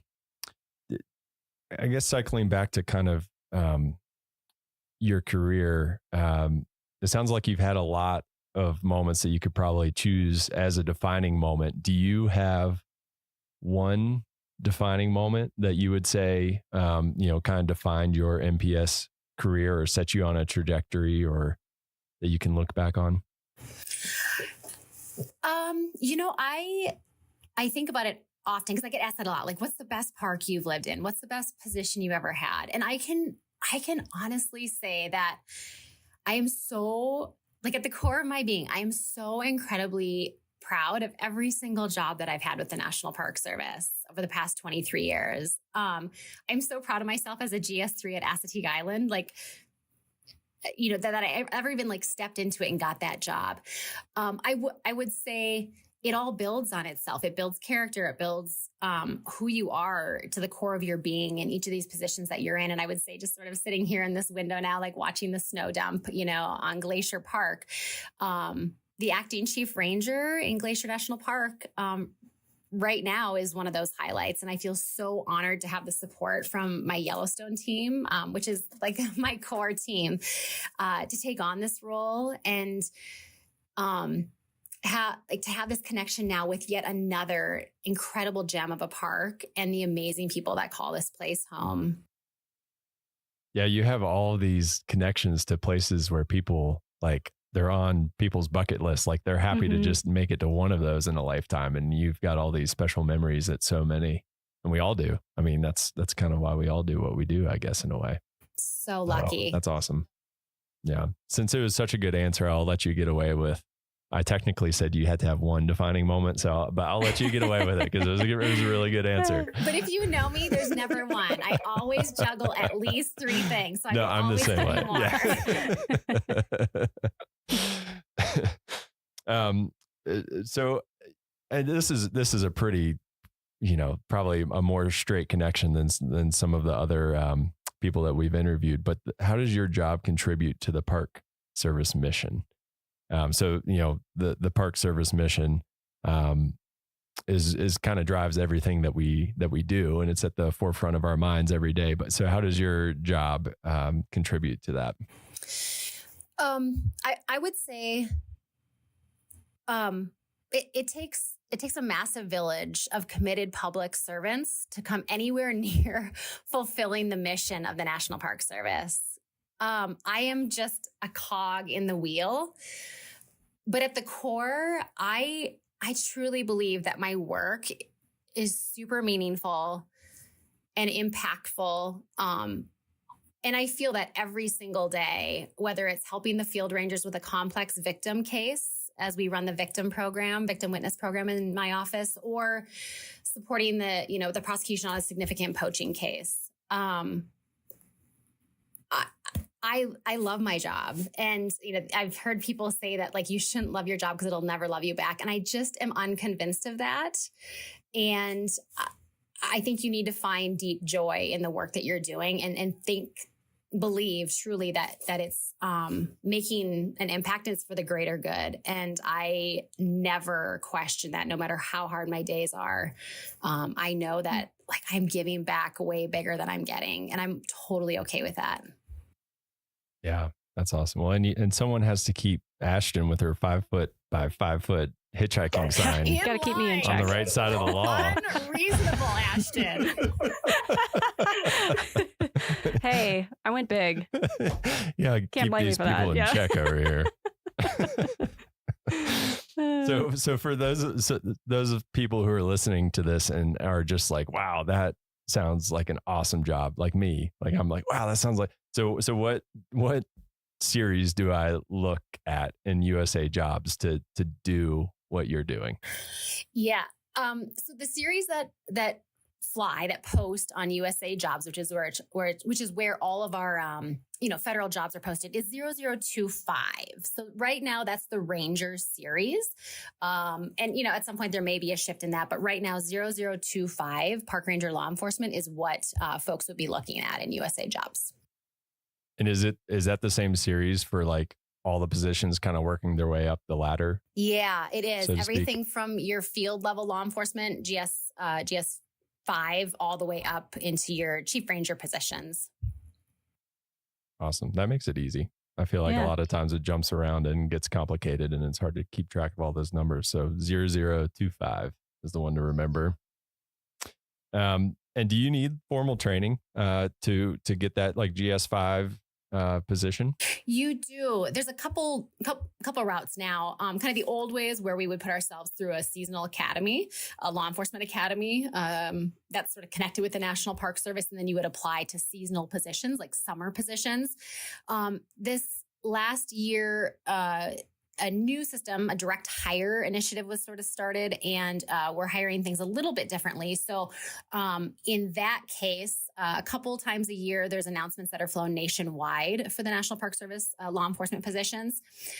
Either way, you'll spend a significant amount of time at the Federal Law Enforcement Training Center in Glencoe, Georgia. And then in a field training park as you build the foundation to your law enforcement career. How long are you in that field training park for? The field training park is, I got to think about how many weeks it is. 13. I think it's 13 weeks. I'm kind of talking off the cuff here, but, and sometimes that's your home park. Yellowstone we're really lucky. We're one of those parks to have a field training park and staff in place that can field train folks in person. Awesome. And what's the kind of stuff that people are exposed to in that training? Like if somebody's interested in going through that, like what would they expect to be exposed to? Yeah, I think this kind of ties into to another portion of some of the questions. At the core of these jobs, we are federal law enforcement officers. Like that is the core of what we're doing.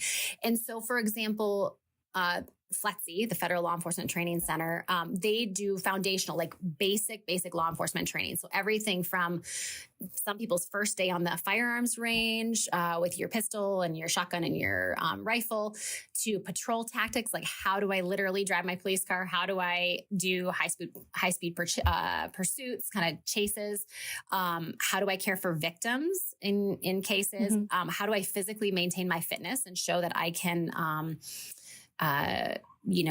ground fight with somebody that I'm going to need to go hands-on with in my career? How do I handcuff somebody? What are my arrest procedures? So it really takes you through all of the basics of how to be a cop. Yeah. So it's like a good crash course then. Yeah, you make it or you don't. It is a crash course. You have to have the mental space and be really there to want to do it, because it's not all fun and games at all. Sure. For sure. I bet you build some really strong connections with the people that you go through that with, kind of like, boot camp or something. Absolutely. Well, before we let you go, Katie, do you have, we like to ask this of everybody because it's just fun for us, and I come up with more things that I want to do in my summer vacations, but do you have a favorite story or memory? It doesn't have to be from Yellowstone, any National Park Service unit that you visited or worked at. Do you have a favorite story? It's going to come from Yellowstone. And I don't know if it's a specific story. I think what I would say is this kind of speaks to the specialness of living in these places. Living in Yellowstone is like being a National Geographic episode every day.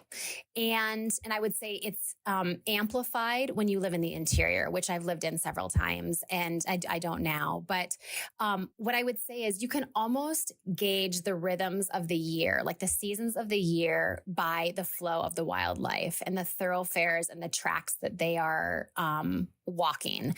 And, just this season right now, as I'm not in Yellowstone, I'm in Glacier and I don't have the bison out my window. I'm starting to wonder if the cow bison right now with their big swollen bellies, if they're starting to make their way towards Mammoth Hot Springs and down to their calving grounds. And that always is like my sure sign that spring is coming. And I just think that's just one of the most incredible parts about living in Yellowstone, is that you can just, it feels very prehistoric to be living there with them and just watching these old rhythms just float by. Like we are truly just there in somebody else's world. And we're just guests. It's amazing. Yeah. Yeah. That's pretty special. Yeah. I love being in a place where it's like, like you said, those connections to like the natural world. Like the bluebirds are like, I heard a bluebird, you know, spring is coming and everyone's just as excited as you are. Yeah. Whereas some places people will be like, what? The what? So that's awesome. Well, thank you so much for joining us and taking the time. I know I speak for all of us, but we thank you all for your service and thank you for keeping us safe. I know I live like literally all of my neighbors are law enforcement rangers, so I just feel like the safest person whenever I'm out and about my home. So thank you all for what you and your team do day in and day out. Yeah. Thanks so much for having me. Thank you. All right, that's it for this week's episode of What We Do. Thanks again to our guest, Katie Anderson. If you like what we do, rate and review the show wherever you listen. Every positive review really helps new listeners find the show, so thanks for doing that. If you have a question or want to learn more about a particular job, contact us using the form at go.nps.gov/whatwedopodcast.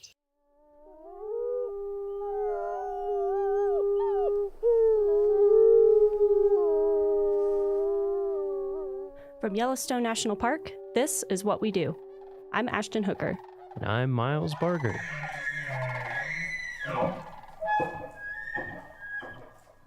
Hey, Miles. Hey, how's it going? Hey, good. How are you? Pretty good. Pretty good. Pretty good. Well, thanks for joining. We are joined today by Brett DeYoung. Hello. Thanks, Brett. Who is the park's supervisory telecommunications specialist here in Yellowstone. So to kind of kick us off with this conversation about telecommunications, you know, cell towers, computers, all the like techie stuff that can be a little polarizing here in a park like Yellowstone. People like, you know, remote places without any connectivity. We're going to get into all that, but I have a little trivia for you first. So let's see. We're talking about data. This is a big park, a lot of employees, a lot of computers, a lot of storage. How much storage do you think is supported on Yellowstone's network? You have to take a wild guess. I'll take a wild guess. 100 terabytes. You are actually spot on. Oh. That's amazing. I remember Mark's emails. Good job. So to put that into perspective, I was like, what does 100 terabytes actually mean? So correct me if I'm wrong. This was just some brief Googling.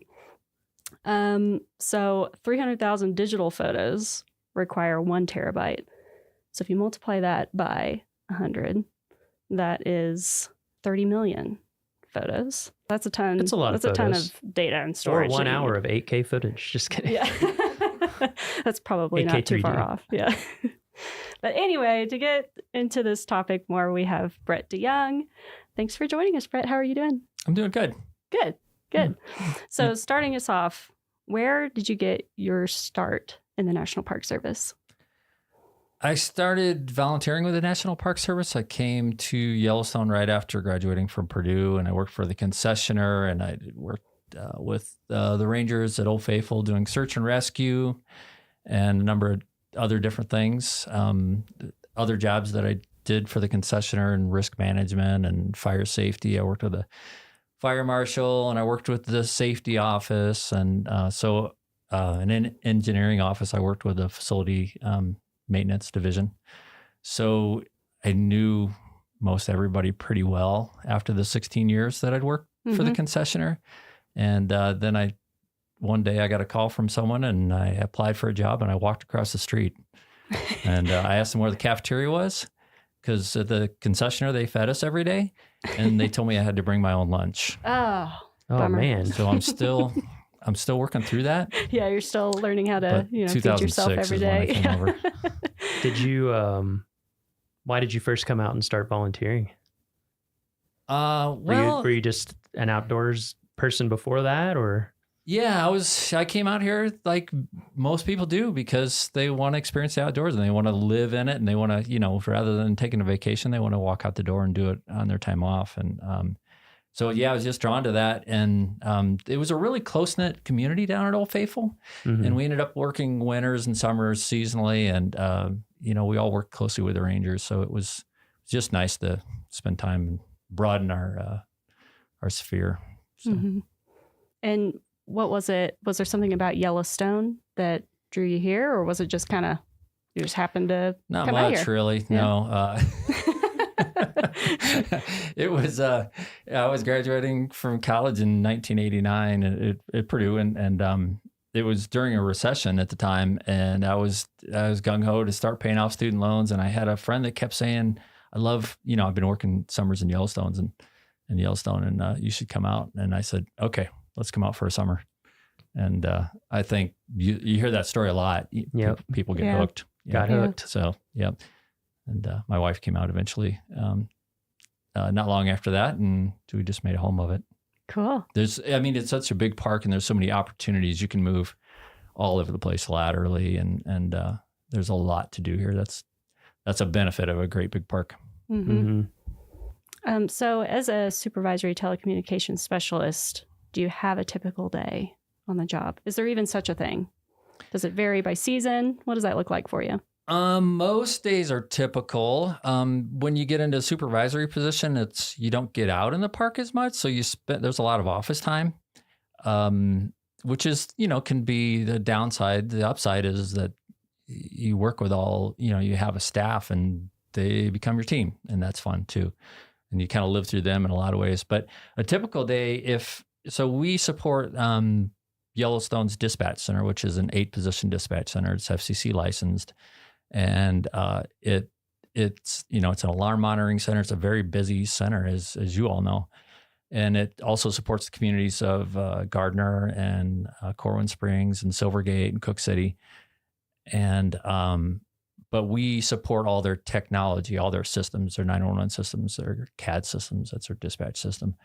And it's very complex. So if I didn't get a call in the middle of the night from a dispatcher, then the first thing I do is when I get up at 4:45 in the morning is I look at my phone to see if there's any emails from any dispatchers, and maybe a radio system wasn't working correctly, or they weren't getting, when a 911 call came in, it didn't give the phone number or the address, or it was a, misroute or something like that. So I look for those first thing just to see what the day is going to be like.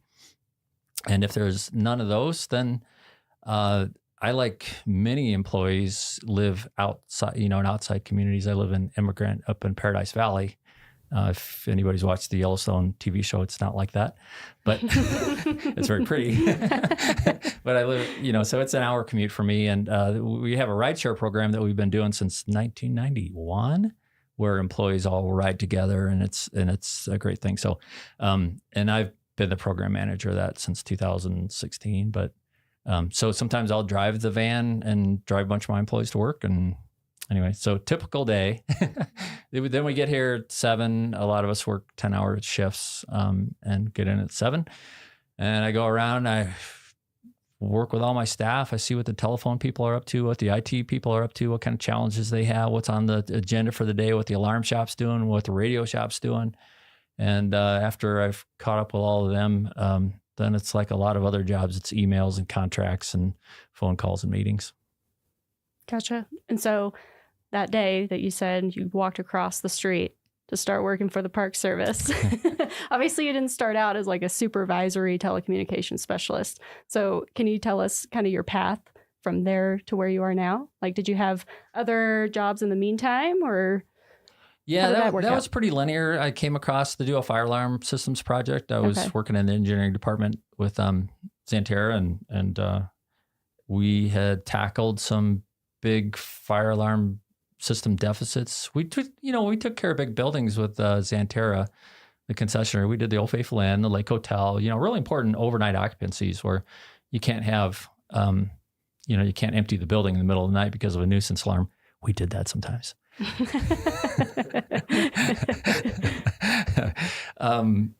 So we got things kind of under wraps over there, and then there were some deficits over here, and they wanted me to tackle that. So that's the job I got hired for. But then I became the alarm shop supervisor, and then my supervisor at the time that hired me, he went on to be the superintendent of American Samoa National Park. So then I detailed in his position, and eventually I got the position. Nice. And he's now the superintendent of Death Valley. So he never liked the cold. Yeah, I was about to say. Yeah.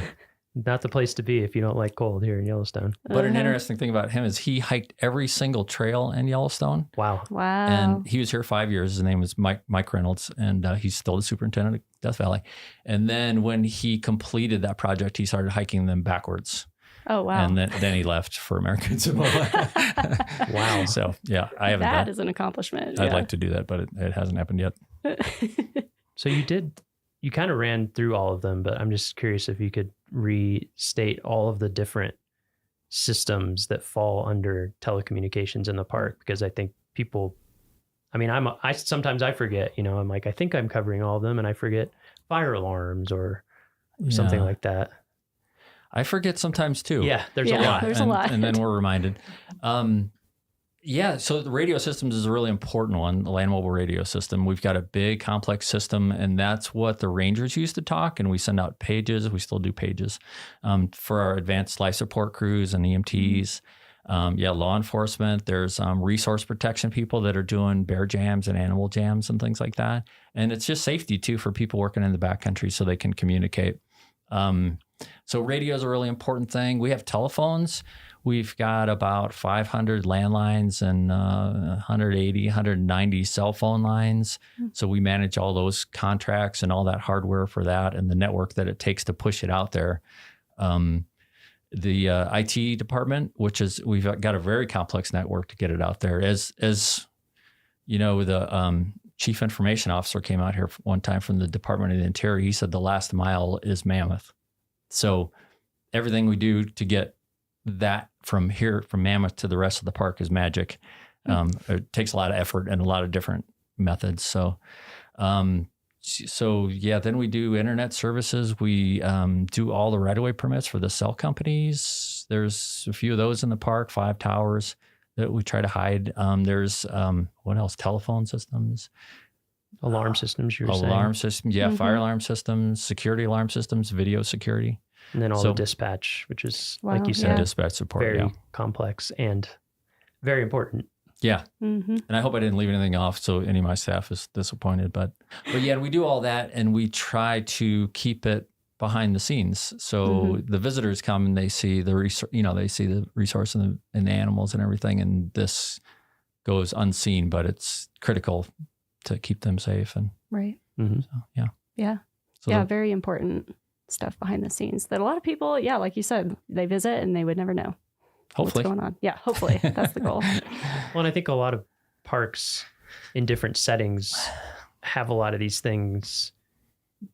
They don't have to manage them themselves. We're such a big place. It's like, there's cell phone towers outside of smaller units, or telecommunication stuff kind of comes right up to the edge. Not that they don't have things that they need to do, but I always tell people Yellowstone, it's like a mini state in a lot of ways. Yeah. You're exactly right. Yeah. If you can have a cell tower at a gateway community that covers where you need it to cover, that's great. We don't have to put it on federal land, but that just doesn't work here. It just doesn't reach far enough. Right. Yeah. So what would you say is the most important skill for your job? Most important skill, prioritizing. Technical aptitude is the obvious one. A broad array of technical experience. Yeah. You have to be kind of a generalist in a lot of ways and, a specialist in others. But yeah, prioritization is really important. Essentialism is really important, which is kind of like prioritization, but doing what's most important all the time. And finding focus is really important because multitasking is kind of a defeatist sort of a skill. I think you do a better job for your customers when you're more focused and less multitasking. Yeah. And so, what would you say is your favorite part of your job? Well, it's probably a boring answer, but it's true. I really like coming in and working with all my staff, seeing them face to face. We do have some remote workers, especially in IT, and they're great. And it's really fun to interact with people at different parks and different parts of the country. But, interacting with the staff, they're enthusiastic. A lot of them have been around for a long time. and you bounce ideas off each other, and they resource and network, and so that's great. The other best part about the job is probably going to like remote repeater sites up on mountaintops, and we'll hike to some of those. Sometimes we fly, we try not to. But skiing to them is pretty cool. It takes a lot of planning, and you got to be safe, but that's a great way to stay connected. Mm-hmm. Yeah, there's been some good trips up to Mount Holmes the past few years, I feel like. Yeah. Among others. Yeah. But I know I've seen some pictures from that in challenging conditions. Things always like to go down in the middle of the winter, it seems like. Yeah, and we do everything we can to make sure that they're going to hold up for the winter, do all that work in the summer. But occasionally they quit, so you have to travel. Yeah, we get some less than ideal weather in Yellowstone sometimes. Just we do. Sometimes. We certainly do. Sometimes you can't fly, so you have to take other methods to get there. Mm-hmm. And sometimes you just have to wait. And where are those located? We have 8 mountaintop repeaters. We have one on Druid Peak in the Lamar that you can't see. We have one on Henderson Mountain just outside of the park. We have one on Top Notch, which is in the park. We have one on Mount Washburn, which you can drive to for about 4 months of the year. That's quite a luxury. We have one just outside of the park on Survey Peak, in right on the edge of Grand Teton National Park in the Jebediah Smith Wilderness area. Which is funny, you have to land the helicopter right on the park side because that's right recommended wilderness, and Jebediah is actual wilderness, so no helicopters. So it's like an invisible line right on the peak. And then there's also Sheridan has one with a 1926 New Deal era fire lookout up there. Wow. That's really cool. And Mount Holmes, there's one on there. There's one on Purple Mountain. And the Mount Holmes one was inside a 1926 fire lookout, but it got struck by lightning and went down in a blaze. So let's see, did I miss any? Oh, Bunsen Peak also, which is just outside of Mammoth. Which people can hike up to if they want. They can? Yeah, and see that one. The Holmes one made me sad. That was the first one I'd ever hiked up to of the fire lookouts. I was sad when that burned down. Yeah. Such a cool location. Sure was. And so you mentioned your favorite parts of the job. On the other side of that, what are some of the toughest things that you encounter in your position? The toughest things is when things crash. That's a real challenge. Those middle of the night calls, you have to wake up and be lucid and understand what the problem is and who your resources are, and get to the root of the problem pretty quickly. It always amazes me how quickly we can restore something that seems catastrophic. So that's really challenging. Other things, like we may have links go down for days and there's been 2 times in my career that we lost Mount Washburn, which is kind of a hub, and we didn't have any cell service at all. And there's a lot of medicals in Yellowstone. There's a lot of, heart attacks and life flights and things like that. And when someone can't call 911 from an interior location, that burden just falls on us really hard. And if you're in the middle of something else and that call comes in, you're just, there's really no backup for you. So you just have to be fully engaged. Last fall that happened, and there's only been a handful of times that it happened, but last fall it happened the night before I direct a running race north of Yellowstone. And so as the director, I was very busy and probably going to be up all night, but this happened in the middle of the night. So managing those 2 things was hard. So yeah, I can imagine emergencies like that can be very stressful. Yeah. But exciting. Yeah, exciting and thankful that you're there to assist. But then it's good there's always an upside to a challenge, an opportunity with a challenge, but just having a phone full of resources and knowing that I can get a hold of, a power company representative in the middle of the night, a cell tower company representative in the middle of the night, and I can get these things back up with their help. Everywhere in America, the linemen are always out in the worst times, and they're kind of heroes when it comes to that sort of stuff. So that's the role we have to fill. Yeah. So even with those types of difficulties or challenges that you might encounter, what keeps you here? What keeps you working for the National Park Service? Why do you stick around? Oh, gosh, all kinds of things. I mean, just the whole mission of it. Oh, you know, one of the biggest things is just that this is just still an intact ecosystem. And, you know, all the predator-prey relationship, all the predators that are restored, and that's amazing. And I've been here 30 years and you don't get over that. So that's a thing. And then the people and, I don't know, I could go on and on. Yeah. Skiing's pretty good. Yeah. Maybe not this winter. I try not to talk about skiing too much because you guys only have so much time. Yeah. We'll have to hear some ski stories another time. But do you have in all your years being here in Yellowstone, working for the National Park Service, do you have a defining moment? Is there a moment that sticks out to you that you're like, yes, like that's why I work here, and it was super rewarding? Okay, here comes a ski story. Okay, perfect.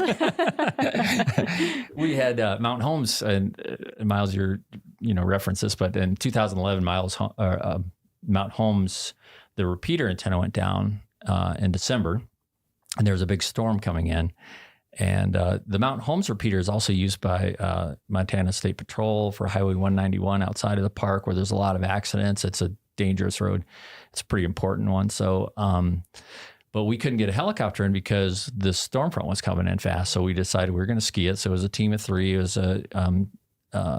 another guy, Dustin Seen. He was a radio tech with us. Now he's the superintendent of Bighorn National Monument and Bighorn Recreational Area and some other stuff. And Doug Krause, who's our Hell-Tech foreman. We put together that trip in December, which there isn't much daylight. And we thought we'd stay in the Winter Creek cabin on the way in. We opened up the door and it was about a half-inch deep in mouse poop. Ooh. So we said, nope. We're not going to do that. We thought we can push to the summit. So it was a real big effort. We got to the summit and I got the cabin opened and the storm was starting to pick up. And this is a 10,300 foot peak. You know, it's a big effort. It took hours and it's a long ski in too, right? I mean, it is a long ski. Yeah. It's 10 miles. Yeah. One way, it's right? eight hard Okay. miles. Yeah. Yeah. So yeah, we got the cabin opened up. We got a temporary antenna installed, testing it out. And then we got that door closed and the storm came in and just blew so hard all night. It just rattled that fire lookout all night. And, but that was pretty neat. We were testing the radio from inside and we were talking to Montana Highway Patrol on this really remote site. And next morning, ski out was nice. Oh, that's super cool. So that was good. Yeah. Good trip. Yeah. I don't know if that was a defining moment, but that's one of the good ones. Yeah. Definitely memorable, it sounds like. Yeah. Yeah. Yeah. So I'm just, you said about 30 years you've been doing telecommunications stuff in Yellowstone, right? Yeah. I feel like, of course, all fields change over time, but I feel like telecom's maybe the fastest changing field in the past 30 years, I would venture. So what's it been like to see? I mean, even I'm trying to think, my first summer here was 2006, and I think there was like a payphone in our dorm. I mean, there was no internet that we could even use, or my cell phone didn't work unless I drove a long way. I would think I was at Canyon. And you were here well before that. So what's it been like to see the change? Because now I'm at home and I can stream 4K movies from a satellite. You know, it's so different. Yeah. Well, yeah. So my first summer was 89 and we had a payphone and we couldn't get radio stations and we couldn't get TV stations. We watched VHS movies at the pub. That was fun. But it has changed a lot, and that's always a topic of discussion. And whenever there's some sort of new proposal, we get a lot of comments. Mm-hmm. Yeah, I've noticed that people are very invested in the connectivity in Yellowstone. Yeah, so there's two different aspects to your question. There's the expectation of a wilderness experience or a historic experience as well. But then there's also keeping up with what the needs are. And then, we're also a government agency, so we're on a government network and we have cybersecurity issues and we have to protect those perimeters like vigilantly as much as any other government agency. So we're always protecting ourselves from threats, So that's the biggest agent of change these days, is keeping up with that and all the training and what we have to do for that. But everything in the middle between then and now, we've gone from, like you said, you had a cell phone, there was very few towers. We've added a few. We've definitely put a stop to more towers. But there was a point when Suzanne Lewis was the superintendent, and she said, I'm the only one who's going to have a cell phone. And then, then that expanded a little bit, and now we've got 150 of them out there because it's kind of a tool that everybody has to use, and the cost has gone down. But so, yeah, that's a big question. It's changed. A lot has changed. And we're fortunate to have some people that have been working in IT for 35 years, which is pretty neat because it's fun to hear their stories. But we also do have a wireless communications plan that the park put together in 2009, and that limits a lot of our wireless technology. So the intent of that is to not have cellular service on the roadways and in the backcountry and limit it to the developed areas and only specific developed areas, which is a bit of a compromise. This is still one of those places in the lower 48, you can drive from Mammoth to Old Faithful and not have a cell signal for, 52, 53 miles? Yeah. It's so interesting to see, especially with how ubiquitous internet connectivity has become everywhere. I think sometimes visitors come and they're just like, some people come specifically for that and other people are just shocked. They're like, what? Yeah.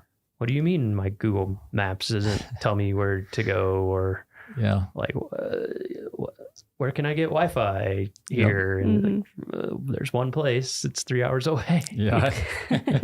I get the visitor comments in both perspectives. Yeah, exactly, in both directions. Sometimes in the middle, but usually strongly one way or the other. Yeah.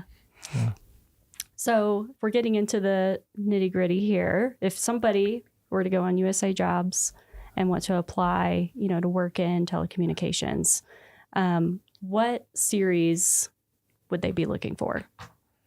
Well, the telecommunication series is the 0391. Electronics technician, which is our radio technicians and alarm technicians, are 0856. And the IT specialists are 2210 or 2210. And that's a really fast growing series because everything is connected by networks now. So radio's connected, telephone's connected by networks. So that's a good one to look for. And there's a lot of recruiting going on in the IT world. So in my branch, you could be any one of those threes.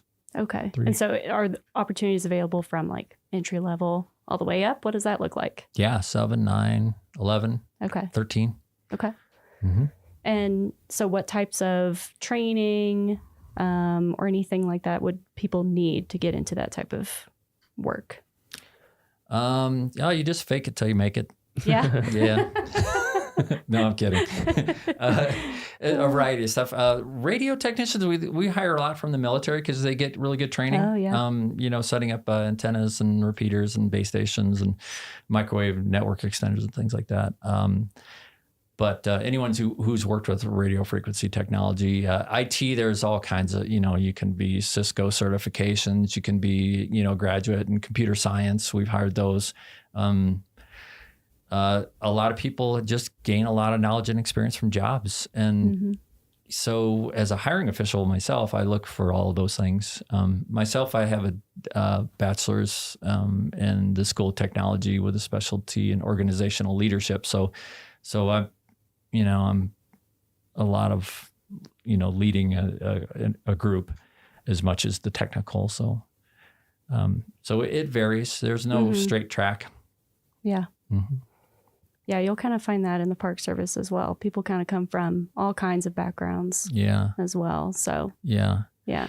I think knowledge and experience counts for more on a resume for this line of work than a degree does. But Yeah, I don't know. We've hired some recent graduates too, so.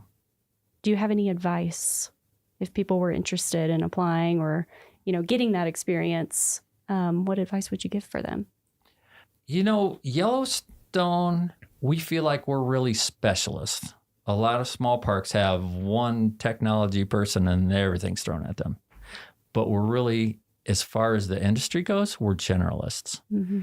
So if you're in IT, if you're doing like system administration, also learn about networking and also learn about cybersecurity and learn about maybe coding, so branch out a little bit. And if you're, if you're into radios, also learn about networking so you can do radio over IP. So I would say that those are important things to do. If you want to work for us doing fire alarm systems, get like a NICET certification, National Institute for Certification in Engineering Technologies. And that tells me that you really know the codes, the fire codes in and out, and you're not going to build a system that's not going to work. So cool. Those are a few tips. Yeah, that's great. And so finally, the last question we like to ask everybody is just about your personal experience, any memorable experience you've had. It could be either in Yellowstone or any other national park, work or personal time. Do you have a moment that sticks out to you? Yeah, the 5 years I worked in the Bear Den ski shop at Snow Lodge. Yeah. That was the peak of my career, not of my pay, but it's often how it works. Yeah. But it's been going up and down ever since. So yeah, that was great. We worked there the last year that it was open. It was the Snow Lodge then was nothing more than really, it looked like a roadside motel. It was cheap. Anybody could afford to stay there. The people that came to visit, they were all interesting. And the Bear Den ski shop was a log cabin with a wood stove right next to it. And that was great. They built a new hotel, the Snow Lodge Hotel, and the ski shop's in the gift shop now, and it's all still good. But those are good days back then. There was quite a community back then too. They were really strong skiers and outdoors people, and just a lot of fun. That sounds awesome. And many rangers worked in that ski shop too over the years before they moved over to the Park Service. Cool. Yeah. Well, I think that wraps it up. Yeah, that was great. Yeah. Thank you so much for joining us, Brett. Thanks for having me. It was fun. Well, that's it for this week's episode of What We Do. Thanks again to our guest, Brett DeYoung. If you like what we do, rate and review the show wherever you listen. Every positive review helps new listeners find the show. If you have questions or want to learn more about a particular job, contact us using the form at go.nps.gov/whatwedopodcast. Thanks for listening.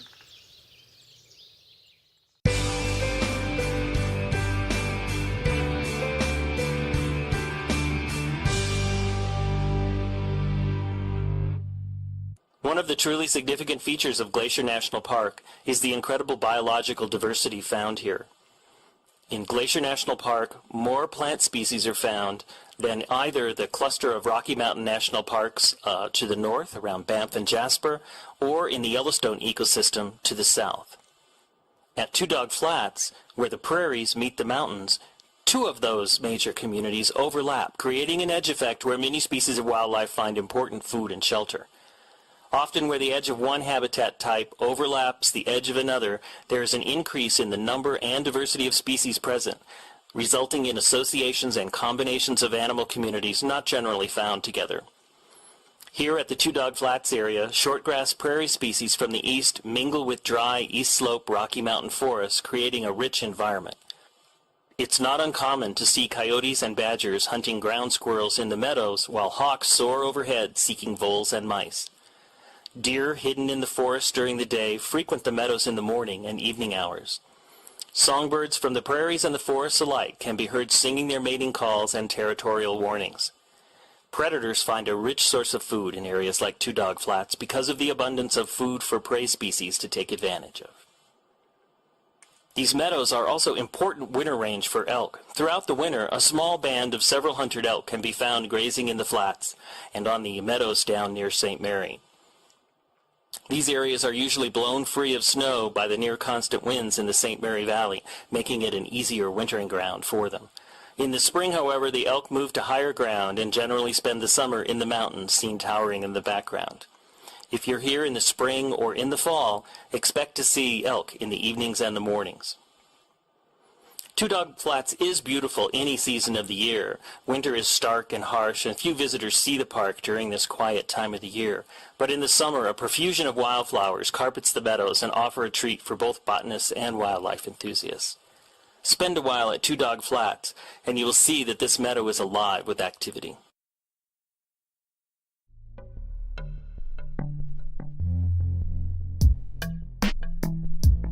Hi, I'm Gabby. You're listening to Headwaters, a podcast from Glacier National Park.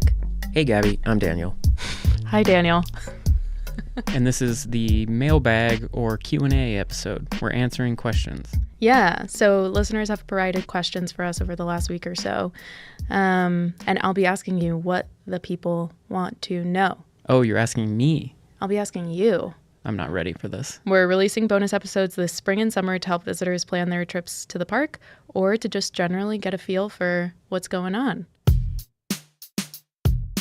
What do you got for me? What do you think was our most asked question? I think the question that rangers get asked the most is, where is the bathroom? But I bet you people want to know, when is Going to the Sun Road going to open for the summer? Ding, ding, ding. That's right. Yeah. Yeah. Everyone wants to know, when is Going to the Sun Road going to open for the summer, because it feels like it's not summer till the Sun Road opens. Well, sorry, we don't have an answer. We really don't know. We don't have any more information than what you know. I could say that it seems to usually open in June. The roads crew are actively plowing it right now. Sometimes early July, but generally it's sometime in June. If it's like a low snow year and we don't have a whole lot of snow in the winter, then it opens in the earlier side of June. If it is a big snowy winter, then it's probably going to be later in June, if not early July. Or a rainy spring. Yeah, spring weather matters a lot too. Yeah, yeah. Bad weather, avalanches, all that slows the work down. Yeah. Hopefully it'll be open soon. I'm excited. It will definitely mark the arrival of summer. Angela says, can you just talk about beargrass? I will try. Beargrass is not a grass. It is a member of the corn lily family. It is a flower, basically. It has grass on the bottom, and what people love then is that every few years each plant will shoot up a big asparagus, Dr. Seuss type flower that looks like a giant Q-tip, sometimes like 3 or 4 feet tall. They don't pop up yearly, right? Right. As spring comes along like this, we're always like, is this going to be a big flower year? When was the last time we had a big beargrass year? But there's always some beargrass, and yeah, I love it. I guess we'll see what this year looks like. Shritavi asks, what are the places to visit without a vehicle reservation? That's a big one. Yeah. So in 2024, you do need a vehicle reservation, but that's only to get into the busiest parts of the park during the busiest hours of the day and the peak summer season. So if you're visiting in the fall, you don't need to worry about it. If you like to get up early or drive into the park late, again, you don't need to worry about it. It's just for those peak hours. Now, also, it's not for every area of the park. In summer 2024, entering into Two Medicine or the east side of Going to the Sun Road at St. Mary, you don't need a vehicle reservation for those areas either. And I promise they are spectacular areas of the park. Truly amazing. Yeah. Yeah. Okay, awesome. Hopefully that's helpful. And as always, check nps.gov/GLAC for more information and all of the details about vehicle reservation. Claire wants to know, what's it like working for the park? You've been working for the park for 7 years, right? This park, yeah. I've made a career out of working for the Park Service, and I love it. The best part about working for the Park Service is that you are working in and getting to, be a part of these amazing places. I love being a part of something that is like iconic of our country and our landscape, and a thing that we all share together. Working for the parks is amazing.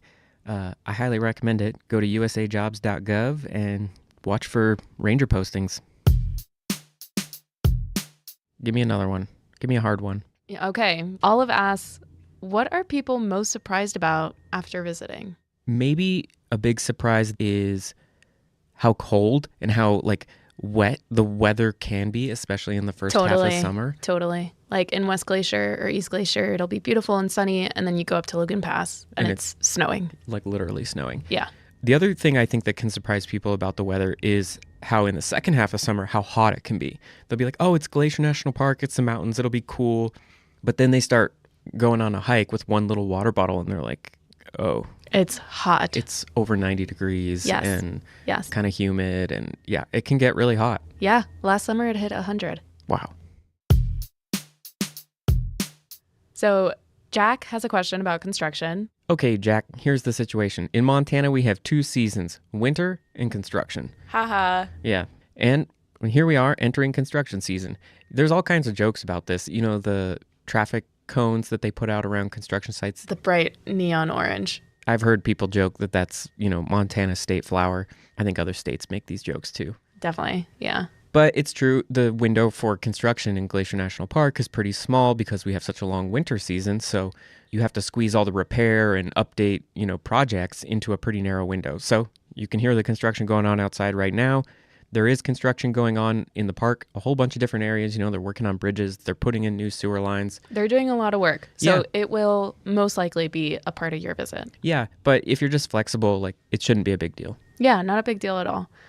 Check nps.gov/GLAC for all of those construction updates and all of those details as to where those projects are going to be. Yeah, that's basically the answer to everything. Go on our website, check it out. Yeah.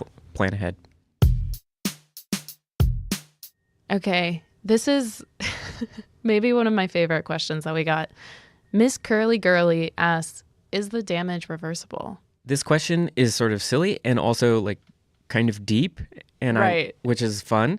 Having no idea what Curly Girly is actually asking about, I would say let's be optimistic. Let's envision a better future than the one we're living in. You know, totally. The damage is reversible. We can fix things that are broken, and we can imagine better futures. Absolutely. This is a little bit of a history question. Are you ready for this? I'll give it a shot. Zach wants to know, how did the whole Glacier Waterton connection come to be? Well, that is a good question. Basically, there was a Rotary clubs. These are like community social clubs, and they started talking about how these 2 national parks that share an international border could be and should be an example to the world about international peaceful cooperation. Mm-hmm. And they sort of developed the concept, and everyone liked it, got behind it, and in the 1930s, the world's first international peace park was born. Glacier Waterton. Well, technically it's Waterton Glacier International Peace Park. And Zach, if you want to learn more, I would recommend going back to season 1 and listening to the Goat Hunt episode, where Michael and Andrew dive deeper into Waterton Glacier International Peace Park. Yeah, that's a good idea. I thought you were going to say go to the website. I'm like, oh, people are going to be tired of hearing that. Oh, no. Yeah. But it's also true, though. I have 3 from Elizabeth. I didn't know 3 questions was allowed, but okay, let's hear them. What do we do when we see fellow tourists not following leave no trace principles? Ooh. Yeah, that's hard. I mean, it's not your job to police other people. That said, I feel like if you have the social skills and the situation allows for it, find a way to be friendly and encourage. Be curious. Yeah. I would say ask some questions before we make assumptions as to what people are doing or if they're doing something quote unquote wrong. Yeah. Yeah. I mean, if you see something dangerous or blatantly illegal happening, you definitely tell a ranger. But trust that everyone's doing their best and that totally being friendly goes a long way. Absolutely. How do we convince people that nature is worth protecting as much as people? That's a good question. I like that one. You know, people are nature. Mm-hmm. The national parks operate with the belief that a really important part about getting people to care about the world around them and to care about this country's history and making the world a better place is learning and experiencing and making connections firsthand. So that is a really central part of the mission of the National Park Service, is to give people an opportunity to come visit natural places like Glacier National Park and make those connections and realize why that's so important to protect and cherish and preserve as well. And honor. Mm-hmm. Yeah, Mm-hmm. totally. Okay, Elizabeth has one more question. Oh, is it what's my favorite beetle? I knew it. That's exactly right. Mountain pine beetles, a natural insect that eats away at pine trees in the park. It's not good for those pine trees, but it's good for the ecosystem as a whole, and they're cool little beetles. Are these the beetles on whitebark pines? Pretty much every species of tree in the park has an associated species of beetle. So yeah, whitebark pine included.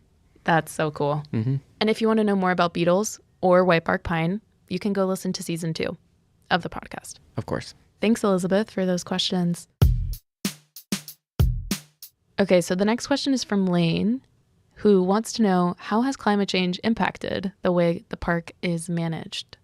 Yeah, that's a good question. I mean, it would actually probably be simpler to say, how has climate change not impacted the way the park is managed? Because it infiltrates every decision made in the National Park Service at this point. There are broadly 4 big categories in how the National Park Service is responding to climate change. One is through communication, so just doing things like podcast episodes about, educating on the topic. Then there's science. There are scientists actively studying how a shifting climate is directly impacting the resources or the plants, animals, history, culture, and all of that, how that's being impacted. But then on top of communication and science, there is also a whole lot of adaptation work. Basically, people studying and thinking about how, okay, we have more wildfire now because of climate change. How do we need to shift our response to wildfire in the face of that? Right. And then the 4th big area of the National Park Service's response to climate change is mitigation. And that means that we're trying to actively reduce the amount of greenhouse gases that are emitted inside the national park, reducing the amount of fossil fuels burned, stuff like that. How are we doing that? Putting solar panels on roofs, switching to more fuel efficient or zero emission vehicles, recycling, composting, basically anywhere we can find ways to reduce the park's emissions, we're trying to do that. And that's not just here, right? That's across the National Park Service. Yeah, it's across the federal government in general. That's great. How might visitors see and or experience everything that you talked about? Well, if you come to Glacier National Park in your electric vehicle, you can plug it in and charge it with a pretty much renewable energy resources that we have here with hydropower. You're going to see solar panels on the roofs of some buildings, but you're also going to experience the impacts of climate change almost inevitably. It gets a lot hotter here in the summers than it used to. We have a lot more wildfire smoke than we used to. And of course, the namesake of this park. Everyone wants to come and hike to a glacier or take a look at the glaciers as they melt. Mm-hmm. And so that's a big part of the visitor experience these days. Okay, Daniel, I'm going to close it out with one more question. Okay. What snakes are in the park? We have 2 kinds of snakes. They're both garter snakes. We have 2 species of garter snakes, and neither of them are venomous or dangerous. Snakes are cool. A lot of people don't come here for the snakes, but they really should. It's always, where can I see a grizzly bear? Never, where can I see a garter snake? Yeah, all right. Well, if people have more questions, they can, hit us up on social media or email us here at the podcast. GLAC_media_lab@nps.gov. We'll put it in the show notes too. Our music's by Frank Wall and our art is by Stella Nall. They're both great. Check out their work. Their info's in the show notes. Headwaters is made possible with support from our nonprofit partner, the Glacier National Park Conservancy. We absolutely could not be doing this without them. Check them out at glacier.org.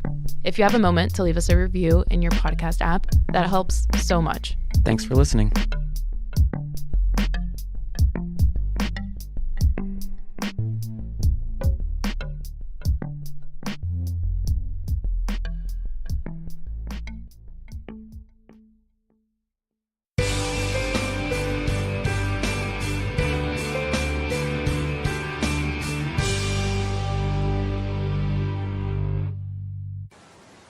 The observation platform at McDonald Creek Overlook allows visitors to get an up-close look at this beautiful and powerful force of nature.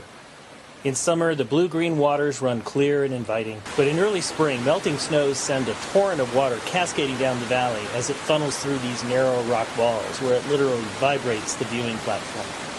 It's easy to see the erosional power of streams from a vantage point this close. Streams also hide a more sinister side as well. In Glacier, the leading cause of fatalities is from drownings in creeks and streams. Even though the streams present a cool and refreshing appearance, please remember to use extra caution around water anywhere in the park.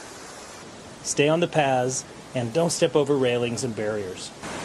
As powerful as McDonald Creek can seem during spring runoff, it's nothing compared to the flood that came through this valley in November of 2006. Fed by huge amounts of warm rain, early mountain snows melted quickly and soon overwhelmed riverbanks throughout the park. This viewing platform survived, but just barely. Water pounded the railings and washed out and damaged bridges and roads in several areas of the park. Across the creek, huge trees left stranded as driftwood high above the creek provide vivid clues to the force of water.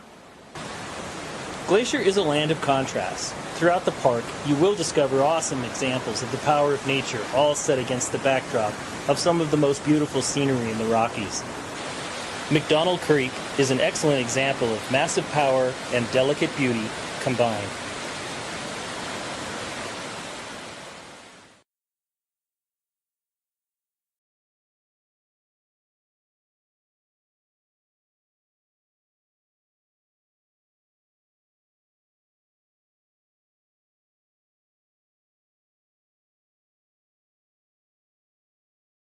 Yellowstone is the world's first national park, and everybody in America is very proud of that. But there's been a struggle to figure out what a national park should be like. And probably one of our founding philosophies is it should be natural. It should be a natural system that functions the way the Earth did before humans altered it. And so it was written into our policy that we're going to restore and protect natural systems. And the early managers of Yellowstone didn't really know what natural looked like. So we've been struggling towards natural our entire history, and that definition has evolved. And that definition, the modern one, now includes you need to have natural predators. And so we tried to eradicate them: wolves, cougars, coyotes, bobcat, lynx. We did that in the early part of the 20th century because we thought that was the ideal. We didn't have a complex mindset about policy in terms of natural. And so we restored wolves because the Park Service policy changed towards what is a natural system that includes large carnivores like wolves. We also had the Endangered Species Act come about as law in 1973 that says we cannot wipe some species off the face of the planet. And wolves are very much under that umbrella too. So the best answer as to why wolves were restored to Yellowstone is it makes it a natural system. It was the law, but finally people wanted it. The public's view of nature has changed and evolved. So creatures that were previously considered bad, scapegoats, have now had image alteration, and a lot of the public demanded that we bring some of these animals back.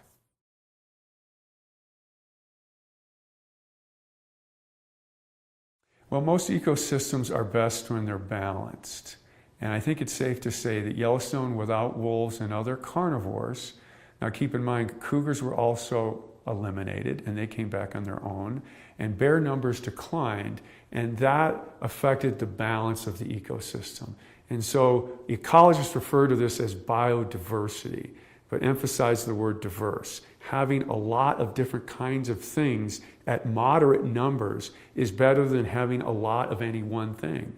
And prior to wolf recovery, we had a lot of elk, we had a lot of coyotes, and we had very little things like willow and aspen and songbirds and beavers. And so the entry of wolves and other carnivores, because bears have increased and cougars have come back too. So now we're a carnivore-rich system, and we've restored that top layer of the system. So really the simplest way to look at it is all the parts of the system now are in place, and they're interacting differently. And I hesitate to use a value judgment-laden word, but it's healthier this way than we had certain parts of the system before that were absent. So all those things functioning together has made nature look like it used to before we started managing it. And those management intentions were good. We just didn't know enough about it.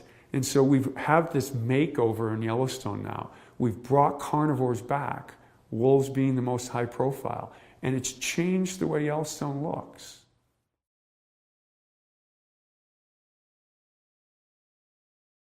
Elk are perhaps the most controversial and talked about aspect of wolf recovery. And that's odd because elk are a species unto themselves, but many people equate Yellowstone with elk. That's arguably our most famous species. They've been debated and studied since the late 1800s. Elk are iconic in the West as a huntable species. And so elk are very important, and wolves eat elk. So do cougars, so do bears, so do coyotes. A lot of things eat elk. People eat elk. And so the system in many ways hinges on elk. So what wolves and other carnivores do to elk is very important. And very simply, prior to wolf recovery, predation pressure by natural carnivores was very low. No wolves, no cougars, few bears. Bears were here, but their numbers were lower. And that caused the elk population to grow to very large numbers. In fact, a lot of ecologists and scientists criticize Yellowstone for having too many elk. The effect of elk was so dominant on the ecosystem that they suppressed other things. To the point where managers outside the park were hunting elk at high rates to try and depress this burgeoning elk herd. With our wolf recovery in the mid-90s, with natural cougar recolonization, with growth in the bear population after decades at low numbers, predation pressure has increased, accompanied by the management practices outside the park where people were hunting elk. All of these things together have caused the elk population to decline. And the Park Service considers that a success story. Now that's hard to describe to a lot of people, especially some people who can't understand how less is more. We live in a culture where more is always better, but fewer elk brings about that ecosystem balance, that biodiversity that the Park Service seeks as natural. And that's a very important goal for the Park Service. And so having these large carnivores, and Yellowstone may be the place in the world that's got, in North America, that's got the best mix of diversity and density of large carnivores, that will affect the elk population to lower. But we're arguing as a Park Service that that's more natural or healthier, which is defined as better for the system. And this is a very hard thing to convey because a lot of people liked a lot more elk. It's better hunting. And so this is a complex relationship. But wolves have contributed, not solely, to a decline in elk.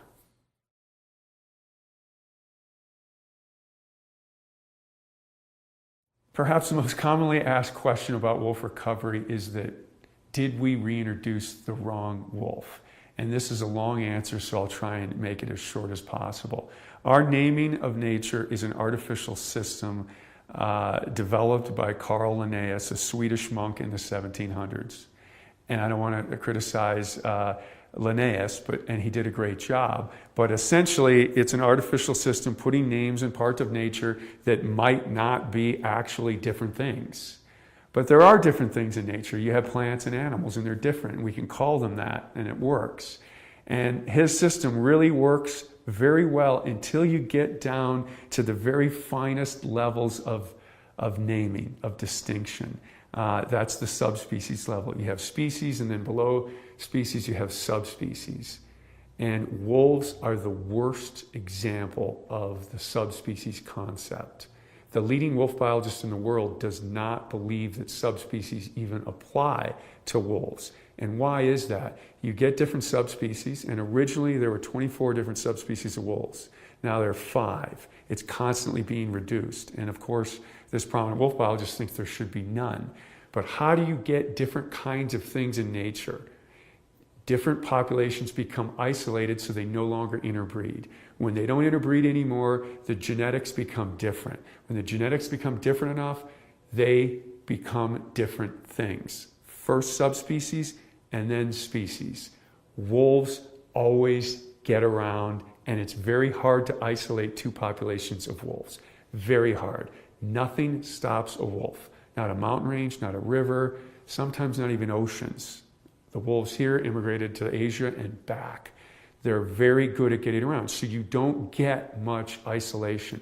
The best genetics show that wolves in Mexico to wolves in the Arctic are on a continuum of change from south to north. So there's no place we can go in and say, this group of wolves is different from that group. That's a genetic analysis. And the Mexican wolf can interbreed with the Arctic wolf very capably. So did we reintroduce the wrong thing? No. Were the wolves that we put here slightly different from the wolves that existed here 100 years ago? Probably. Nature's always changing. We looked at the weights of the handful of wolves, 31 from Canada, which is a very small number, and they were slightly larger than the wolves that existed here 100 years previously, 6 to 8% larger. That is well within the natural variation of wolf size across the continent. So despite this frequently asked question, these Canadian wolves are unnaturally large and they're therefore at a very big advantage to killing these elk because these elk aren't used to such a large predator. Of all the arguments not to have wolves, and there are some good ones, they're tougher to live with. That's an absolutely good argument. The idea that we put something in here that's exotic or different is perhaps one of the weakest.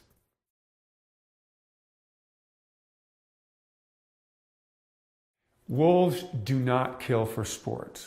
That is a fact. Why? The average wolf weight, if we threw all the wolves together, males, females, subadults, adults, pups, is about 100 pounds.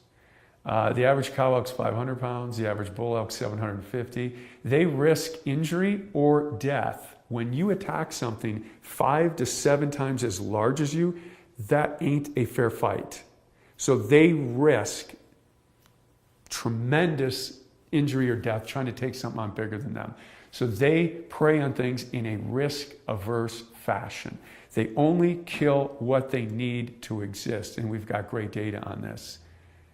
Will they kill more than they can eat? If the risk equation balances out in their favor, they will. What does that mean? Late winter, belly-deep snow, elk are weak, they'll kill more than they can immediately eat, but underline the word immediately. We had a situation in March 1996 where one pack of wolves killed 5 elk in one day. And they cycled back and ate everything on those 5 elk in over a 2-week period. Now they were competing with ravens and coyotes and magpies and eagles because they were trying to consume it too. Because as everybody knows, the bounty of nature is shared and competed for. So they went back and they tried to eat it all. But that is common predatory behavior. When you can get an edge, when you can get more food, humans do this too. When oil is cheap, we burn more oil. When wolves can kill more elk, they kill more elk. Because why? That equals more pups. But they only do it when they can. So on average, wolves do not kill healthy elk. It's too hard. If all you can eat are healthy elk, the wolf population goes down. Wolves make their living on vulnerable elk. And so their population waxes and wanes based on vulnerabilities. And hard winter is a vulnerability. But so are things like age and health status and condition, bone marrow, all these different things affect elk vulnerability. And that's what's important to wolves, and that's what they're shooting to take advantage for. Remember, there's no creature in nature that doesn't look for advantages. So no, they do not kill for fun, but yes, they will kill for more what they can immediately eat, but if left alone by humans, and this is very important, I get sent emails all the time showing an elk killed by wolves and not eaten, but there's tire tracks, there's human tracks, there's horse tracks. The wolves were bumped off the kill. People found the kill to take a picture of it. Left alone, as we've demonstrated here in Yellowstone, and we've seen it more, killing a couple elk sometimes is fairly common. If they're not disturbed, they'll eat everything. They won't do it immediately because they have a capacity on their stomach. So very, very important point. Killing for fun or bloodthirsty reasons is not true.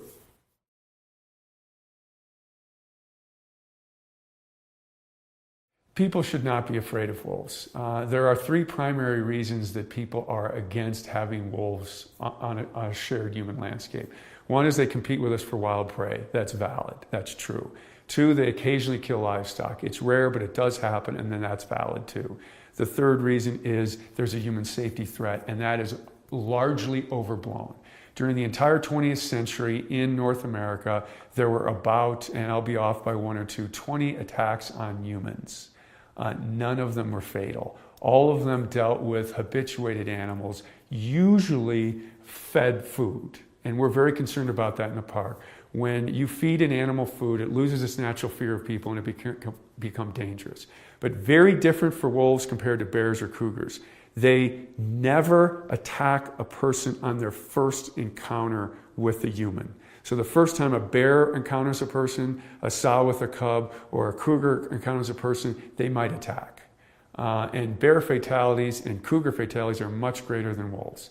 Wolves always have to overcome their natural fear. I don't know where it comes from, but they have a natural fear of humans. They've got to overcome that. That's usually through habituation, typically food conditioning, but not always. Of those 20 attacks that were recorded, some were habituation just through exposure, from being around people in a non-threatening way. So wolves have to overcome this natural fear, and then they may attack. 6 of those attacks were bites from Alaskan pipeline workers feeding them part of their lunch. So 6 of those 20 attacks were from that. Since that paper was published, there have been 2 fatalities, and both of those wolves probably were food conditioned. Some were dump wolves, and others lived around a logging camp. And so those animals, those are examples of wolf fatalities. So it can happen, but it's extremely rare and less likely for other carnivores.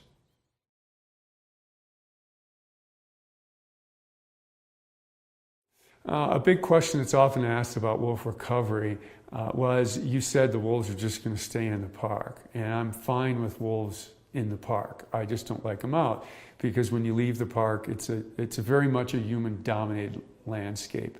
That's another misconception of wolf recovery. The plan written to restore wolves to this region never said the wolves would stay in the park.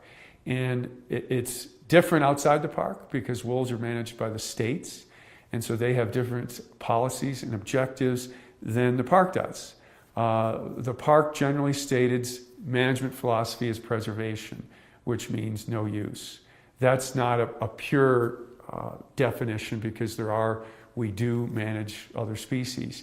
The state's objectives are largely conservation. That means wise use. Both of those objectives are fine, and they're determined by people, and neither one is better than the other. They're just different. And so naturally they clash a little bit, because there's no wolf hunting inside Yellowstone, and there is wolf hunting outside of it. Wolves have to live with people outside of Yellowstone, and that does create conflict.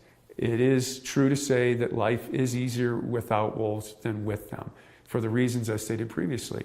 They can compete with us for elk and deer, and they do occasionally kill dogs and livestock. And so they need to be managed outside the park, and that's okay. That's part of it.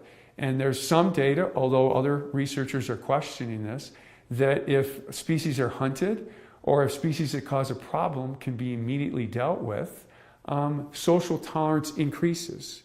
So inside Yellowstone, we don't have to deal with those issues. We don't have to deal with issues of predation on pets or livestock, or taking elk inappropriately because I wanted to get that elk. So we have a different approach, but both approaches are okay and occur in different areas. So this is a very common situation for wildlife management across North America. Animals go over political boundaries, and they're subjected to different management regimes. And that's the way it is, and that's okay for wolves too.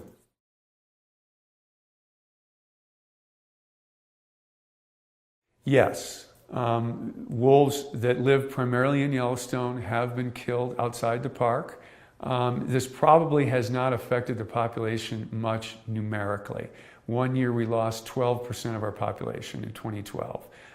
This year we lost only 4 wolves. Last year we lost none. So the number of wolves taken is highly variable and generally below 3%, except that year 2012 where it reached 12%. And it probably didn't even at that level affect our population numerically.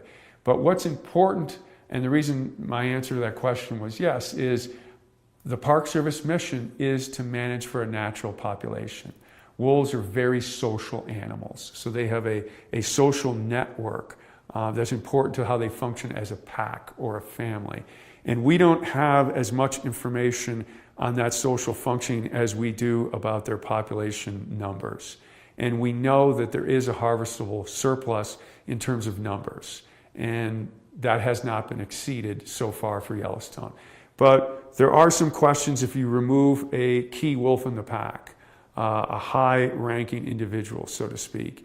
What's the impact on that pack? Or a second-ranking individual. What does that do to pack dynamics? In one case, it caused the pack to split apart. Was that because that high-ranking individual was removed, or would that pack have split up naturally?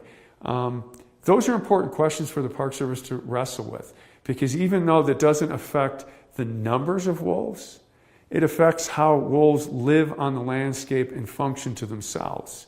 And places like Yellowstone hold this dearly, because most wolves across North America are impacted by people. And most biologists would argue at a sustainable level.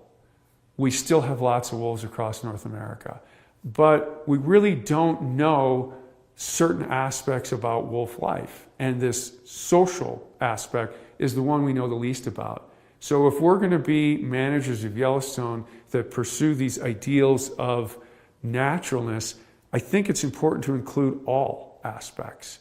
And so which wolves get removed and how that impacts the pack and the population, and importantly, the pack's relationship to each other, because they're always competing against each other.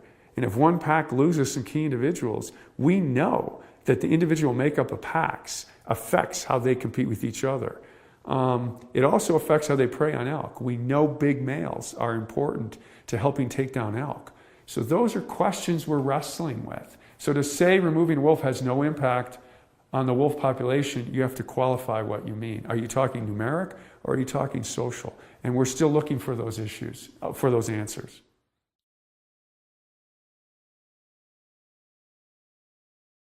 Wolves are one of the most studied species in the world.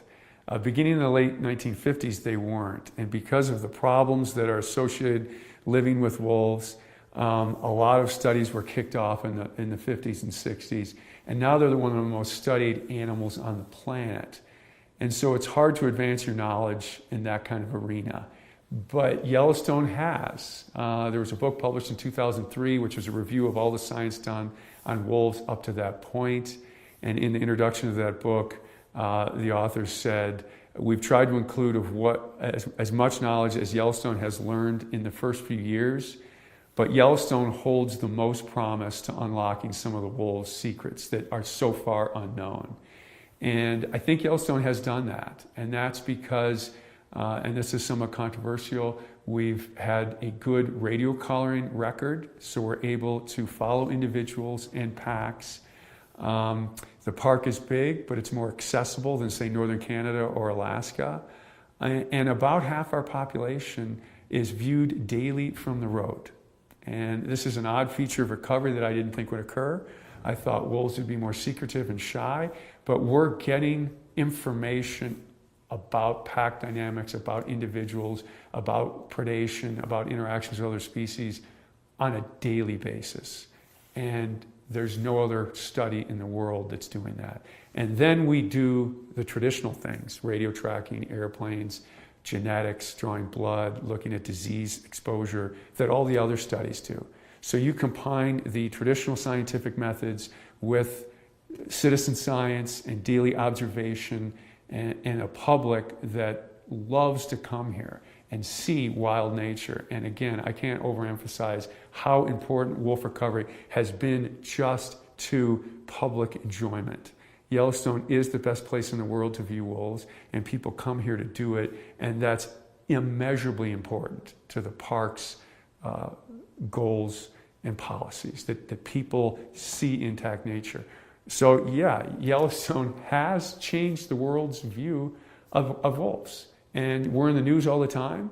And I think having positive news out there about wolves, because to be honest, there is a lot of negative, because they're hard to live with. But having Yellowstone there, providing this positive, good news, has been very important, not only for Yellowstone, but what we know about wolves and the image of wolves worldwide.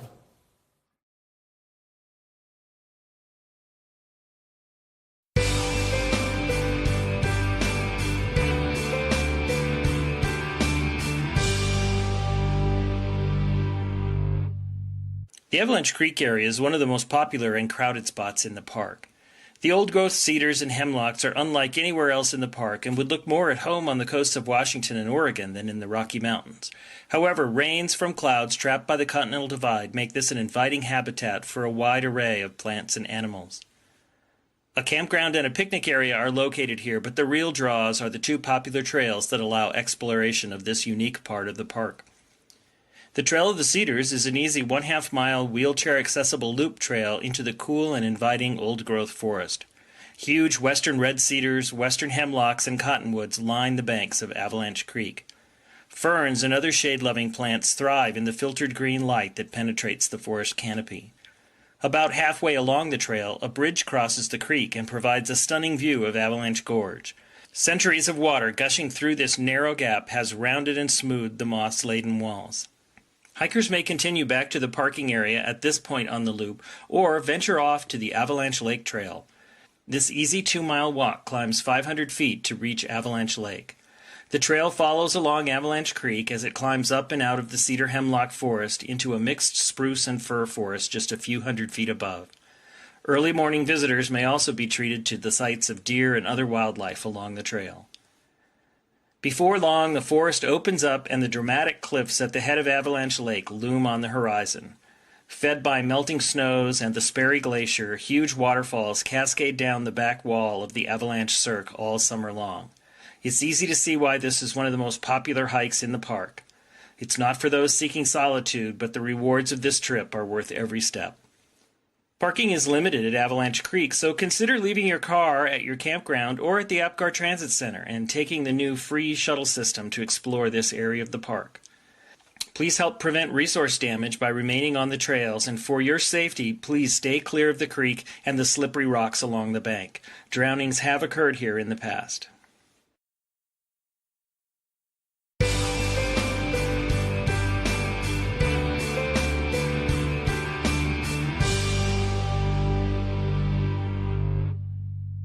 This site high above the lake was once the location of the Going to the Sun chalets. Built in 1915 by the Great Northern Railway as part of a network of hotels, chalets, and tent camps, the chalets sat high above the lake on the rocky promontory called Sun Point. Constructed in the Swiss chalet style, the beautiful rock and log buildings could accommodate up to 200 visitors a night. In the days before the construction of the Going to the Sun Road, transportation in the park was an adventure. Visitors arrived at the Going to the Sun chalets by boat or horse. In fact, the majority of the visitors to the network of hotels and chalets operated by the Great Northern rode horses, and these chalets served as a hub for horseback travel over Pegan Pass to get to Mini Glacier or over Gunsight Pass to the Lake McDonald Valley. The chalets were closed during World War II and sadly never reopened again. During the war, the buildings fell into disrepair and were finally razed in 1949 due to their dilapidated condition. You can still visit the site of the chalets, which is just a short walk from the parking area.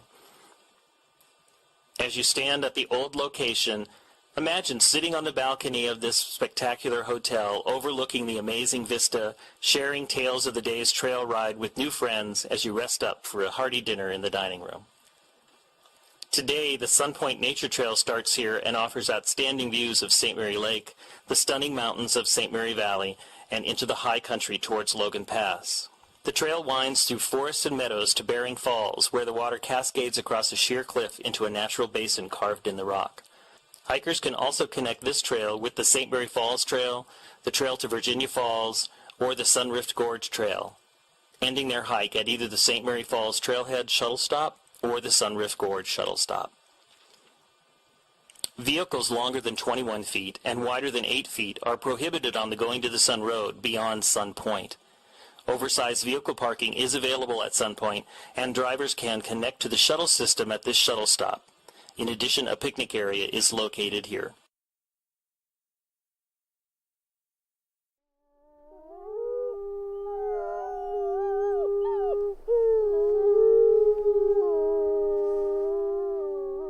From Yellowstone National Park, this is What We Do.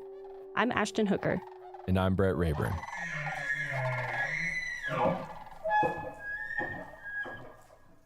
Hey, Brett. Hey, Ashton, how's it going? I'm good. How are you doing today? I'm doing awesome. Good. It's getting close to lunch, so my stomach might rumble a little bit here. But mine is seriously rumbling as well. I hope you can't hear it. Yeah, I have this big lunchbox behind me. I'll try not to rummage in it too much. So we'll see. Well, today we have Addie Falgu, who is a park guide here in Yellowstone. We're going to talk to her a little bit more about her job and what it's like. And so as a park guide, you know, if you're a visitor to Yellowstone, you might see them out and about either in the visitor center, roaming park trails, park guided walks and talks, things like that. And so along those same lines, we have the Junior Ranger program, and it's pretty popular. Yes, you I've can get heard it of in it. a bunch of different parks, Yellowstone as well. So my question for you, do you happen to know how many Junior Ranger badges are awarded here in Yellowstone every year? Every year? Every year. Number of Junior Ranger badges. So not just people who like get the books and don't go through to graduate. I'm going to say, I'm trying to see if Miles will give me any hints here because he orders the badges. I think it's like, I'm going to say 160,000. Ooh, wow, that's more than I thought you were going to guess. But really, you're off? not too far off. So in the past couple of years, you know, we've had a few weird years with COVID and the flood and stuff. So it's been a little lower the past few years, but it's been about 50,000. Okay. I'm like, come on, Junior Rangers, step up. Yeah. But on this year is going to be the year where we give out 160,000. Like 50 to 100,000. So you're not too far off. That is a lot of Junior Rangers being sworn in.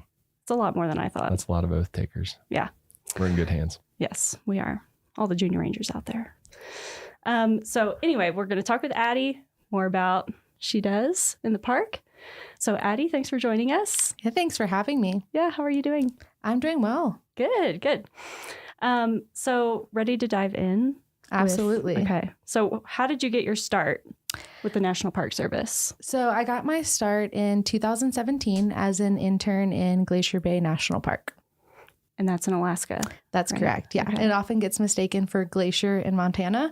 So often I do specify Glacier Bay in Alaska. I heard the emphasis on bay. Yeah. Cool. And so what drew you to that? Did you always know you wanted to be a park ranger? So growing up, my family traveled to national parks. I think a lot of people in this career. And I kind of, was really interested. I fell in love with the Tetons and I was like, well, I want to live there one day. And the way to live there is to become a park ranger. So simple enough. I'll just do that. And it got a little bit more complicated than that. But in high school and college, I started to look more seriously into pursuing a career in that direction. I actually visited Yellowstone in college and spoke to some rangers on that trip and asked them, hey, how do I get into this field if I'm interested? And they gave me some good information on internship programs like the SCA and also how to find jobs on USA Jobs. What is the SCA, just for those who don't know? Yeah, so the SCA is the Student Conservation Association, and the internship that I did in Glacier Bay was through them. Okay, and so what exactly did you do? Yeah, so the position there was an education intern, and Glacier Bay has pretty little visitors that actually set foot on the land there. And the number of visitors in the winter is pretty much non-existent. And so most of the visitation is in the summer on cruise ships. So in the winter, they have a pretty robust distance learning program. So we were actually using Zoom before COVID and before Zoom really became a thing, and essentially taking students on virtual whale watching tours and field trips to the park. Wow. That sounds like a good gig. Yeah. So you're on a boat, like while you're doing this? No, so we were in an office with a green screen that pretending made it you're on a look like we were on a boat. I Did did you get to shake go the out. camera and Yeah. rock it? I did get to go out with the oceanography team though, which was really fun one day, and we got to take water samples. So I did get to have that experience in the bay, but most of the time was spent in the office. Okay. So did you go from Glacier Bay and then Yellowstone, or were there other stops in between? There were a few steps in Yeah. between. Yeah, so after Glacier Bay, I did a couple of seasonal positions as an interpretive park ranger and also an education position in Grand Teton National Park. And then I was pretty fortunate to get offered a permanent job pretty early on in my career, and that was in Hot Springs, Arkansas. That was also a park guide position. I was there for a few months and then took a lateral reassignment to a park guide position here, and I've been here since. It's been about 4.5 years, I think. Okay, wow. And so tell us a little bit about being in Yellowstone. A lot of people don't know that there are actually park rangers that live on the interior of the park. So what that means is like, not at any of the park entrances. And so Yellowstone closes down in the winter. So you're at Lake Village, Yep, that's down by correct. Yellowstone Lake. So tell us what that is like. Like, how did you even get here this morning? Walk us through what that is like. Yeah, so essentially we kind of get snowed in the winter, and often things are complicated, but there's a lot of snowmobiling to your car and then transitioning to take your car to a location.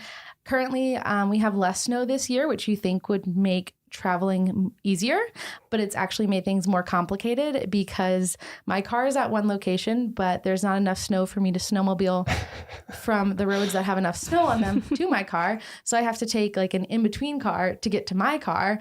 So to get to this studio this morning, I took a snowmobile and a couple of vehicles. Wow. And it took about 2 hours, whereas normally if I could just snowmobile straight here, it would have been probably 30 minutes faster than that. So wow. That is that's dedication to the complicated show. steps. We appreciate you. Yeah, but those of us in the interior look for excuses to get out. So I was very happy to be out here today. Wow. Well, we're glad you're joining us, and you took the long trek to come all the way up here. What's your typical, like, how often do you get out to get groceries and things like that? So it really varies depending on the year. Typically, I try to stockpile groceries in the fall so that I never need to go out specifically for a grocery trip. But if I happen to be out for another reason, then I always get groceries. But I'd say usually in a normal year, I'd probably leave twice a month each winter. So every 2 weeks. Mm-hmm. Okay. So. And so I've seen some park rangers who live on the interior in winter. They do a lot of canning. Mm-hmm. Are you into that? No, at all? I am the unhealthy ranger that lives off of pasta Ramen. and frozen pizza. Yeah. So, Yes. Hey, yeah. it's delicious. I don't do any canning, but if you just eat a lot of pasta, dried goods, that stays really well. So I can really stock up in the fall. Wow. And so in a typical winter, so one that we're not having now with not as much snow, you would normally just snowmobile everywhere, Yes. correct? Yeah, I would Okay. just snowmobile to my vehicle at whatever entrance it's located at. And typically it's not a big deal. I actually really enjoy snowmobiling most of the time. And there's incredible opportunities to see wildlife along the way. Amazing scenery. The sunrises and sunsets in the winter are always really special. So although it has its challenges, overall, I really like living at Lake. There's incredible opportunities for skiing around the neighborhood. But it's not to say it doesn't come without its challenges. For sure. So in your current position as park guide, do you have a typical day? Can you tell us a little bit what that's like? I know it probably varies from day to day, but yeah, I'd say I have a typical summer day and a typical winter day. Okay. Would you like to know about both of those or just Sure, one of yeah. the seasons? Okay. So in the summer, a typical day, a third of it is usually spent working the visitor center front desk, answering questions, helping people plan their trips, answering questions about what birds they're seeing, animals they're seeing. Like the number of questions we get, you never know what's going to come out of someone's mouth. So it can be all over the place. Another third of the day is typically spent leading a ranger guided program. So that can be a talk, a campfire program, a walk. And the remaining third of the day is typically spent out in the field roving. And so talking to visitors on boardwalks in some of the thermal areas, interacting with people at wildlife jams, making sure no one's petting bison at wildlife jams. Very important. Yeah. So that's kind of a typical summer day. In the winter, my job is kind of unique in that I staff a building called a warming hut. And so, most people are kind of putting out figurative fires in their day-to-day work, and my job is literally to go and start a fire. So I go to the warming hut, start a fire, and the purpose of that is to serve as a place for snowmobile groups to stop in and warm up. That's the sole source of heat for the building.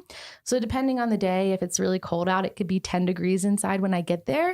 It could take a few hours to get up to temperature, but we try to get it about 60 degrees in the building and interact with groups as they stop by throughout the day. The Fishing Bridge Warming Hut is a quieter location. So on average, we've got about 20 to 40 people that stop per day. And in between groups, surprisingly, cell service is actually really good at that location. So I'm able to plug into a mobile hotspot and respond to visitor trip planning emails. I've helped with social media at times as well. And so I can stay connected and do other work in between groups. So it's more kind of office and admin work mixed in with splitting firewood. Wow. That's a good combination. Quite a variety of skills required. And so where do you live? Like, what are your living accommodations like? I'm sure a lot of people are wondering. That's the number one question I get asked at the warming hut. And what I usually tell those visitors that are asking is that we have housing at each of the developed locations in the park. So my housing area is only a couple miles away. So it's just a couple miles snowmobile ride to the warming hut.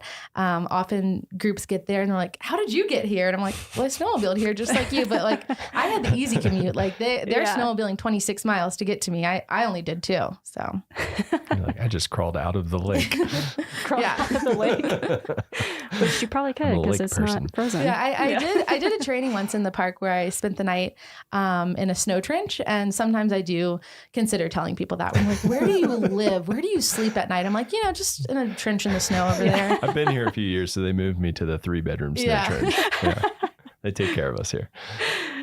So what's the most important skill you'd say for your I'd say job? the most important skill in my position is probably communication.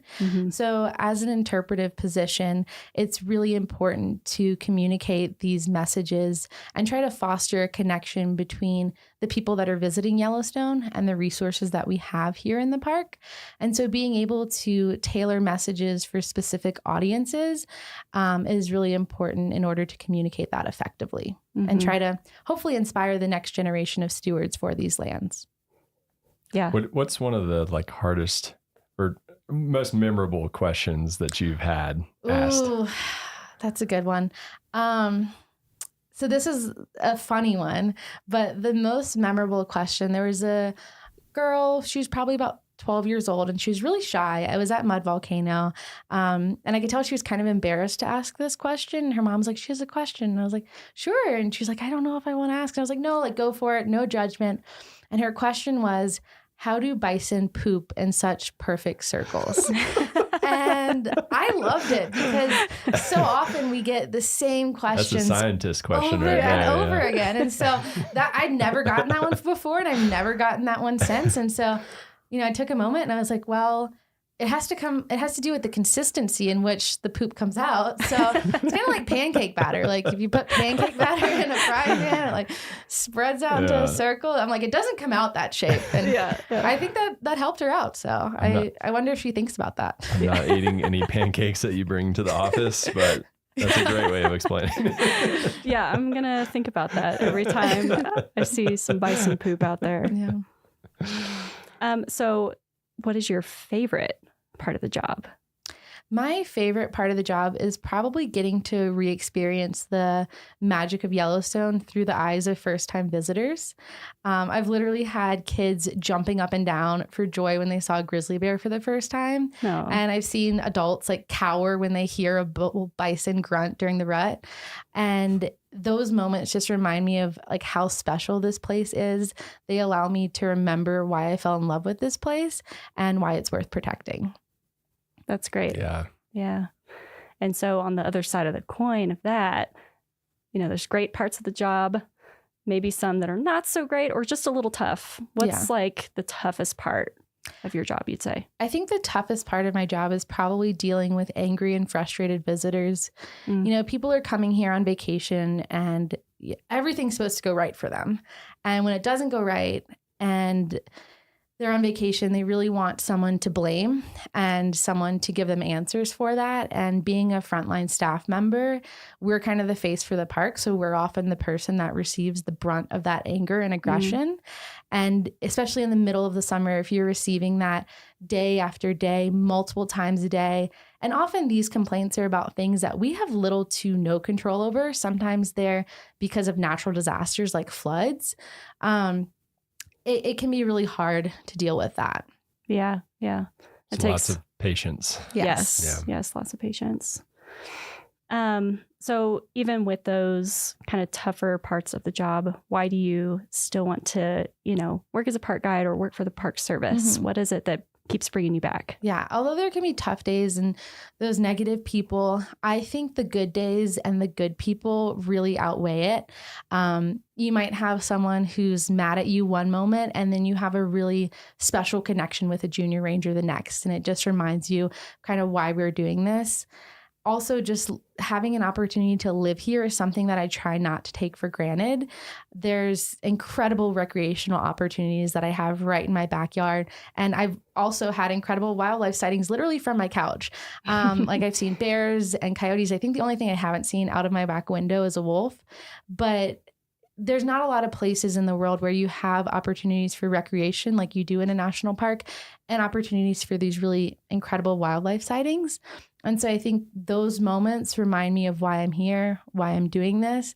They're incredibly rewarding personally, but they also remind me of the importance of protecting that so that other people can experience that too. Oh my gosh, like being at a lake in the winter when it's slower has got to be so quiet and peaceful. In those moments. I mean, the other morning, actually, Sunday, I went to the warming hut and there were 4 wolves in the road.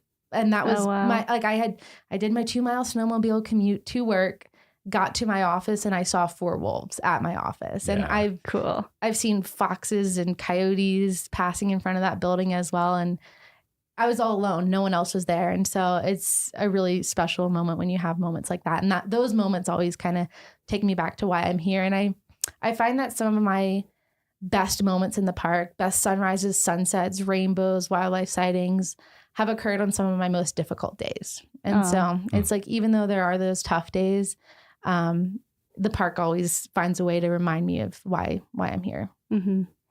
Yeah, I think that reminds me of a time a few years ago. I was driving home. It was a Friday. It was the end of the workday. I was trying to get back to the office, and I got stuck in this bison jam for 2 hours.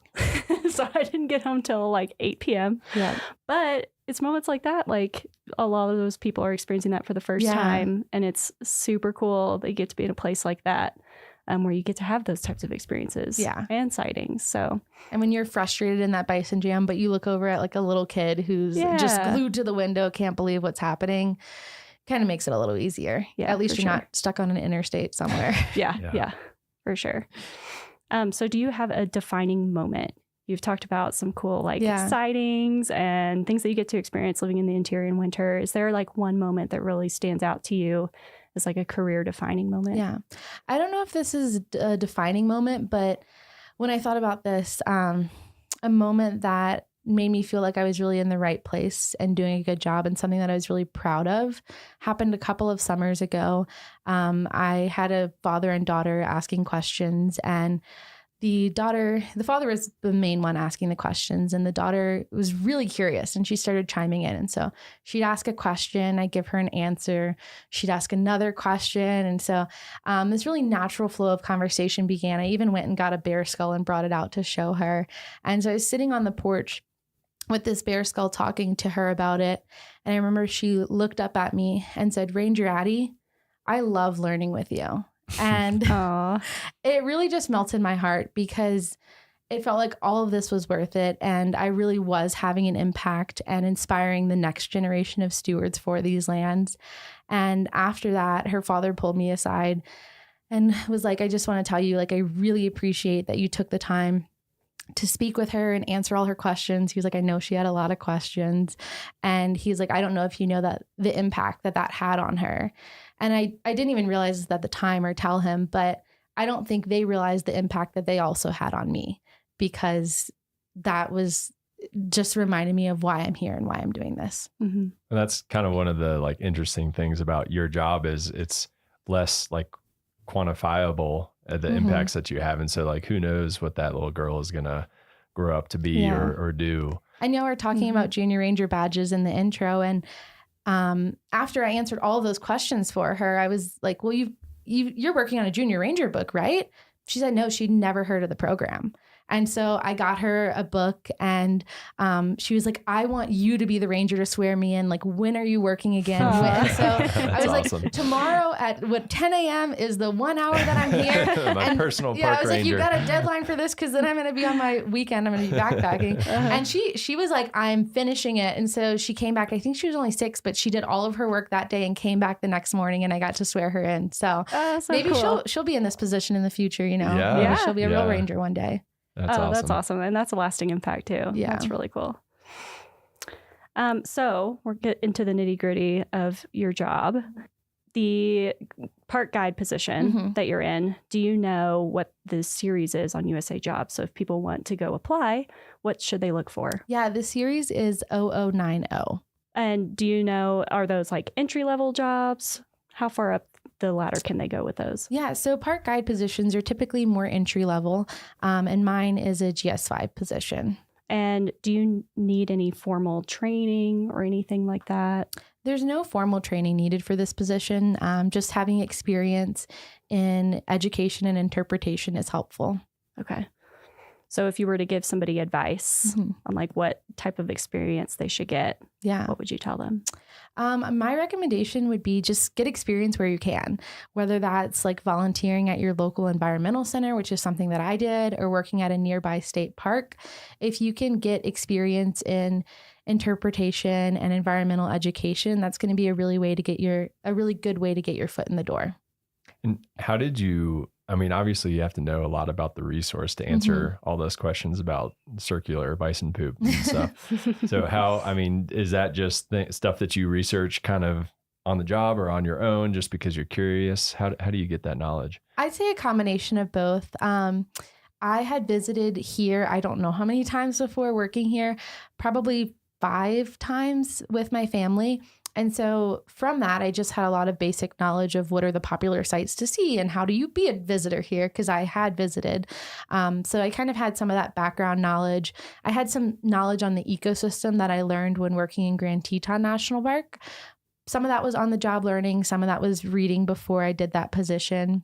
And then since I've been here, I'd say more of the knowledge that I've acquired has been on the job, either reading different references, learning from fellow rangers is probably one of the biggest ways that I learn, and just answering questions. It's really scary as your first day being a ranger, working at the front desk, having to answer questions, but that's the only way that you're going to know what people are asking and know what information you need to know. Yeah, I've worked the front desk a few times and I'm just like, I don't know. I don't know.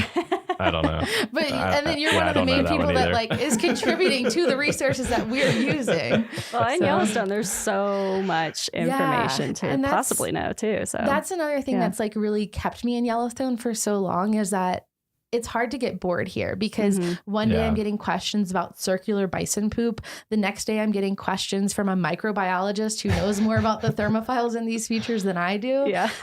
But yeah, there's just endless knowledge to know. And so, yeah, there's still questions that I get that I don't know the answer to. And I tell them I'll go look it up and get back to you. And sometimes it's hard to find an answer, but I try. Well, that's really cool. And so the last thing we like to ask people, what is your favorite memory that you've had? It could be here in Yellowstone or any other national park, since it sounds like you've worked and visited lots of different national parks. Do you have a favorite moment that you've had? So something that stands out to me is a moment I had here in Yellowstone, and it doesn't involve wildlife or hiking or thermal features like you might expect it to. It actually involves the ice on Yellowstone Lake, which I know some of you here have heard me go on and on about the ice on Yellowstone Lake. But Yellowstone Lake freezes in the winter, and living at lake, this is something that is a pretty exciting event to us. Like, what day is the ice going to freeze, or the lake going to freeze? What day is it going to melt? Sometimes it sings as well. So we kind of really like live our lives by the seasons of the lake. And Ice Off Day is like my favorite day of the year. I just think it's so incredible, and it doesn't happen every year. But if conditions are right, as the ice breaks up, it gets pushed out of the lake at Yellowstone River, which is the only outlet to the lake. And it flows down underneath Fishing Bridge. And as that happens, those chunks of ice all kind of get compressed into each other. And you can stand on Fishing Bridge and look underneath your feet. And it's just mesmerizing watching this like icy, slushy move. It sounds really cool too. It's like a bunch of shards of glass almost. And usually it occurs late May, like Memorial Day weekend. And a couple years ago, I was actually out of the park on a temporary work assignment, and I wasn't scheduled to get back until June. And I was like, there's no way I'm going to make it back in time for Ice Off. And I was pretty sad about it because it only happens once a year. Like It's not like Old Faithful. It's not happening every 90 minutes. So I was really bummed that I was going to miss Ice Off Day. And I was moving back into the park on June 3rd. And as I'm driving along the lake, I see that the ice is still there and it's starting to break up. And I rushed to Fishing Bridge, got to Fishing Bridge in time.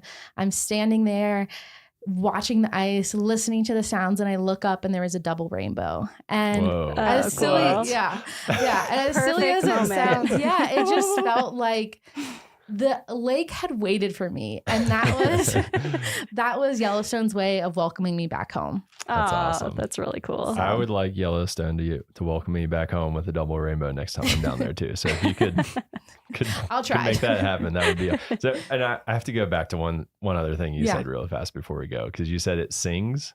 Yeah. So as the ice cracks and forms, those sound waves are kind of sent through the ice, and you get these really unique sounds. It kind of sounds like lightsabers. It doesn't happen often. Conditions have to be just right, but it's really cool when it does occur. Sorry, can you give us what does it sound like? Can you give us your best impression? Yeah, it's like pew, pew, pew. But also there's other sounds too, but those are the coolest sounds. That's cool. I will be listening out for lightsabers next time I'm down there. Yes. Well, thank you so much for joining us, Addie. Thanks for having me today. Yeah, this was really fun.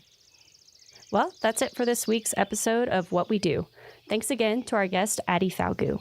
If you like what we do, rate and review the show wherever you listen.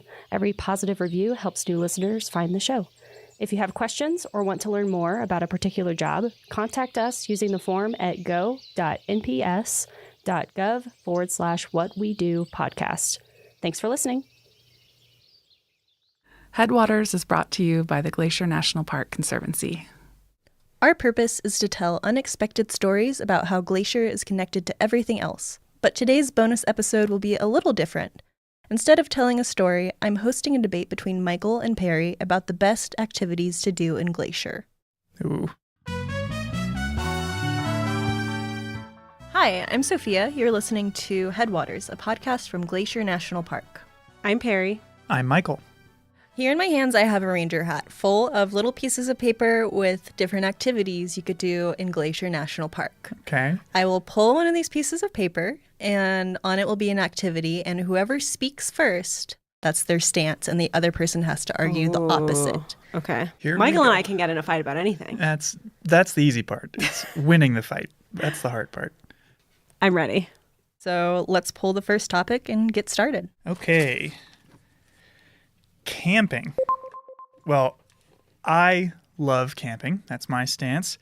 If you come to a national park, odds are you're here to kind of disconnect from normal life, unplug, so to speak. Sounds corny, but how often do you get to wake up with the sunrise, go to sleep with the sunset, show off your ability or lack thereof to build a campfire, have s'mores? It's just the perfect national park experience. Well, I hate camping. There are way too many bugs. The glacier can be very mosquito-y at certain times of year. Also, you say, great, you get to see the sunsets and wake up with the sunrise. In Glacier in the summer, that is too late and too early. You're not getting enough sleep. And fundamentally, you're paying someone to sleep on the ground. Hard pass. I would give that one to Michael. I feel like bug spray's a thing. If I'm in my tent, I'm relatively safe from the bugs. I'm going to enjoy the great outdoors occasionally. I don't have to do it all the time. Okay. All right, floating/tubing. Love it. Floating the stretch of Lower McDonald Creek from Apgar to West Glacier is right outside my house and really easy to do after work. And I love that I get to see a part of the park that's right by my house, but from a totally different perspective than I would see it otherwise. Also, great birds. I hate floating and tubing because it requires you to have two different vehicles. You've got to put one in where you start, and you have to park one where you get out, and you have to spend all that time, waste all that time, I would say, shuttling back and forth. Whereas hiking, you can start and end at the same place. No problem. There are loop hikes. There are not loop rivers. Anti-floating. You're just baking in the sun the whole time. Personally, I didn't grow up near rivers, so I am loving them here. So I'm sorry, Michael. I have to side with Perry. Floating and tubing. It's pretty fun. Too bad. All right. What's next? Stargazing. Well, I love stargazing, and here's why. I don't know the names of almost any constellations, and that doesn't matter. I can pick out the Big Dipper, the Little Dipper. Beyond that, it's just like Earth's screensaver. You can stare at it. It's mesmerizing. It's special to look for comets. What's better than staring up at the night sky? Okay, night skies, thumbs up. Stargazing, thumbs down. You have to stay up way too late. Here in Glacier in the summer, it's not even fully dark till well after midnight. There's too much to be doing during the day. We don't have time to be stargazing at night. It's my bedtime. During the daytime that she's so excited about, it's been like 95 degrees. Nighttime, cool 70s. Beautiful skies. And also, coffee exists, so. I'm siding with Michael here. Yes. Yeah, love the stars here. You could see the Milky Way in Glacier National Park, which is pretty special. Yeah. I'm glad I drew first on that one. Okay, fishing. I don't have a lot to say about fishing. Those who've listened to season 2 will recall that the last time I went fishing, I was 6 and an alligator ate my bobber. So it's just adding work to another activity I'd rather be doing. Like, I'm floating down the river on a boat. I just want to enjoy that. It feels like a lot of work to be standing there waving a fishing rod around. Or if I'm like fly fishing, standing in the shallows, like I could just be swimming or eating or picnicking, you know? I don't need it. Well, I love fishing. It is one of the most meditative ways to gain a deep understanding of an ecosystem in Glacier. The park only encourages you to catch or touch one type of animal in the park, and it's fish. You're allowed to catch them. There are some that you aren't, but it's just such a unique experience in the park to be able to get to know the aquatic wildlife and have an excuse to just go stand in a river for 2 hours. Michael, how many times have you been fishing in Glacier? Twice. Maybe I need to become a fish girl. I've never been fishing before, which is surprising for being from Texas. But your argument's pretty convincing, Michael. I know you can find out more information about fishing regulations on our website. So if anybody else is interested in hopping on the fish train, check it out. Fish train. No.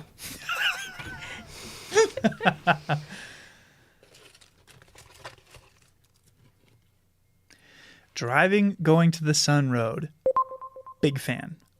Love it. I mean, it's like the ultimate experience here. It's the experience that put Glacier on the map for people to come visit.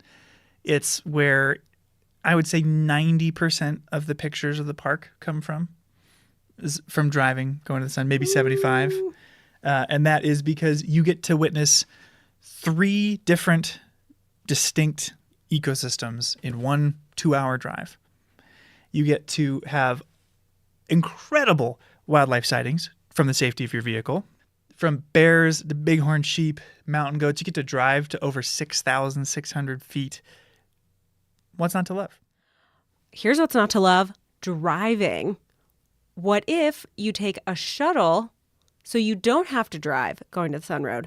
You can see all those things, but you can spend way more time actually looking at them instead of having to spend all that thought and energy looking at the road, avoiding other cars and said bighorn sheep and mountain goats. And if you just sit on a shuttle and let someone else do the driving, you can appreciate the scenery. It's type 1 fun. There you go. Honestly, the shuttle sounds pretty nice to me. Or being a passenger, I would say. Yeah, I'm siding with Perry on this. All right, one more. Birding. Oh. I love birding. I love trying to figure out who they are, what they look like, who's singing. And you may not get to see a grizzly bear when you come here. I'm sure you won't see a mountain lion. A few of you might, but I never have. But almost everywhere you go in Glacier, you'll find birds. You can come at any time of year and see birds. And especially if you come in the spring, they're constantly singing and calling and just making this place richer and more beautiful. Well, here's my hot take on birding. I love birds. I mean, they are the soundtrack to our mental image of nature itself. But as you said, they are everywhere. I could see birds where I grew up in Ohio, and I can ID them and have a very similar experience. If I wanted to see a grizzly bear, I'd have to go to the zoo. So, birding in Glacier, it's fun to hear birds as you go out and hike, but it's not an activity in its own right. Birds are the background to experiences you could only have here and that people are coming from across the country to have because they can't have it at home. So that's my hot take on birding. I'm never taking you birding again. Honestly, Perry, your passion for birding speaks to me. There's hundreds of birds you could see here, and that's a very special experience. So I have to side with Perry here, Michael. Okay. I disagree, but it has been decided. It's okay. I won. You just accept it. I feel like we covered a lot, but there are so many other activities that we didn't talk about. What's another activity? I would say berry picking. Yeah. I love picking huckleberries. Classic. It's an iconic part of a Glacier summer. Just wouldn't be the same without it. If you are trying to plan a trip to Glacier and interested in what sort of activities you can find here, check out our website at nps.gov/GLAC, and it can help you plan a great trip. We're hard at work on the next season of Headwaters. Stay tuned for bonus content like this and more episodes about your favorite national park. Headwaters is made possible with support from our nonprofit partner, the Glacier National Park Conservancy. We are so grateful for all that they do for us. Check them out at glacier.org. And if you have a moment to leave us a review in your podcast app, that helps us so much. Thanks for listening. You know what activity we missed? Podcasting. I mean, there are more activities here than we could cut up and put in a ranger hat. I like them all. Me too. Despite everything.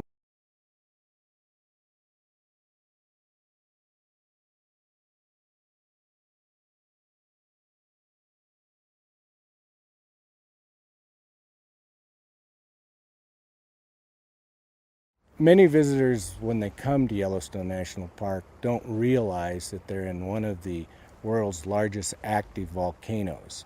All the hydrothermal, the hot water features in this park are the result of the Yellowstone volcano. The volcano gives us much of our elevation we have in this area because it heats the ground. That ground is less dense, so we have a high volcanic plateau here of 8,000 feet. It has supplied many of the rocks and the soils that are in this area, so the vegetation is responsive to the Yellowstone volcano, and of course the animals are responsive to the vegetation. The simplest, perhaps most eloquent way to describe it is the heart of Yellowstone. Yellowstone would not exist without the presence of the volcano.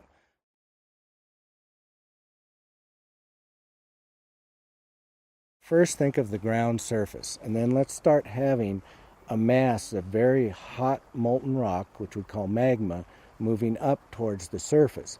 As it moves up, it starts to break the overlying rock, and those breaks basically are earthquakes. So in the area on the ground surface above the molten rock which is moving up, there will be hundreds to thousands of earthquakes per day, and those earthquakes will probably be in the 4.5 magnitude range or larger. The other thing that occurs as this gets close to the surface, the ground starts to deform. It actually gets bent. So in the area of the earthquakes, you should also see significant ground deformation. Sometimes up to a yard a year may occur preceding an eruption. Also, we would expect to see changes in the hot water features, the geysers and hot springs, as this molten rock gets near the surface, and we would expect to see changes in the geothermal gases that come from the ground. Now, do we have earthquake swarms in the park? Definitely. Do we have ground deformation? Definitely. Does the hydrothermal system change? Every day. But are those signs of an impending eruption? No. All these things have to be coincident in the same area and very concentrated, a greater magnitude, and many more of them than we currently see. So having an earthquake swarm near Norris and ground deformation in the White Lake area and changes in the thermal system in Mammoth, they're all part of the normal vital signs of this volcano, and there has been nothing that has been indicated that there is an impending eruption.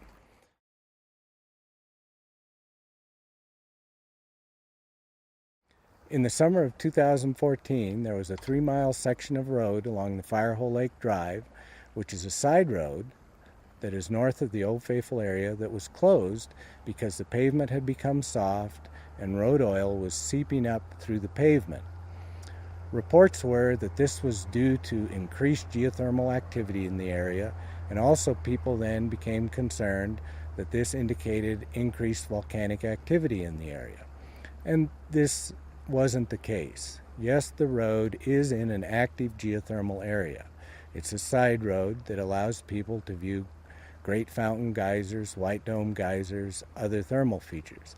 As such, the road is on very hot ground.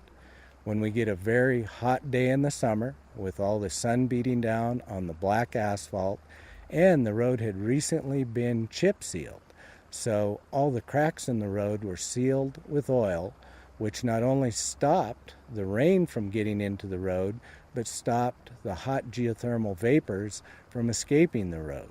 So the three things of very hot air temperatures above 80 degrees Fahrenheit, the road being in a thermal area, and the asphalt basically being sealed by new road oil that was black, all coupled to deform the road. Within 2 days, our park maintenance crews had been out and worked on the road and fixed it. It's open for travel and has been ever since after the original 2 days closure. This also happened back in 2002 when a segment of the road near White Dome Geyser approached 196 degrees Fahrenheit. The asphalt became soft, and there what occurred was roughly a 60-foot area of the road. The asphalt was stripped off, which allowed the road to breathe. Gravel was placed there, and that segment of road has been open ever since.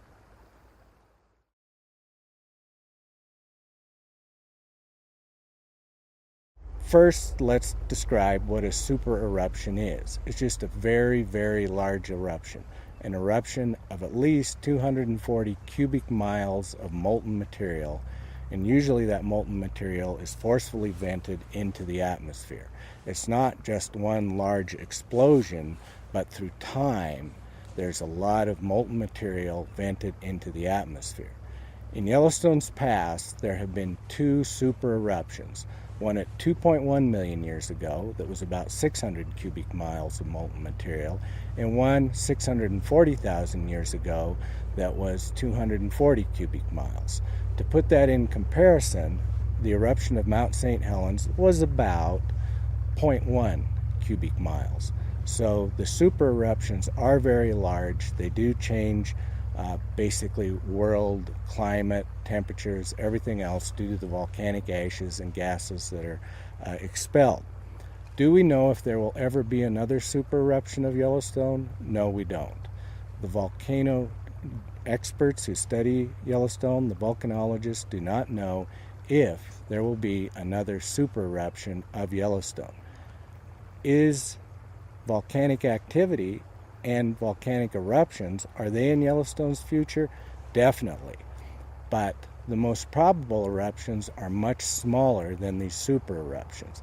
Now, by smaller, we may mean they might be as large as a Mount St. Helens sort of eruption, or even much smaller than that. Maybe an individual vent that puts out a very nice Hawaiian-type basalt flow.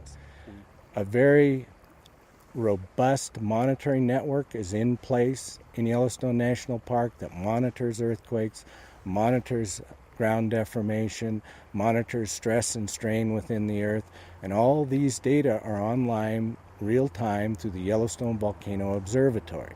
So none of those data, which are publicly available, have ever indicated to the experts that there's even a potentially small impending eruption.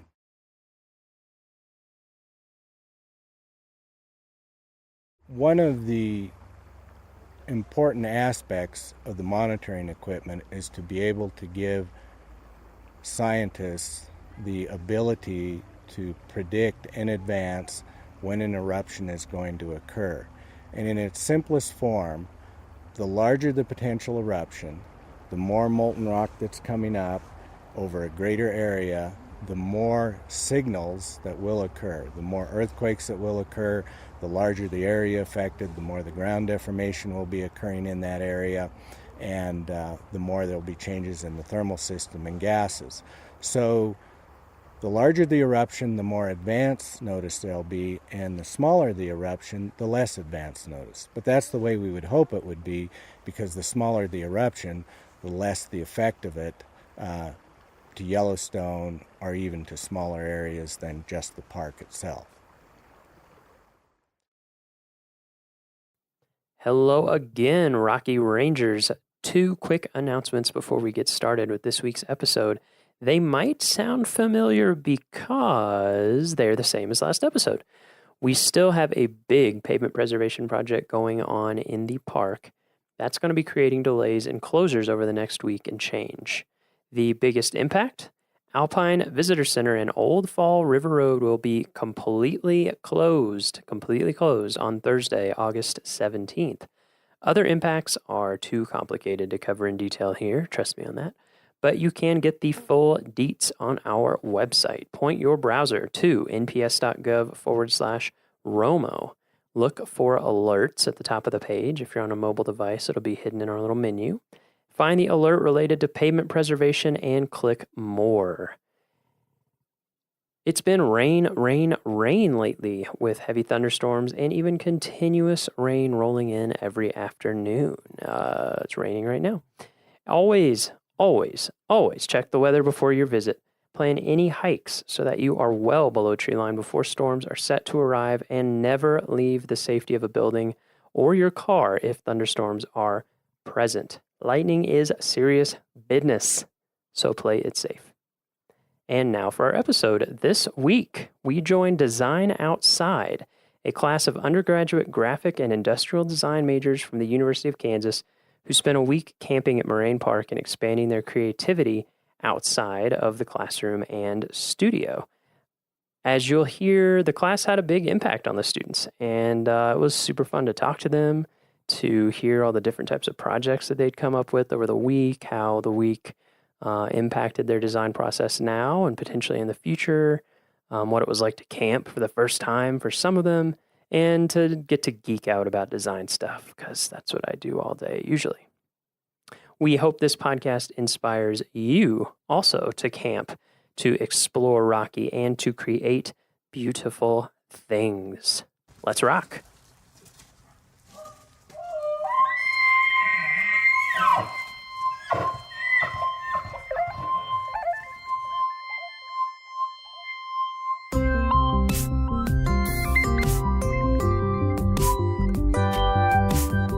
How's it going? Good. How's your week been?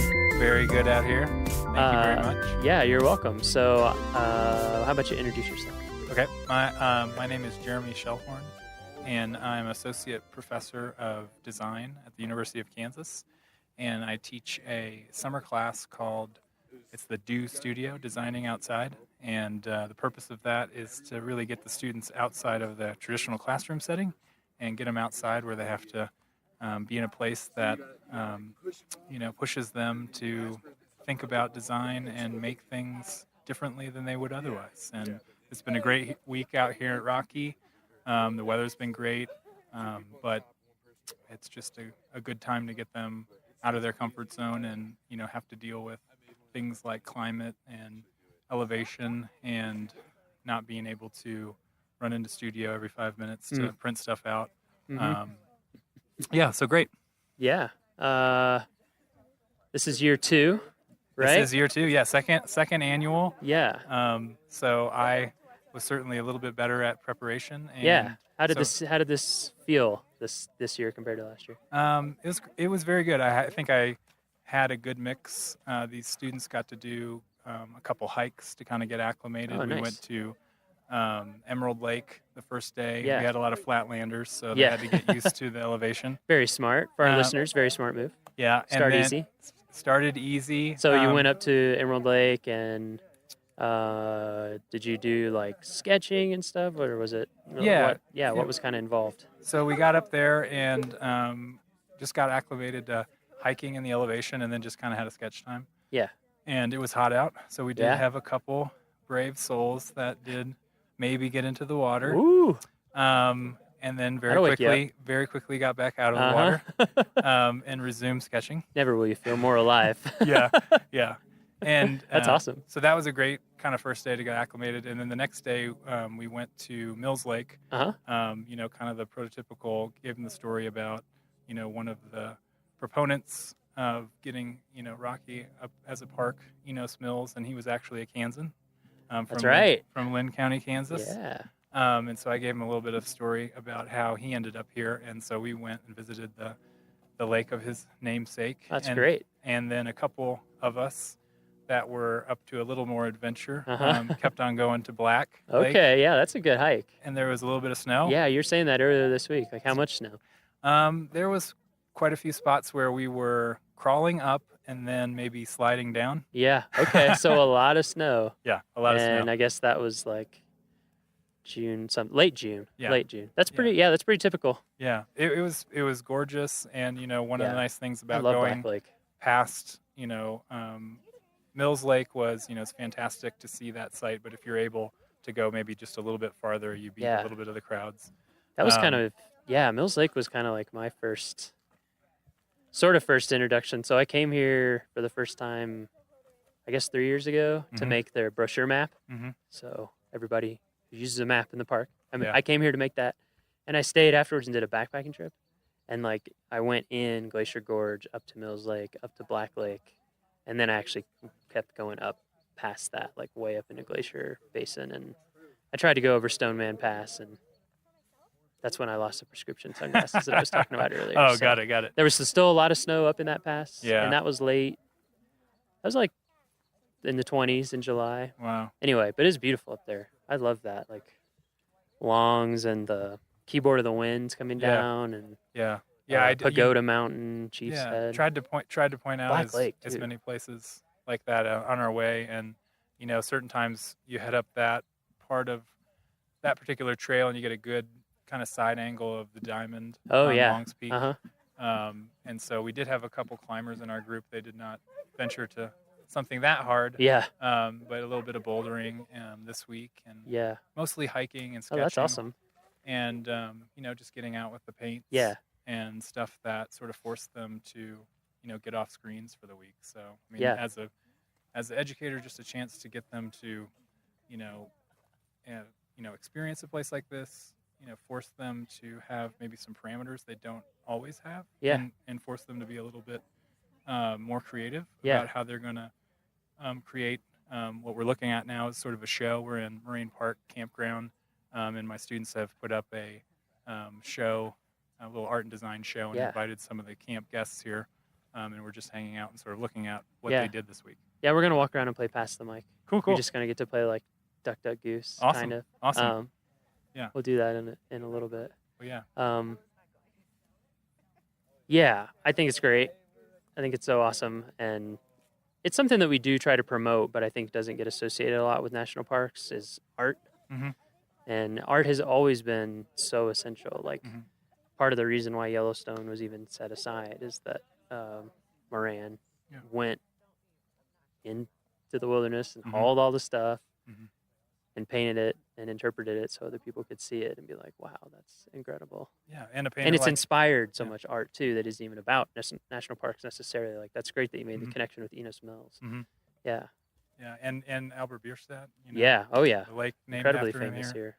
Same kind of deal. You know, if you didn't have a photographer to send out, you had, you know, paints and Yeah. drawing. And I think for these kids, they know how to use those tools, but this really sort of forces them to do it. And camping all week too. Yeah. It kind of gets you in a different Absolutely. headspace. Absolutely. Especially Slows after them the down. first couple, you know, like after the first Yeah. 2 or 3 days when you're Yeah. like really in it, you're really embracing the new shower routine. Yes. Or lack thereof.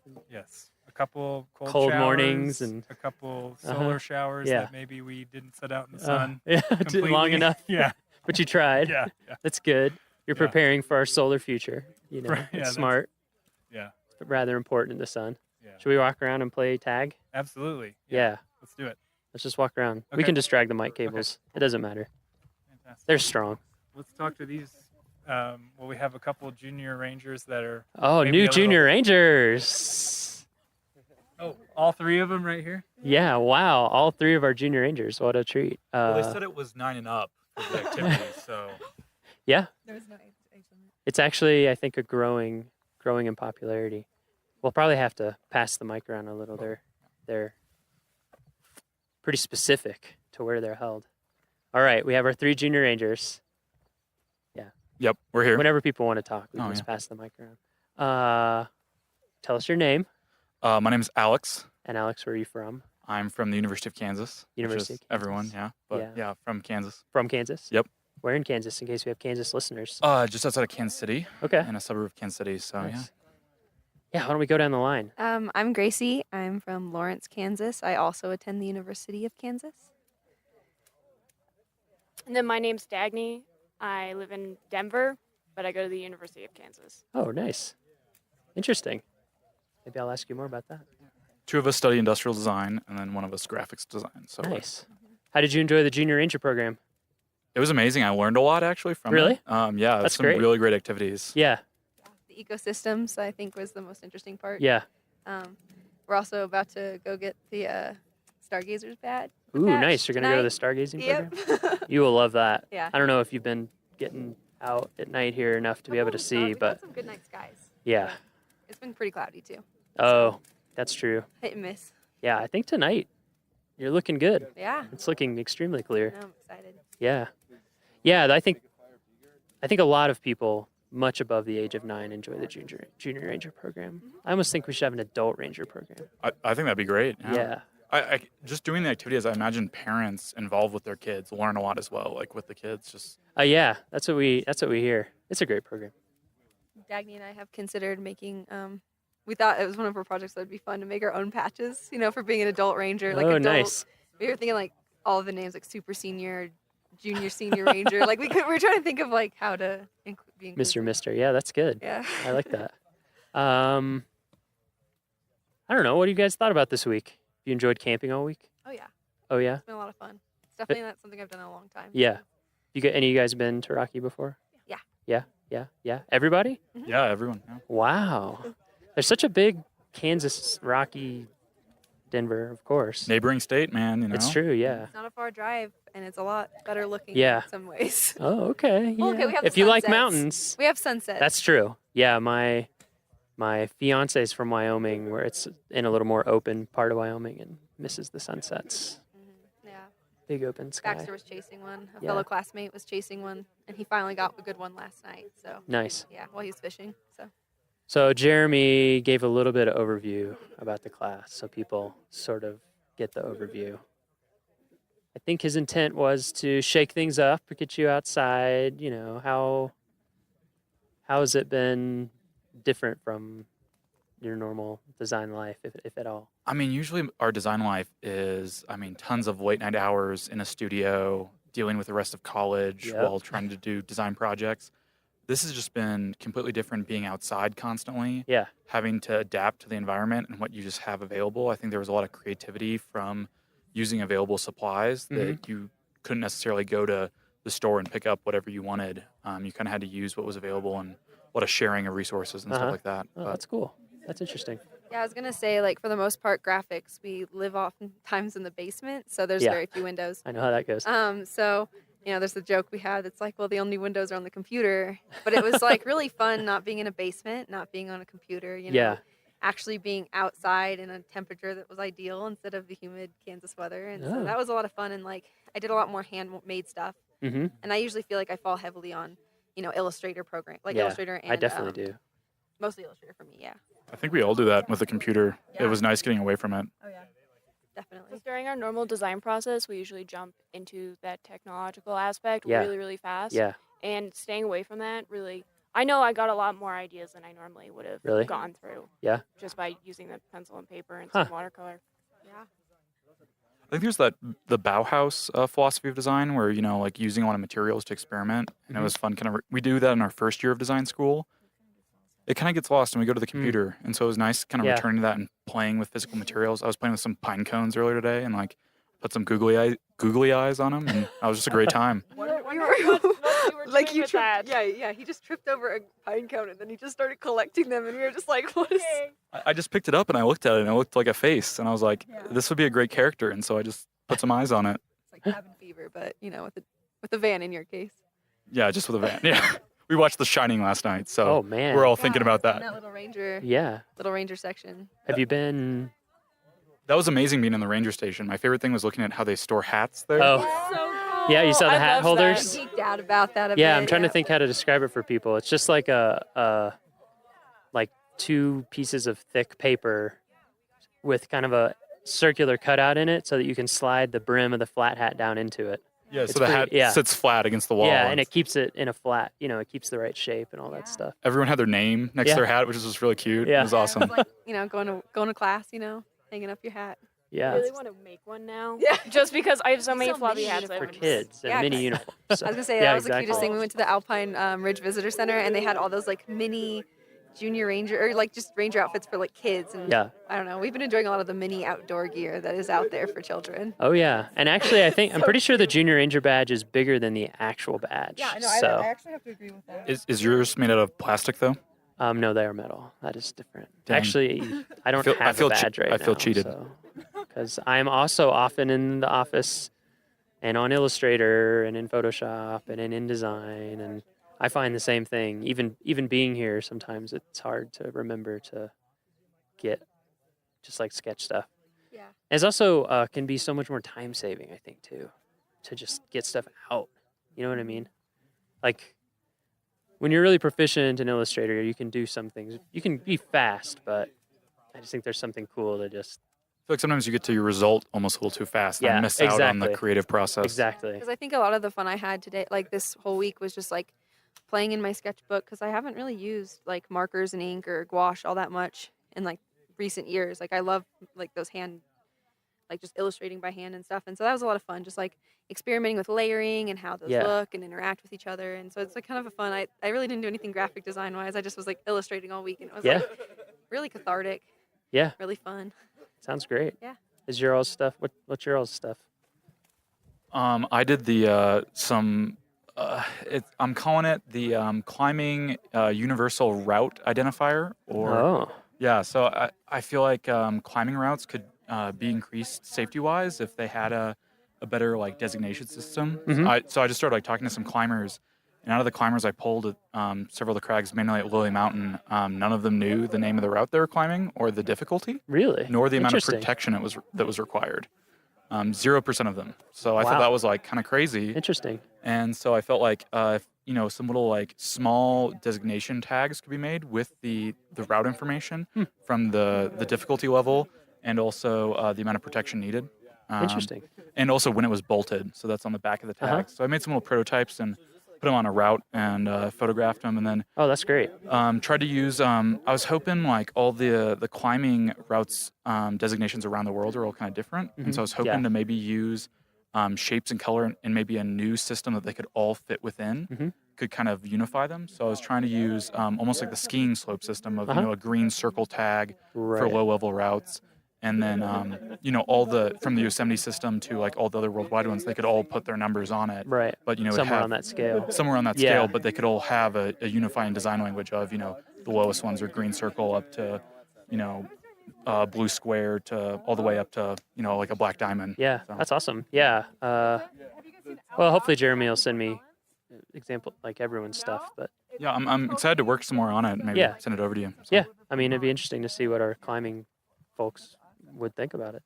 Yeah, because we definitely I remember just speaking with Alex real quick on his that one thing that was really cool too was the idea. Sorry, I was getting distracted. That's okay. Yeah, we've got some campers or other visitors that have showed up to check it out. Yeah, they're from the next campsite over. Nice, making connections. I'll get back to my thought. I just kind of escaped me. So I guess what I did was I just focused on a lot of illustration because I really wanted to make a children's book. But nice. We did so much outdoor activity that I really didn't have the time to sit down and illustrate. So I just made a little character, a little chipmunk. And I was just thinking of how he might interact with the mountains and the ecosystems because I really thought it'd be a cool way to educate on the ecosystems and introduce to other characters among ecosystems. And so I made a little bear too. So it's for you, that's the birds on top are from my sketchbook, but then it's the mountains and then the little things at the bottom. With the that's awesome. Little red jacketed. Yeah. Yeah. So that's kind of what I just did this week was thinking of more of a younger approach to the mountain. Yeah, that is a fun feel. I'm trying to think of what era or something it reminds me of, but I like it. Thanks. Yeah. I don't have a name for him yet, so yeah. If you have any suggestions. For now, he's just Blank, the bear. Blank. Yep. So I kind of like Blank the bear. Blank the bear. Actually. Yeah, that's cute. I like the. Yeah, but that was kind of my approach. I work with preschoolers back in Kansas, so I kind of had them in mind when I was making it, the idea and That's the colors great. and stuff. So yeah, I was really thinking how could I teach the kids I teach in Lawrence about what I've experienced and how they can help save the Rocky Mountain National Park or how they can make a difference or even just be more educated in a very easy way. Oh, that's super awesome. Yeah. That's great. What about you? So I focus specifically on some hiking shoes for people hiking specifically within the Rocky Mountain National Park. Because as a child, I did a lot of hiking, but my footwear wasn't adequate enough, so it really made me really dislike hiking, dislike backpacking. Yeah, sure. Until I was able to find the shoes that actually worked for me and for my environment. And I notice a lot of people on the trails are wearing these athletic shoes, which don't really translate well into this environment, especially when you're encountering snow and rocks and water and dust and dirt and everything. So I thought about the specific trail conditions that we encountered on our different hikes and then looked up a few on some hike rating websites and tried to combine a shoe where you're keeping that toe protected, you have a sole that can really handle those rocks and those sharp inclines, and then also more specifically finding a way so that way people can casually go through those areas with those snowbanks and still be safe and not be sliding down. So I know that most snow protection is kind of goes over the whole shoe and you take it completely on and off, and thinking maybe of a thing where you can flip it so it starts out on the outside of your shoe and you can flip it down and goes on the bottom side of your shoe. So it's not necessarily in use all the time. Yeah. Is that, do you do a lot of product kind of design like that in your normal school stuff? I would say shoes is my emphasis right now. You really like shoes? Yeah, I really like them. I've been having a good time drawing them. That's awesome. And there's a lot of different variations. Yeah, I like lots of weird types of shoes. Yeah, I can see that. Yeah. Right now I have on, what are these? Tiny, super thin, barely there, barefoot sandals. The soles are really thin. Yeah, they're super thin. But They're really nice. Shoes are fascinating. And like you said, especially if you end up hiking or backpacking a lot, you start to really care about shoes. Yeah. Because you hate when your feet are killing you. Yeah. And I'm a person with a really weird foot. So if other people can not be feeling the same discomfort I have in the past, that would be a great thing. And That's I'm sure awesome. a lot more people would come outside and really enjoy it. Yeah. That's really cool. What a diversity. What do ranger boots like? What does a ranger usually wear? Because I feel like they, with as much as you guys are outdoors, like, is there a standard issue boot? Let's move out of the smoke. Yes. Yeah, we're right by the campfire. We said we were going to have podcasts that were like we were sitting around a campfire, and we actually are this time.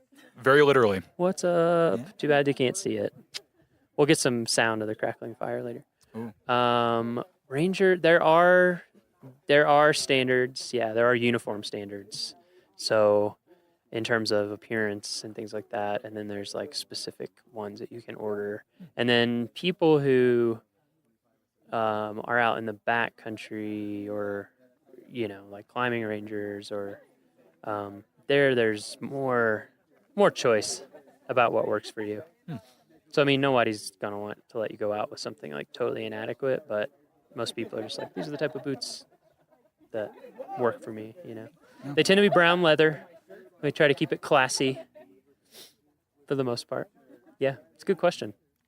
Yeah, the uniform standards are, I don't know them as well as I should because I don't usually, I don't get to wear a uniform as much as I'd like to, really.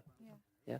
Actually, Alex and I recalled what you were going to say about the tags. And Yeah. It was just the fact that we thought, like, How Is Their Way National Parks could be a part of that because you wouldn't, I think you actually, did you see how much that cost for rescue? Well, I just tried to look up some data on rescue, and from what I could tell and some brief sources, it looked like climbing rescues were the most expensive rescue operation that the park can have. I was reading stories about helicopter rescues, and I found just one bill, like one cost, which was, I think, a little over $30,000 for one rescue for a climbing operation. So I thought, man, if there's anything we can do to make those routes safer, which I feel like knowledge is power. So if you can equip people with more knowledge about the climate environment and the route, that possibly you could reduce the number of climbing rescues you need. Yeah, because that's what we were thinking too, is like yesterday was actually my first time rock climbing, and Alex was like looking for the specific route he had picked out for us because like I couldn't climb anything harder than, I think it was a 5.2 that we might have found. But yeah, I couldn't have climbed anything probably harder than that. I mean, I'm already your first time. Exactly. And so like thinking about like, that kind of also like if maybe you don't know what to look for and you get misled. So like thinking about how like that icon like would really, really could save, because people then might also realize like, oh, I can't quite do this one yet. And like think about that. It's very interesting. Yeah. I don't think we found the right route because we were using a guidebook, which I thought I had the most updated guidebook, but I guess we were trying to, climbing routes are designated by, it's the third bolted route from the left side of this rock feature. And I think more bolted routes had gotten added since that guidebook had been published. So it was kind of interesting. It's a very popular climbing place up here. That's interesting. It's cool that you were thinking about that. I just met with one of the climbing rangers today, Everett, and we're going to work with him on a new preventative search and rescue video. PSAR is what we call it in the Park Service for Longs Peak. For exactly what you're saying. Like, number one, we don't want anyone to get hurt ever, obviously. And then number two, whenever someone needs a rescue, you're putting people's lives at risk. I mean, that's what they do for a living, but still. And then, the cost is incredibly high.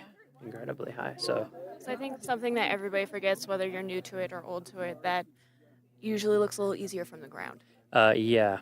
And I think, and this is what we're going to try to convey in the video for people with Longs Peak, is that it kind of has a reputation as a climb or as a hike, and it's not a hike. Yeah, we went up to the visitors center. Oh, really? Up there, and we're like, this is cool? very intense. Yeah. They had some cool shoes up there. Yeah, that's true. Yeah, they give you. We met some llama rangers. Nice. Yeah, I'm going to go out with them soon, sometime this summer. We're going to do a podcast with them. I'm glad. The Longs Peak Ranger Station is really cool. It really apparently gives you a feel for it. I haven't climbed yet, but I'm going to a week from next Thursday, because we're going to go up there to start getting some shots, and for me to scope out places where we can get shots, and just getting that message out there to people of like, take it seriously, because it's a type of thing once you get past the keyhole where if you fall, you'll probably die. You'll at least be very badly injured and need an intense rescue. So I think people go not realizing that. Anyway. We had a lot of fun. We went out as a group, and also this is different segment, but you encourage it, or through Jeremy, encourage us to look at the wayside signage. Yeah. We had a lot of fun looking at that and kind of Yeah, I seeing bet. The design of those and how they designated or showed information to visitors. It was really interesting looking at those. We tried to do. We kind of talked about one as a group as like a see-through wayside sign, so that you could maybe etch the outline of the mountain with the peak information. Get to the right level. You get to the right level and look through it and see the that's interesting. kind of mountain range. Right. It's like it's a perspective point. Yeah. Because the one thing that we noticed was like you had to look, and compare before you really kind of saw what parts of the mountain were where. But I could, and I always thought like it was kind of evolved from the idea of like maybe an app, but then we realized service is so non-existent up on those mountains. But like, that idea that you could use GPS and like hold it up and kind of like those constellation apps that show you where constellations are, it could show you the peaks and you could just like tap these little hot spots and it would give you that information. So something. Yeah, as we talked about earlier this week, that's something that I would love to see happen is an app for a park. That'd be amazing. I think. And I've seen some prototypes for a couple parks, and basically the way they work is that when you're at home, when you download it, they say, do you want to download all the content for offline use? So that way you can, when you're at your hotel or visitor center, or before you get there, you can have it all. And then there's one like that for the National Mall in DC. Oh, really? Yeah, so you can hold it up and just move around, and it'll show you like where all the museums and monuments and things like that are. Yeah. I like that interactive aspect because it's almost like virtual reality. Yeah. Or augmented reality, where it kind of like transposes something computer generated on top of something real. And I think that's like a really cool interactive way to like learn more information. Yeah, to learn more. Yeah, I think that's, we're all any way that we can let people learn more stuff. Oh yeah. I think that's why I like the Junior Ranger program so much, is because it was so informative. And I was kind of like, it was funny going into the station, like, oh yeah, we're here for our Junior Ranger badge. And they're like, how old are you? You know what I mean? But I think that like having something like that, just like we're over 9. Yeah, that's all you need to know. Yeah. If it says up, sir, up. We just happen to be up. Exactly. The Junior Ranger program actually ended up leading us around the park a lot. Yeah. And I feel like I got a more fulfilling visit from this time, even though I've been here a lot in the past, being someone from Denver. Yeah. Than I ever had before, just because it's a lot more information and you feel like you have more of a mission. Yeah, because like we were like, oh my gosh, is that a bird in our handbook? And we were like, what bird is this? And we were really into it. And then like Dagny and I had we had to run back to our campsite because we needed to grab something before dinner. But on our way back, we were lucky enough to run into some bears. So it was like, while we were a little bit late for dinner, we also had this crazy experience where we got to see a mom and her cubs. And so like that was like, and we were just like, we get to put this in our ranger book. I think so excited about it. I think like what you were saying earlier about like being more creative, having more ideas come to you, that kind of thing. That's exactly like when you're outside all day, basically. Stuff just more stuff happens that is unusual. Oh yeah, your life is much less planned, and so it's like, oh, we were a little late, and then we saw bears. Yeah, because if you'd been a little earlier, you wouldn't have seen them. No, not at all. Because Dagny saw it first, but like last time I was in Estes was August, and I actually stayed at a cabin here, and I feel like I spent so much time, like at the cabin, not really thinking about like how much I wasn't experiencing the outside. Whereas like I've been outside all week, and like counting down the days for a shower and stuff, like you just like, and we've been able to witness like deer walking through our campsite and like just like, and we had the bear spook that spooked a couple campers and stuff like that. So I mean, it's just been like a fun experience that I couldn't have had if I was in the safety of 4 walls. There's one right now. Right next to that other. Is that mule deer? Oh yeah. Yep, mule deer just a little ways out from the campsite. Man, it's such a nice evening. It's too bad we can't transmit temperature. Would you really want to, though? We want you to come here. That's true. We do want you to come I here. hope VR doesn't get that good. Yeah, me neither. No, I don't think so. I don't think it'll ever become like 4D. But I was going to say that like, I think what's craziest about being here is like I'm used to like 60% plus humidity, and like coming here has been like a dream. And I was like, I had to go buy a hat. Like I was like, I'm gonna go back to Kansas, and I am not gonna be able to use this hat. Like, I remember the first time I grew up in the South, and kind of the Midwest, so humid for sure. And they don't get to choose who talks on mic next. We choose them. Oh. It's like duck, duck, goose. They just have to accept it. Those are the rules. So I lived in Mississippi, Iowa, Kentucky, places that are hot and humid in the summer. And then I went to Yellowstone for the first time, and I worked there for a whole summer. And I lived about this elevation, like 8,000, not almost 8,000 feet. I was at Canyon. And then I came home, and I was just like, oh my God, I can't handle that. Like, it's almost like I never noticed it before, and then it ruined it for me. I think that's why a lot of people, we get a lot of people, just for it's so refreshing and cool. Love that dry air. Yeah, exactly. Gives me life. I've never been more chapped. I already have gone through my chapstick. It takes, actually, that's something that we try to tell people in our visitor information. So we're telling you now in visitor information that, apply chapstick before you arrive. As you drive towards Colorado, the closer you get, the more chapped it looks. Yeah. That's how I can tell when I'm going to get home. Yeah, it takes you a while to get used to it. Who are we going to pick next on Mike? Thanks so much for talking to us. Who's next? I'm stepping on my cords. Does anyone want to? Because if not, then you're going to be assigned. Yeah, hop on Mike. We'll pass it around. Yeah. Sorry, I didn't come prepared. Yeah, lay down. I thought I did, but let's get like 16 bars. I'm just kidding. Yo, my name is Blake. We'll give him 16 bars. Now I just have 16 ain't enough in my head. Have you heard that? No, I have not. Oh man, Andre 3000 just destroys on it for like 3 minutes straight. Anyway, what's your name?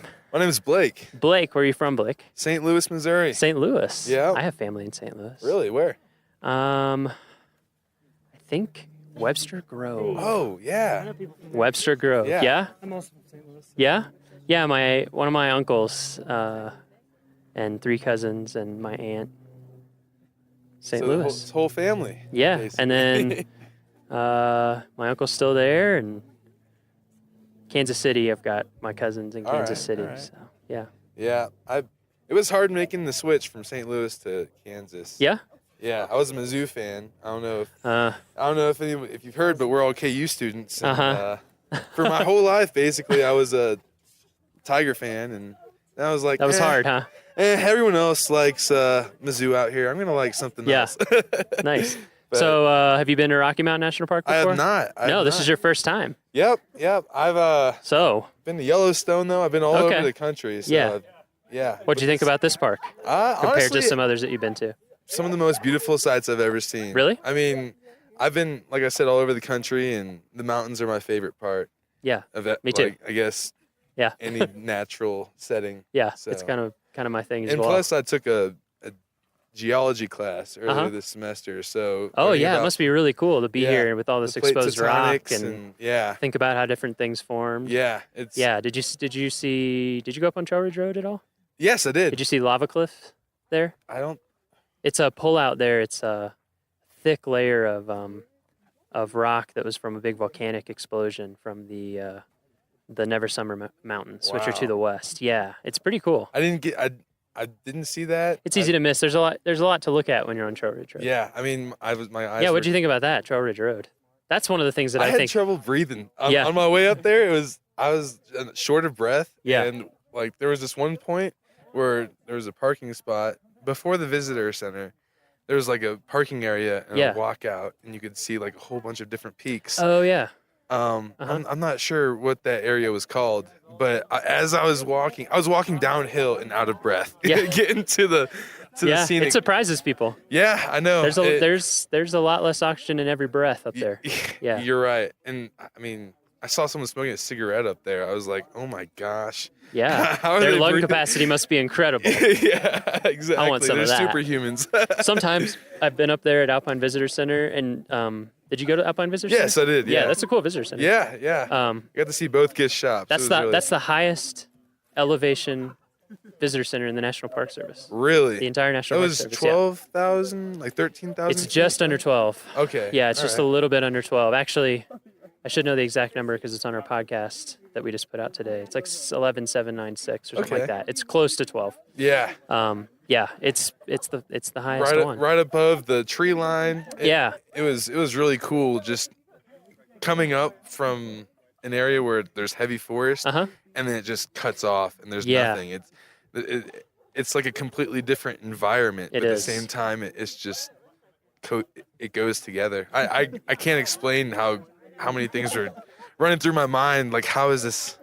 Yeah, it's pretty mind blowing. You know what I mean? Yeah, it has. It's for me, it always has a really surreal feel. You're just like, how is this real life? Right. Yeah. It's just everything's a little weird. Yeah. I feel like humanity is not supposed to be on the top of mountains, but somehow biologically we are not. But, it's hard to survive up there. Definitely. And that road's only open a little bit of the year. Right. I saw those giant sticks on the side of the road. Mm-hmm.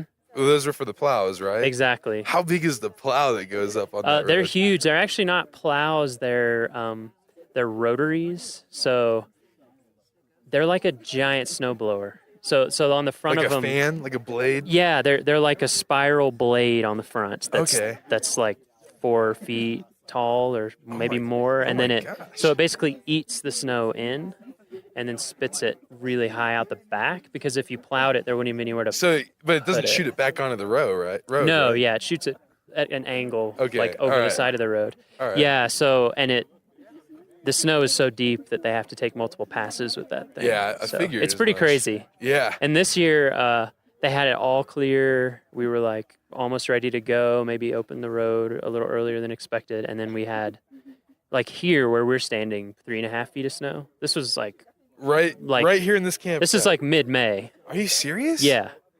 I was gonna ask. Like, I guess snow stays up there until like a couple of weeks from today. Yeah, right? if you'd been here a few weeks ago, there would have been a ton of snow up there. Oh my gosh. It's just that once the sun starts getting really intense and the days get long and it gets clear, the snow melts incredibly fast. But like I went up there, you should go on our Facebook and look. I went up there and took some 360 photos, and it was like May 22nd, and it's, I have on a huge up on top coat. of Trail Ridge Road? Yeah, I have on a huge coat, and the snow is like incredibly deep. Oh my God. Yeah, it's pretty crazy. I still can't imagine the snow in the summer. That blows my mind. Yeah, that's the other thing is the snow sticks around here a really long time. Coming up from St. Louis, it was probably 70 to 80 degrees a day. And then I've been wearing a sweatshirt, doubling up on the sweatpants every night. It's crazy. And it's like, it's July. Yeah. Yeah, exactly. So this is about as warm as it gets. Yeah. Just about. It's crazy thinking about. I got a chance to go to San Francisco. It was the same thing. Yeah, in the summer it's chilly. Quite chilly. But as Mark Twain said. So what kind of design do you do? I'm an industrial designer. Okay. It's my senior year. I'm getting ready to enter the real world. Yeah. I don't think I'm very prepared. Well, you are and you aren't. Right. I'm 32. There's definitely a learning curve. Right. It's good though. I mean, because it's a lot of it's the kind of stuff that you can't learn until you do it. You just have to exactly. do it. It all comes with experience. We'll figure it out. Like I never would have thought I would have ended up here in this job. Right. When I was a senior in college, never could I have imagined. So. I know my passions are going to lead me Yeah, where I want to exactly. go. I've been drawing since first grade. Yeah. So what's it been like being here? So I mean, normally when you're probably designing on the computer. Yeah. Constantly. Yeah. Like all of us do that do design. Coming out into this environment, having no studio. Yeah. It's a totally different game. Yeah. I mean, granted, I did cheat a little bit. I went to Kind Coffee, and I had an opportunity to sit down and work on my computer for the necessities. But for the most part, I was doing a lot of drawing, sitting right outside of my tent. Yeah. And the environment is just so peaceful, and I mean, you really get an opportunity to hone in on what's going on in your head and what you want to put on the paper. And for me, it's like a new kind of piece and an upgrade in my creativity. That's awesome. So I really love it. And I mean, hopefully there's ways you can find to bring that in the future. Right. Yeah. I mean, it can be challenging, but you're right. But it's testing new things. Yeah. And experiencing things that you otherwise would not have. Yeah. That help you grow. Is your stuff up here? Yeah. Yeah. Let's walk over. Sure. Check it out. Yeah. Oh, nice. This is me. Oh, that's super cool. I was wondering who did that. I made a raincoat, and that's awesome. It doubles as inside of the sleeves come off, they button to the chest portion, and inside of the sleeves you can store rain chaps. Oh, yeah. But it also doubles as insulation. That's pretty awesome, actually. So, yeah, it was just a quick idea I thought of. Usually it takes me longer than a week to create a product, but why do you think it went faster here? Well, actually, good question. It's because I got to experience the environment myself, and I recognized what would be easy, light, and efficient to bring with you on a hiking trail or rock climbing. Because you never out here. I've learned that the weather is pretty unpredictable. It's it's crazy. So you want to be prepared for hot, cold, rain, sunshine, like all in a day. Yeah, especially if you go up to Trail Ridge. Right, and you want to also pack lightly too. Oh, for sure. So I thought I'm gonna make a coat that can keep you warm, protect you from rain. There's a ranger style cap that actually, I see that big wide brimmed cap. That's actually that's a really cool idea. And it like slides into the hoodie. So it So if you see here, it's like a drawstring. That is super cool. If you've ever seen like one of those wire frisbees that just folds. Yeah, It's kind of like that. So it protects. Yeah. It's like a sunlight. Sure. Yeah, I So- mean, you need sun protection here as much as rain. Right, exactly. And it goes back and forth. Because I've gotten sunburnt, and I've also been shivering. So it's all part of the experience for me, and it's invigorating. Right, exactly. Yeah, it is interesting. When I'm a big hiker and backpacker, and like, I think you just tend to get interested in gear stuff. Like, I mean, like you definitely. to the point where people who aren't into it almost think you're a weirdo. But it's like when you're freezing cold and not thinking very straight and it's you can't see and whatever, like you care about how nice a zipper is, how nice a zipper pull is, things like that. If there's a need for it, there's a Yeah. market for it. And Yeah. if there's not a market for it, that's an opportunity to make one. Yeah. So what kind of stuff do you normally do in terms of design? Is it all over the place, or do you focus on particular types of products? My specialty is computer-aided design, CAD.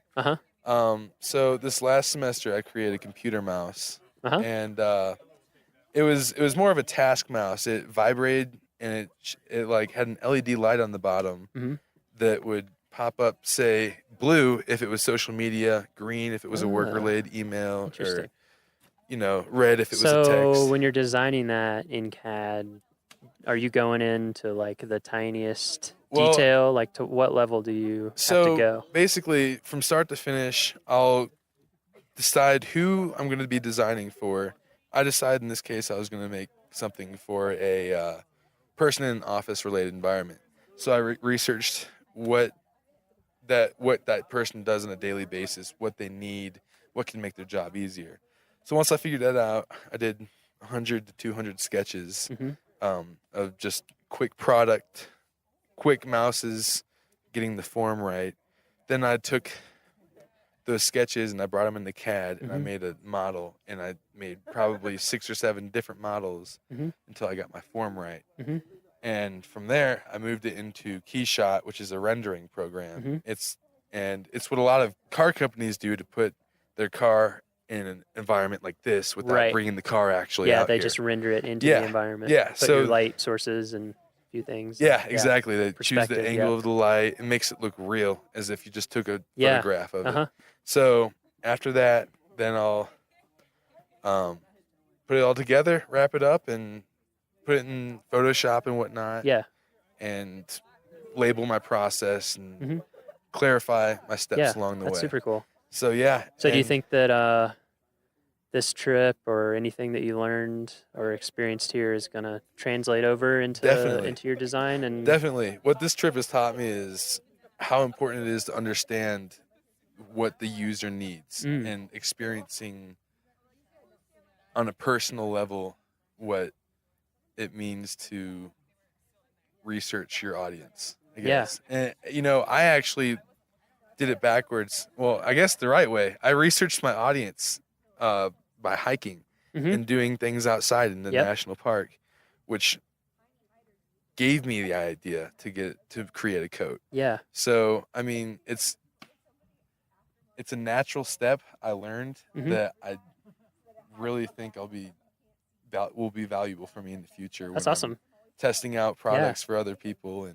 I want to great. understand what's like in their shoes. Yeah. So, yeah, I love it. That's great. I'm glad you had a good first visit. Yeah. I mean, we're always here. I'll be back for sure. We're supposed to be here forever. So as long as the United States is a country, which we also hope is forever, we're supposed to be here. So, we'll be here. Yeah. Well, I'm excited to come back and have my next experience here. It was a wonderful time, and thank you for having us. Oh yeah, my pleasure. Yeah, it was.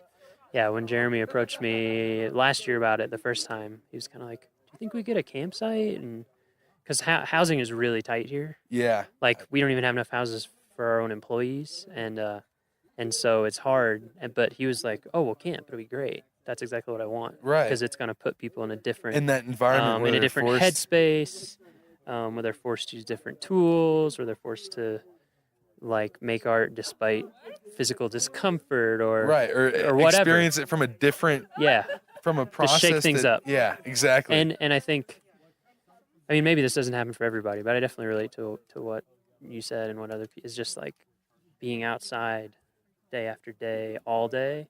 It takes a few days, but after a few days in, you start to kind of get in a different right. space. Getting used to the altitude definitely. Yeah, and that was definitely probably takes the time. hardest Did you have part. headaches or anything? I didn't have headaches. I had breathing problems on the first day. Yeah. So I had to call That's it not short. uncommon.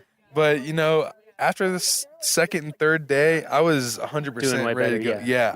I went climbing yesterday, and I didn't actually get to climb because it started drizzling. But I went up the hill to the climbing spot, and I just felt 100% better than I did Monday. Yeah. So that's good that you recognize that.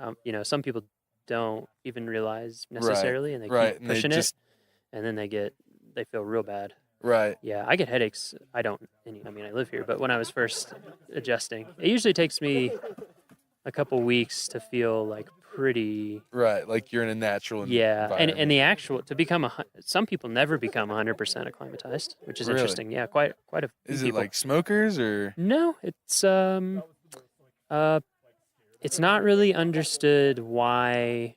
Number one, different people adapt to altitude differently, and number two, this is what makes it confusing, is the same person on different instances will react very differently. So you can have someone who's acclimatized a bunch and never had a problem, and they're in great shape and blah blah, all the things, and then just one trip, they'll just have huge problems. Wow. Or I had a friend. Part of that might be because they're used to the extreme. It could be.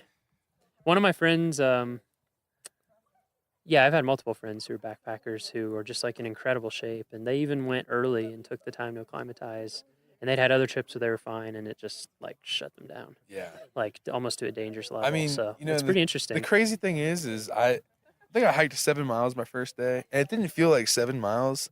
It was just the fact that I was going uphill the whole time. Yeah. That I think it was almost a mental thing for me. Like, like you need to chill out, breathe a little bit more. And it's like a challenge. Yeah, exactly. I don't know.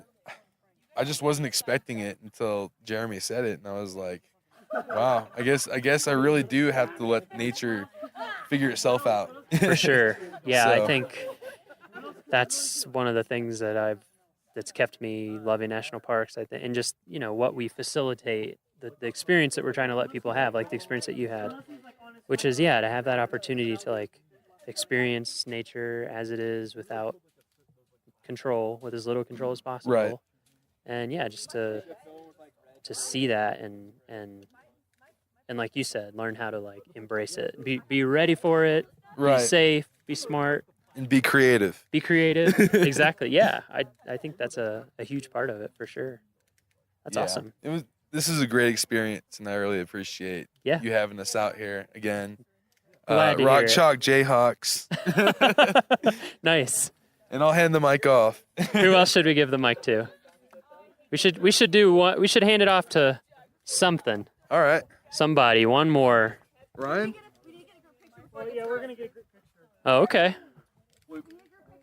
Group picture. Oh, the smoke. Anyone up on We can get Miles with his stuff. Yeah, where should we stand? Oh man. Oh, you've been chosen. You can pass it. You can't call camera shy because it's a microphone. That's true. We thought that would help. All right. I don't know. We're gonna get a group picture first, though. Can we continue the interview during the picture? Yeah, we can do the interview during the picture. Everybody say I mean, cheese. at the worst thing that'll happen is I just have to spend half a second editing it out. So I would never edit you out. I hope you do edit. That's the thing. Just be really boring. We're gonna have all the tall. Just be really boring. You don't have to Yeah, worry. You don't have to exactly. worry. We'll cut you right out. Yeah, sorority squad. Sorority squad. Yeah.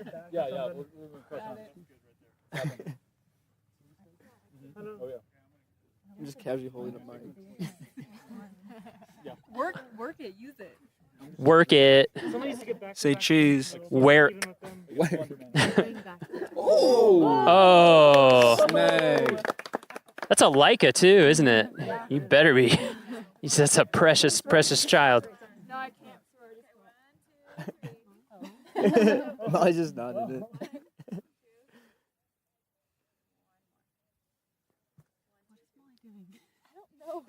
Why didn't we stay right here? Wow. Memory card full. It was meant to be. Oh, phone picture. All right, here we go. Am I not squatting then? Thank you. Nice. I think the memory on the recorder's full too. No, it's not. No? Sorry. Sure? Yeah. Alright. We can only record 21 hours, 48 minutes, and 36 more seconds. Are we So planning on being out here this long? Yeah. Turns out audio doesn't take up that much. What about the batteries? Battery low or space. something? I've got an extra set of batteries. Oh. So, nice Came try, prepared. though. What's your name again? I'm Luke. Luke. Where are you from, Luke? Madison, Wisconsin. Madison. Most beautiful place other than the Rocky Mountain National Park. Madison's pretty cool. It is. Yeah. You been there? I have. Two of my best friends from college both went to University of Wisconsin I Madison. wish I could have gone there. They liked it. Yeah. Yeah, they liked it there a lot. I think the winter's not as much. No, once you're used to it, it's not too bad. Right. And it makes everywhere else feel. If you're from there. Yeah. Yeah. Yeah, we're just cold. I actually, a lot of the times, wish the winter here were colder, but less windy. Yeah. So the No, winters that's the thing. here, it's surprising here. A lot of times in the winter, it's above freezing. Yeah. But the wind is like That's- brutal. That's what makes like Kansas winters almost worse than Wisconsin. Like Wisconsin would be 10, 15 degrees Yeah, colder, exactly. but like not wind. Yeah, So, I would gladly take like 0 degrees and calm Yep. over like Oh, for sure. 35 and windy. Yeah. Yeah. They get like- that more on the west side of the park. They get the colder, stiller, Yeah. deeper snow, 'cause then you can cross country ski. Yeah, I bet. About 2 years ago, Wisconsin was colder than Mars. Parts of Wisconsin. It's like negative 130 degrees wind chill Ooh. in like the eastern part of the state. Damn, that hurts. Like you go outside, like your eyelashes and Yeah. your nose just like all freeze up. People are like, you get like boiling water and you throw it outside and it just turns Yeah. to snow right away. Yep, I've done that. That's insane. I lived in Alaska for a while. Yeah. Yeah, it gets You gets pretty cold. Yeah, you gotta find some ways to have fun out there. Yeah. You can't. I like deep cold, but Yeah. some people hate it. Yeah, I can do it. I dig it. Yeah, Taylor doesn't like it. No? Taylor was complaining all day today, and it was sunny and maybe 70 degrees. She's bundled up. Where's Taylor from? Oh, okay. You're from Clearwater. Yeah. She says Wichita. 'Cause she likes to be a city girl. Dang. We're getting real. Getting real. Nice. Have you been to Rocky Mountain National Park before? I have not. No. No. Okay. My mom lives in Golden though, so. Oh, okay. I'm in the area. So you've been around. I've been in Colorado before. You but go to the mountains much when you're in Mhm. Colorado? Yeah. Oh, okay. So Yeah. you've been up in the mountains, just Yeah. not in Rocky. Skiing. Yeah. How does what do you think? I love it. It's like I didn't know what to expect on this class, but Yeah. I have already like planned a trip to come back like with Really? my friends. Yeah, we went to Door County up in Wisconsin last year. We were camping like on Lake Michigan. Uh-huh. And I was just thinking about like road tripping out here with them. Like That's awesome. there's just endless things to do out here. Oh yeah. Beautiful. Yeah. Do you guys want to be on mic? We'll pass it around. They're just waiting for it. Oh, and what kind of design do you do? I'm in industrial design. Another industrial Yes. designer. Yep, and so are these two. Awesome. This is cool. Yeah, handing off the Tay-Tay. We'll just pass it around. Tay-Tay. Is that your legal name? I'm just kidding. What's your name? Taylor. Taylor. Yep. And you're from Kansas. Mhm. Where in Kansas? Clearwater, Kansas. Clearwater, Kansas.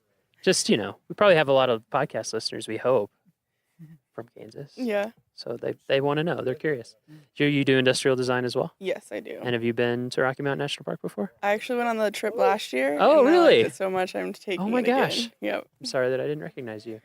How's it been different this year versus last year?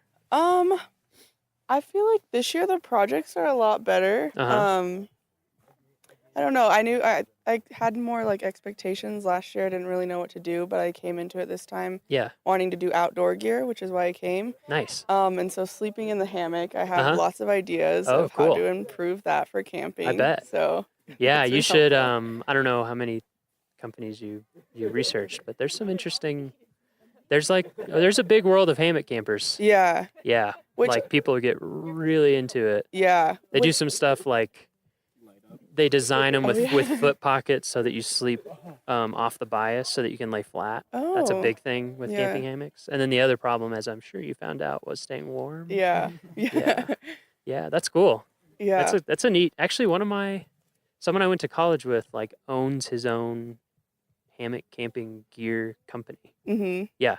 I actually got inspired polar stuff out of Portland. Uh-huh. They have a lot of like casual camping stuff, Mhm. which I kind of want to get into more Yeah. because a lot of the stuff that I found for like camping with hammocks, it's super expensive and like Yes. really specialized. So Yes, that goes for a lot of backpacking and camping gear. yeah, so I'm trying to do like simpler stuff that you can like add into a hammock you already have and like turn it into a tent. That's So, really cool, actually. Yeah. Yeah, I think that's something that I'm not an industrial designer, but just kind of tangentially interested in. Because with backpacking, it can cost so much money Yeah. to get into. And so Yeah. I feel like it can prohibit a lot of people just based on that, and it shouldn't. Yeah. So that's really cool. Yeah, because last year I was like, I've never really been like Yeah. camping, and I was like, I'm nervous. Like, what if everyone else is like has all this high tech stuff, and I have no idea what I'm doing? So Yeah.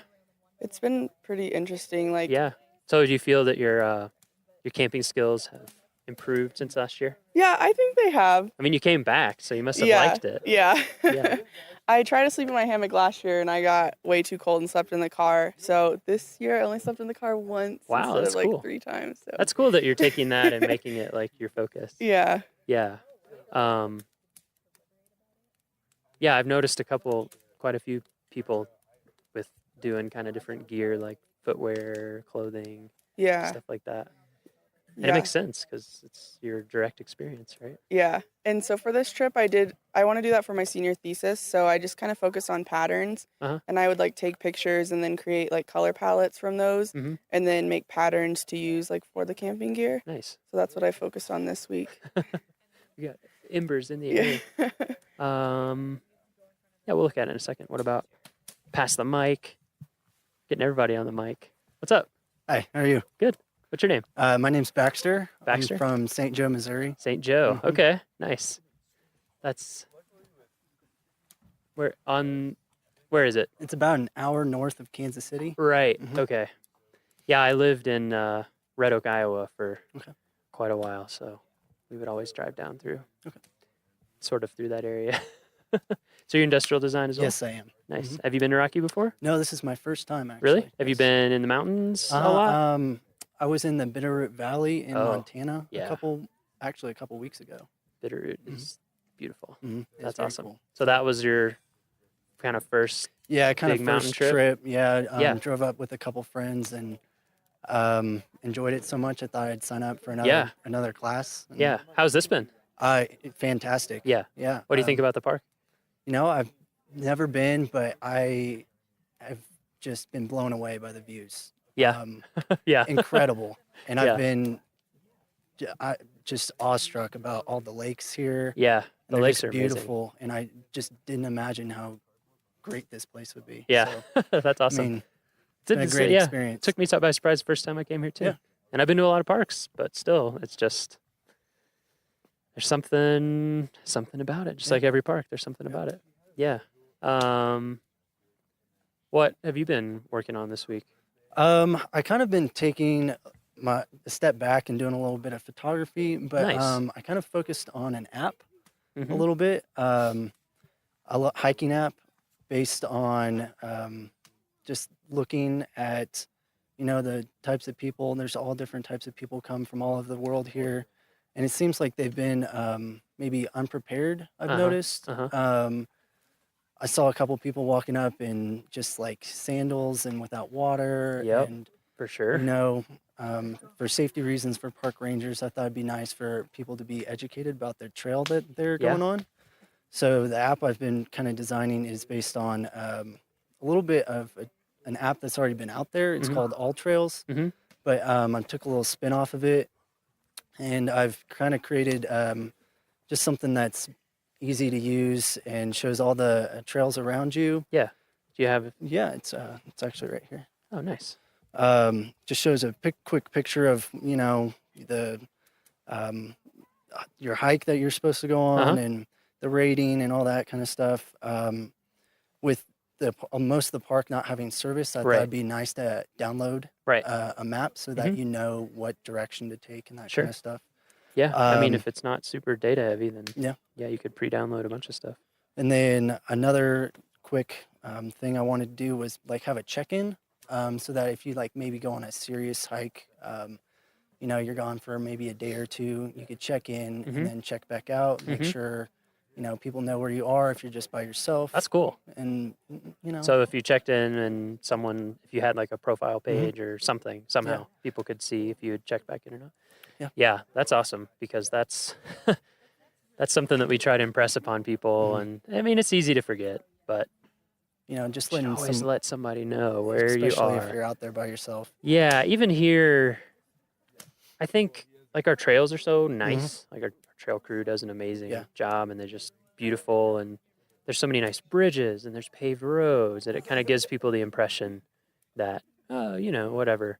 But yeah, when you're 5+ miles away, and we have people get hurt not even that far from the trail, just sprain an 'cause- ankle maybe. Yeah, or like you said, they don't bring water or just things that are preventable. I think people just don't know. So that's cool that you're trying to just get integrate the people education part into it.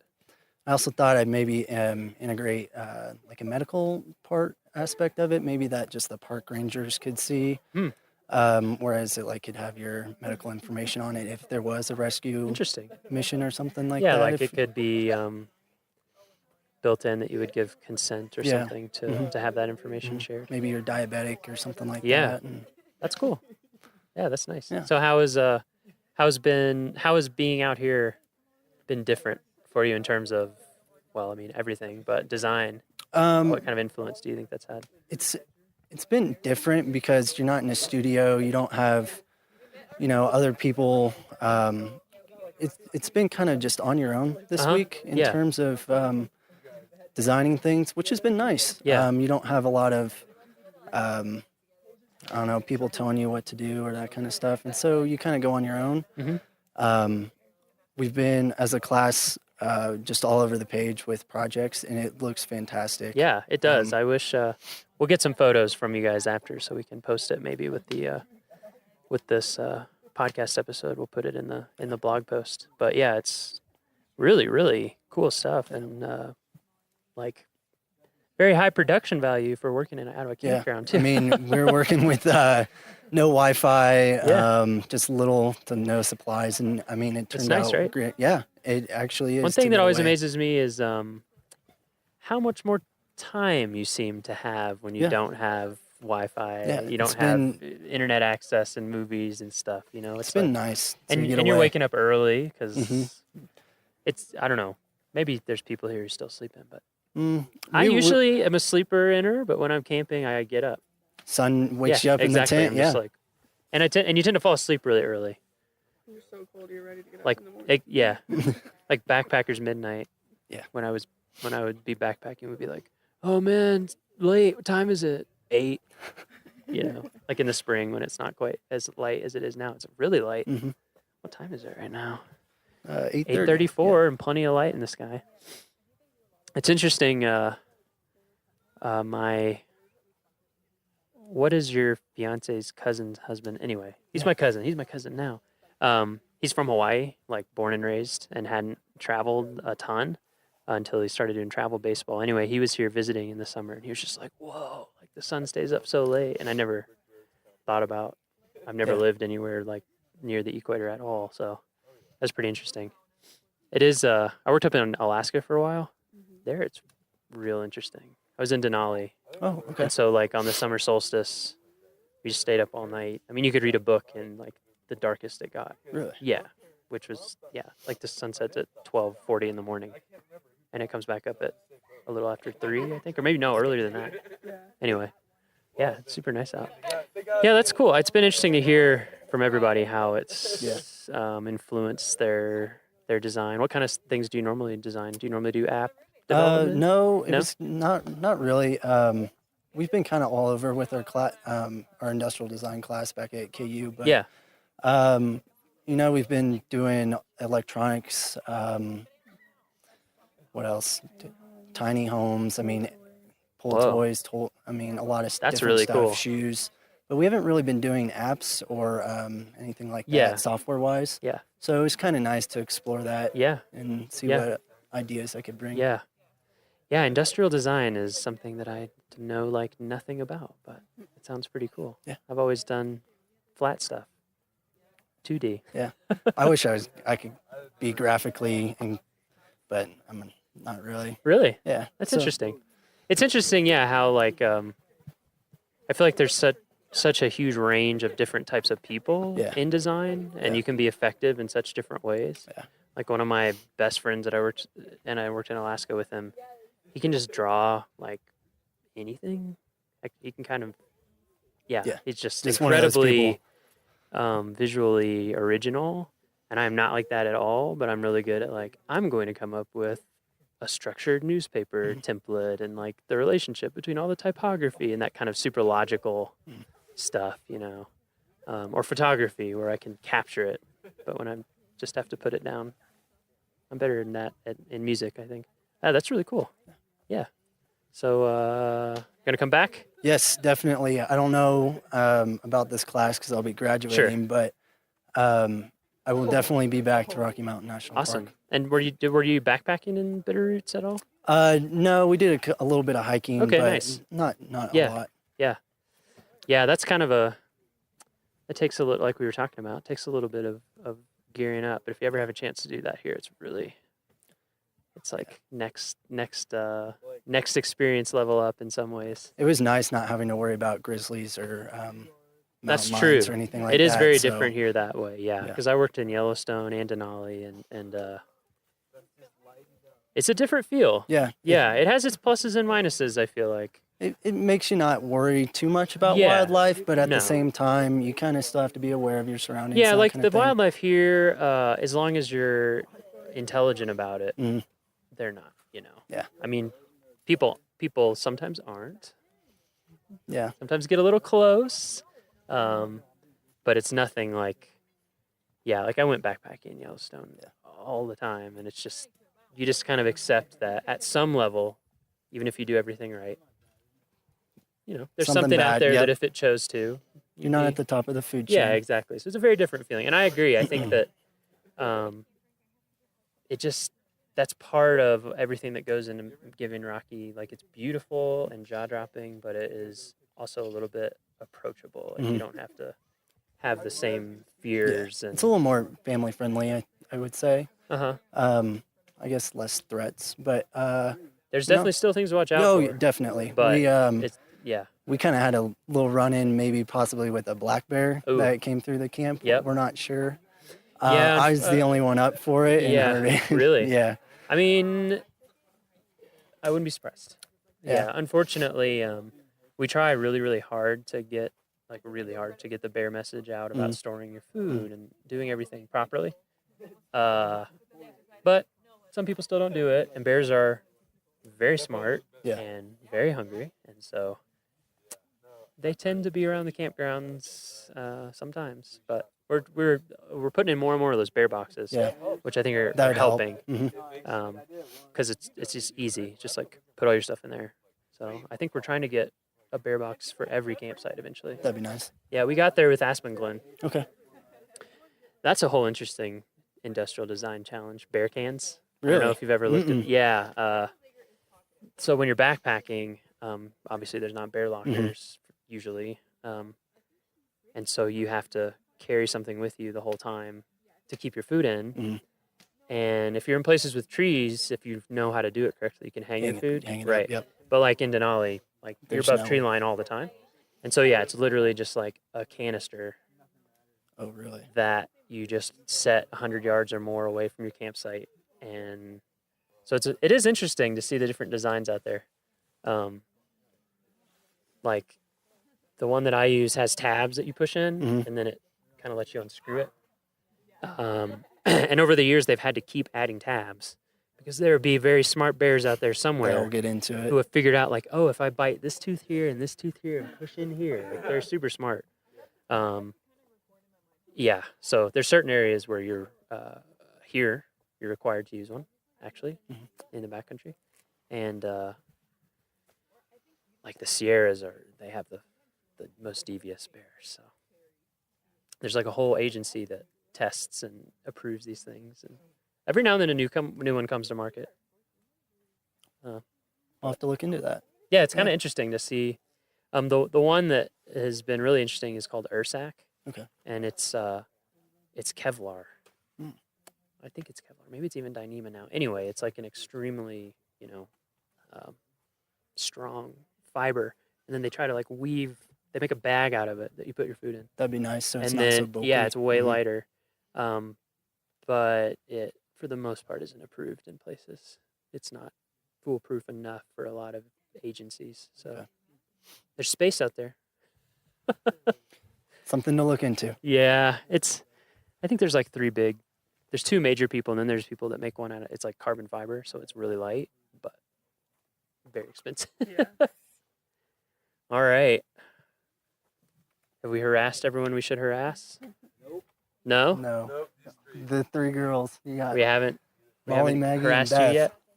They're actually one. They're one? They're one group. Three as one? Come on. Yeah, come on over. Come on over.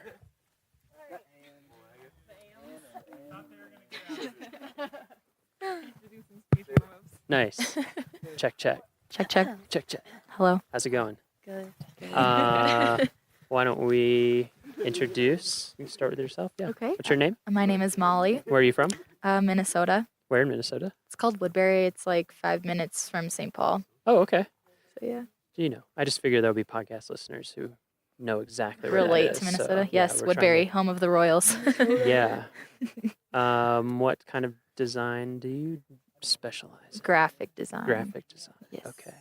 Me too. Yeah. All these industrial designers. I'm like, I know. that is I super think cool. I don't know anything about it. Well, there's 4 of us here, yeah. Okay, nice. So it's interesting to be around a bunch of ID kids because we really aren't after our freshman year. Yeah. What do you think is? I've never interacted with ID. Yeah. They think a lot more 3D than us. Uh-huh. They can see like physical copy a lot better than we can. It's a little hard for us. We see pretty flat. Yeah, I was just things. I was just talking about that actually. Yeah. With Baxter. Oh, yeah. Yeah, about like I was like, I'm in the 2D world. Yeah. That's how my brain works. I feel like a lot of their projects too were a lot more like practical and like used, where we just made cool things. So Yeah. Yeah, it's I mean, there's lots of different ways of graphic design. For us in the Park Service, for me, it's like just how to communicate with people well. Basically, how do we make something that has that nice balance, of like that kind of nice tension that you always want, that makes a good design, but is also really clear. Because that's a big thing for us, is that, people are on vacation. There's crazy stuff going on. They're seeing all this crazy, Yeah. and we want to teach them stuff, but we don't want to like get in the way of throw the book at them. So yeah, kind of learning how to use design to do that, super important. Yeah. How about you? What's your name? My name is Maggie. Where are you from? I'm from Kansas City, Missouri. Oh, nice. Yeah. I have a cousin in Kansas. Two cousins yeah. in Kansas City. Yeah. Yeah. And you graphic design as well? Yes. Nice. Yeah. Okay, we'll finish introductions and then we'll Yeah, I'm Beth. I'm from Wichita, Wichita. Kansas. Yes. Okay. Yeah, so we do have a lot of Kansans and some upper Midwest people. Mhm. Wisconsin, Minnesota. Nice. Yeah. So have any of you guys been to Rocky Mountain before? No, I think this is the first time No? for all of us. Yeah. You guys been in mountains before? Yeah. I've been to Colorado and Yeah? other places, just never the park before. I went to Vail. Mm-hmm. Okay. I've been to Estes, just never really to the park. Okay.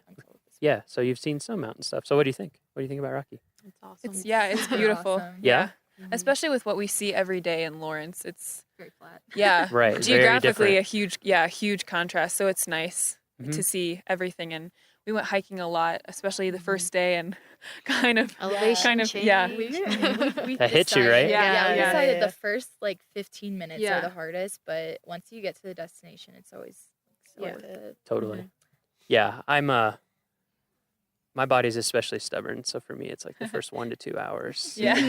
Especially if it's really early. I'm like, Yeah. oh man. But yeah, every Yeah. time once you get into it, you're like, I'm so glad I'm doing this. Yeah. This just feels so good and engages your mind in a different Yeah. way. Yeah, how is it's been interesting hearing from different people how the camping and hiking and being outside all the time has affected lots of things. But Yes. Your design, Mhm. how is that? What do you think the benefit has been there? How has it been different?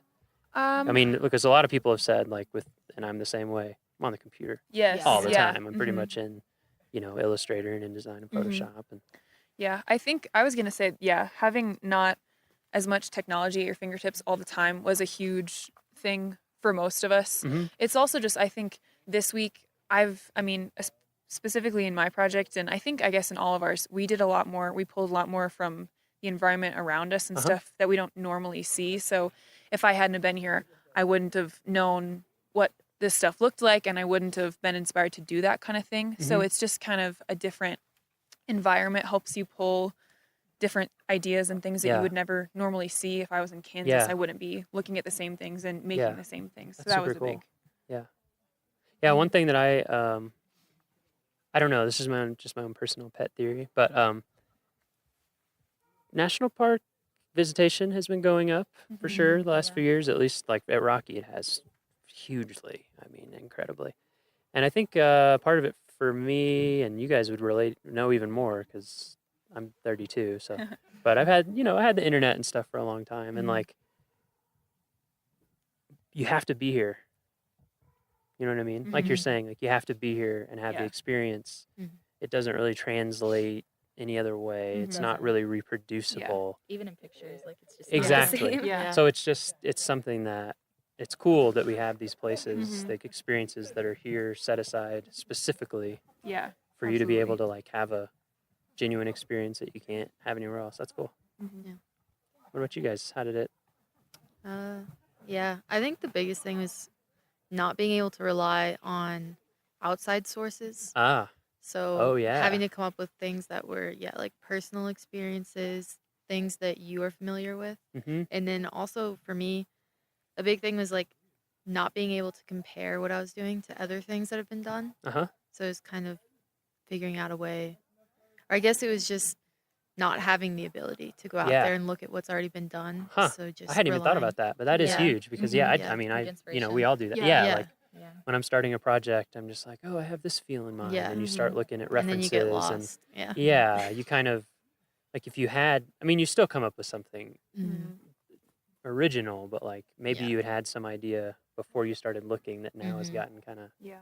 drowned out, maybe. And then I think the comparison thing is huge too, Yeah. because I know for me, like I feel like in everything in life, like you do best when you aren't self-conscious about it. Yeah. But it's Yeah. really hard when you have like the world of design and you're Mhm. like, oh my God, I can't do this. But it's like, yeah, well, they're one of the 10 best designers of all time. Yeah. Yeah. But at the same time, I thought like it's been a really long time since I've been told make whatever you want. Like there's no like guidelines or Mhm. prompt or anything. And at first it was like, oh my gosh, like what Overwhelming. should I do? I can Yeah. do anything. Uh-huh. And like just this pressure to make something awesome. Yeah. Because you have the 1 week. Sure. And So- everyone here is so talented too, and seeing everyone's Yeah. together everyone around you is making really amazing stuff. Yeah, so I agree. When it I puts looked more at everything, pressure Yeah, on. there was definitely panic. Like, what do I do? that's cool though. Like that's a good, Yeah. that's a good group dynamic. I Yeah. think when you have a bunch of people together who are who are good at something, Yeah. it makes everybody Mhm. kind of step their game up. Yeah, Yeah. that's true. Yeah, I love a lot of this stuff. Mhm. Yeah, we're gonna try to get pictures up so we can put it on the blog. Oh, cool. Good. Yeah. Yeah. Well, I'm glad that you guys have had a good time Yes. and Yeah, that it's great. been valuable. Mhm. Do you Absolutely. think there's things from this experience you'll take back with you? Getting smoke. I in my feel nose. like I'd be more likely to go visit other parks now. That's awesome. Yeah. Yeah.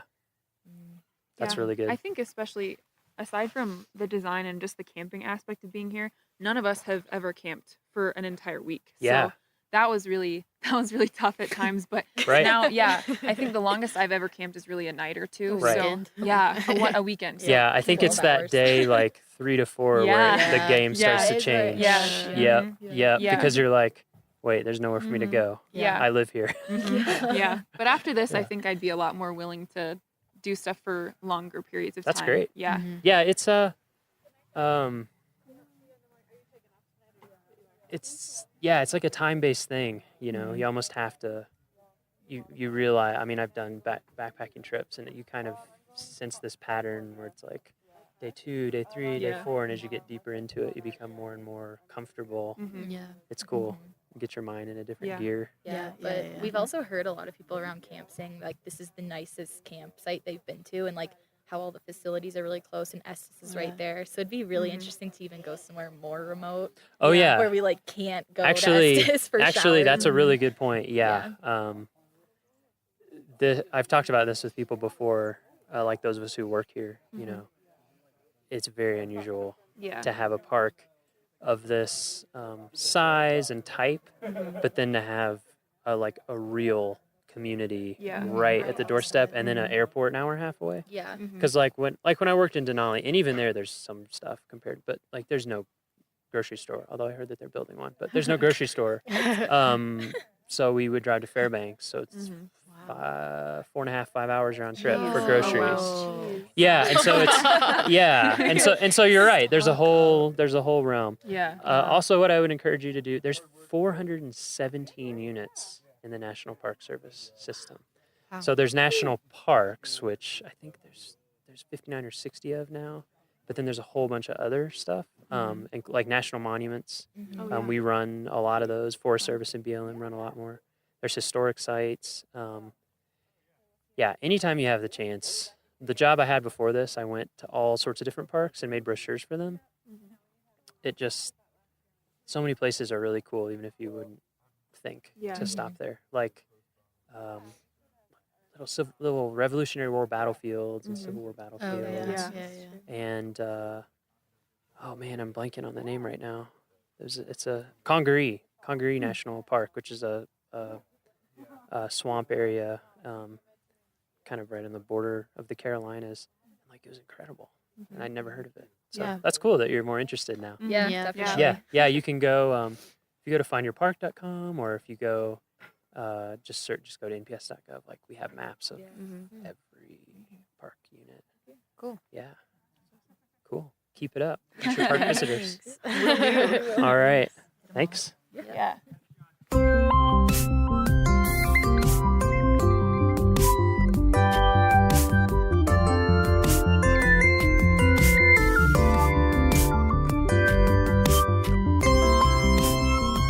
Our next episode will be released on Friday, August 25th. For show notes, transcriptions, and to learn more about our show, visit our homepage at go.nps.gov/RMNpod. That's go.nps.gov/RMNpod.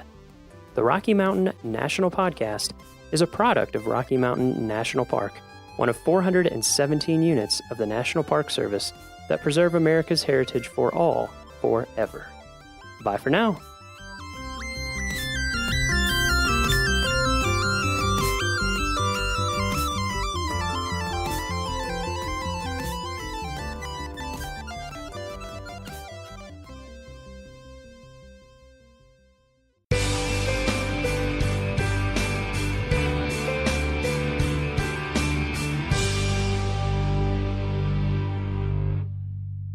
Ready for a backcountry experience? The Gunsight Pass Trailhead is the starting point for one of the best 2-night hikes in the park. This 18-mile hike has always been a great trip, but in the past, getting from the end point of the hike at Lake McDonald Lodge on the west side of the park back to your car over here has always been a hassle. Now that the new shuttle system is in place, hikers have free transportation back to Gunsight Pass Trailhead to retrieve their car. Or, an even better idea is to leave your car at the end point of the hike and take the shuttle to the beginning point here at Gunsight Pass. That way, when you're done with your hike and tired and dusty from the trail, your car is there waiting for you. However you arrange it, the hike from here to Lake McDonald Lodge provides a classic Glacier National Park experience. The trail winds in and out of dense forests for the first few miles to Gunsight Lake and continues up subalpine meadows to Gunsight Pass. Dramatic views of Gunsight Lake on one side and Lake Ellen Wilson on the other are your reward as you stand on the Continental Divide and enjoy the scenery. The trail then drops down to Lake Ellen Wilson before climbing Lincoln Pass over to Sperry Chalet and the Sperry Glacier. Sperry Chalet is one of 2 remaining backcountry chalets still in operation today. From the chalet, the trail drops steeply down to the McDonald Creek Valley below and ends across the road from Lake McDonald Lodge.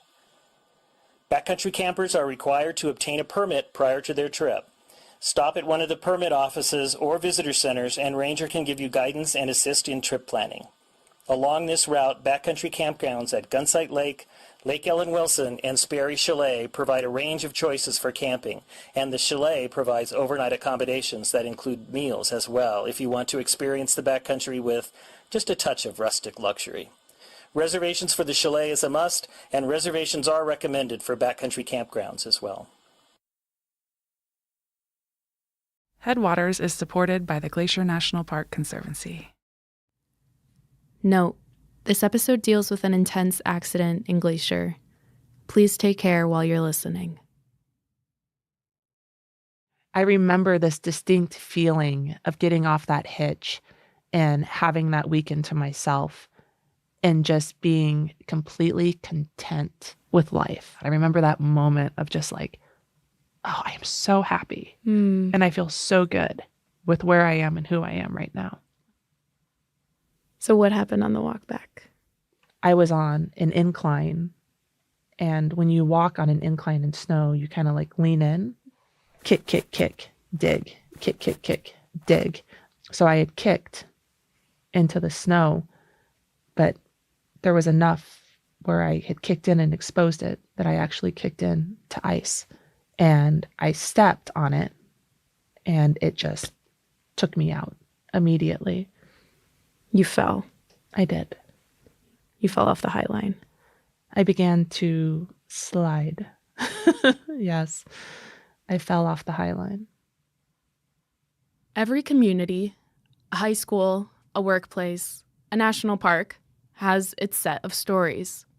Local legends, colorful rumors, and cautionary tales told in hushed whispers. They come and go, as people do, but I think some of these stories are etched into the fabric of these places. When I moved to Glacier last year, I started to learn the stories and characters of my new community. From the stories we've told on Headwaters to the old, locally famous characters I see referenced everywhere, like Joe Cosley, the notorious park ranger and poacher, or Josephine Duty, the moonshine mogul. One of these stories is that a trail crew employee once fell from the Highline Trail onto Going to the Sun Road and lived. It's almost beyond belief, and it felt a little taboo to know this about one of my neighbors. To know it happened, but not know them. To know what felt like their secret, but not their telling of it. This year, I became friends with that person. And I quickly realized that they don't see it as a secret. This story that I saw as a dark piece of their past was something that they brought light to. And in doing so, brought light to so much more. You're listening to Headwaters. I'm Gabby. This is a show about how Glacier National Park is connected to everything else. In this episode, we talk about how one event can change a life. This is the story of Morgan Bell's relationship with Glacier, a career on trail crew, and how a single day, a single step changed everything.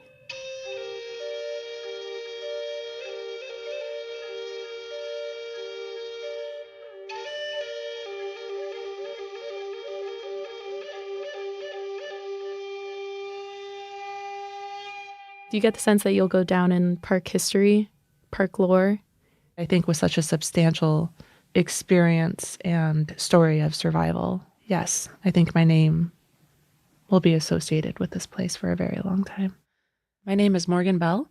I am a concession management specialist here at Glacier National Park, and I have been employed here for 22 years. What brought you to Glacier then? What brought you to Montana? I had received a letter from Glacier National Park in the mail advertising positions for trail maintenance. Had you ever been to Glacier? I had never been to Glacier. Okay. In all honesty, I had never even heard of Glacier National Park. Okay, cool. So when you came out here at 22 to work trails, this place sort of represented adventure. Yeah, it really set a stage for me to be my own person. It was my first time on my own. 22. Yeah. So what was working trails like here when you started? It was super intense. It was exposing not only to the elements, but emotionally, like personal level exposing of being embodied in the woods with strangers for 6 months. And you're physically doing a lot of work because you're clearing trails. Yeah. Right? Yeah. Okay. What does that actually mean? What are you actually doing? It consists of typically a season that runs from April to October, and you primarily in the spring are focusing on clearing down trees that would have fallen through winter storms. Okay, to get them ready for visitors. For hiking. So we'd go out and clear trails with chainsaws, sometimes crosscuts, clean all of the drains so that water can move off of the trail.